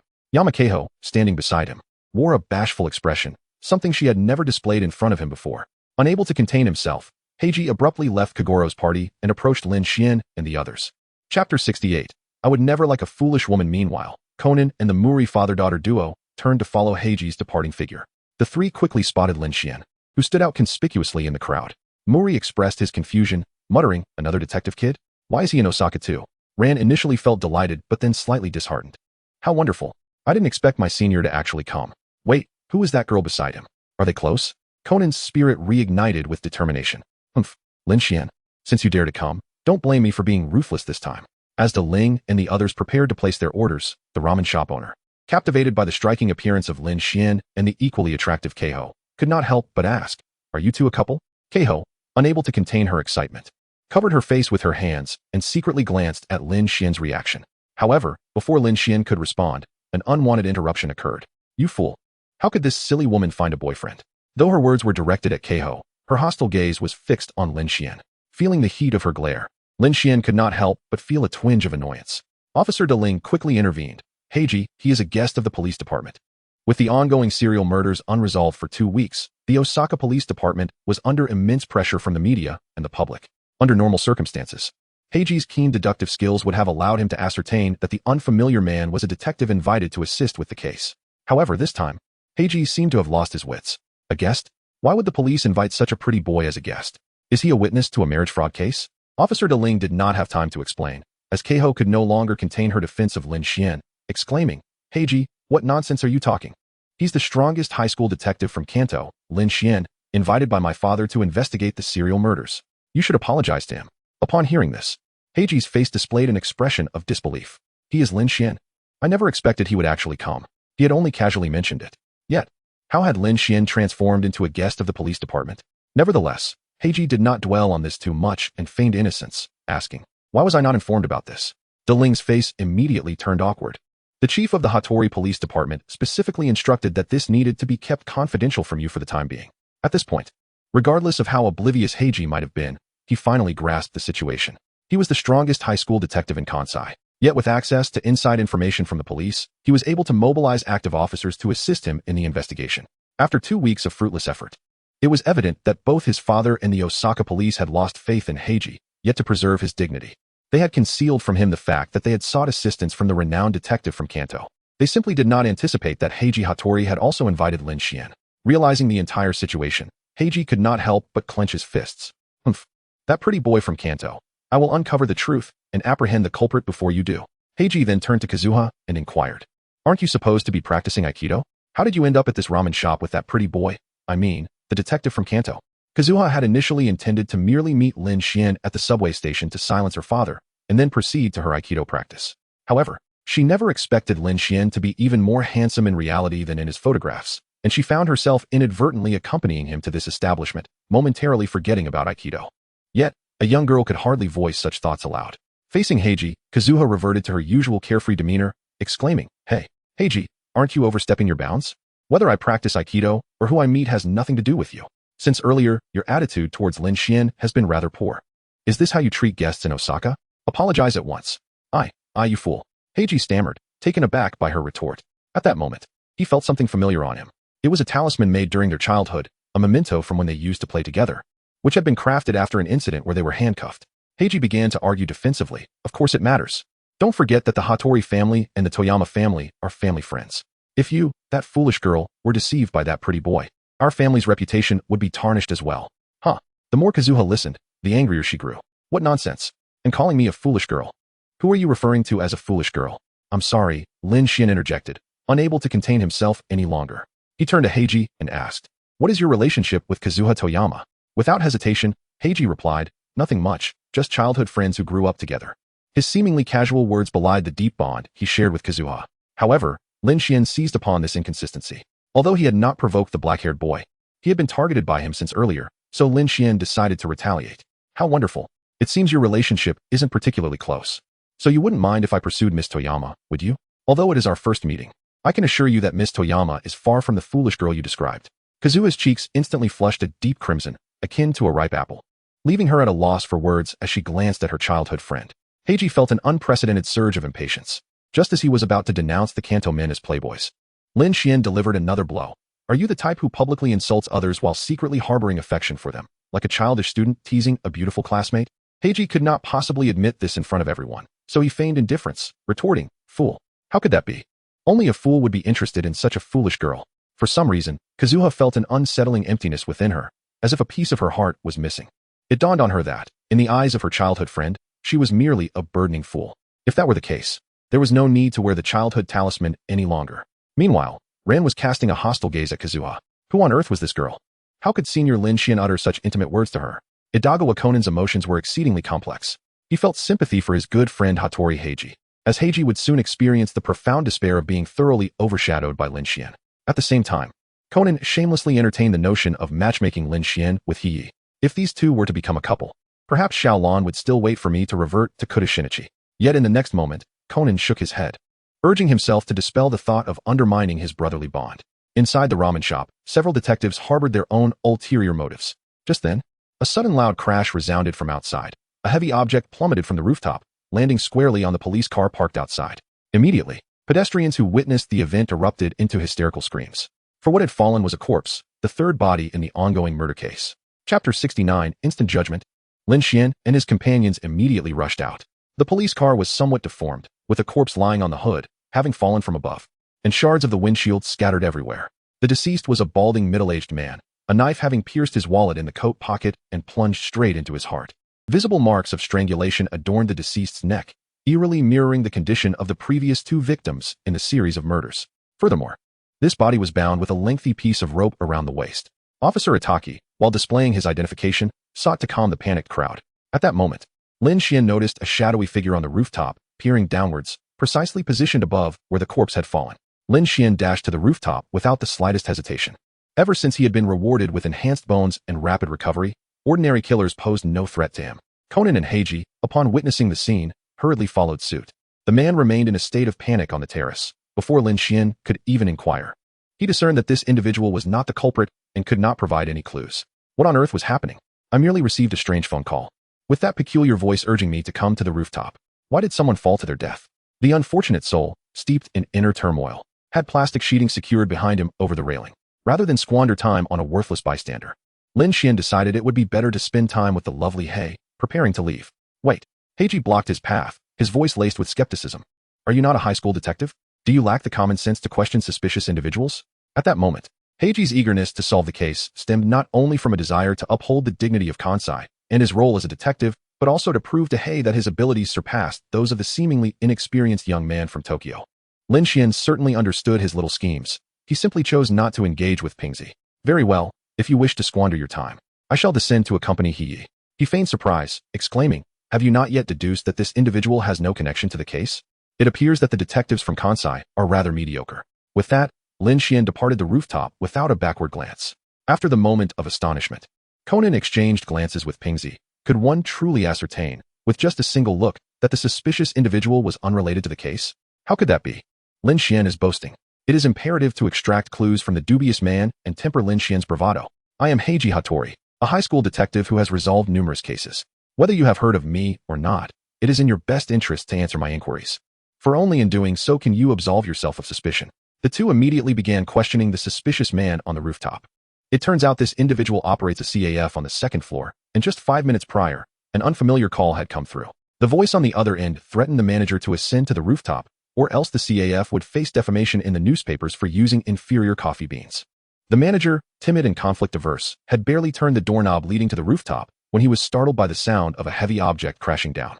Upon opening the door and following the sound, he arrived at the railing, only to discover a body that had fallen squarely onto a police car. At the same time, Lin Xuan was comforting Heyi. Miss Toyama, there is no need to panic. I shall endeavor to solve this case swiftly and bring the perpetrator to justice. A rosy hue graced Heyi's cheeks. As the daughter of the Toyama Criminal Division Chief and a childhood companion of the renowned detective from Kansai, she had encountered numerous cases in her life.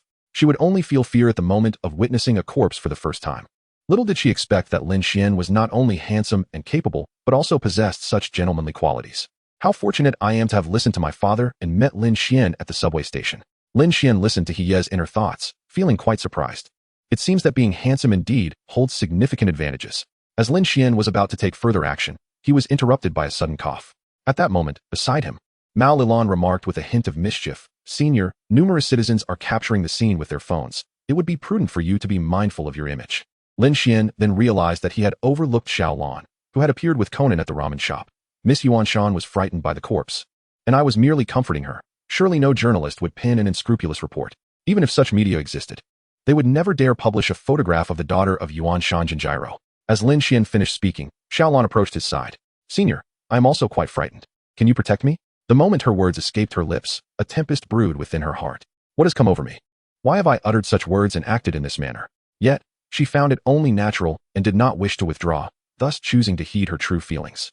Observing Xiao Lan's pitiful demeanor, Lin Xuan felt somewhat bewildered. Xiao Lan, are you certain that you are afraid? On the surface, Lin Xuan nodded and reassured her. Do not fear. As before, I will resolve this case promptly. Meanwhile, the sudden appearance of Xiao Lan left Yuan Shan and Yi feeling somewhat vexed. Who is she? She acts as if she is quite familiar with Lin Xuan. Could she be his girlfriend? No. If she were his girlfriend, she would surely insist on distancing herself from him. How unexpected. She is merely another suitor. A woman from Kansai will never concede. Yi summoned the courage characteristic of Kansai women. Xiao Lan, equally unyielding, retorted, in Tokyo, Yoko and Sato harbor ill intentions towards our senior. Though there was no prior agreement, I arrived in Osaka before you. This is a fate bestowed upon us by the divine, and I shall not yield it to you. Thus, Xiao Lan and Yi positioned themselves on either side of Lin Xuan, flanking him. Both skilled in their own right, they feigned fear, hoping to elicit greater comfort from him than the other. Lin Xuan found himself both amused and bewildered, as the chaotic scene before him left the renowned detective uncertain of whom to support, for each girl possessed her own charm. Meanwhile, Heiji Hattori and Conan had just concluded their inquiries with the CAF owner, both appearing despondent. After their questioning and investigation, they were reluctantly compelled to acknowledge that Lin Xuan's judgment, made in mere seconds, was indeed correct. The murderer had first tied a rope around the corpse's waist, then suspended it outside the pull rod, concealing it with plastic sheeting, while the other end of the rope was secured to the doorknob of the door leading to the rooftop terrace. At the moment the threatened owner turned the doorknob, the rope released, causing the body to crash to the ground. Customers and employees of the CAF could attest to the owner's alibi during the time of the crime, while the murderer had employed a voice changer to make the threatening call from a public phone, leaving the owner without any valuable leads. Chapter 70. A contest of childhood friends on the line. Despite this, Heiji Hattori was reluctant to concede that Lin Xuan's deductive skills surpassed his own. As he descended the stairs, he said to Conan, "Kudou, I believe Lin Xuan merely got lucky with one correct guess. I will surely uncover the murderer before him." Rather than seeking Conan's opinion, it was more a form of self-reassurance. Conan wished to agree. However, his throat felt parched from the repeated defeats at Lin Xuan's hands. Soon, they arrived downstairs. The sight of Keiho and Ran competing for something caught their attention. When had their childhood friends ever engaged in such affectionate gestures? Not to mention, the high school girls were each wrapped around one of Lin Xuan's arms, their bodies in close proximity, overshadowing the detectives. "Hey, Hattori, let's settle this another time," Conan suggested first. Hattori, with a sullen expression, nodded. "Yes, that is precisely my intention. For now, we shall collaborate and must uncover the truth before that pretty boy." From the moment they met, the eminent detectives representing Kanto and Kansai had refused to yield to one another. Both Hattori and Kudou sought a case to prove their superior deduction skills. Yet, in the face of Lin Xuan, they had to set aside their competitive spirits and work together. Naturally, Conan also began to devise ways to prevent Ran from continuing her intimate interactions with Lin Xuan. "Oh, let me see," the shrunken detective squeaked, attempting to employ the same tactics to capture Ran's attention. However, even if Conan did not intervene, Lin Xuan would extricate himself from the sandwich of attention, for a truly suspicious individual had emerged. "What? Even you have been killed? Who could have done this? Could it be the councilman? No, that is impossible. If that matter came to light, the councilman's political future would be irreparably tarnished." Although everyone regretted the tragedy that had occurred 20 years prior, misfortune still loomed over them. "Could it be that I am the next to perish?" Among the onlookers was a plump woman, her expression one of sheer terror. The thoughts racing through the woman's mind made Lin Xuan realize she was at least privy to some details of the case. The frightened woman stumbled and turned to flee. Lin Xuan immediately whispered to the two high school girls, "There is someone who seems quite suspicious. I have some questions to pose to her." Xiaolan, being the daughter of a former criminal police officer and now a detective, with her father having served as the head of the criminal division at the Osaka Prefectural Police Headquarters, promptly released Lin Xuan's arm upon hearing these words. Lin Xianzhao hurried after the plump woman, but she had already entered her car. After adjusting the mirror, she pressed the accelerator and swiftly departed. Lin Xuan took out his phone and captured the model and license plate of the car. Officer DeLong approached and inquired, "Lin Xuan, my dear brother, have you made any discoveries?" Lin Xuan nodded and handed his phone to Otaki, instructing, "The elderly woman who just left seems somewhat suspicious. I would like to ask for your assistance in investigating her circumstances." Otaki immediately assured him, "Understood, I will inform you at the earliest opportunity once I have results." The forensic team, accompanied by supporting detectives, arrived to conduct a more thorough examination of the body and the scene. Meanwhile, Lin Xuan and the detectives, along with his close friends such as Xiaolan, were respectfully invited to the nearest police station to discuss the case. The ongoing serial murder case had remained unsolved for quite some time, placing immense pressure on the Osaka police amid public scrutiny, especially with the third body having mysteriously appeared in the city today. The police were compelled to seek the assistance of private detectives, particularly Lin Xuan, who had successfully solved numerous complex cases in Tokyo. Recently, the police chief personally briefed the detectives on the information available to the police.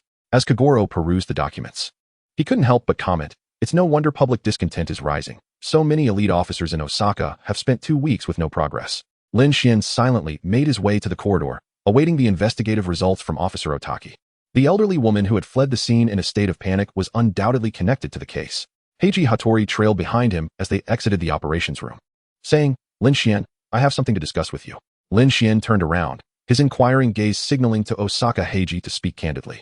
Heiji took a deep breath, as if preparing to relinquish all the dignity he had amassed since becoming a detective. "I acknowledge your formidable deductive skills. Yet I still wish to challenge you and see who truly reigns as the greatest detective." Lin Xuan helplessly shrugged, expressing his utter disinterest in such a juvenile ranking. Yet, Heiji continued unabated, proposing a challenge. "How about determining who can uncover the truth behind this series of murders first? As for the wager, it concerns my childhood friend, Yamaka Keiho. If I win, you must keep your distance from Keiho. Should you be the first to unveil the truth, I shall no longer concern myself with her." Heiji Hattori deemed himself quite despicable. How embarrassing it was. This display hardly befitting a man of Kansai. With Kudou's assistance this time, he still pretended to uphold a semblance of fair competition. However, he saw no alternative. He had to ensure Lin Xuan stayed away from Keiho. How could Lin Xuan be oblivious to these thoughts? In truth, it was not only Heiji Hattori whose intentions he perceived. He was also acutely aware of another's feelings, Yamauka Keiho, who was concealed just around the corner of the corridor. What on earth is going on? Idiotic Heiji. When did I become your wager? What connection do we share? By what right do you interfere with my pursuit of love? Lin Xuan calmly remarked, I do not believe you possess the qualifications to wager Miss Yuanshan. She is an individual with an independent personality, far from being a mere pawn in a detective game. Ping Ci, acknowledging the inappropriateness of his previous words, nevertheless mustered the courage to retort, You're so annoying, you fool. Are you too afraid to bet against me? Lin Xuan shook his head and said, I will assist the Osaka police in uncovering the truth and apprehending the murderer, but this is not for any wager. It is a duty inherent to my role as a detective. This statement ignited Heiji's competitive spirit. Then prepare to lose to me, you pretty boy from Kanto. With Kudou's assistance, our combined intellect surely surpasses yours, does it not? Even the most formidable high school detective from Kansai cannot deduce the truth. As Yamagawa and Yi retrieved the talisman they always carried. Foolish Heiji, Yi gently reproached, before unhesitatingly discarding the talisman into the nearby trash bin. At that moment, Officer Otaki rushed down the corridor from the opposite end, breathless as he reported to Lin Xuan, my brother, I have uncovered the details. In his report, Otaki did not shy away from mentioning Heiji, boldly stating the information he had gathered. After all, he was unaware of Heiji's initiative to challenge Lin Xuan to an intellectual duel. Moreover, Heiji's father was the chief of the Osaka Prefectural Police, and whenever Heiji sought to understand the case, Otaki had to comply with his requests. It was precisely due to Heiji's remarkable deductive abilities, coupled with his solid background, that he could solve unusual cases in Kansai despite being merely a high school student. Nevertheless, Otaki's investigative findings were ultimately disappointing. Lin Xuan, my brother, Otaki began, feeling slightly awkward as he wiped the sweat from his brow. It has been confirmed that Mrs. Okazaki left the crime scene, but investigations reveal she had no connection with any of the 3 victims. The police traced Mrs. Okazaki's information through her license plate number, discovering that she was a housewife residing in the Higashido apartment, with no known interactions with the victims of the serial killings. Otaki cautiously inquired over the phone about the estimated time of death in the first 2 cases and where Okazaki had been during those times. The answers from the lady were straightforward. One time she was at the hospital caring for her ill mother, and another attending a parent-teacher meeting at her daughter's school. Otaki continued his report, Lin Xuan, my brother, I have tasked my colleagues at the police station to verify her alibi, and it appears to be sound. Mrs. Okazaki claimed she fled in panic after seeing the body. Without a doubt, the lady was lying, even when faced with a threat to her life. She was reluctant to reveal the truth about an incident from 20 years ago. Yet, only Lin Xuan was aware that she was undoubtedly connected to the case. Heiji listened to the report, unable to suppress a smile. The deductions of the pretty boy had been undermined by Otaki's findings. Indeed, that rooftop incident had merely been a stroke of luck. With Kudou's help, I cannot possibly lose to this fellow. At that moment, another ally of Heiji's came sprinting down the corridor, Sakata Yusuke, a detective from the Osaka Police Department's East Shiri Investigation Unit, sporting glasses that lent him an air of refinement.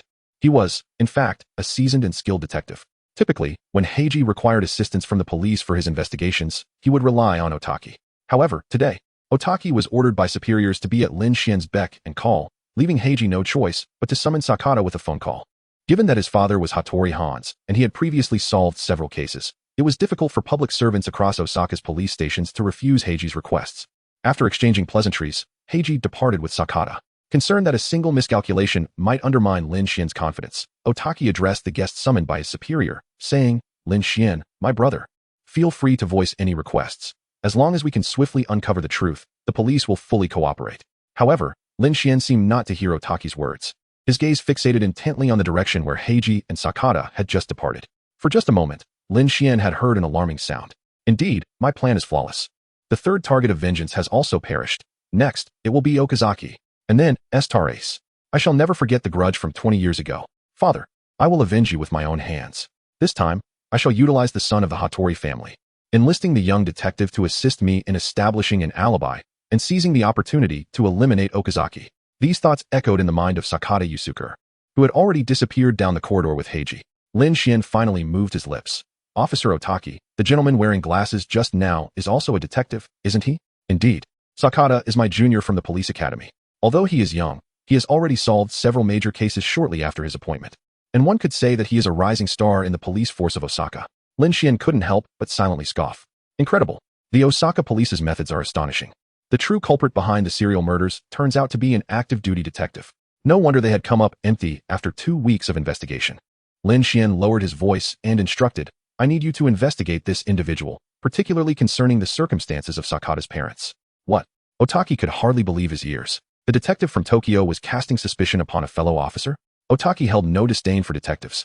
Yet he found himself more inclined to trust his colleagues who fought alongside him, especially given the lack of valuable leads in the investigation of Mrs. Okazaki.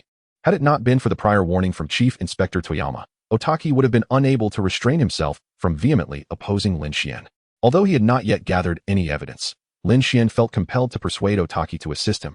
The perpetrator had committed 3 consecutive crimes without leaving any trace, indicating a profound familiarity with the investigative techniques employed by both detectives and forensic experts, suggesting he might even be involved in a related profession or embedded within the investigation team itself. Otaki still hesitated. The elite officers from Osaka had been summoned to scrutinize this case. Why single out Sakata for suspicion? Investigating a colleague in secret could lead to dire consequences if Sakata were innocent. Officer Otaki, known as the Osaka Takagi, was straightforward in nature. Yet his mind often struggled to connect the dots. Lin Xuan initially intended to find a casual excuse to brush things off, but that was no longer necessary.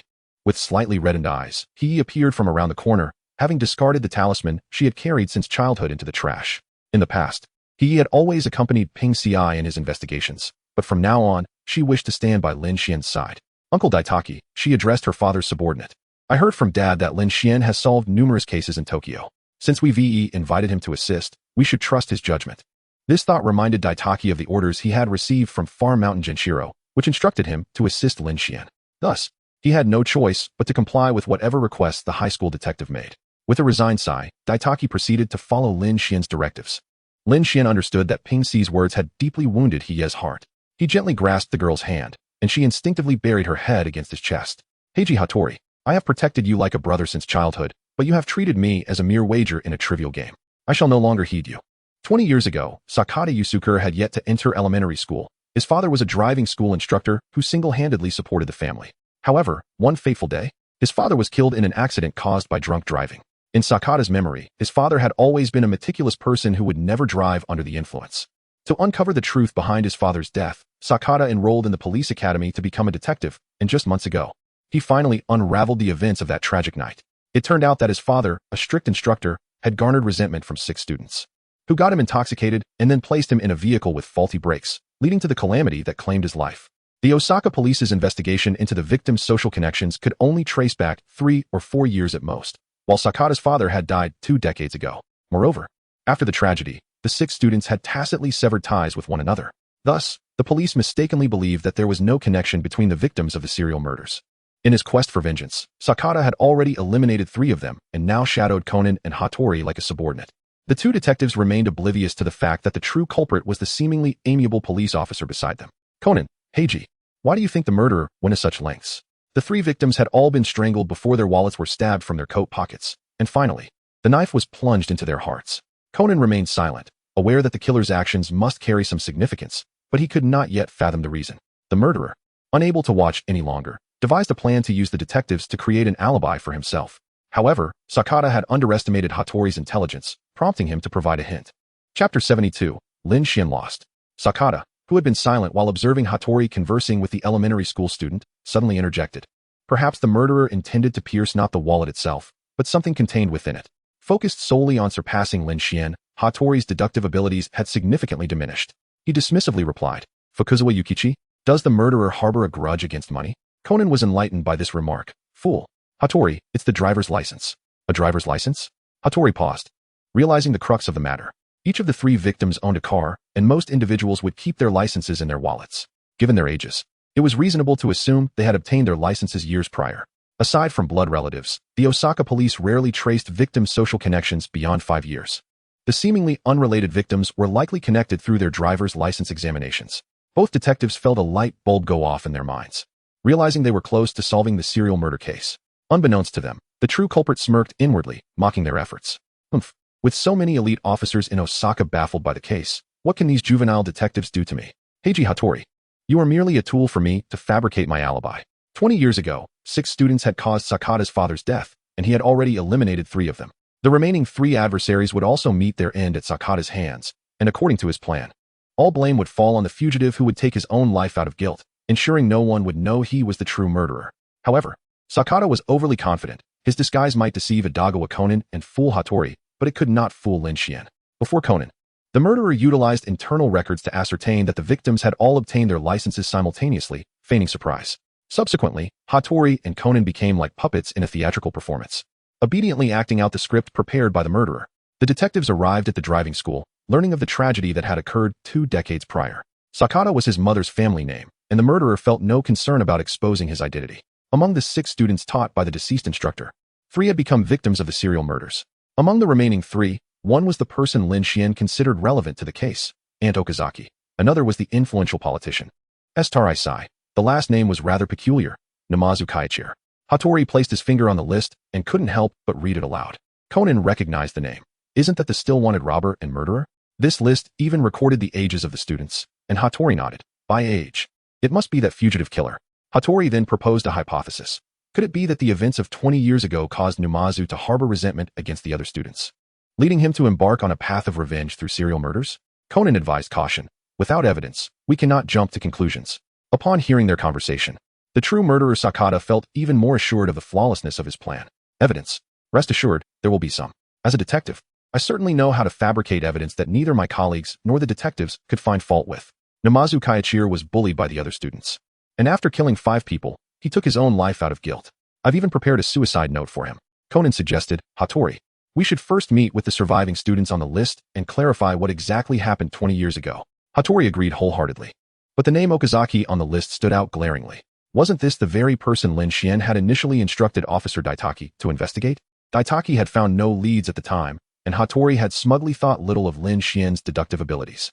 Could it be that Lin Xuan had already deduced Aunt Okazaki's connection to the case? Hattori quickly shook his head, trying to banish this thought from his mind. He was unwilling to concede that point. Conan reassured him, no matter how strong Lin Xuan's deductive abilities are, together we can surpass him. Hattori nodded yes. Lin Xuan is bound to lose. They had painstakingly traced the connection between the serial murders and the events of 20 years ago. How could Lin Xuan possibly be aware of it? Before long, the collaborative detectives would uncover the truth and apprehend the murderer. Conan would finally have a chance to win in front of Lin Xuan, and Hattori believed that if he triumphed in this detective competition, he could keep Lin Xuan away from his childhood friend. Sakata pretended to have just accessed the police department's internal records to find the contact information for the surviving student, and Okazaki, and the politician, Hattori Sai. His request to meet with the politician was denied by the secretary, prompting Hattori to angrily snatch the phone and exclaim, there have been recent murders in Osaka, likely connected to an incident at the driving school 20 years ago. The politician is highly likely to be targeted by the murderer.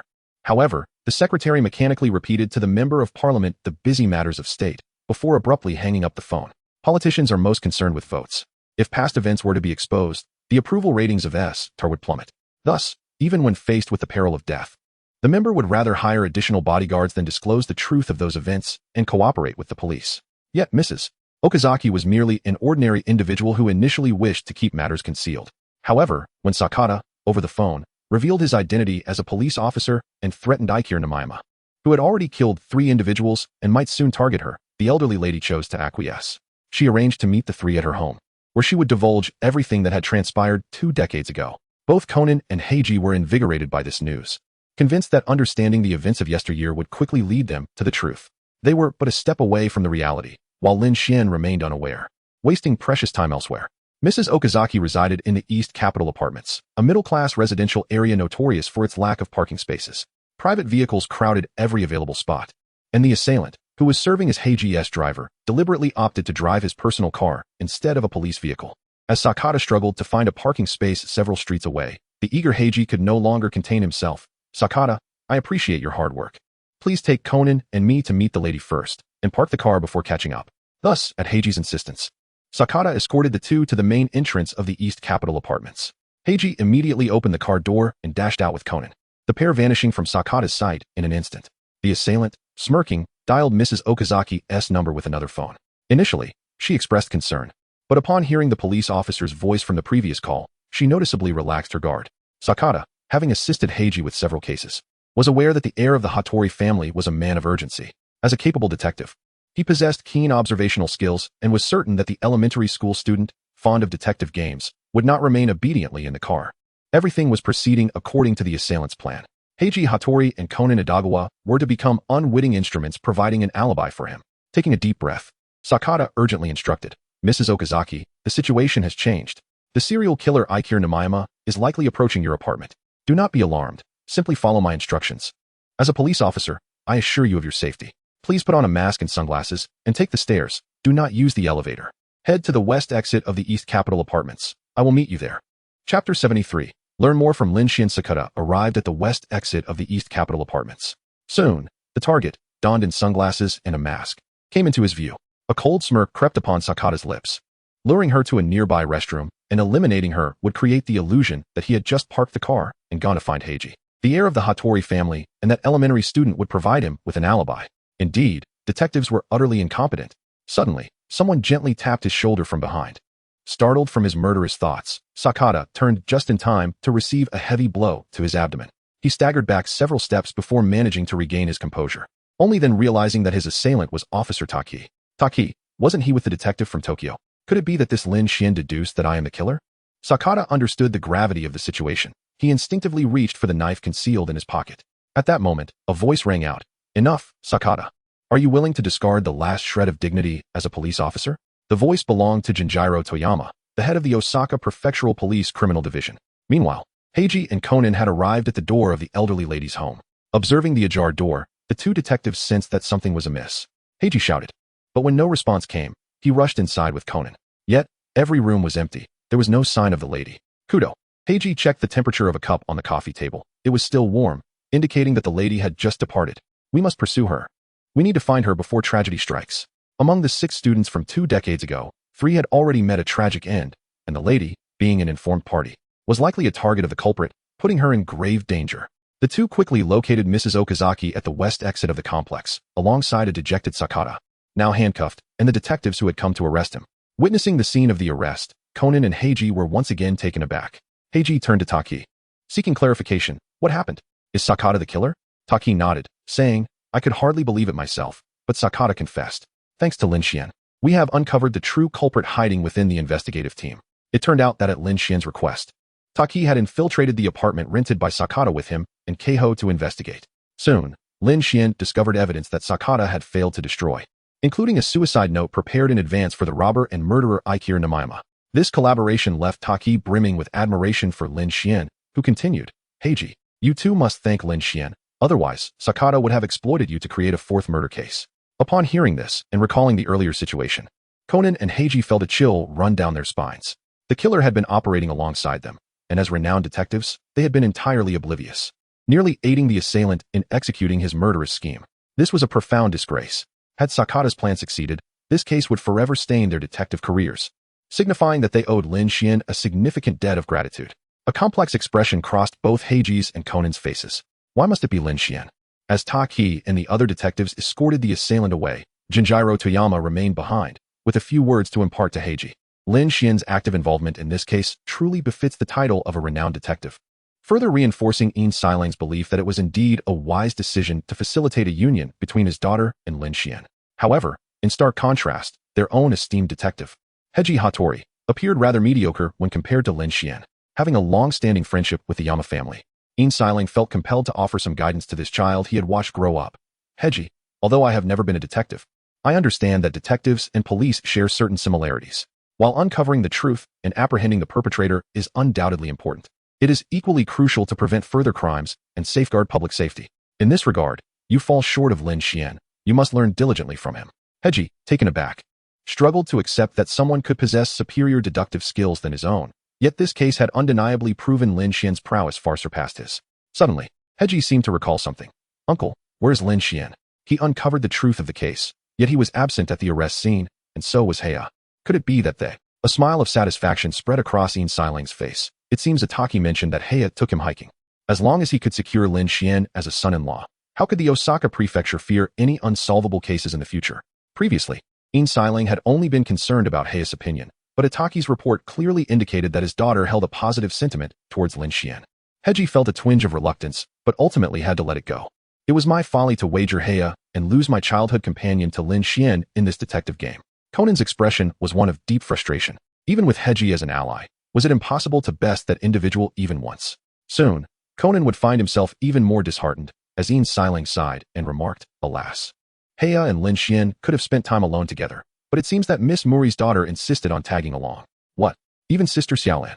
Conan was left on the verge of tears. Meanwhile, confronted by a group of hostile high school girls, Lin Xuan arrived at a small cabin nestled in the mountains. His purpose there was not for hiking, but to apprehend a fugitive. The serial killer was Officer Sakata, and Lin Xuan had already assisted the Osaka police in gathering evidence. However, the system's rewards had yet to materialize. This delay was due to another murderer, a robber who still roamed free. That very individual was trapped within this cabin, Namiyama Kiichiro, one of the culprits responsible for the death of Sakata's father 20 years prior. Months ago, when Sakata captured Namiyama, the latter, in a desperate bid to avoid imprisonment, revealed everything about the events of that fateful year. Consequently, Sakata devised a plan to eliminate 6 adversaries and ultimately frame Namiyama for suicide out of guilt. Lin Xuan deduced from Sakata's driving records that the murderer was imprisoned within the very cottage before him.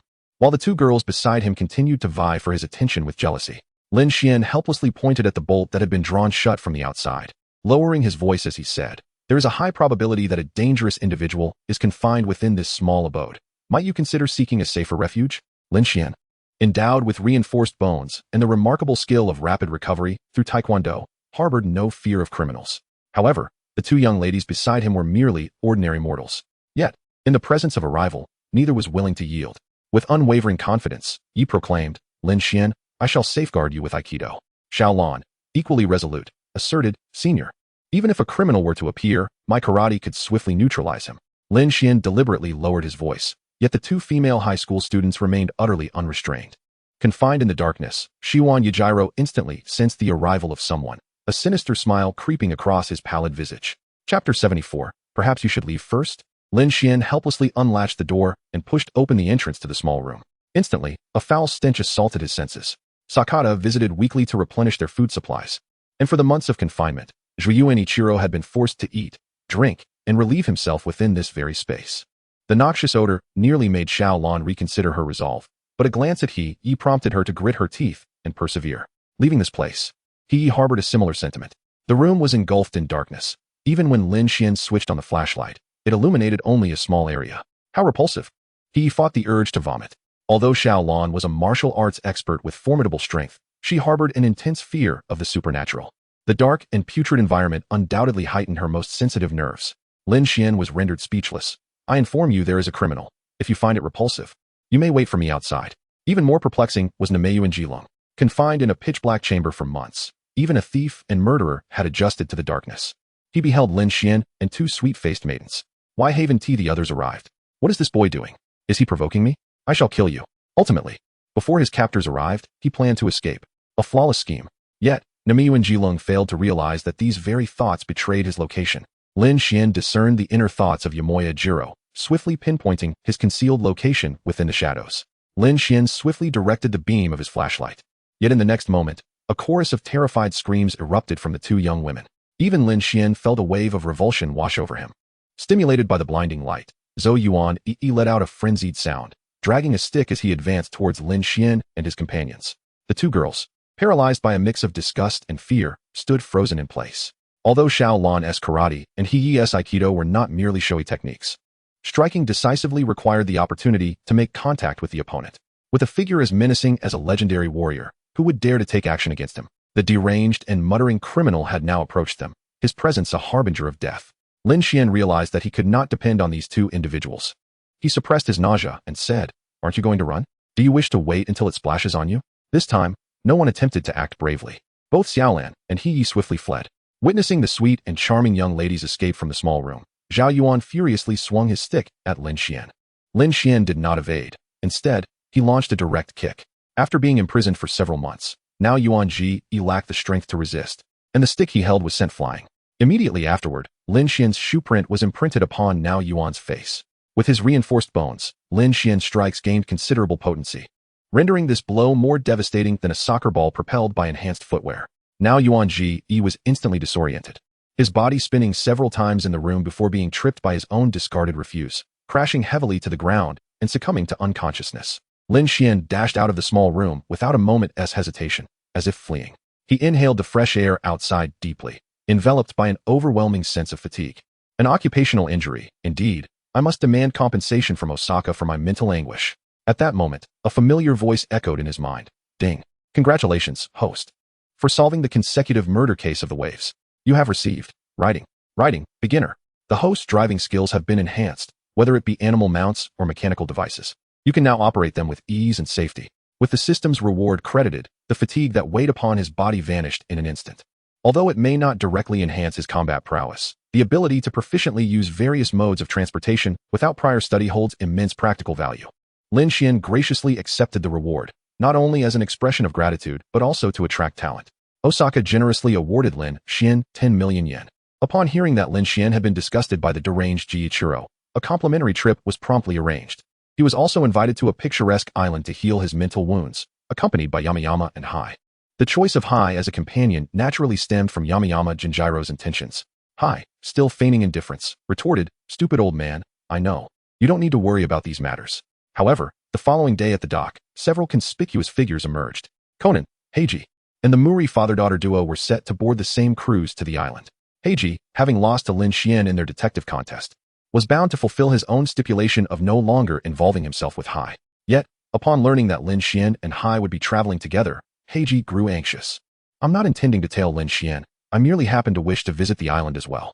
To avoid appearing too foolish, Heiji decided to cover the expenses for Conan and the Muri family to accompany him on this trip. Hearing of the free opportunity, Kagoro could hardly refuse. Conan, feeling disheartened, wished to distance himself from Lin Xuan.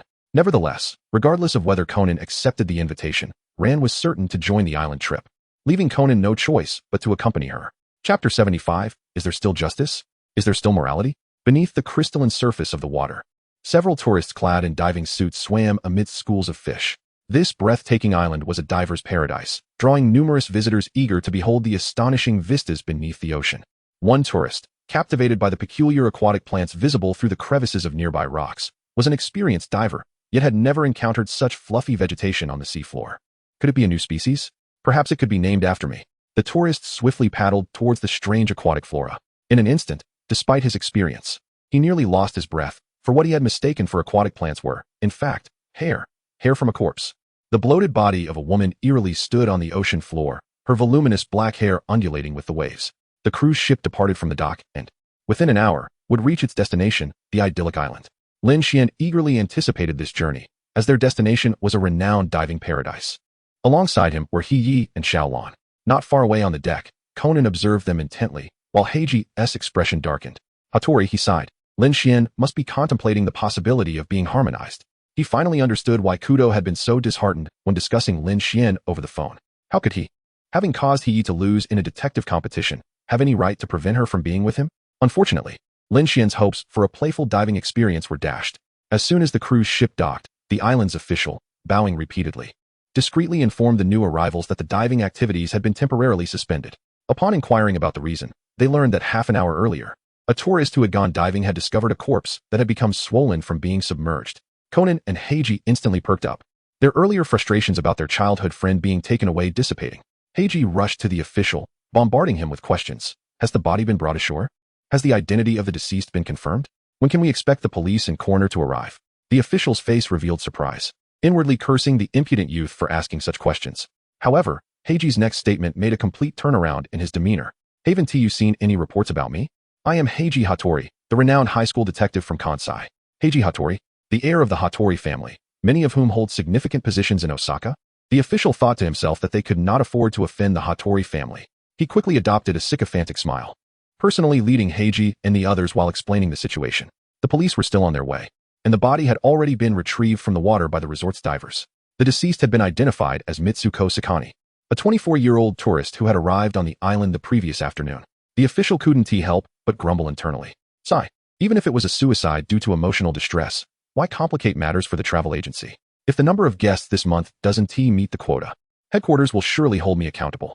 Soon, the official led Lin Xuan and others to a beach where a small crowd had gathered around the body, most of whom were resort staff. Make way, make way. The renowned detective Heiji Hattori is here to examine the body. As soon as the official uttered these words, the crowd turned their attention to the dark-skinned high schooler. It's really him. I've read about Hattori in magazines. He is a rival to Kudou, the famous high school detective from Kansai. Amidst the astonished murmurs, Lin Xuan distinctly heard a wail from the killer. What? Heiji Hattori is here? My first murder, and I have to face a detective? At that moment, someone in the crowd recognized the seemingly inconspicuous Muri from the moment they boarded the cruise.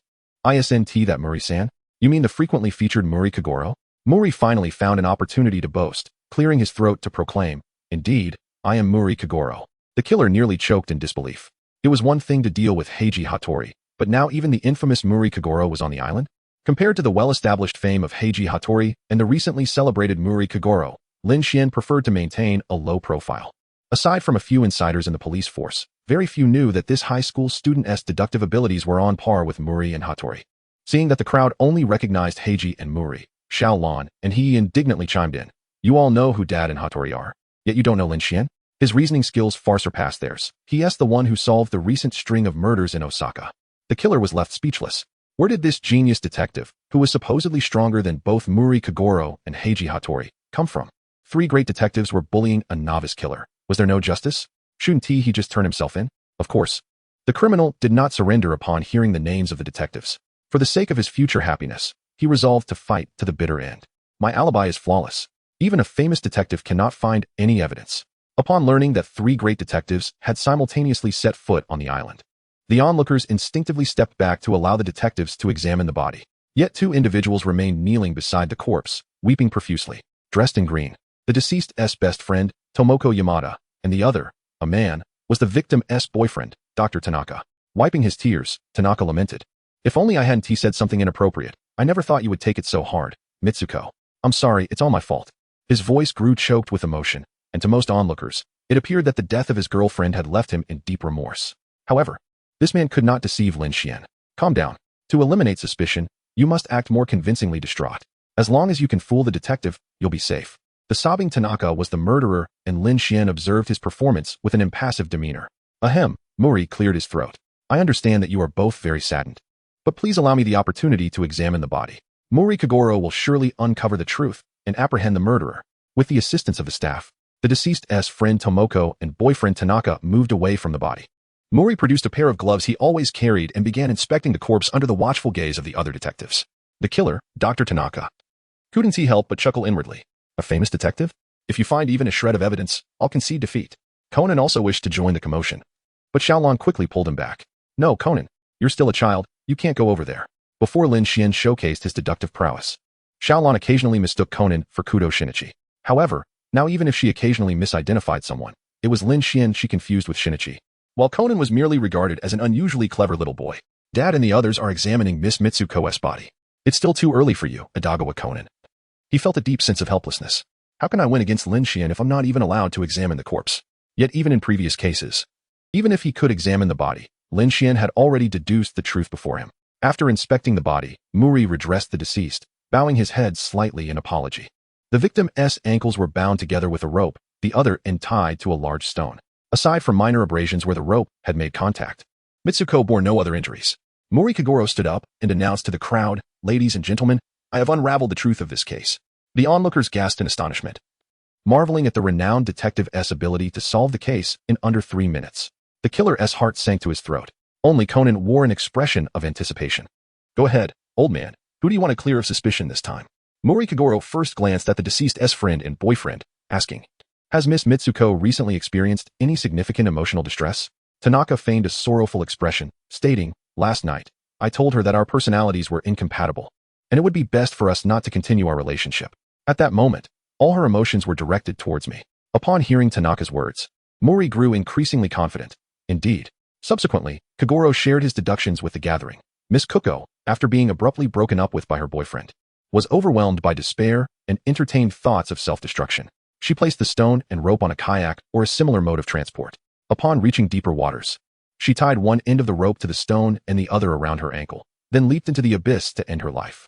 As for the kayak, it may have been carried away by the waves into the sea or washed ashore. In any case, this is a case of suicide. Kagoro's reasoning garnered admiration from the onlookers. I too believe this was the case, yet hearing this conclusion from the detective provided a greater sense of reassurance. Although I felt remorse for Miss Kuko, since it was a suicide, the diving activities should soon resume. Dr. Tanaka finally let out a sigh of relief. A renowned detective? Hardly impressive. Heiji, having listened to Kagoro's deductions, could not help but roll his eyes. Idiot. Did you not notice the anomaly in the knot around the deceased's ankle? If Kudou had indeed committed suicide, she would have had to tie the rope connecting the stone to her own ankle. Such a binding would leave the knot positioned in front of her ankle, yet the knot in this case is found at the back. It is exceedingly difficult to secure a knot behind one's ankle, and a person in such emotional turmoil would find it even more implausible. Unless someone else tied the rope with the stone to her ankle, this suggests that it is a murder disguised as a suicide. As Lin Xuan listened to Heiji's thoughts, he quietly found himself in agreement. Indeed, it was no wonder that he was regarded as the foremost high school detective in Kansai. My fault, I bear the blame entirely. It is I who have driven Mitsuko to her demise. The killer's performance was reaching a crescendo, and his expression of regret nearly garnered the sympathy of everyone present. Heiji was about to speak, but Lin Xuan's voice preempted him. I fear this case cannot be concluded as a suicide. Mori, somewhat vexed, felt his earlier pretense of authority unravel, as Lin Xuan had dismantled his facade. However, Lin Xuan had indeed demonstrated exceptional deductive skills in previous cases. Kagoro, suppressing his dissatisfaction, inquired, is there a flaw in my reasoning? Pray tell, aside from the minor abrasions at the connection between the ankle and the rope, Miss Mitsuko bore no other injuries. If the victim had succumbed to murder, how could she have failed to resist? The corpse would surely bear additional wounds.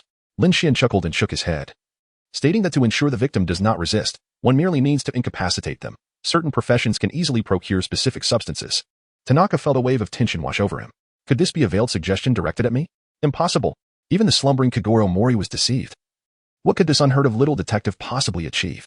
Lin Xuan shifted the topic with a flourish. A particular characteristic of the corpse could unequivocally prove that Miss Photon did not take her own life. He subsequently pointed out to the crowd that the position of the knot was incorrect, and upon hearing his explanation, the onlookers experienced a moment of enlightenment. Indeed, if one were to tie the rope oneself, it would be impossible to place the knot behind the ankle securely. The body would likely slip free before it even sank to the seabed. Who had tied it then? Thus, it was not suicide, but rather murder. Humiliated in front of the crowd, Mori felt a deep sense of shame as Lin Xuan exposed the flaws in his reasoning. Yet he refrained from insisting on his previous stance. After all, Mori could not tolerate the idea of erroneous deductions allowing the true perpetrator to escape justice. He regarded Lin Xuan with admiration, recognizing that Lin's deductive skills far surpassed those of both the older detective and Heiji. Had Lin Xuan not been present this time, the culprit would have undoubtedly evaded capture. Heiji felt an overwhelming sense of embarrassment. Lin Xuan articulated all the words I wished to convey, and the starry-eyed gaze of Yi upon him only deepened his unease. I had also discerned the issues with the knot and yearned to present myself well before Yi. How vexing. As for Dr. Tanaka, he was drenched in cold sweat. Last night at 7 o'clock, I had placed a swimming ring on the woman with the yellow face, and to avoid detection by other tourists, I had concealed myself in a shadowy corner of the unlit island. Little did I anticipate that my lack of illumination would lead to an oversight. However, it matters not. My alibi is impeccable. Not even the most astute detective could uncover any flaws. Lin Xuan smiled faintly, realizing that the time of the crime was at 7 o'clock. Although he had long known who the murderer was, reasoning must be supported by evidence. Thus, Lin Xuan discreetly turned his gaze towards the deceased's close friend, Youzi, and her boyfriend, Tianzhong. Did Miss Guangxi have any recent disputes with anyone? Of course, Youzi exclaimed, pointing an accusatory finger at Tianzhong, her voice laced with venom. It's this heartless scoundrel. The onlookers were bewildered. Ever since the discovery of the body, Dr. Tianzhong had maintained a demeanor of profound sorrow. Could there be more to this story? Panic surged through Tianzhong as he thought, if she reveals that matter, the detective will certainly suspect me. Just as he attempted to intervene and silence Youzi, Lin Xuan preemptively interjected, I do not believe Mr. Tianzhong is the murderer. A guilty party would surely attempt to prevent you from voicing any detrimental testimony. Yet, Dr. Tianzhong has not stopped you, which signifies a clear conscience amidst shadows. Chapter 77. What of self-revelation? I have an alibi. Tianzhong found himself cornered by Lin Xuan's words, unable to make a decision. He could not allow Youzi to speak further, or the entire play would be for naught. However, to intervene would only draw the detective's suspicion. At that moment of hesitation, the deceased friend unveiled all of Tianzhong's misdeeds. This man has spent 6 years studying medicine, funded entirely by Guangxi's hard work. He pretended to promise Guangxi that once he secured a stable position in a large hospital, they would marry. Who could have anticipated that this beast would soon entangle himself with the director's daughter? Guangxi became an obstacle to his ambitions. Youzi's voice broke again, but she clenched her fists, accusing Tianzhong. This man caused Guangxi's death during this trip. Upon hearing these revelations, the onlooker's perception of Tianzhong shifted dramatically. He transformed from a heartbroken lover mourning his girlfriend's death into a treacherous ingrate. You vile woman. I only invited Guangxi. You insisted on tagging along and ruining my plans. He hastily countered, nonsense. I ended things with Guangxi solely due to personality clashes. Besides, you had a motive to kill Guangxi too, didn't you? He then turned to the detectives, attempting to shift the blame. Youzi borrowed 600,000 yen from Guangxi. With her demise, that debt would vanish without a trace. Moreover, I was at the bar on the island drinking last night at 9 o'clock. How could I possibly have had the time? Oh no. How did I let that slip early? In a desperate bid to exonerate himself, Tianzhong had meticulously planned his alibi. During the time of the victim's drowning, he had remained in the bar, with numerous staff and patrons willing to testify on his behalf. A perfect alibi was his trump card. A last resort against the many detectives, but it should have been revealed only when questioned by the police and detectives. Conan smirked slightly. Sensing that this was a matter of proof, Haiji seized on Tianzhong's oversight. How can you be certain the victim died at 9 o'clock? Uncle Mori conducted the autopsy, and none of us have deduced the time of death. The coroner is still en route. Tianzhong was instantly drenched in sweat, frightened by the boy's astuteness. He forced himself to respond. During my time in medical school, I also took a forensic course. Based on the degree of swelling of Guangxi's body, I estimate she met her fate around 9 o'clock last night. Haiji pretended to be convinced, yet he had drawn his own conclusion. This man is the murderer. At that moment, the local police detectives and the coroner finally arrived. Not long ago, Lin Xuan successfully solved a serial murder case, greatly aiding the Osaka police. Kagoro Mori is a renowned detective of notable repute, while Haiji is the scion of the Osaka police hierarchy. Consequently, the local precinct not only refrained from reprimanding them for their unauthorized examination of the body, but also expressed their willingness to provide all necessary assistance in the investigation. The forensic expert conducted a meticulous examination of the victim's body, estimating the time of death to be between 8:40 and 9:20 p.m. last night. The most likely suspects for the murder are undoubtedly the victim's close friend and boyfriend, prompting the police to politely suggest that the two refrain from leaving their hotel room for the time being. They subsequently reviewed all surveillance footage from the island and invited the detectives to join them. Within the presumed timeframe of death, Tomoko's figure appeared in multiple areas captured by the surveillance cameras. Meanwhile, Tanaka had been drinking at the bar since 8 p.m., not departing until the late hours of 11 p.m. Kagoro Mori once again deduced, it is regrettable to identify such a beautiful lady as the culprit. Yet Miss Tomoko is undoubtedly the murderer. After killing her friend, her emotional state became exceedingly unstable, prompting her to wander aimlessly around the island. The motive, naturally, stemmed from her financial debts. The local precinct's flat-headed detective truly believed this to be the truth, hastily flattering Mori by exclaiming, "You truly live up to the legendary status of Detective Mori." As for the evidence, Mori sheepishly scratched his head, admitting, "Haha, I haven't quite thought of the evidence yet." Meanwhile, both Conan and Hattori tacitly concluded that the real perpetrator was Dr. Tanaka, who had inadvertently revealed himself on the beach earlier. However, even with the knowledge of his guilt, they lacked concrete evidence. Most importantly, they needed to unravel the alibi, since Tanaka had not left the bar. How could he have simultaneously thrown his girlfriend into the sea to drown? Could he have had an accomplice? Were Tanaka and Miss Tomoko deliberately playing a role to exonerate each other? Conan found himself at a loss and couldn't help but steal a glance at Lin Xuan. Despite his reluctance to admit it, it was a fact that Lin Xuan consistently solved cases before him. Haiji quietly inquired of Lin Xuan, "The human heart is truly terrifying. Lin Xuan, have you already deduced who the murderer is?" There was no need for deduction. In my presence, all the little black ones would inevitably unveil themselves. Lin Xuan gently nodded and proposed, "I believe that our reasoning at this stage lacks sufficient evidence. Perhaps we should further inquire with the victim's friends and boyfriend. They may provide us with new clues." In response to the police and detectives' inquiries, Youzi revealed that she had been unable to contact Guangxi since yesterday evening. Out of concern for her dear friend, she had been searching tirelessly throughout the island. As for Tanaka, he displayed no signs of vulnerability when faced with probing questions. Being asked to remain alone in the hotel room surprisingly helped him regain his composure. Tanaka even remarked, "Detective, I am well versed in the law and, of course, would never engage in any illegal activities." To Conan and Hattori, this was nothing short of a blatant provocation. "You fool. Do not fantasize about escaping legal consequences. I will shatter your alibi." Despite feigning extreme sorrow, Tanaka secretly reveled in delight. He had presumed these detectives to be formidable. Yet they were merely a bunch of inept individuals. He had managed to outsmart the renowned detective on his first attempt at crime. He truly considered himself a genius. Finally free from the burdensome woman, he planned to propose to the director's daughter in due time, thus elevating himself into high society. Before him danced visions of a life of luxury after marriage. It was Lin Xuan's unexpected question that jolted him back to reality. "Your alibi is quite cunning. How did you manage it?" The air in the room seemed to freeze at that moment, and everyone cast incredulous glances towards Lin Xuan. Both Conan and Haiji were momentarily taken aback. Indeed, Lin Xuan was aware that the murderer was Tanaka. But who would dare directly question the perpetrator about their method of execution? Lin Xuan has lost his mind? Tanaka struggled to maintain his composure, preventing himself from bursting into laughter. He feigned anger and menacingly threatened Lin Xuan, "Kid, don't go too far. I was at the bar drinking all night. And the surveillance footage is crystal clear. If you dare to slander me again, I will consult a lawyer as soon as I return." Have you heard of Lawyer Fei Yingli? The undefeated queen of the legal world has connections with our hospital. Upon hearing the familiar name, Mori and his daughter exchanged glances in surprise. Did Dr. Tanaka actually know my mother?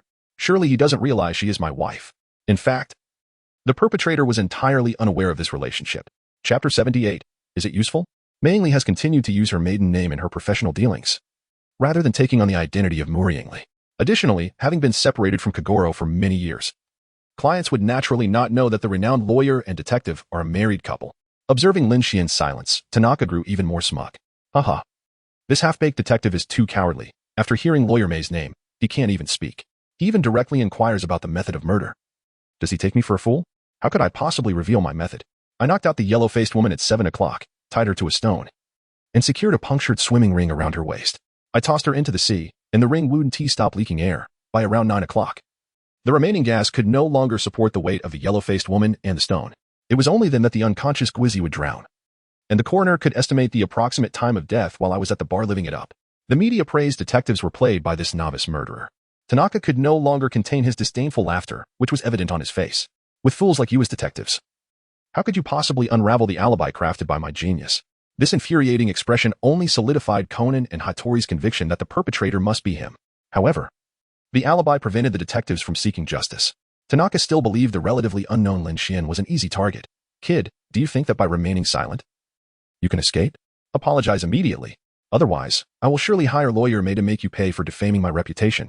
Xiaolan could no longer hold her tongue and spoke up to defend Lin Xuan.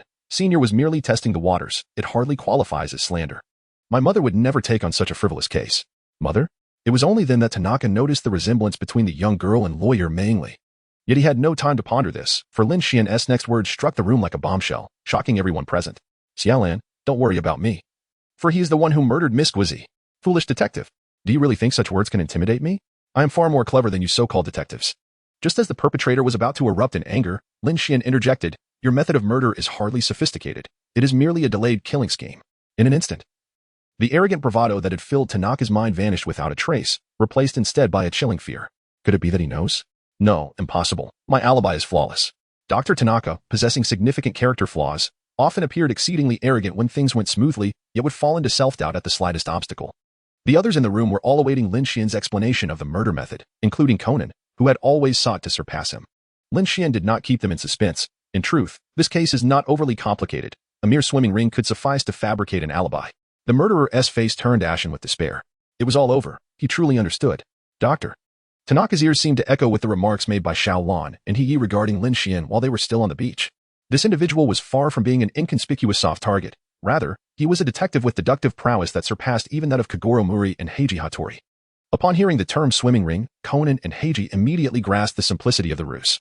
I must concede, Lin Xuan possesses considerable acumen. Kogoro, however, remained utterly bewildered. Swimming ring? Did the victim, Miss Guangzi, meet the murderer for a swim before her demise? The local police officers, the resort staff, along with Xiaolan and He were still unable to comprehend the methodology behind this crime. Consequently, Lin Xuan elaborated on the sequence of events that the perpetrator had undertaken. After his explanation, no one felt sympathy for the victim, who had drifted upon the dark sea, ultimately succumbing to the abyss of darkness and death. The flat-top detective was about to retrieve his handcuffs, preparing to escort the criminal back to the precinct for an extensive memory recovery procedure. However, his actions froze in the next moment.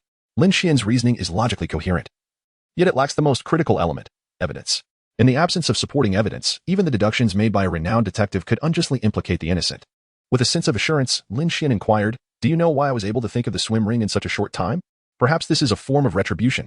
The police divers returned to the underwater area where the body was discovered and unexpectedly found a deflated swim ring lodged between the rocks, which bore fingerprints. Did you commit the crime without even wearing gloves? The police had only dispatched criminal investigators and forensic experts to the island, as the local police station could not afford to employ divers. Once the air escaped, the swim ring was left as a mere ring of deflated foam, making it exceedingly difficult to locate as it was swept away by the relentless waves of the vast ocean. Lin Xuan deliberately feigned a confrontation with the murderer. After his alibi was exposed, Tianzhong lost all courage to face the detective again. Moreover, all of his thoughts were transparent to Lin Xuan. Consider it a benevolent reminder. Although murder is a grave offense, the distinction between being apprehended by the police and confessing voluntarily carries significant weight in sentencing. Hattori Heiji shook his head. It appeared that Lin Xuan had indeed deduced the truth, yet the brief time frame had hindered him from uncovering any tangible evidence. No criminal would be foolish enough to confess merely after a few verbal jabs. Reality is not akin to the light-hearted narratives found in toilet paper novels. However, in the next moment, Heiji was taken aback. Tianzhong suddenly collapsed to his knees, clutching his head with trembling hands, and lamented in a quivering voice, I killed Guangzi. But it was all her doing. I never intended to take a life. I could repay her 6 years of tuition tenfold. But Guangxi insisted on pursuing me relentlessly. I simply sought happiness. She wouldn't let go, and I am also a victim. Yet, those who understood the case's intricacies would harbor no sympathy for this deserving perpetrator. The local police officer approached the criminal with a stern expression, fastening handcuffs upon him. Ding. Congratulations, host, on solving the case of the floating corpse on the island. You have received waves of white stripes. Waves of white stripes, novice.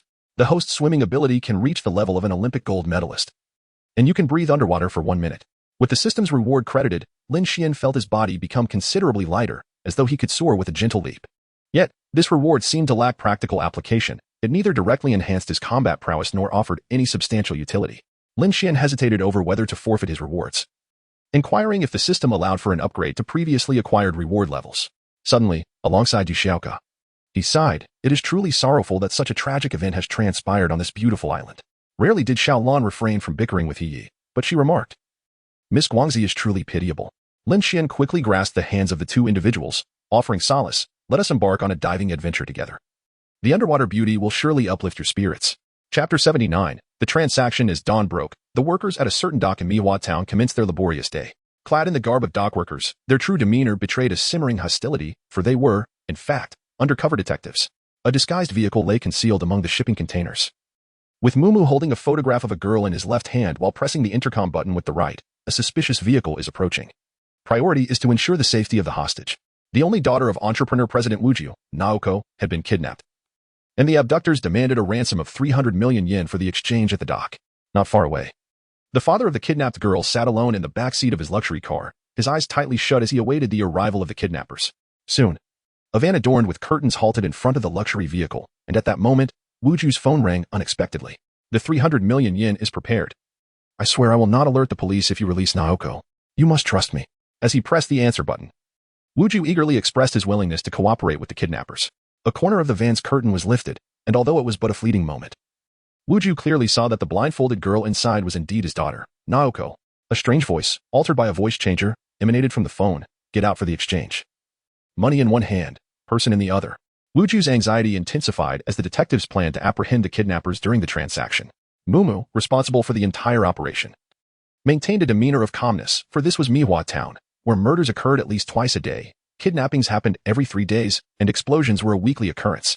Such petty crimes as extortion and abduction were all too familiar to the detectives. Taking a deep breath, President Wuju opened the car door, grasped 3 briefcases, and prepared to exit as instructed. Suddenly, the kidnappers seemed to sense something amiss. The van abruptly started, executing a drift before speeding away into the distance. Mumu remained unfazed, having already stationed numerous officers around the dock. All roads have been prearranged with detectives. Think you can escape? However, Mumu and the other detectives were soon proven wrong. For these kidnappers were utterly reckless. Realizing they were being pursued by the disguised vehicle, the kidnappers floored the gas pedal, sending the small van crashing into the turbulent Tawujan River, swiftly disappearing beneath the surging waters. Several hours later, the detectives finally retrieved the van from the riverbed. Yet, neither the kidnappers nor the abducted Naoko Wuju could be found, alive or deceased. Yamamoto Jinjiro had spared no expense to retain the talent of Lin Xuan in Osaka. He even sent his daughter and Yi to accompany him. This predicament weighed heavily on Heiji, for no one was covering his expenses. Moreover, trailing behind Lin Xuan, and Yi would only render him a mere jester. Heiji had no choice but to dip into his own pockets to bring along the Muri father-daughter duo and Conan. In no time, Heiji found that the detective commissions he earned and the pocket money he had saved over the years were dwindling rapidly. Meanwhile, Lin Xuan reveled in a carefree existence, enjoying complimentary tours of various attractions, accompanied by 2 charming girls. Life could not be more delightful. Until a phone call interrupted his bliss. Lin Xuan, I hear you've been living quite the extravagant life lately. The caller was none other than Sato. Lin Xuan hurriedly explained, who is slandering me? Am I that kind of person? This is nothing short of blatant defamation. However, having inadvertently assisted in solving 2 cases for the Osaka prefecture, the headquarters has invited me to stay a few more days. It would be rude to outright refuse their kindness. In truth, Sato's call was of utmost importance as he sought to leverage Lin Xuan's intellect. Earlier that morning, the kidnappers had sensed the ambush at the dock and had managed to evade the meticulously laid trap set by the police. The abductors would undoubtedly vent their fury on Naoko Takeuchi, and if the kidnapped girl was not rescued promptly, the consequences could be dire. Yet, the police remained oblivious to the kidnapper's situation and had no choice but to implore Lin Xuan to return swiftly to assist. Sato abruptly interrupted Lin Xuan's explanation and elucidated the case details. In a fit of exasperation, Sato declared, if you have any sense of conscience left, hurry back to Mihanacho. With that, he abruptly hung up the phone. After receiving a reprimand, Lin Xuan noticed that Ran was also holding her phone in her left hand. Tears welled in her eyes, as if she were on the verge of crying. The realization that Naoko had been kidnapped, compounded by the failure of the rescue operation, was surely a catalyst for the kidnapper's wrath. What would become of Naoko? It was imperative for Lin Xuan to return and assist. Only his reasoning could save her. Listening to Ran's silent plea, Lin Xuan recalled that Naoko Takeuchi also attended T in high school and happened to be in the same class as Ran.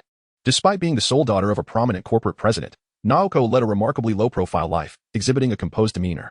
Thus, while he had heard her name, he had never had the pleasure of meeting her.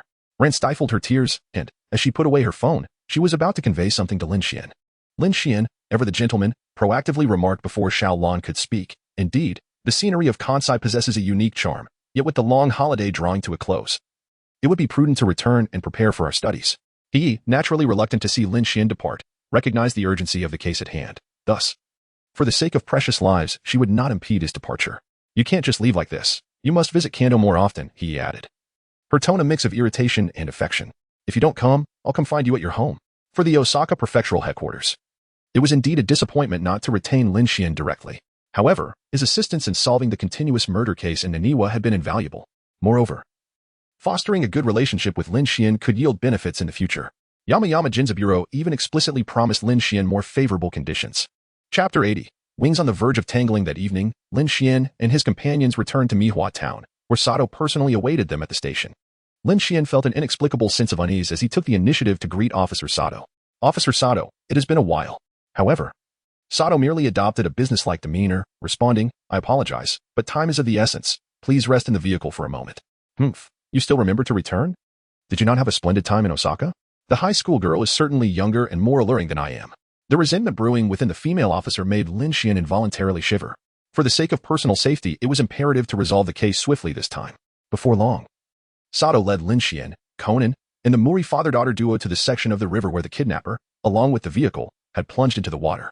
Night had already fallen, but the police were finally returning to Mihua, with the headquarters having arranged several mobile lighting vehicles, illuminating the area as if it were daytime within a radius of several hundred meters. The van driven by the kidnapper was temporarily stationed on the road above the riverbank. Mori explained to Lin Xuan and the others the current leads the police had gathered. Miss Naoko was kidnapped between 8 in the morning and 5 in the afternoon yesterday. President Takei left the villa at 8 o'clock, just as Miss Naoko had risen. Secretary Hanai had arranged to meet Naoko at 5 in the afternoon to watch a newly released film. However, upon arriving at the agreed time, Hanai found the villa completely empty. After attempting to contact Naoko to no avail, President Takei received a ransom call 3 hours later, with the kidnappers demanding 300 million yen to be prepared overnight for a transaction at the dock, threatening to kill her immediately if the police were notified. Kagoro Mori cast a helpless glance at Megure. Although he did not speak, Lin Xuan knew precisely what he was thinking. Megure, what on earth are you doing? You actually let the kidnapper escape. It seems Miss Naoko is in grave danger. Conan interjected, the long holiday just ended the day after tomorrow. Has T. Naoko been cooped up at home without going out with friends? Megure sighed, saying, I also inquired with President Takei if Miss Naoko had any close friends or romantic interests, or where she typically went during long holidays. However, the president is a man who dedicates all his time and energy to work, and he knows nothing about these matters. Conan turned to Ran. Ran. You and Junko seem to be classmates, right? Ran nodded, feeling puzzled. How did Conan know this? Had she mentioned Junko to him before? Ever since Lin Xuan's arrival, Ran had ceased to regard Conan as Shinichi, and even her memories of Shinichi had become somewhat blurred. Thus, she did not take Conan's remark to heart. Of course, Shinichi was also Junko's classmate, but at that time, he had devoted all his energy to reasoning and football. Despite being classmates, he had never spoken to Naoko. Nearly aware of her existence in class, Ran struggled to recall but ultimately could not provide any useful leads. I'm not very sure, as Junko has always been quite low-key. Kagoro Mori sighed. Well then, Officer Megure, were any fingerprints recovered from the van driven by the kidnapper? Megure shook his head. We only found a hammer. The kidnapper likely used it to shatter the right side window and escape. Other than that, no further clues were discovered. Just as Megure had stated, the glass of the front right door of the van had been smashed to smithereens. The three detectives examined the van but found nothing of significance. Conan glanced at the vacant opening above the front right door of the van and then turned his gaze toward the raging Suji River, falling into deep contemplation. In recent months, during the flood season, the river ran swift and treacherous. Was there truly a kidnapper capable of shattering the window in such a short time and evading police pursuit with the abducted Naoko? No, that was impossible. No one could accomplish such a feat. The kidnapper must have employed some sort of trick. Lin Xuan also acknowledged that the kidnapper must have employed cunning to escape. However, he could not concur with Conan's other conclusions. Why was it that no one could achieve this? Perhaps there exists that one individual capable of breathing freely underwater for a minute. At the scene where the van driven by the abductors plunged into the river, the crowd failed to grasp any valuable clues. Consequently, the police car escorted Lin Xuan and the others to the villa of the Wuju family. En route, Magyar explained to Lin Xuan and the others the current suspicions of the police in the direction of their investigation. President Wuju harbored considerable commercial ambition and was a ruthless individual. He had previously employed many despicable and even cruel methods to obliterate his competitors, causing their families to be shattered. Muri expressed his confusion. Wouldn't it be sufficient to start the investigation from the enemy's perspective? Why claim there are no leads? Sato sighed and replied, the issue lies in the fact that at least 40 competitors have been ruthlessly destroyed by President Wuju's business tactics. And that is merely the number he himself admits to. I even suspect he has resorted to illegal methods to undermine rival companies. But it is inconvenient to disclose this to the police. There are far too many adversaries of Wuju, yet the time available for our police to act is limited. Sato did not finish her sentence, but everyone in the car understood her meaning. Following the failure of the operation at the docks, the kidnappers could strike at any moment. And there was no time for the police to conduct a thorough investigation into Wuju's numerous enemies. Xiaolan felt a wave of sorrow. The long holiday would end the day after tomorrow. Nikako, I'm sorry for not being able to become friends with you earlier. After school resumes. I will take the initiative to chat with you. May I be your friend? Conan noticed Xiaolan's unusual demeanor and was about to offer comfort. However, Lin Xuan took Xiaolan's hand first, making a promise. I assure you that Senior Wuju will be safe and sound. Xiaolan buried her face in Lin Xian's chest, sobbing softly. Conan felt a heaviness in his chest, and the atmosphere in the police car suddenly became unbearably oppressive. Fortunately, Sato seemed to share this sentiment. She abruptly braked, shattering the intimate atmosphere. Sato, Officer Magyar, who was round and plump, slammed his face against the car window, nearly dislodging his hat. He adjusted his hat and admonished, be careful. I apologize. I was too reckless. The female officer nearly bit off the last few words. And facing the tense situation, Lin Xuan felt that matters were turning dire again. You are all my wings. Do not get tangled. Fortunately, the police car had arrived at the grand villa of the Wuju family. It must be said that President Wuju's unscrupulous business tactics had indeed earned him a significant fortune, including the outer garden. This villa occupied an area at least equivalent to 10 basketball courts. Muri, being somewhat of a social figure himself, had rarely seen such a vast villa. He also harbored a question. Did the servants of the Wuju family have no knowledge of Miss Nikako's circumstances? Chapter 81. The Suspicious President. Is it a self-directed performance? Even if President Wuju was busy with work, there might be someone among the villa servants who knew of Nikako's whereabouts on that day. Yet Magyar shook his head again. Since the passing of his wife, Wuju has dismissed all household servants. The cleaning company contracted has only sent cleaners to tidy up the villa every half-month, and coincidentally, yesterday was not the day for their visit. Muri was puzzled. How could the president of a large company not hire a few more servants to attend to himself and his family? What meaning did earning money hold if not for such purposes? At that moment, a reprimand rang out from the garden. President Wuju was furiously berating a rather dim-witted officer. Useless. Didn't I say they would apprehend the kidnappers at the docks? Nikako was killed because of you irresponsible policemen. The group hurried over, and Sato resumed her composed and capable demeanor at work. I pay so much tax for my company. Yet I'm surrounded by a bunch of incompetents. President Wuju, still not satisfied, continued to vent, but Sato directly interrupted him. Mr. Wuju, I understand your feelings. But we are still striving to rescue your daughter. The police will certainly resolve this incident satisfactorily. Officer Sato, you once again saved me from a predicament. Takagi, who had been scolded mercilessly, looked at Sato with gratitude, but soon lowered his head again. As a senior officer, Sato's skills, investigative experience, and deductive abilities were admirable. And Takagi could not help but feel a sense of reverence for the flower of the police department. Yet, compared to the radiant Sato, Takagi felt remarkably ordinary. Especially since the aloof police flower had already set her heart on someone else. Sato's affections lay with Lin Xuan, a match made in heaven. If my senior were to discover my feelings for her, it would only lead to an awkward situation. Takagi had long resolved to bury this sentiment deep within. He only wished to silently wish her well from the sidelines. Sato's words were more a promise to the father of the kidnapped than mere consolation. However, Wuju remained unconvinced, still scowling and shouting at Sato. What use is it to say these things now? You let the kidnappers escape. Can Nikako still be alive? Sato Mawako found herself at a loss for words. The escape of the kidnappers from the docks was indeed a dereliction of duty on the part of the police. Moreover, everyone was acutely aware that the perpetrators would undoubtedly vent their wrath upon Nikako. I believe Miss Nikako is most likely still alive. Abductions typically result in fatalities only after the ransom has been received. Lin Xuan spoke up to support Sato.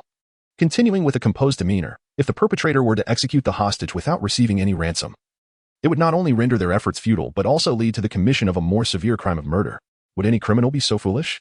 Seemingly in agreement with this analysis, President Wuju's expression softened slightly. Nevertheless, he issued a direct dismissal. In any case, I have personally witnessed the incompetence of the police. You are incapable of saving Naoko. Moreover, the murderer is likely monitoring this villa. Please return. I will enlist the help of a detective to resolve this incident. Muir furrowed his brows, acknowledging that the failure of the capture operation was indeed the police's responsibility, which further endangered the kidnapped Miss Naoko. However, the police have been diligently striving to rectify their mistakes, with many of his subordinates working tirelessly since the commencement of the operation without respite. Moreover, how could they simply withdraw? How would they document the case report? Just as Police Chief Muir was about to speak, Mori stepped forward, presenting a business card. President Wuju. Do you require a detective? How fortuitous, for I am the illustrious Detective Sleeping Muri Kagoro. If I can assist in rescuing your daughter, you shall surely offer a handsome fee. At that point, I need not accept new commissions and can indulge in a life of leisure, playing marbles and betting on horses. What? You are Muri Kagoro. President Wuju's hand clenched the proffered card as he scrutinized Muri's appearance. The surprise evident in his voice was gratifying to Muri. Indeed. Leave the safety of the young lady to me. However, had Kagoro known the true thoughts of President Wuju, he would have been utterly astonished. How infuriating. To have a renowned detective present. Muri Kagoro's fees must be exorbitant, but I shall not be extorted. A maximum of 1 million yen is all I will offer. If you wish to demand more, then be gone. These inner thoughts led Lin Xuan to begin doubting the integrity of Naoko's father. There was something amiss with this man. From the outset, Wuju had presumed that his daughter had been killed in retaliation by the kidnappers. Would a relative of a hostage exhibit such a reaction? Furthermore, 1 million yen is an amount even an ordinary worker could manage with some effort, yet Wuju, as a corporate president, was prepared to offer only a paltry fee to the esteemed detective? Lin Xuan took the initiative to introduce himself to Wuju and conducted a probing inquiry. In truth, I am also a detective, studying at T in high school, just like Junior Youzi. Regarding this kidnapping, do you have any suspects? No one could deceive Lin Xuan. If indeed President Wuju had orchestrated the entire affair, no matter how masterful his acting, he would be immediately unmasked by Lin Xuan. Humph. He is most likely just a defeated hound. In the realm of commerce, as in battle, defeat signifies incompetence, if the victory does not belong to oneself. One might resort to slandering me as a despicable villain. Surely, among those failures, someone must have abducted Youzi. Astonishingly, Wuju did not lie, this time. His thoughts and words were indistinguishable. Lin Xuan first encountered confusion regarding the individuals connected to the case. Could there be a case within a case? However, his doubts were swiftly dispelled. A hurried sound of footsteps echoed, and Xiaolon turned around, her face lighting up with surprise. Naoko. Yet, she abruptly halted mid-sentence. Her excitement fading as the figure approaching from behind was not the kidnapped Naoko, but rather a more mature woman sporting the same hairstyle. Their momentary joy was short-lived, as the one who arrived in haste was the president's secretary, Hanai. Due to the urgency of the situation, she barely had time to greet the police before breathlessly handing an envelope to Wuju. President, a homeless man has entered the company lobby. Please give this letter to the front desk staff. Inside the envelope was a photograph depicting Naoko, bound tightly to a chair in a dimly lit environment. Her mouth taped shut. Notably, the kidnapper had spread a newspaper with a clear date on Naoko's legs. It was today's evening edition. Moro and a few subordinates suddenly felt a surge of energy. Miss Naoko was still alive. We still have a chance to rectify our mistakes. Additionally, there was a threatening letter, crudely pieced together from various magazines and newspapers. Featuring uneven and distorted hiragana and katakana characters, I know you've informed the police and that the 300 million yen is counterfeit. This is your last chance. Get rid of all the police and prepare 500 million yen. Come alone to the top of Tokyo Tower tomorrow at 6 o'clock.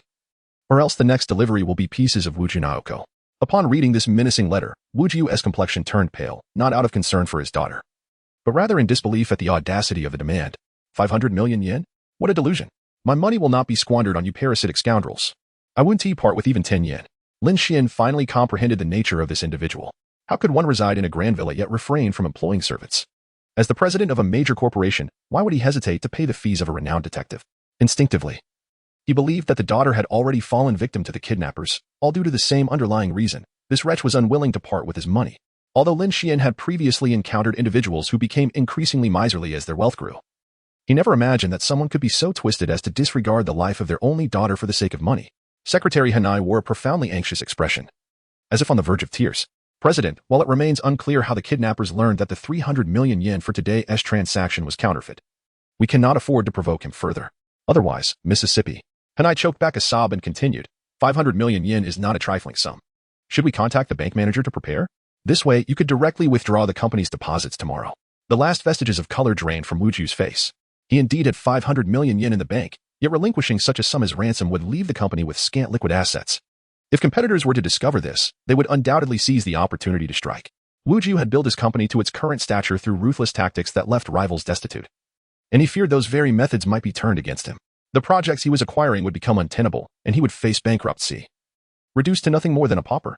Naoko, it is your father who has failed you. Even if I cooperate with the villains, they may not spare you. It is imperative to invest the money in ventures with guaranteed returns. Lin Xuan found himself torn between feelings of disdain and sympathy for President Wu Ju. He was not the perpetrator of the kidnapping. Rather, he was akin to a soulless machine, relentlessly generating capital. Wu Ju contemplated sacrificing his daughter for the sake of preserving his wealth, yet he still clung to his pride. Such a decision could not rest solely upon his shoulders. After all, the public outcry surrounding a renowned entrepreneur who prioritized money over his daughter's life could adversely affect the company's stock. Consequently, the capital-generating machine disregarded his secretary's tearful pleas and turned to Inspector Mumu, inquiring, "My thoughts are in disarray, and I cannot make a decision. Inspector, do you suggest that we offer 500 million yen and cooperate with the kidnappers?" Although it was a question, Inspector Mumu, bound by his professional duties, could only provide one response. His role did not permit him to counsel the relatives of the kidnapped to comply with the demands of the abductors. He would recommend that Wu Ju utilize counterfeit bills once more and deploy police forces near Tokyo Tower to attempt a second capture of the kidnappers. Should the operation succeed, it would result in collective joy. However, if the cunning kidnappers managed to escape again and retaliated by killing Nijiko for Wu Ju, it would merely signify the loss of an inconsequential daughter. In the eyes of a businessman, 500 million yen far outweighed the value of a single daughter. Even if the media were to expose the situation and incite public outrage, the public would likely condemn the police for their incompetence. While President Wu Ju would emerge as a pitiable victim in the eyes of society, Lin Xuan could no longer contain himself. In previous cases, he merely confronted the culprits and occasionally engaged with Conan, who assisted him with ideas. Unless there were beautiful women involved, he had little regard for other individuals connected to the cases. Solving them swiftly meant rewards would come sooner. Yet, this time, he was unwilling to squander time. He was determined to unmask the hypocritical, greedy facade before him. However, before Lin Xuan could act, another detective had already erupted. As a father concerned for his daughter's life, how could he seek counsel from others?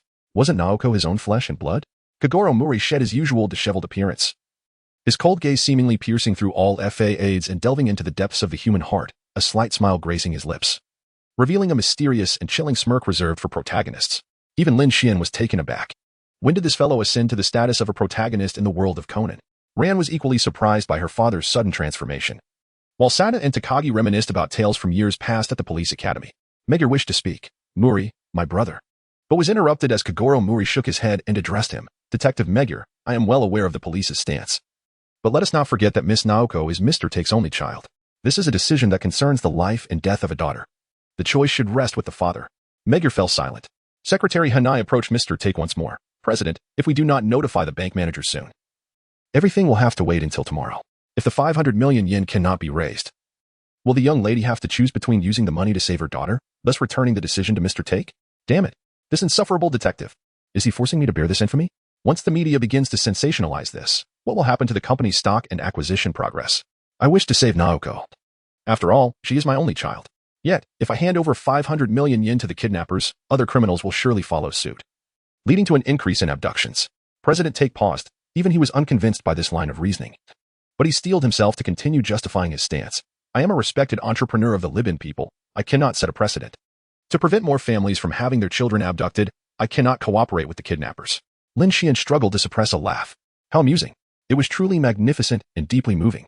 This creature, who held wealth above life and regarded familial ties as mere refuse, managed to find a way to redeem itself. Xiaolan's eyes were filled with sorrow as she sighed. It was no wonder that classmate Naoko rarely interacted with others. Despite her parents' divorce and her father being a third-rate detective who could only capture evidence of infidelity and help find lost pets, Xiaolan's home life was far more blissful and warm than that of any heiress from a large corporation. Wu Ju's self-deceptive rhetoric could not even fool the most innocent Xiaolan, let alone others. However, Naoko, who had been kidnapped, remained missing, and the crowd dismissed Wu Ju's ludicrous excuses. Lin Xuan, however, had already begun to connect the dots. Ever since President Wu Ju chose not to comply with the kidnappers' demand for 500 million in exchange for his daughter, a voice within him had been clamoring to eliminate Wu Ju. The secretary, Hanai, who shared a similar hairstyle with the abducted Naoko, was the one. "Vampire, your wealth is the product of exploitation. I gave you another chance, yet you failed to cherish it. You would forsake your daughter's life for money. Tonight, I shall end you. Do you think you can take that money with you?" Conan seemed to have noticed something as well. The skin tone on the secretary's wrists and ankles differed from the rest of her body. Was it a mark left by a wetsuit? The kidnapper's methods were not particularly sophisticated. Lin Xuan discreetly glanced at Hanai's wrist and ankles, and he soon unraveled the mystery of Naoko's underwater disappearance. Chapter 83. The mystery of the underwater disappearance since a second capture of the kidnappers was to take place at the Tokyo Tower. Inspector Magyar immediately contacted his subordinates to arrange the operation. Kogoro, however, found it suspicious that a homeless man delivered the threatening letter to the company's front desk. So Takagi escorted the Mori family to the company to investigate further. Originally, Sato was also to be assigned a task, but Lin Xuan cheerfully requested Inspector Magyar. Inspector Magyar, could you lend me Officer Sato for the investigation? Having already proven his capabilities to the police, Magyar had no reason to refuse. All right, Sato, until this case is resolved. You will assist Lin Xuan in the investigation. Once the other officers and detectives had departed, Lin Xuan bid farewell to President Wu Ju and left the villa.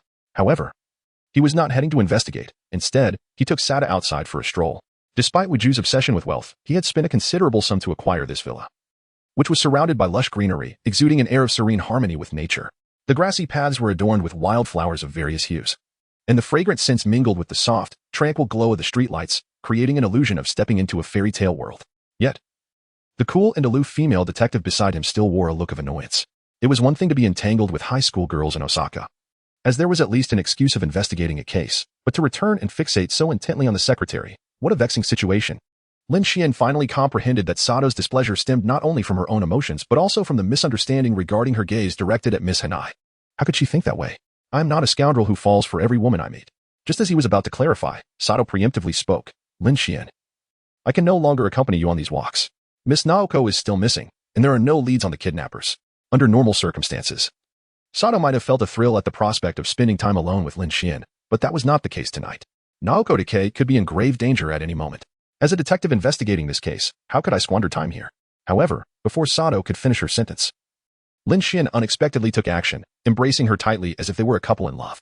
Lin Xuan, the composed and resolute female detective, was transformed into a shy woman by his boldness. Her cheeks flushed with a mix of embarrassment and indignation as she attempted to push him away. Yet, Lin Xuan held her even tighter, and with a single utterance, he rendered Sato powerless to resist. Lin Xuan deliberately lowered his voice. The criminal has arrived, just behind the rockery. Sato, proving herself to be an exceptional detective, quickly picked up on the penetrating gaze emanating from the shadowy corner, thanks to Lin Xuan's subtle cue. To avoid arousing the kidnapper's suspicion, the two of them seamlessly adopted the guise of a couple enjoying a clandestine rendezvous. Sato sighed, her tone laced with melancholy. Men will forever be enamored with youthful and beautiful girls. I have already become an old woman. Lin Xuan, with a face full of sincerity, exclaimed, how is that possible? In my eyes, beauty and Zizi will forever remain 18. As he spoke, Lin Xuan naturally pinched Sato's cheek. Instantly, the flower of the police department shyly lowered her head, but she quickly added with a hint of envy, yet, I am ultimately 28 years old. The affectionate exchange between the two sent shivers down the spine of the criminal, prompting her to abandon her surveillance and retreat from behind the artificial hill. Could it really be her? Sato, out of the corner of her eye, noticed the figure disappearing at the end of the path was none other than her secretary, Miss Hanai. Lin Xuan nodded and remarked, the mastermind behind this abduction is indeed Huajing.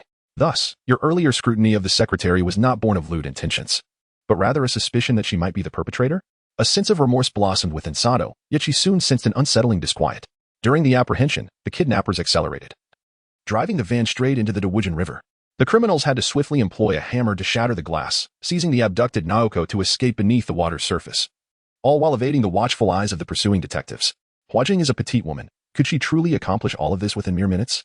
Sato found this notion implausible. Even an Olympic champion would struggle to achieve such feats in a brief span of time. Lin Xuan understood her thoughts and thus assisted Sato in recounting the events that transpired. Firstly, and most crucially, why did the police conclude that the abducted Miss Naoko was also present in the van? Sato did not hesitate for a moment. It was confirmed by none other than Miss Naoko's father himself. Lin Xuan shook his head. Under normal circumstances, no father would mistake his daughter. However, it is equally inconceivable for a father to disregard his daughter's well-being for monetary gain. Is Wuju truly a competent and typical father? It seems that President Wuju, who dedicates nearly all his time to work, shares little emotional connection with his daughter. Moreover, the curtains in the van were only briefly drawn back. Furthermore, Secretary Hanai and Naoko sport the same hairstyle, to the extent that even their classmate, Xiaolan, nearly mistook Hanai for Naoko at first glance. Recalling Mao Lilan's hesitant expression in the villa's garden, Sato reluctantly found himself able to accept this line of reasoning. Lin Xuan continued to elaborate. It is nearly impossible to escape swiftly down a raging river while holding a hostage. Yet only if the van had a single perpetrator from the outset could such a ruse be executed. The discoloration of Huakai's wrists and ankles compared to the skin on the rest of her body suggests the long-term effects of wearing diving equipment. Moreover, as a person of interest in the case, Huakai certainly had the opportunity to understand the police's deployment near the dock. 2 hours later, at the Wujia villa, despite his only daughter's uncertain fate, President Wu Jia was too preoccupied to worry. After the detectives had departed, his secretary informed him that one of the companies poised to sign a contract had suddenly changed its mind. This news infuriated Wu Jia. If this acquisition proceeded smoothly, he could ascend to become an industry leader within a few years, building his own commercial empire. Yet, at this very moment, a small company dared to defy him. Aside from a half-empty cup of coffee, Wu Jia's desk was strewn with compromising information about the company president as he prepared to make them pay a price. However, as he flipped through the documents detailing tax evasion, his right hand fell limply, and the papers tumbled to the floor. Attempting to retrieve them, he found himself utterly devoid of strength. The once formidable titan of the business world was now engulfed by profound fear, struggling to emit a hoarse plea. Help, help me. Call a doctor, call a doctor.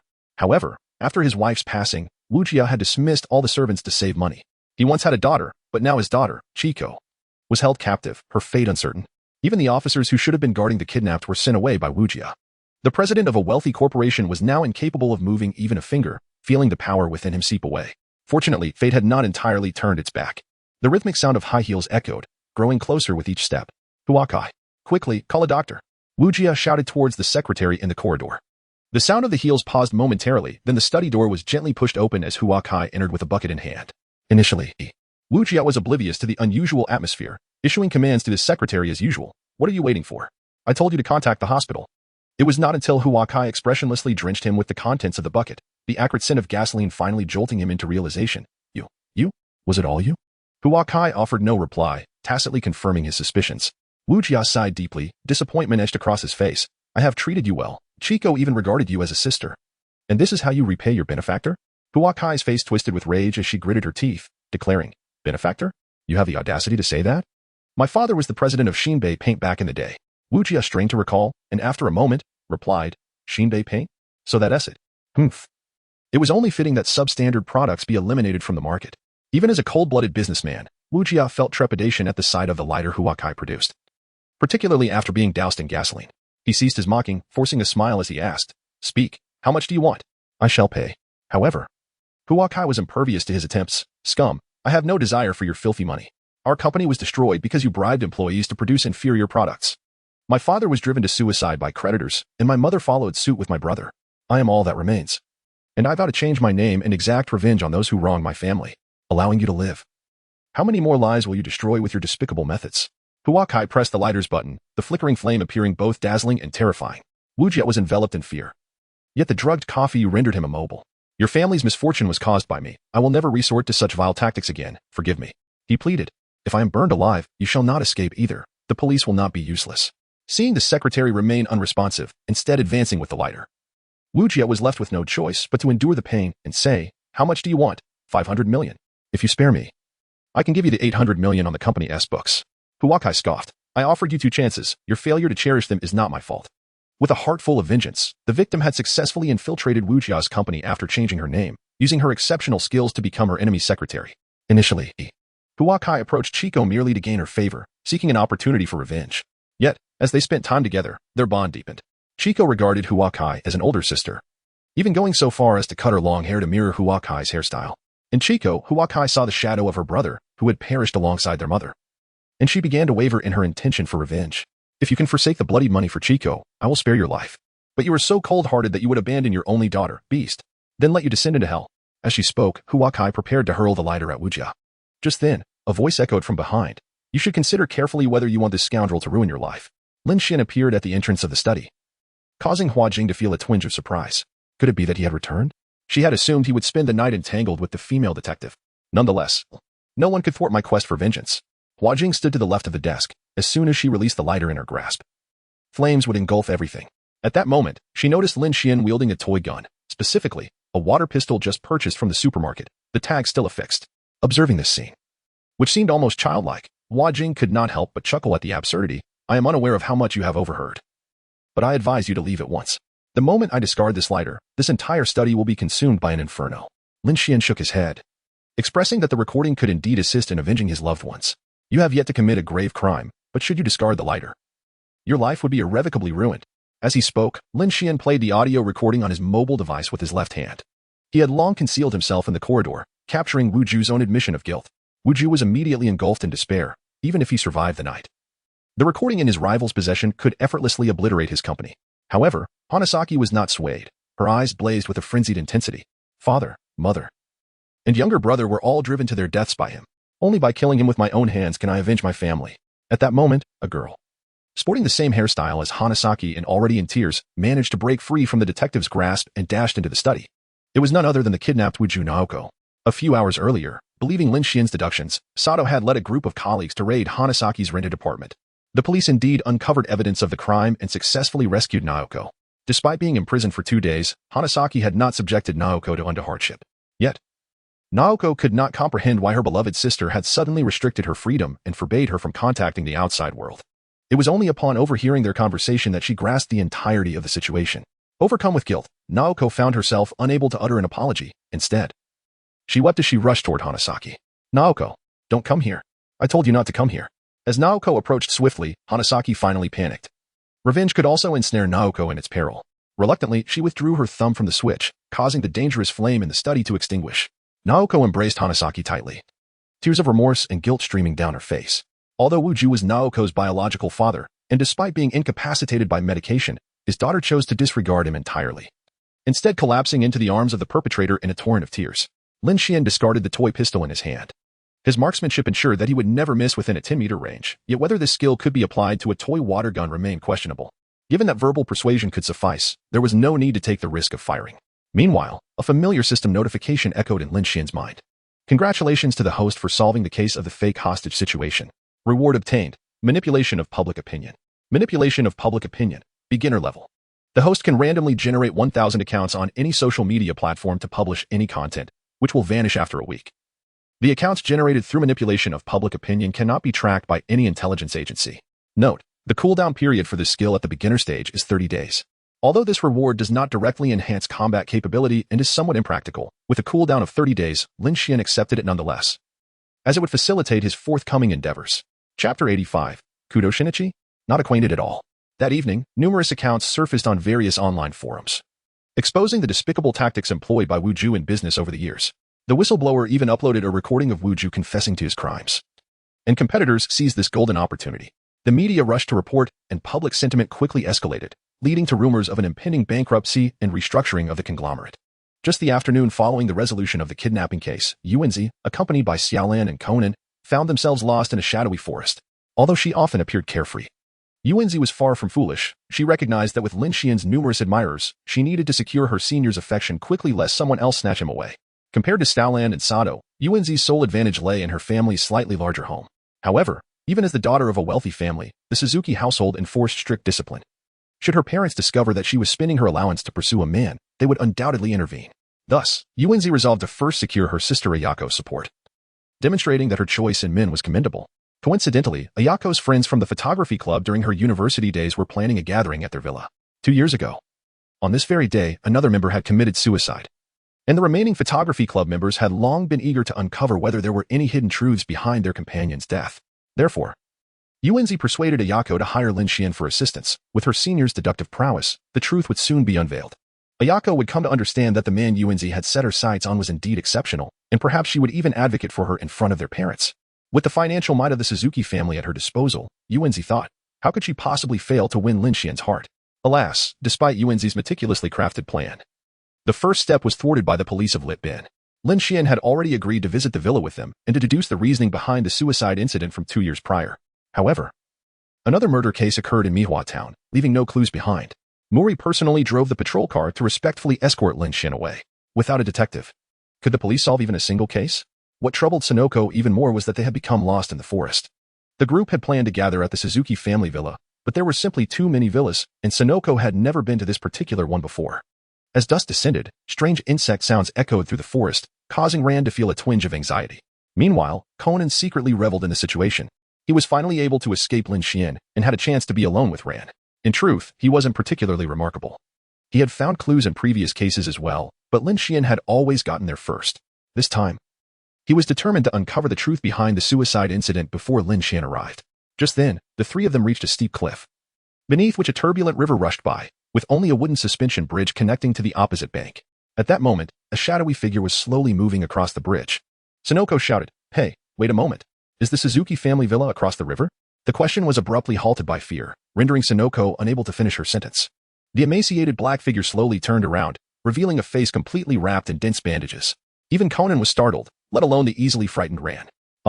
This scream startled the wild birds, causing several gray birds to swiftly flap their wings and flee from their resting branches. The figure, its face obscured by bandages, turned back and quickly ran across the suspension bridge to the other side of the river. It was Ran's scream that drew Suzuki Ayako to the scene. Ayako first reassured them, and then led the group to the villa. The gathering villa was situated on the hillside just beyond the suspension bridge, which was also the only route connecting the villa to the outside world. Curiously, Ayako squinted at her sister and asked, "Did the high school detective who saved you not come along?" Sunoko's voice was laced with resentment as she replied, "He was borrowed by that incompetent police officer. The senior said he would come here after solving the case at the station."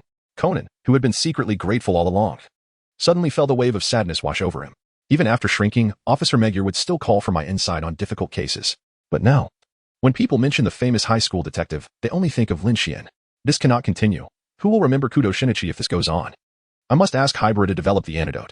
Rant's assigned room was on the second floor, but Ayako forgot to tell her which one it was. This oversight led to 3 awkward encounters as Ran opened 3 different doors only to find various muscular men changing clothes. "Pardon me," Ran blushed, apologizing profusely as she left for the 3rd time. If they need to change clothes, why not lock the doors? Thankfully, her senior did not come along. It would have been too embarrassing. After dropping off her luggage, Ran returned to the living room on the 1st floor. Through the window, she noticed the sky was overcast, with a chilling wind blowing. 5 members of the photography club who had come for the gathering were seated on the living room sofa, including Suzuki Ayako, who had invited her friends, the somewhat well-known screenwriter Ikeda Chikako, and the long-haired handsome man Oda Masaru, who had been interrupted by Ran's intrusion while changing clothes, as well as the slender film magazine editor Kakutani Hiroki and the slightly overweight employee from a food company, Takahashi Ryoichi. Sonoko was recounting the terrifying encounter with the bandaged figure on the suspension bridge, which made Ayako frown, besides the possibility of a leaking roof. The butler had not mentioned anything else when handing over the keys. Could it be someone living nearby? Oda Masaru feigned a noble demeanor, saying, "Don't be afraid. Even if there is a monster, I will protect you 2 ladies with my life." Yet, his true thoughts were far from gallant. Ayako was sweet and gentle, while her sister was rather plain, especially with that ridiculous headband. "Andy, and that hairstyle, do you live in the last century? Can't you have a bit of taste?" Nevertheless, she was still a Suzuki heiress, and if he could win her over, he could live off her for life. The little cake that came with Sonoko was quite delightful. He wished he could devour it in one bite. Ikeda, knowing Oda's character, disdainfully snorted in derision. Ayako lowered her head and apologized to the other members of the photography club, saying, "I originally invited a detective to deduce the circumstances of Aiko's suicide 2 years ago, but he will arrive a bit late." Even Ran and Sonoko noticed that the faces of the other photography club members changed at the mention of their deceased companion. The one with the most intense reaction was the screenwriter Ikeda Chikako, whose face turned pale as she clenched her teeth and said, "Everyone came to this gathering to enjoy themselves. Why bring up that matter which makes us all unhappy?" Ikeda clearly recalled painful memories, and she stood up and left the villa. The slender Kakutani reminded everyone, the villa's roof hasn't been repaired yet. With this weather, it will rain soon. You should prepare in advance. However, he merely urged his companions to work while refusing to repair the roof himself. After saying this, Kakutani, feeling concerned for Ikeda, chased after her. Chapter 86, the classic snowstorm lodged. The atmosphere in the living room instantly turned awkward. Ayako had not anticipated that her casual remark would upset her friends so much. Takahashi assumed the role of peacemaker, ruffling his hair as he said, "Ayako, I'll go fix the roof. You all prepare dinner?" Ayako gratefully replied, "I appreciate it." Conan felt somewhat speechless. If they are such important friends, why not investigate the truth behind Aiko's death instead of allowing her suicide to remain a mystery? I must uncover the truth from that year before Lin Xuan arrives.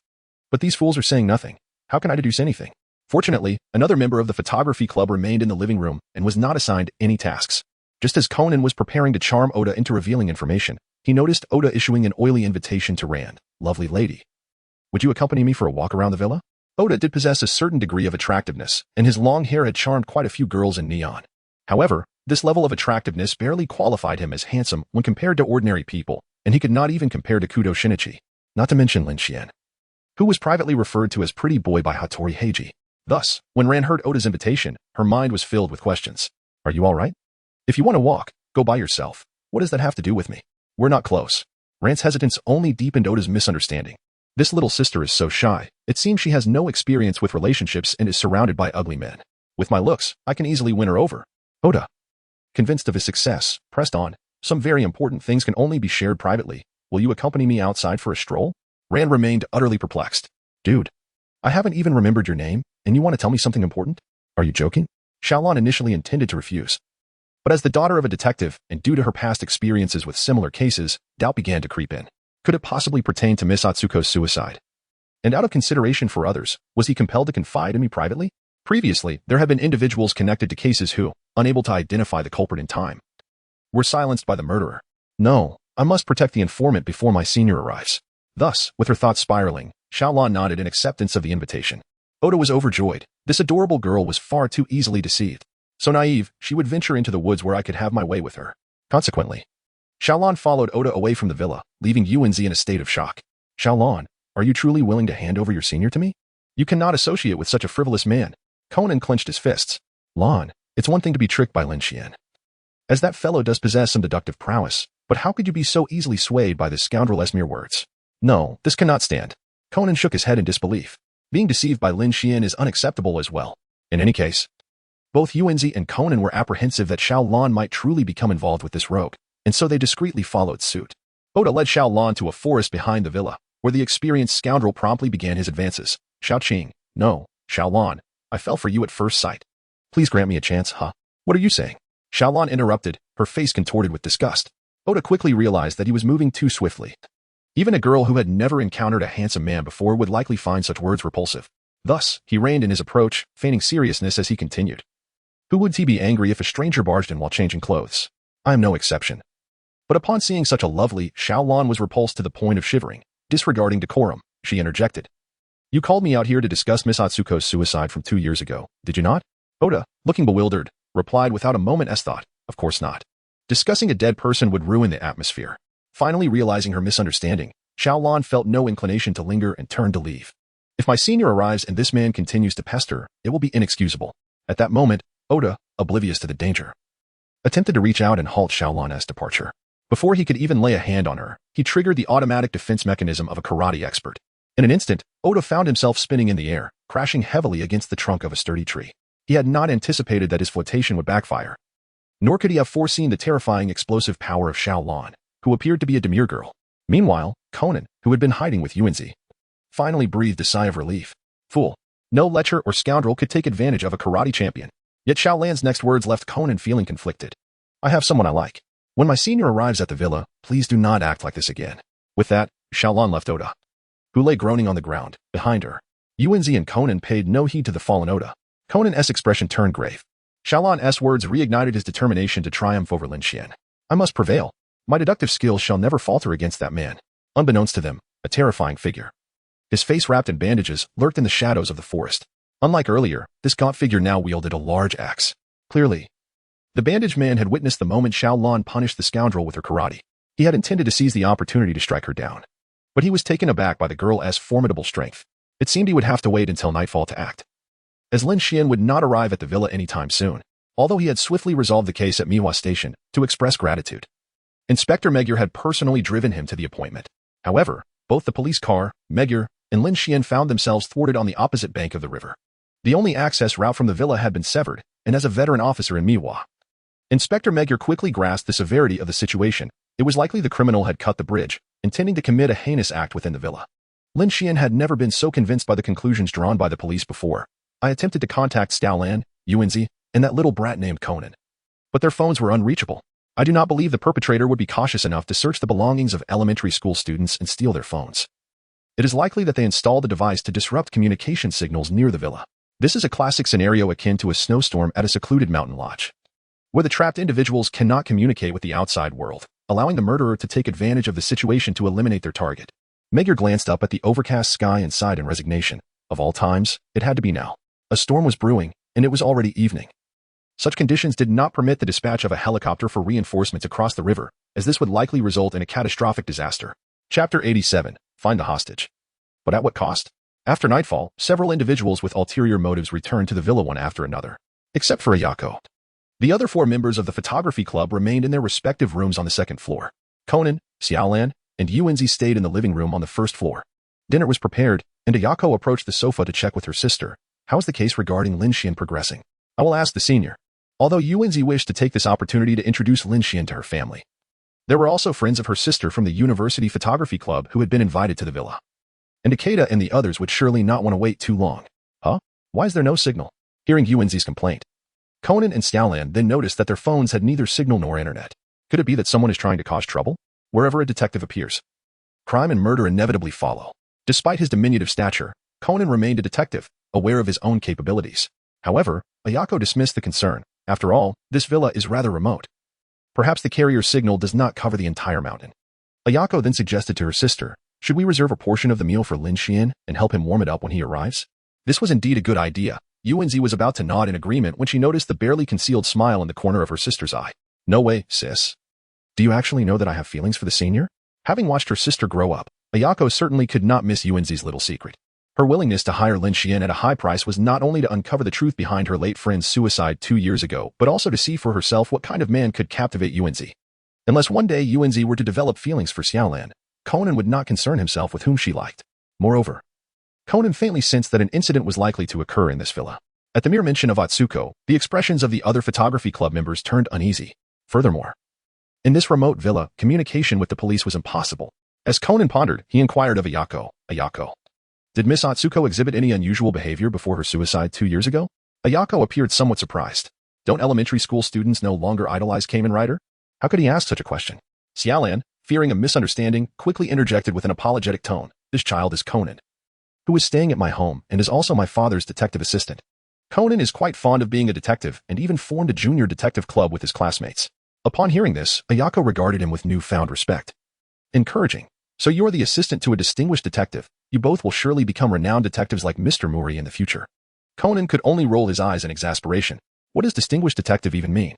Without my help, he would only be chasing after cheating spouses or looking for lost pets, trivial matters at best. I would never sink to his level.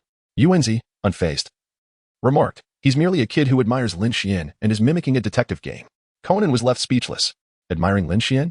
Is this a joke? Even if he has beaten me a few times, I still managed to find the clues in those cases. He merely got ahead of me in presenting his deductions. This time, I am determined to uncover the truth from 2 years ago before Lin Xuan arrives. The members of the photography club, unwilling to discuss Atsuko's suicide, remained on the second floor of the villa. Conan had the opportunity to inquire further about the events from 2 years ago with Ayako. However, at that moment, Takahashi's shocked voice echoed from above. What a freak. You are that bandage monster. Ikeda? What do you want with Ikeda? Let her go. Before Takahashi could finish his sentence, the bandage monster darted past the living room's large window like a gaunt gray bird. Although it was night, the light in the living room was sufficient for everyone to see that the female screenwriter, Ikeda Chikako, was being held in the embrace of the bandaged monster. Moreover, Ikeda appeared to be injured, with blood smeared across half of her face. Without hesitation, Conan was the first to dash out of the villa. Xiaolan, terrified of supernatural phenomena, was equally frightened by the horrifying bandaged monster, as were the Suzuki sisters, accompanied by their screams. The remaining 3 members of the photography club hastily arrived in the living room. The first to speak was Takahashi, his face a mask of shock. I went to the balcony for a smoke and heard strange noises coming from Ikeda's room next door. Turning around, I saw that monster, just as you described, with its entire face covered in bandages. Ikeda was in its arms. I wanted to make the monster let her go, but it jumped straight down from the second floor. Yuanzi eagerly chimed in, nodding vigorously. Yes, we also witnessed the bandaged monster leap down from upstairs. Ayako added, Chikako is likely injured. I saw blood on her face. The long-haired handsome Oda had promised Xiaolan and Yuanzi hours earlier that he would protect them with his life if the monster dared to approach the villa. Yet he had never seen the bandaged monster in person. Just hearing the description had drained the color from his face. Still, the smitten Kakutani rallied the others, saying, what are we waiting for? Let us go after it. We must rescue Chikako from the monster's clutches. However, their hopes were dashed when a breathless Takahashi arrived by the suspension bridge, his expression grim. The suspension bridge was destroyed hours ago. The villa is connected to the outside world by only this one passage. If the perpetrator's aim is kidnapping and extortion, they would likely have arranged for accomplices to prepare vehicles on the opposite bank in advance. The perpetrator disguised as the bandaged monster crossed the bridge, and then they destroyed the only route to facilitate their escape. But the perpetrator did not do that. Instead, they destroyed the only passage, trapping everyone in the villa. There is only one possibility. The perpetrator's intention is murder. Conan's deductions were swiftly validated when Oda stumbled upon Ikeda, who had been abducted by the monster, in the forest. To be precise, what he discovered was merely Ikeda's head, severed from the neck and discarded amidst a heap of withered branches and leaves. Surrounding it were various dismembered body parts, including a left hand, a thigh, and an arm. Witnessing this horrific scene, Oda, despite the dull ache in his back, hastened away to inform the others of the gruesome discovery. The sight of yet another comrade meeting such a tragic end left Ayako utterly heartbroken. In that moment, Sonoko seemed to transform into a sisterly figure, cradling Ayako in her arms and whispering words of comfort. Conan knelt beside the remains, examining the body unimpeded this time. Soon, he arrived at a conclusion. Miss Ikeda had been murdered and dismembered with an axe or a similar weapon, and her death had occurred no more than 2 hours prior. The sight of his beloved idol in such a state plunged Kakutani into despair. Clenching his fists, he declared, "The culprit is that beast wrapped in bandages. And he must still be hiding nearby. I will not let him escape." When the bandage monster had abducted Ikeda, the members of the photography club were all in the villa, with Ran, Sonoko, and Conan gathered in the hall on the first floor. Thus, Kakutani concluded that the murderer was someone concealed in the forest apart from them. Chapter 88. Tonight, Lin Xuan sleeps alongside Ran. Just as Kakutani finished speaking, rustling sounds emerged from not far in the forest. Moments later, a youth, drenched and wielding a flashlight, appeared before the group. Kakutani was both shocked and furious. Having already surmised that the impersonator of the bandaged monster was hiding in the woods, he had not anticipated that the culprit would dare to reveal himself. Kakutani picked up a relatively sharp stone from the ground and furiously questioned, "What deep-seated hatred do you harbor that would lead you to kill Ikeda and desecrate her remains?" Oda and Takahashi glared at the boy with hostility, ready to leap to action should he dare to resist. However, before Kakutani could rush forward to avenge the victim, Ran suddenly interjected, "Wait, there must be a misunderstanding. How could my senior possibly be the murderer?" Sonoko stepped in front of Lin Xuan to defend him, asserting, "He is merely a high school detective here tonight to investigate the truth behind Miss Atsuko's suicide." Sonoko added, "Whether in Tokyo or Osaka, the police hierarchy has hailed my senior as the savior known as Police Officer Tachimoto. 2 hours prior, Megure and Lin Xuan had been stranded on the opposite bank of a raging river. Regardless of whether they sought to repair the suspension bridge or summon a helicopter for assistance at the villa, it would take until the following morning at the earliest. Given favorable weather conditions, should heavy rain descend upon the overcast sky, all actions would have to wait until the storm passed. Lin Xuan could not afford to wait any longer. This was the secluded Mihua town of the world of Conan, and it was impossible for a meticulously crafted murder stage not to result in bloodshed. Both Xiaolan and Yuanzi, his 2 devoted admirers, were trapped in the villa across the river. Perhaps Conan could prove reliable for once, uncovering the perpetrator and safeguarding those involved in the case. However, when it came to rescuing his own woman, Lin Xuan knew he must act himself. Moreover, only by solving the case before Conan could he obtain rewards from the system. Thus, Lin Xuan resolved to propose a wildly audacious plan. "Inspector Mugu, please arrange for a helicopter to be dispatched to the villa across the river as soon as conditions allow. I shall swim across this river and scale the cliff to the forest where the villa is located to solve the case." Inspector Mugu's eyes widened to the size of eggs. "Lin Xuan, are you out of your mind? The river is raging. Jumping in is tantamount to seeking death. For an ordinary person, that would indeed be a death sentence. But was Lin Xuan an ordinary individual? His swimming skills were of Olympic champion caliber, and he could even surpass human limits, holding his breath underwater for a minute. The abilities granted by the system, such as rapid healing and enhanced skeletal strength, provided him with a safety margin for climbing the cliff. "Inspector Mugu, I entrust all of this to you." With that, Lin Xuan shed all his valuable belongings and thrust them into the inspector's hands. "Wait, Lin Xuan, don't be rash." Before Inspector Mugu could react, Lin Xuan clutched the police flashlight and leaped into the turbulent waters below. Inspector Mugu was left dumbfounded. In the face of the surging river, the human body was no different from a fallen leaf, both destined to be swallowed in an instant. "Lin Xuan, my dear brother, you have truly lost your mind. It's disastrous. The savior of the police department is attempting to take his own life before my very eyes. My superiors will not let this slide easily. Not only my superiors, but that girl, Sato, will also be unforgiving. How can I possibly continue in the Metropolitan Police Department from now on?" Just as despair enveloped Muro, a glimmer of light unexpectedly appeared beneath the cliff on the opposite bank, and that light was ascending. Muro was once again rendered speechless. But this time it was of an entirely different nature. Lin Xuan, are you a superhero? It seems imperative to persuade Sato once more. We must ensure that this talent remains within our police department. Lin Xuan ascended the cliff and ventured into the forest for nearly several kilometers, only to encounter Conan and his companions, who had discovered a corpse. After a brief moment of confusion, Lin Xuan quickly utilized his mind-reading abilities to comprehend the situation. Although he had always yearned to surpass Lin Xuan, Adagawa Conan was also a detective in pursuit of the truth. He spoke up. "Brother Lin Xuan is a detective specialized in apprehending criminals. He has solved numerous cases that even the police found challenging. Yet, deep down, Conan was already celebrating, thinking, Lin Xuan, this time you are destined to lose. I have already grasped several clues and will undoubtedly uncover the truth before you." Conan's unwavering confidence evoked a sense of sympathy in Lin Xuan. "I'm sorry, but I can only earn my reward by revealing the truth before you." Xiaolan found it somewhat perplexing. "Senior, didn't the suspension bridge collapse just a few hours ago?" Lin Xuan casually remarked, upon witnessing the destruction of the suspension bridge. "I surmised that an incident would ensue, hence I swam over from the narrow bank of the river and scaled the relatively flat stone wall."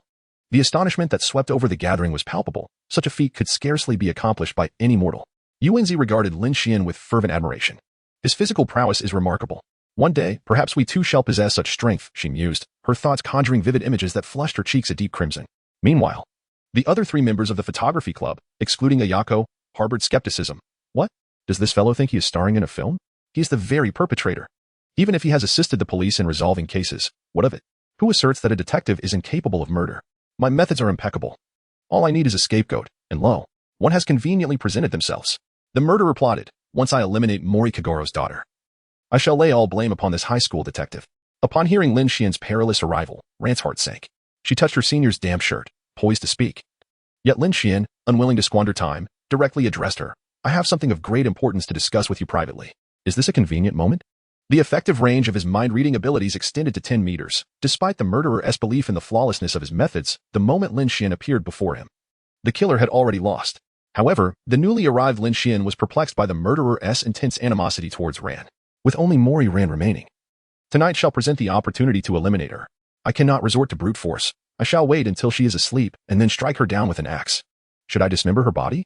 No. Since the detective has arrived, I must not take risks. A swift execution shall suffice. Earlier in the afternoon, Ran had been summoned by Oda Masayuki for a private conversation, but upon discerning his true intentions, she turned on her heel and delivered a karate chop to the cat. Now, as she accompanied Lin Xuan into the depths of the forest, Ran found herself filled with a mixture of trepidation and eagerness. She feared that her senior was not the paragon of virtue he appeared to be, yet she also feared that perhaps he truly was. Lin Xuan was quite forthright as he directly stated, Xiaolan, let us share a bed tonight. What? The unexpected and bold invitation left Xiaolan's mind in a state of complete disarray. Meanwhile, the hidden observer, Yuanzi, alongside Conan, was thrown into a frenzy. Chapter 89. Who is the one you like? Conan clenched his fists until they turned purple, his complexion darkening, and a chilling glint, imbued with murderous intent, emanated from his eyes. Ah, finally, the pretense is abandoned. I knew you harbored ill intentions towards Xiaolan. I cannot allow you to succeed. He stealthily raised his right hand, taking aim at Lin Xuan. Yuanzi, on the other hand, regarded her best friend and her senior with a complex expression. After a few days of traveling in Osaka, how could this happen? Oh dear, my senior. Deep down, Xiaolan remained a rather traditional girl, and Lin Xuan's proposal filled her with both anticipation and trepidation. Why did he suddenly? It seems too soon. Especially since they have yet to go on a date. The girl trembled slightly, her entire face flushed with shyness, resembling a ripe cherry, delicate and enchanting. Lin Xuan was quite eager to tease further, curious to see what adorable and bashful expressions little Lon might display. However, his telepathic abilities allowed him to ascertain the positions and intentions of 2 eavesdroppers. This must cease here, otherwise, Conan might resort to using needles. I certainly do not possess Kagoro's tolerance for pain, and should any harm befall me, it would be a great misfortune. Thus, Lin Xuan feigned concern and remarked, the remnants in the forest indicate that the murderer possesses an exceedingly cruel disposition. He may resort to indiscriminate killings. I shall protect you tonight. The rescue helicopter will arrive tomorrow, and once aboard, you shall be safe. Although he was aware of the killer's intent to eliminate little Lon, he could not unveil his telepathic abilities and could only express it in this manner before Conan. Little Lon appeared somewhat astonished. Seniors, are you suggesting we stay together tonight for my protection? Lin Xuan blinked sincerely and replied, what else could it be? Naturally, I am worried about your safety. Xiaolan's cheeks flushed even deeper. How could it be that the senior cared so much for her? Yet she had misinterpreted his goodwill. How regrettable. Was she truly worthy of his concern? Meanwhile, Kakatani remained steadfast in his belief that the true culprit was the elusive 9th person hidden within the forest. He led the remaining 2 male members of the photography club to scour the woods surrounding the villa, yet they found nothing. Suddenly, a thunderous clap resonated, followed by a torrential downpour that cascaded from the heavens. Before the deluge began, Suzuki Ayako had diligently captured photographs of the dismembered remains from various angles with her phone, carefully collecting the fragments of her friend to bring back to the villa. Although she still harbored doubts about Lin Xuan, she nonetheless requested that Kakatani lend the detective some dry clothes he had brought for a change. Despite Ayako's culinary prowess, the guests found little appetite following the grim events. They hastily finished their dinner and retreated to their respective rooms. Lin Xuan naturally followed Xiaolan into the room she had assigned to him. The presence of another individual of the opposite sex in such a confined space, particularly one whom he admired, caused Xiaolan to feel a wave of anxiety. The bed was in order, and the floor was free of debris. However, she recalled having left a piece of luggage there, even if the room were untidy. It should not lead to any misunderstandings with her senior. Lin Xuan was eager to uncover the motive behind the assailant's desire to eliminate Xiaolan. This was Xiaolan's first encounter with the members of the photography club, and she had no connection to the tragic incident involving Miss Dunsuko 2 years prior. Why would the perpetrator, disguised as a bandaged monster, wish to eradicate an unrelated individual? Could it be that she had witnessed the crime unfold? Xiaolan, please recount in detail everything that transpired after your arrival at the villa. Perhaps I can unearth a clue. Meanwhile, in the adjacent room, Yuanzi wished she could press her ear against the wall for better clarity. Where had the little ghost run off to? Weren't they supposed to eavesdrop on Xiaolan's room together tonight? Although Yuanzi typically held a disdain for the spotlight-seeking Conan, an unusual camaraderie blossomed between them as they found themselves allies in the trenches of this predicament. Naturally, Conan was off in pursuit of clues. Yet the cunning nature of the assailant rendered his efforts futile. Upon hearing Lin Xuan's words, Xiaolan hesitated. She certainly did not wish to disclose her solitary venture into the forest with Oda, nor the incident of barging into the photography club members' changing. However, a profound sense of responsibility and justice coursed through her veins. With Miss Ikeda having been brutally slain by the murderer, how could she conceal any truths out of concern for her senior's opinion? Thus, Xiaolan recounted every detail of the day's events to Lin Xuan, who promptly deduced the assailant's motive. Ah, I see now. That is why you were determined to kill Xiaolan.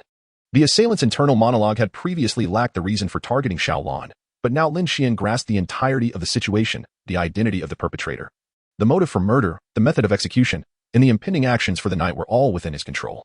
With this newfound understanding, he could afford to relax slightly. Later that night, Lin Xuan lay quietly on a makeshift bed, awaiting the arrival of the murderer.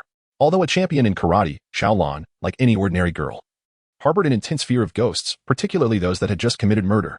The slender, bandaged figure now stood on the balcony, clutching an axe stained with splotches of blood. The creature drew a circle on the glass with its tool, and a small shard of circular glass fell near the latch. As the bandaged monster pressed the latch and entered the room, Xiaolan, though alert, found herself paralyzed by fear. Unable to confront the terrifying figure with her karate skills or even utter a sound, the assailant, wrapped in bandages, approached Xiaolan step by step. How deeply you sleep. It is almost a temptation for me to hasten your demise. You will remain oblivious to the reason for your death. How unfortunate. But for my own safety, you must perish. At that moment, a couple of coughs pierced the darkness. To avoid detection by the murderer, Lin Xuan had thoughtfully switched on his flashlight. It's that detective. What is he doing here? The bandaged monster's body reacted instinctively before it could think, swinging the axe towards Lin Xuan's head. Although the situation was unclear, eliminating the obstructive detective was undoubtedly the right choice. Senior. Xiaolan finally regained her composure. Should anything happen to Lin Xuan, she would regret it for a lifetime. Without a second thought for her nightgown, she leaped from her bed to protect him. Yet, it was too late. The monster's axe had already begun its descent, while Lin Xuan stood frozen in place. Senior, move aside. Against such a caliber of murderer, Lin Xuan did not need to evade. Just as the axe was about to graze his hair, the bandaged monster was taken aback to discover that the axe could no longer descend, for Lin Xuan had seized the assailant's axe-wielding hand. Despite appearing as a mere handsome high school student, he gripped the assailant's wrist with such force that it threatened to fracture. The bandaged monster was rendered powerless. In the next instant, Lin Xuan delivered a kick to the assailant's abdomen, deliberately avoiding vital areas to prevent inadvertently killing the assailant with his enhanced strength. The bandaged monster was sent flying, crashing through the glass door of the balcony and tumbling onto the terrace. What on earth is this person a monster? Meanwhile, Sister Lan. Xiaolan. Senior. Are you all right? A rapid knocking echoed from outside the room. Yuanzi and Conan, fearing a potential conflict between Xiaolan and Lin Xuan, rushed over to check on them upon hearing the commotion. After Xiaolan opened the door, she collapsed into her friend's arms, trembling as she recounted. The bandaged monster, it truly came. Had it not been for my senior's protection, I would have what? Lin Xuan was right again. Conan felt a wave of anxiety wash over him as he observed the bloodied axe on the room's floor and the shards of glass scattered across the balcony, all bearing witness to the bandaged monster's intent to slay Xiaolan. Conan rushed to the balcony, but the bandaged monster had vanished once more. The former members of the photography club residing in the villa were gradually awakened, emerging into the corridor and entering the room. Upon learning that the bandaged monster had reappeared, Ayako displayed a look of regret and apologized to everyone. I shouldn't have invited everyone to this villa. Kudou suggested, from this moment forth, we must remain together in all endeavors. Let us stay in the living room. Once the police arrive, they will bring tracking dogs to search the mountains and surely find that bandaged monster. It was evident that Kudou still suspected the assailant to be someone hidden within the forest, beyond their circle. Lin Xuan shook his head and addressed the crowd, stating, there is no need for that. I already know who the perpetrator is, and he is concealed among us. Upon hearing this, the expressions of everyone present shifted dramatically. Argui, visibly displeased, interjected, hey, kid, it's precisely in times like these that we must uphold our unity. When the bandaged figure abducted Ikeda, we were all present in the villa. Are you suggesting that the one who arrived later, yourself, is the true monster? Lin Xuan shook his head, stating, the culprit did not take Ikeda away. He merely crafted an illusion to deceive all of you. Everyone eagerly anticipated Lin Xuan's continuation, including the perpetrator himself. Humph. Those who witnessed the scene firsthand failed to detect any flaws. Do you truly believe that, having arrived late, you can unravel my ingenious methods through mere conjecture? Moreover, even if you were aware, it would be of no consequence, as I have already obliterated all the evidence. Lin Xuan deliberately left some suspense, but I believe not everyone has been deceived, right, Conan? Conan was taken aback that Lin Xuan would reference him.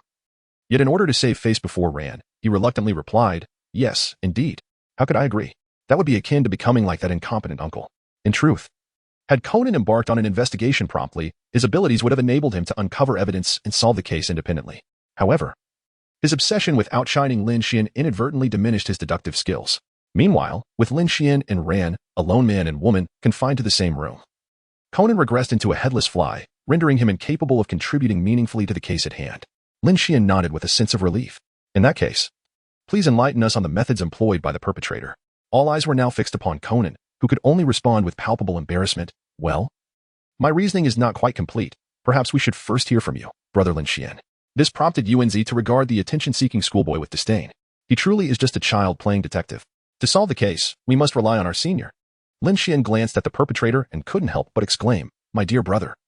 After enduring a brutal blow to the abdomen and sustaining numerous lacerations on your back from shattered glass, you still managed to maintain an appearance of unscathed calmness. I must commend your resilience. However, no matter how skilled your performance may be, I shall not allow you to escape justice." Lin Xuan posed a perplexing question to the group. Why do we all believe that the bandaged man forcibly took Ikeda away from the villa? Xiaolan, in confusion, replied, "Because we witnessed it." Yuanzi nodded in agreement. "Indeed, senior, although it was merely a fleeting moment, I cannot be mistaken. At that time, Ikeda was injured, with blood still staining his face." Lin Xuan inquired further, apart from the head, who else witnessed Ikeda's body in that fleeting moment? Conan suddenly grasped the truth. "I see now. The murderer had already slain Ikeda and dismembered him prior to that." The bandaged figure leaped from the second floor, mimicking the action of cradling Ikeda in his arms. Coupled with the dim lighting and the briefness of the scene, I instinctively believed Ikeda was still alive. Perhaps at that moment, the bandaged figure was merely holding the victim's head, leading the charge. Conan comprehended the situation, yet the others remained utterly bewildered. Lin Xuan elaborated on the heinous act committed by the murderer, who not only killed but also dismembered the victim, with the bandaged man leading the charge thereafter. Upon hearing this, the crowd was left in utter shock at the murderer's madness, while Lingzi tightly grasped her sister's hand. However, Kakutani raised a new query. If Yoshiko had already been slain, why did the murderer go to the trouble of bringing the head back from the forest to perform a charade in front of Lingzi and the others? The answer, of course, was to fabricate an alibi for his own exoneration. Lin Xuan fixed his gaze upon the murderer and continued. "You wish to deceive everyone into believing that the perpetrator abducted Ikeda before committing murder and dismemberment. I must say, your audacity is remarkable, and your method is quite ingenious. However, to protect yourself, you even contemplate silencing Xiaolan. I cannot allow you to escape justice." Chapter 91. Is it justice or vengeance? Merely an excuse. Takahashi. Is what he said true? How could this be possible? The murderer identified by Lin Xuan is none other than Takahashi, who had remained silent since entering the room, his slightly plump figure standing out. The others instinctively took a few steps back, creating distance between themselves and him, including even the friends from the photography club. Takahashi forced a stiff smile, saying, This joke is hardly amusing." Lin Xuan shook his head, declaring, "There is no need for further pretense, Mr. Takahashi. You are indeed the perpetrator responsible for Miss Ikeda's demise." Enraged, Takahashi contemplated rushing at Lin Xuan to exact retribution. Yet the searing pain from his wound served as a stark reminder of his own limitations. Lin Xuan continued to elaborate on the methods employed by the murderer. Takahashi first murdered Ikeda in the forest and dismembered his body. Subsequently, he stealthily returned to the villa with only the victim's head, continuing to repair the roof. Seizing this opportunity, he set up a trap using a bandage dummy intertwined with piano wire or fishing line, by ensuring that the deceased's head protruded from the dummy's embrace. And cloaking it with the grotesque bandaged figure's attire, it could mislead onlookers into believing that the perpetrator was holding the still-living Ikeda hostage. Meanwhile, 2 strands of fishing line were attached to the dummy's head, one of which traversed in front of the balcony railing, with both ends secured to the window railing. He would then create a distraction to draw the attention of those in the living room, including Xiaolan, while swiftly severing the line that passed over the balcony railing. The dummy, cradling the deceased's head, would sway in front of the living room window before rapidly retreating upwards. Takahashi merely needed to retrieve the dummy and conceal the victim's head on his person, feigning shock alongside the others as they left the villa in search of the bandaged figure, thus completing his nefarious scheme by placing the head alongside the other remains. Once again, Lin Xuan was astounded by Takahashi's cunning. Could this individual possess mind-reading abilities? He had arrived later yet was able to accurately deduce the method I employed. Ayako, reluctant to believe her friend was capable of such treachery, couldn't suppress her skepticism. But, Lin Xuan, Takahashi left the villa empty-handed. Jaguchi added, "The high school girl who witnessed the bandaged figure described him as slender. Takahashi's physique does not match." Conan also discerned inconsistencies in the reasoning. Even if the figure cradling the victim's head was a mere dummy, the bandaged figure who swiftly fled the suspension bridge and nearly harmed Xiaolan that night was undeniably the true killer. Takahashi's physique had noticeably expanded, making him the least likely suspect among those present. Yet, as it was Lin Xuan's deduction, they decided to hear how he would reconcile these discrepancies. Upon hearing doubts cast upon the detective's reasoning, Takahashi regained his composure. Where is the evidence? You assert with such conviction that I am the murderer. Yet you do not possess any proof, do you? Remain calm, remain calm. The disguise of the figure was concealed in Ikeda's room, and I was meticulous in ensuring I left no fingerprints. Even if those items were discovered, they could not definitively prove I am the murderer. Lin Xuan did not provide a direct answer. Instead, he circled around the question. Have you ever considered why Xiaolon, who was meeting the photography club members for the first time, would also be a target of the murderer? Conan glanced at Xiaolon, whose face was filled with confusion, and then at Takahashi, who was feigning calmness despite being accused of being the culprit, unless, perhaps, Xiaolon inadvertently possessed evidence that could identify the murderer? Lin Xuan then took the girl's soft hand in his own. Offering encouragement, you mentioned that you accidentally entered the wrong room and encountered 3 members of the photography club changing clothes. Did you not observe that they seemed unaware of anything amiss? Takahashi was utterly dumbfounded. He realized that the detective was aware of his secret. Xiaolon felt somewhat speechless. Senior, please do not bring up such an awkward matter in front of everyone. Yet, she still heeded Lin Xuan's words and began to scrutinize the 3 male members of the photography club before her. Wait, something feels off. Suddenly, Xiaolon could not help but exclaim, Mr. Takahashi is clearly a thin person. When he entered the room, he was in the midst of changing his shirt. Indeed, Mr. Takahashi was so emaciated that his ribs were distinctly visible. All eyes once again focused on the portly Takahashi. Lin Xuan continued to unravel the mystery for the crowd. Takahashi did not require any additional tools to remove the deceased's head from the villa. He merely needed to conceal it within his abdomen. Although Xiaolon inadvertently stumbled upon this secret, she remained oblivious to its connection to the case. Nevertheless, in a bid for self-preservation, Takahashi sought to eliminate her. Anguish etched on his face, Kakutani stepped forward to confront Takahashi, stating, Takahashi, this detective is spouting nonsense. You can prove your innocence by simply removing your shirt. Lin Xuan delivered the final blow. Indeed, when your body crashed through the balcony's glass door, your back must have been lacerated by the shards. The bloodstains on the glass and the wounds on your back serve as irrefutable evidence. Confronted with such impeccable reasoning and evidence that could not be destroyed in time, Takahashi's psychological defenses were utterly shattered. Yes, I killed Ikeda. But it was all because Ikeda drove Atsuko to her death 2 years ago. Takahashi collapsed to the ground, his fist pounding fiercely against the earth. Still seething with indignation as he declared, Ikeda achieved her modest fame as a screenwriter by stealing Atsuko's script. When Atsuko confronted that malicious woman, she was met with cruel words that humiliated her. In a moment of despair, my Atsuko, Takahashi, as if seeking to vindicate himself, fixed a piercing gaze upon Lin Xuan. Yes, I did commit murder, but that woman stole my happiness 2 years ago. This is an act of righteous vengeance. I do not regret it. Lin Xuan let out a cold laugh, tearing apart the so-called justice of the criminal. Only Ikeda can be considered your enemy. What connection do Xiaolon and Danzuko have with their deaths? Yet, in your desperation to absolve yourself, you would even contemplate killing Xiaolon, and perhaps even me. What kind of justice is this? Those who wish to indiscriminately slaughter the innocent are hardly qualified to speak of justice. You merely seek a grandiloquent excuse for your actions. Takahashi found himself at a loss for words, frozen in place, his face ashen. With the culprit's confession, yet another case was solved. The familiar notification chimed in Lin Xuan's mind once more. Congratulations, host, for solving the bandaged Monster Mansion incident. Reward acquired. Architectural analysis. Architectural analysis. Entry. The host's gaze became piercing, allowing him to see through the structure and hidden mechanisms within a 50-meter radius. In an instant, the entire design of the villa seemed to regress to the time of its drafting, a flood of blueprints surging into Lin Xuan's consciousness, significantly enhancing his spatial construction abilities. With this newfound skill, no architectural ruse or concealed passage could ever deceive Lin Xuan again. The police department's helicopter arrived the following morning, and Inspector Magyar was unsurprised by Lin Xuan's revelation of the truth. Although the harsh reality had shattered the camaraderie within the photography department, Suzuki Ayako still honored her agreement, paying Lin Xuan a substantial commission. After this incident, Youzi and Xiaolon admired their senior even more. Conan, on the other hand, was increasingly disheartened, having once again been outperformed by Lin Xuan.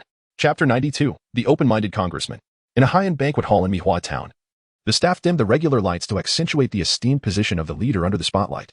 Congressman Takeda Masao, a figure of considerable power within the Neon government, could sway market prices with a mere utterance. Most attendees sought to curry favor with the congressman, yet there were exceptions. In the shadows, Mori Kagoro busily boasted to Conan and Xiaolon, to be recognized while simply dining out and being commissioned for work, being a celebrity truly is a burden. After all, I am a renowned detective. Approximately 10 minutes prior, Kagoro had been commissioned by a company president attending the same banquet, tasked with ensuring the president's safety and uncovering the identity of the scoundrel sending threatening letters. President Ishimoto had recently received a series of chilling letters threatening his life.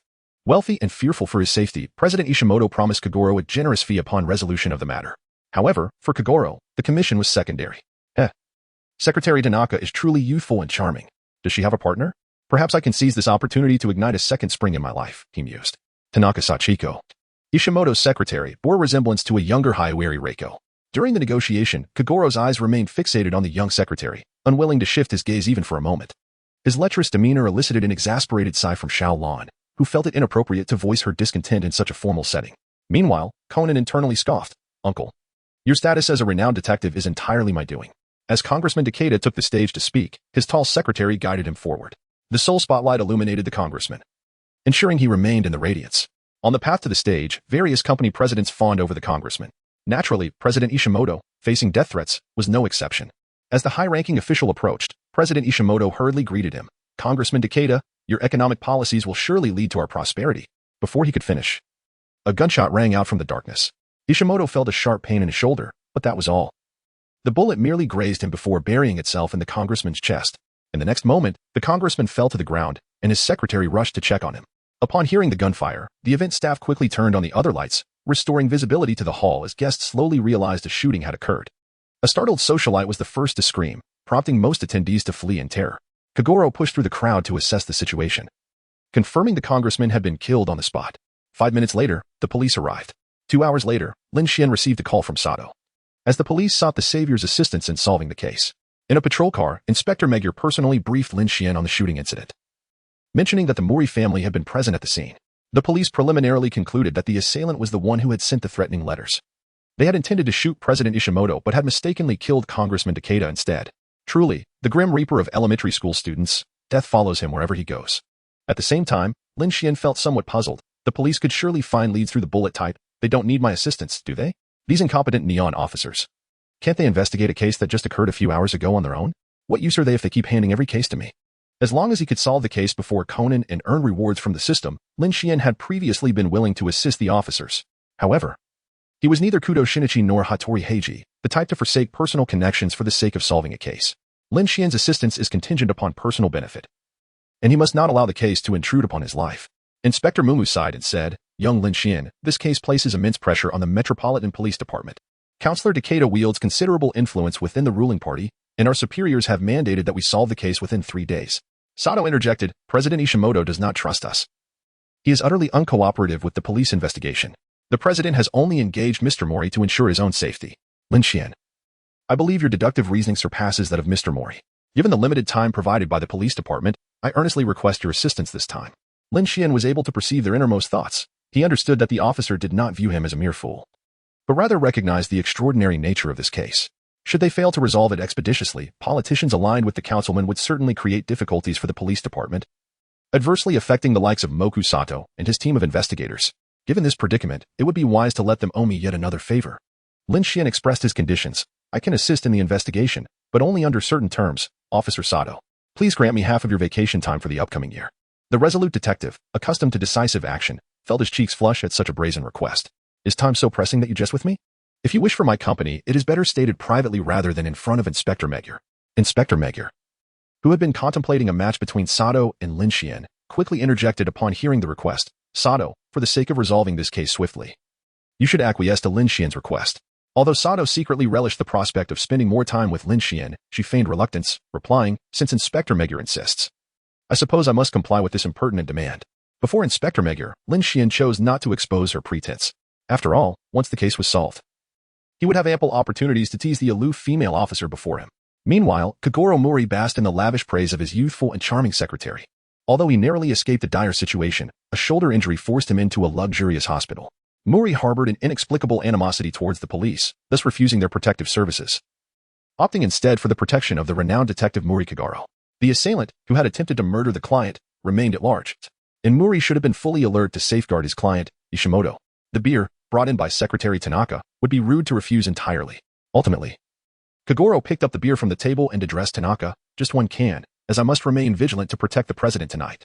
Tanaka, akin to an enamored fan, continued to shower him with admiration. Truly, you are a distinguished detective. Your drinking posture is so unique. I heard of your renown long ago, and you possess even more charisma in person than on television.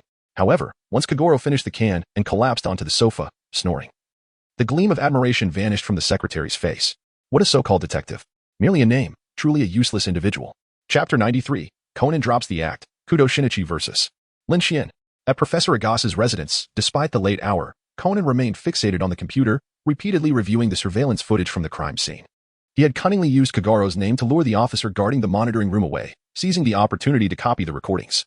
Conan recalled a suspicious man present before the banquet began, though he hadn't paid much attention at the time.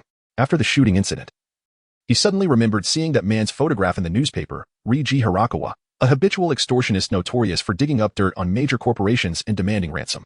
However, with so many guests at the banquet eager to curry favor with the politicians, locating a suspicious figure amidst the crowd proved challenging. After over 2 hours of footage, diligence paid off.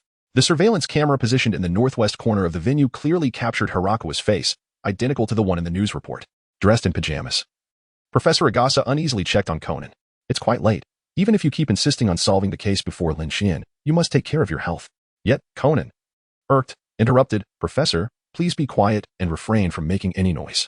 I'm about to call Inspector Magyar using the voice changer. The butterfly voice changer was set to mimic Kudou Shinichi's frequency as Conan dialed the number associated with him, although it was late. Such a significant incident meant that Magyar would undoubtedly still be working.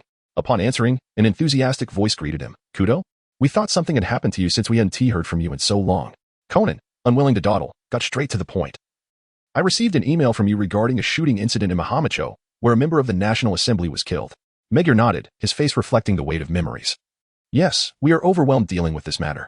If only you were here, your collaboration with Lin Xuan would surely expedite the investigation. Conan's expression darkened. I refuse to work with that guy. Moreover, I intend to use this opportunity to demonstrate to Rand that Kudou Shinichi's deductive prowess far surpasses Lin Xuan's. The well-meaning professor, feeling unappreciated, turned to leave but suddenly noticed a girl with matcha-colored hair standing outside the room. Professor Agasa quickly gestured for Hybera to remain silent to prevent Conan's identity from being exposed. Hybera shot a fierce glare at Conan, who was still on the phone. Arrogant fool, how dare he speak to the professor in such a manner? Moreover, who was this Lin Xuan? Ever since he became active, Kudou's entire demeanor had shifted. Hybera found herself intrigued by the high school detective named Lin Xuan. Although she had seen him a few times, she hadn't detected any sin of the organization from him. So she had paid him little mind. Adagawa Conan remained oblivious to the accusatory gaze directed at him, continuing his role-playing game. Inspector Magyar. There is no need for collaboration with other detectives. I can solve this case on my own. Conan began issuing commands. Investigate a man named Reiji Hirakawa. If my deductions are correct, he should have been present at the banquet before the incident, and he is likely the one who wrote the threatening letter. By the way, I have another case on my hands and cannot return, so please allow Conan to participate in the investigation. I will communicate with him remotely via phone. Having concluded, Adagawa Conan hung up. Magyar felt somewhat helpless. How could you deduce that suspicious individual was at the crime scene if you were not even in Mahama? However, Kudou had indeed assisted in solving numerous cases before, and his deductions held value. Thus, Magyar instructed his subordinates. Investigate whether a man named Reiji Hirakawa was present at the banquet.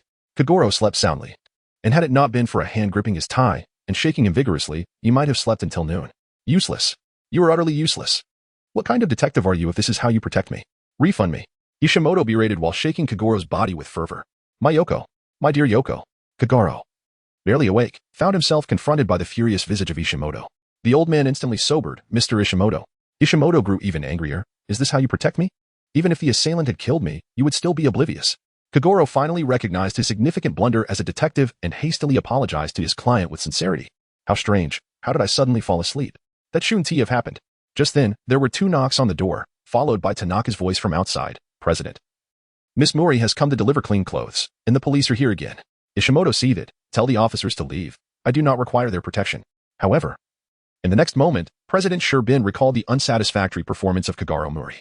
Although these matters must never reach the ears of the police, the detective was simply too unreliable. Relying on him for protection would likely result in my demise at the hands of the extortionist. Thus, Sherbin changed his mind and added, let them all come in. Consequently, the group was permitted to enter the room. Conan, after a long absence, displayed a proud expression. He intended to let everyone know that he had identified the suspect before Lin Xuan, while also wishing to observe how Rand would react upon hearing Shinichi's name.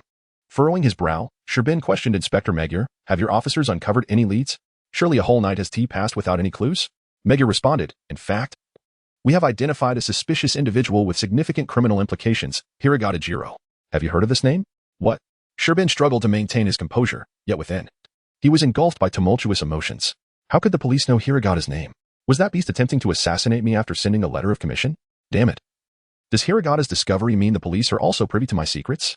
President Sherbin's company was implicated in tax evasion, which was why Hiragata, a notorious extortionist targeting large enterprises, had set his sights on him.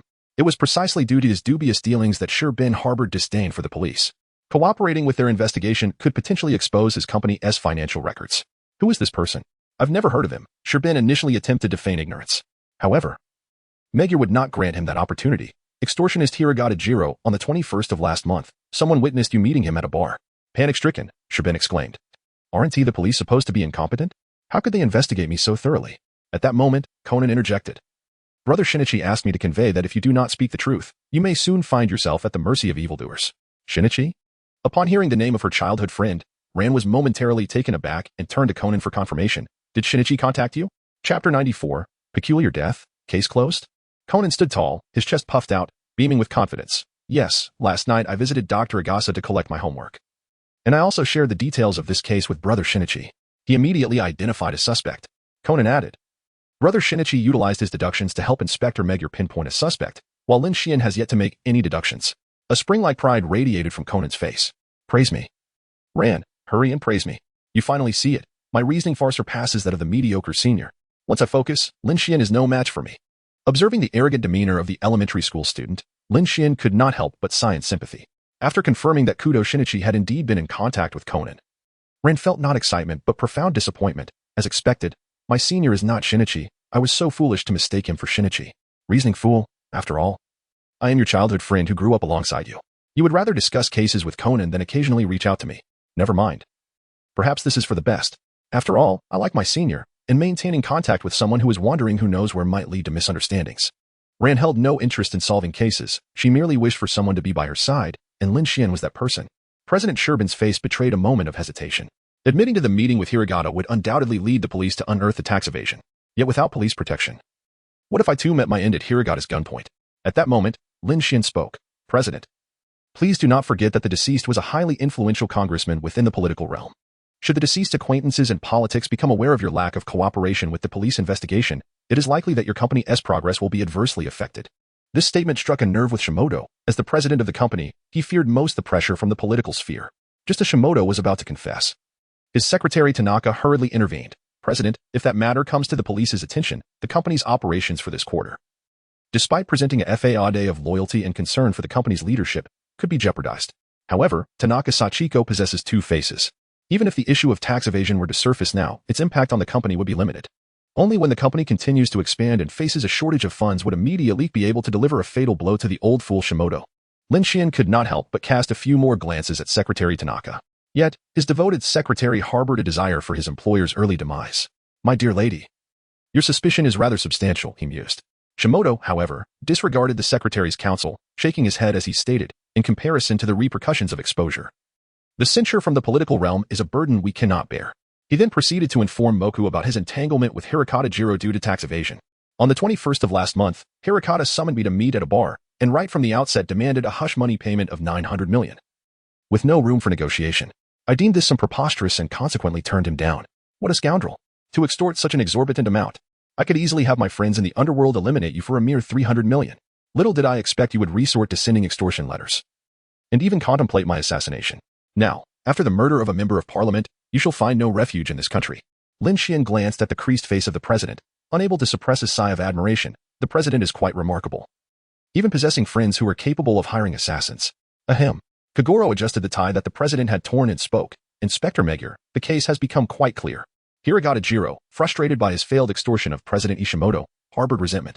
Initially, he sent threatening letters, and later even infiltrated the banquet armed. He intended to shoot Ishimoto. But due to his poor marksmanship, the bullet merely grazed the president's shoulder, ultimately striking and killing the congressman who stood beside him. Conan felt as if a bucket of cold water had been poured over him. Why is it that the uncle acknowledges my reasoning? Lacking solid evidence. This deduction feels insufficiently rigorous. Just as Magyar was about to voice his opinion, the door to the upscale hospital room was suddenly thrust open from the outside. Sato rushed in, exclaiming, Inspector, we found Hiragata Jiro, but he is already dead. Hiragata Jiro's body was discovered in an abandoned building scheduled for demolition. A couple, consumed by desire, had intended to sneak away to the third floor. However, upon reaching the second floor, they were horrified by the sight of a corpse lying face up on the ground. Preliminary examinations by the forensic expert indicated that the cause of death was a fatal impact to the back of the head. Hiragata even had a handgun tucked at his waist, further solidifying his role as the murderer of the congressman. Kagaro, unable to contain his derision upon witnessing the absurdity of the corpse's demise, remarked, "What a fool to have fallen to his own death," Megure suggested. Perhaps he was in a daze after realizing he had accidentally killed the congressman and, combined with the lack of lighting in the abandoned building, he inadvertently stepped into thin air. Congressman Takata held significant influence within the ruling party, compelling higher-ups to pressure the Metropolitan Police to solve the case within 3 days. Yet Megure managed to identify the perpetrator in less than a day. Witnessing the demise of the man who had extorted him, President Ishimoto could not conceal his delight. Humph.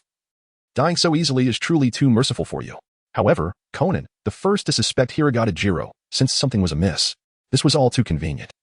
Just as the police began to suspect Hiragata, he died, leaving behind evidence, rather than a suicide driven by guilt or an accidental death. It seemed more like a trap meticulously laid by the true perpetrator. Although Conan was determined to outdo Lin Xuan, he was equally committed to pursuing the truth at any cost. Uncle Oni-chan only suggested that the police investigate Hiragata, but he never stated that Hiragata is the murderer. No sooner had he spoken than Conan received a solid punch to the head. If he is not the murderer, why should that little brat prompt Inspector Megure to investigate? The detective game is over, Ran. Take him back to the office to do his homework. With that, Kagoro attempted to shoo Conan and his daughter away. Kagoro had forgotten why he had suddenly fallen asleep the previous night, but he would never forget the admiration that Secretary Tanaka had for him. How fortunate. The lovely girl is indeed a fan of mine. With the case resolved, Miss Tanaka should have time to visit the bar. Tonight. However, Lin Xuan's words shattered Muri's fantasies. In fact, I too believe there are numerous points of suspicion in this case.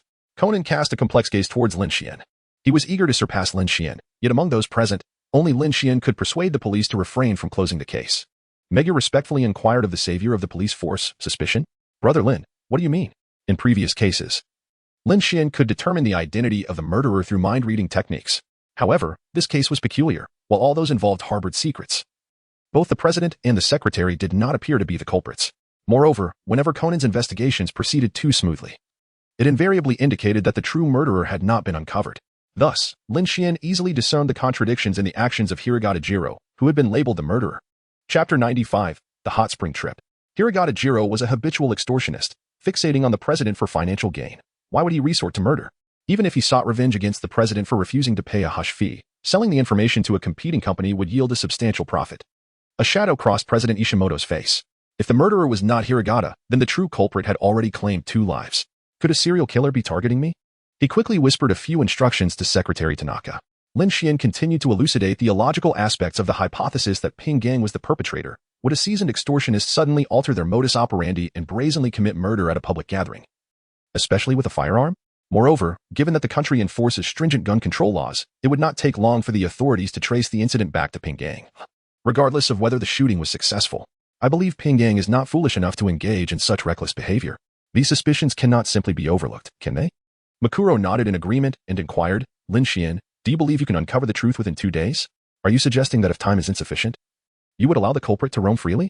After a moment of jest, Lin Xuan solemnly assured him, rest assured, I will endeavor to identify the true culprit at the earliest opportunity. Meanwhile, Maori, in a rather peculiar manner, remarked, the truth is glaringly obvious. The criminal is indeed Ping Gang. A mere examination of the rifling on the bullet extracted from the legislator's body would suffice to establish his guilt. Such an arrogant little brat, merely frustrated that he missed the chance to steal the limelight this time, continues to shield the president. How can I possibly invite Miss Tanaka to the bar for a heart-to-heart? Alas, Conan feigned a tumble down the stairs, his body hurtling towards the secretary and the president. Are you all right, young one? The secretary, Tanaka, hastily bent down to catch the nearly fallen Conan, oblivious to his subtle maneuver, save for Lin Xuan. Seizing the opportunity, Conan discreetly affixed 2 cufflink-shaped listening devices onto the secretary's and the president's coats.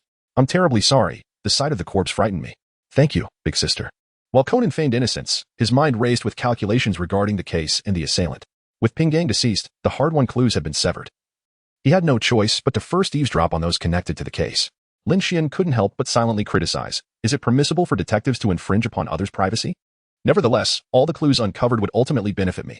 Thus, Lin Xuan pointed out that there were still ambiguities in the case, prompting Moku to decide to continue the investigation.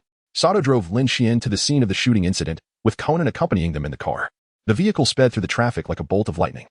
Lin Xuan initially intended to tease, but prioritizing his own safety, he turned to Conan, who was seated in the back row, and inquired, Conan, I heard you were at the venue last night.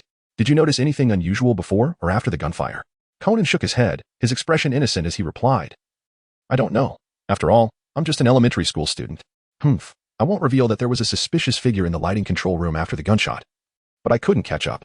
Judging by the attire and physique, that dubious individual closely resembled Hiragami Jiro, who perished in the abandoned building. The truth of this case will be unveiled by Kudou Shinichi, not you. At that moment, a startling sound emerged from Conan's tracking glasses earpiece. How can you come to find me at this time? If the president discovers this, it will be a disaster. A listening device placed on Secretary Tanaka's coat was functioning. It seemed that Ms. Tanaka was in a heated argument with an unfamiliar man. Humph. The fact that Ishimoto survived the shooting is fortunate for him. No, it is fortunate for me. The man's voice suddenly turned sinister. This way, I will have the chance to personally eliminate Seiji Ishimoto. The secretary quickly interjected, Sure. Only by exercising restraint can we seek revenge. Discovering a new lead. Conan decided against attending the banquet. He clutched his stomach, feigning pain, and sought assistance from Sato. My stomach hurts terribly. Could you let me out of the car? Sato glanced at the traffic outside and said, I will take you to the hospital. Conan hastily declined. No, that's not necessary. It's more important to take brother Lin Xuan to investigate the case. I have already contacted the professor. Lin Xuan discerned his subtle intentions and thus spoke. I believe Conan is not unwell. Rather, he is assisting Kudou in investigating the case clues. Please, let him out of the car, for Kudou is also a renowned detective and may uncover the truth before I do. Conan gazed at Lin Xuan with a look of astonishment. Lin Xuan unexpectedly spoke in my defense. Nevertheless, I am determined to solve the case before you do. Conan, of course, remains oblivious to the fact that all the clues he diligently gathers will ultimately serve as mere adornments for Lin Xuan. The vehicle paused momentarily by the roadside before revving up and vanishing from Conan's sight in an instant.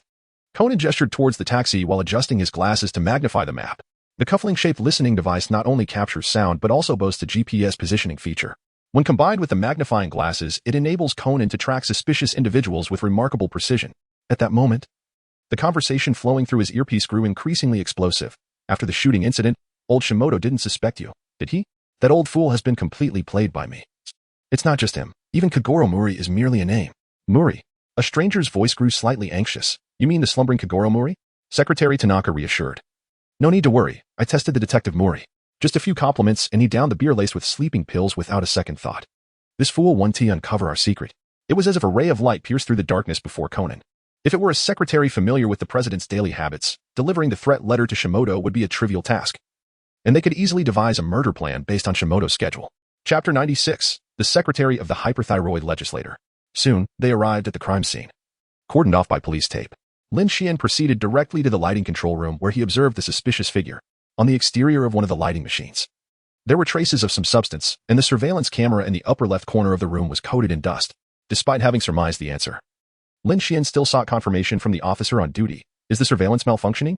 The officer nodded in affirmation. Among the entire banquet venue, only the surveillance camera in the lighting control room is out of order. It was frustrating, even with the installation of surveillance equipment. The cameras in crucial locations invariably malfunctioned when incidents occurred. Subsequently, Lin Xuan conducted an inspection of other areas in the hall, but, like the findings of the other detectives and officers, he yielded no new discoveries. At that moment, a voice of reprimand erupted from a distance. What's going on? You incompetent officers. The assailant who killed the councilman has already committed suicide, hasn't he? Is the detective child dragging this case out to let public sentiment continue to fester against the councilman? Where is that Lin High School student? Bring him to me. Sato, visibly displeased, strode swiftly towards the source of the voice, with Lin Xuan closely following. Such audacity to berate Officer Ritamoto so openly suggested that this individual held considerable stature. Outside the police cordon, a tall man was vociferously venting his anger. Several uniformed officers could only apologize profusely while bowing and scraping, appearing exceedingly subservient. Upon discerning the man's appearance, Sato halted and quietly elucidated to Lin Xuan. He is the secretary of the deceased councilman. There are rumors that Masao Takada had no children. Upon his death, all his wealth and connections within the ruling party were bequeathed to this man. As the heir to the councilman's political legacy, the secretary is poised to wield significant influence in the political arena. Regardless of Lin Xuan's formidable deductive skills, he remained merely a high school student from a humble background. Should he inadvertently offend the councilman's secretary, it would undoubtedly hinder his future career prospects, and Sato was genuinely concerned for him. However, Lin Xuan would not be intimidated by this individual.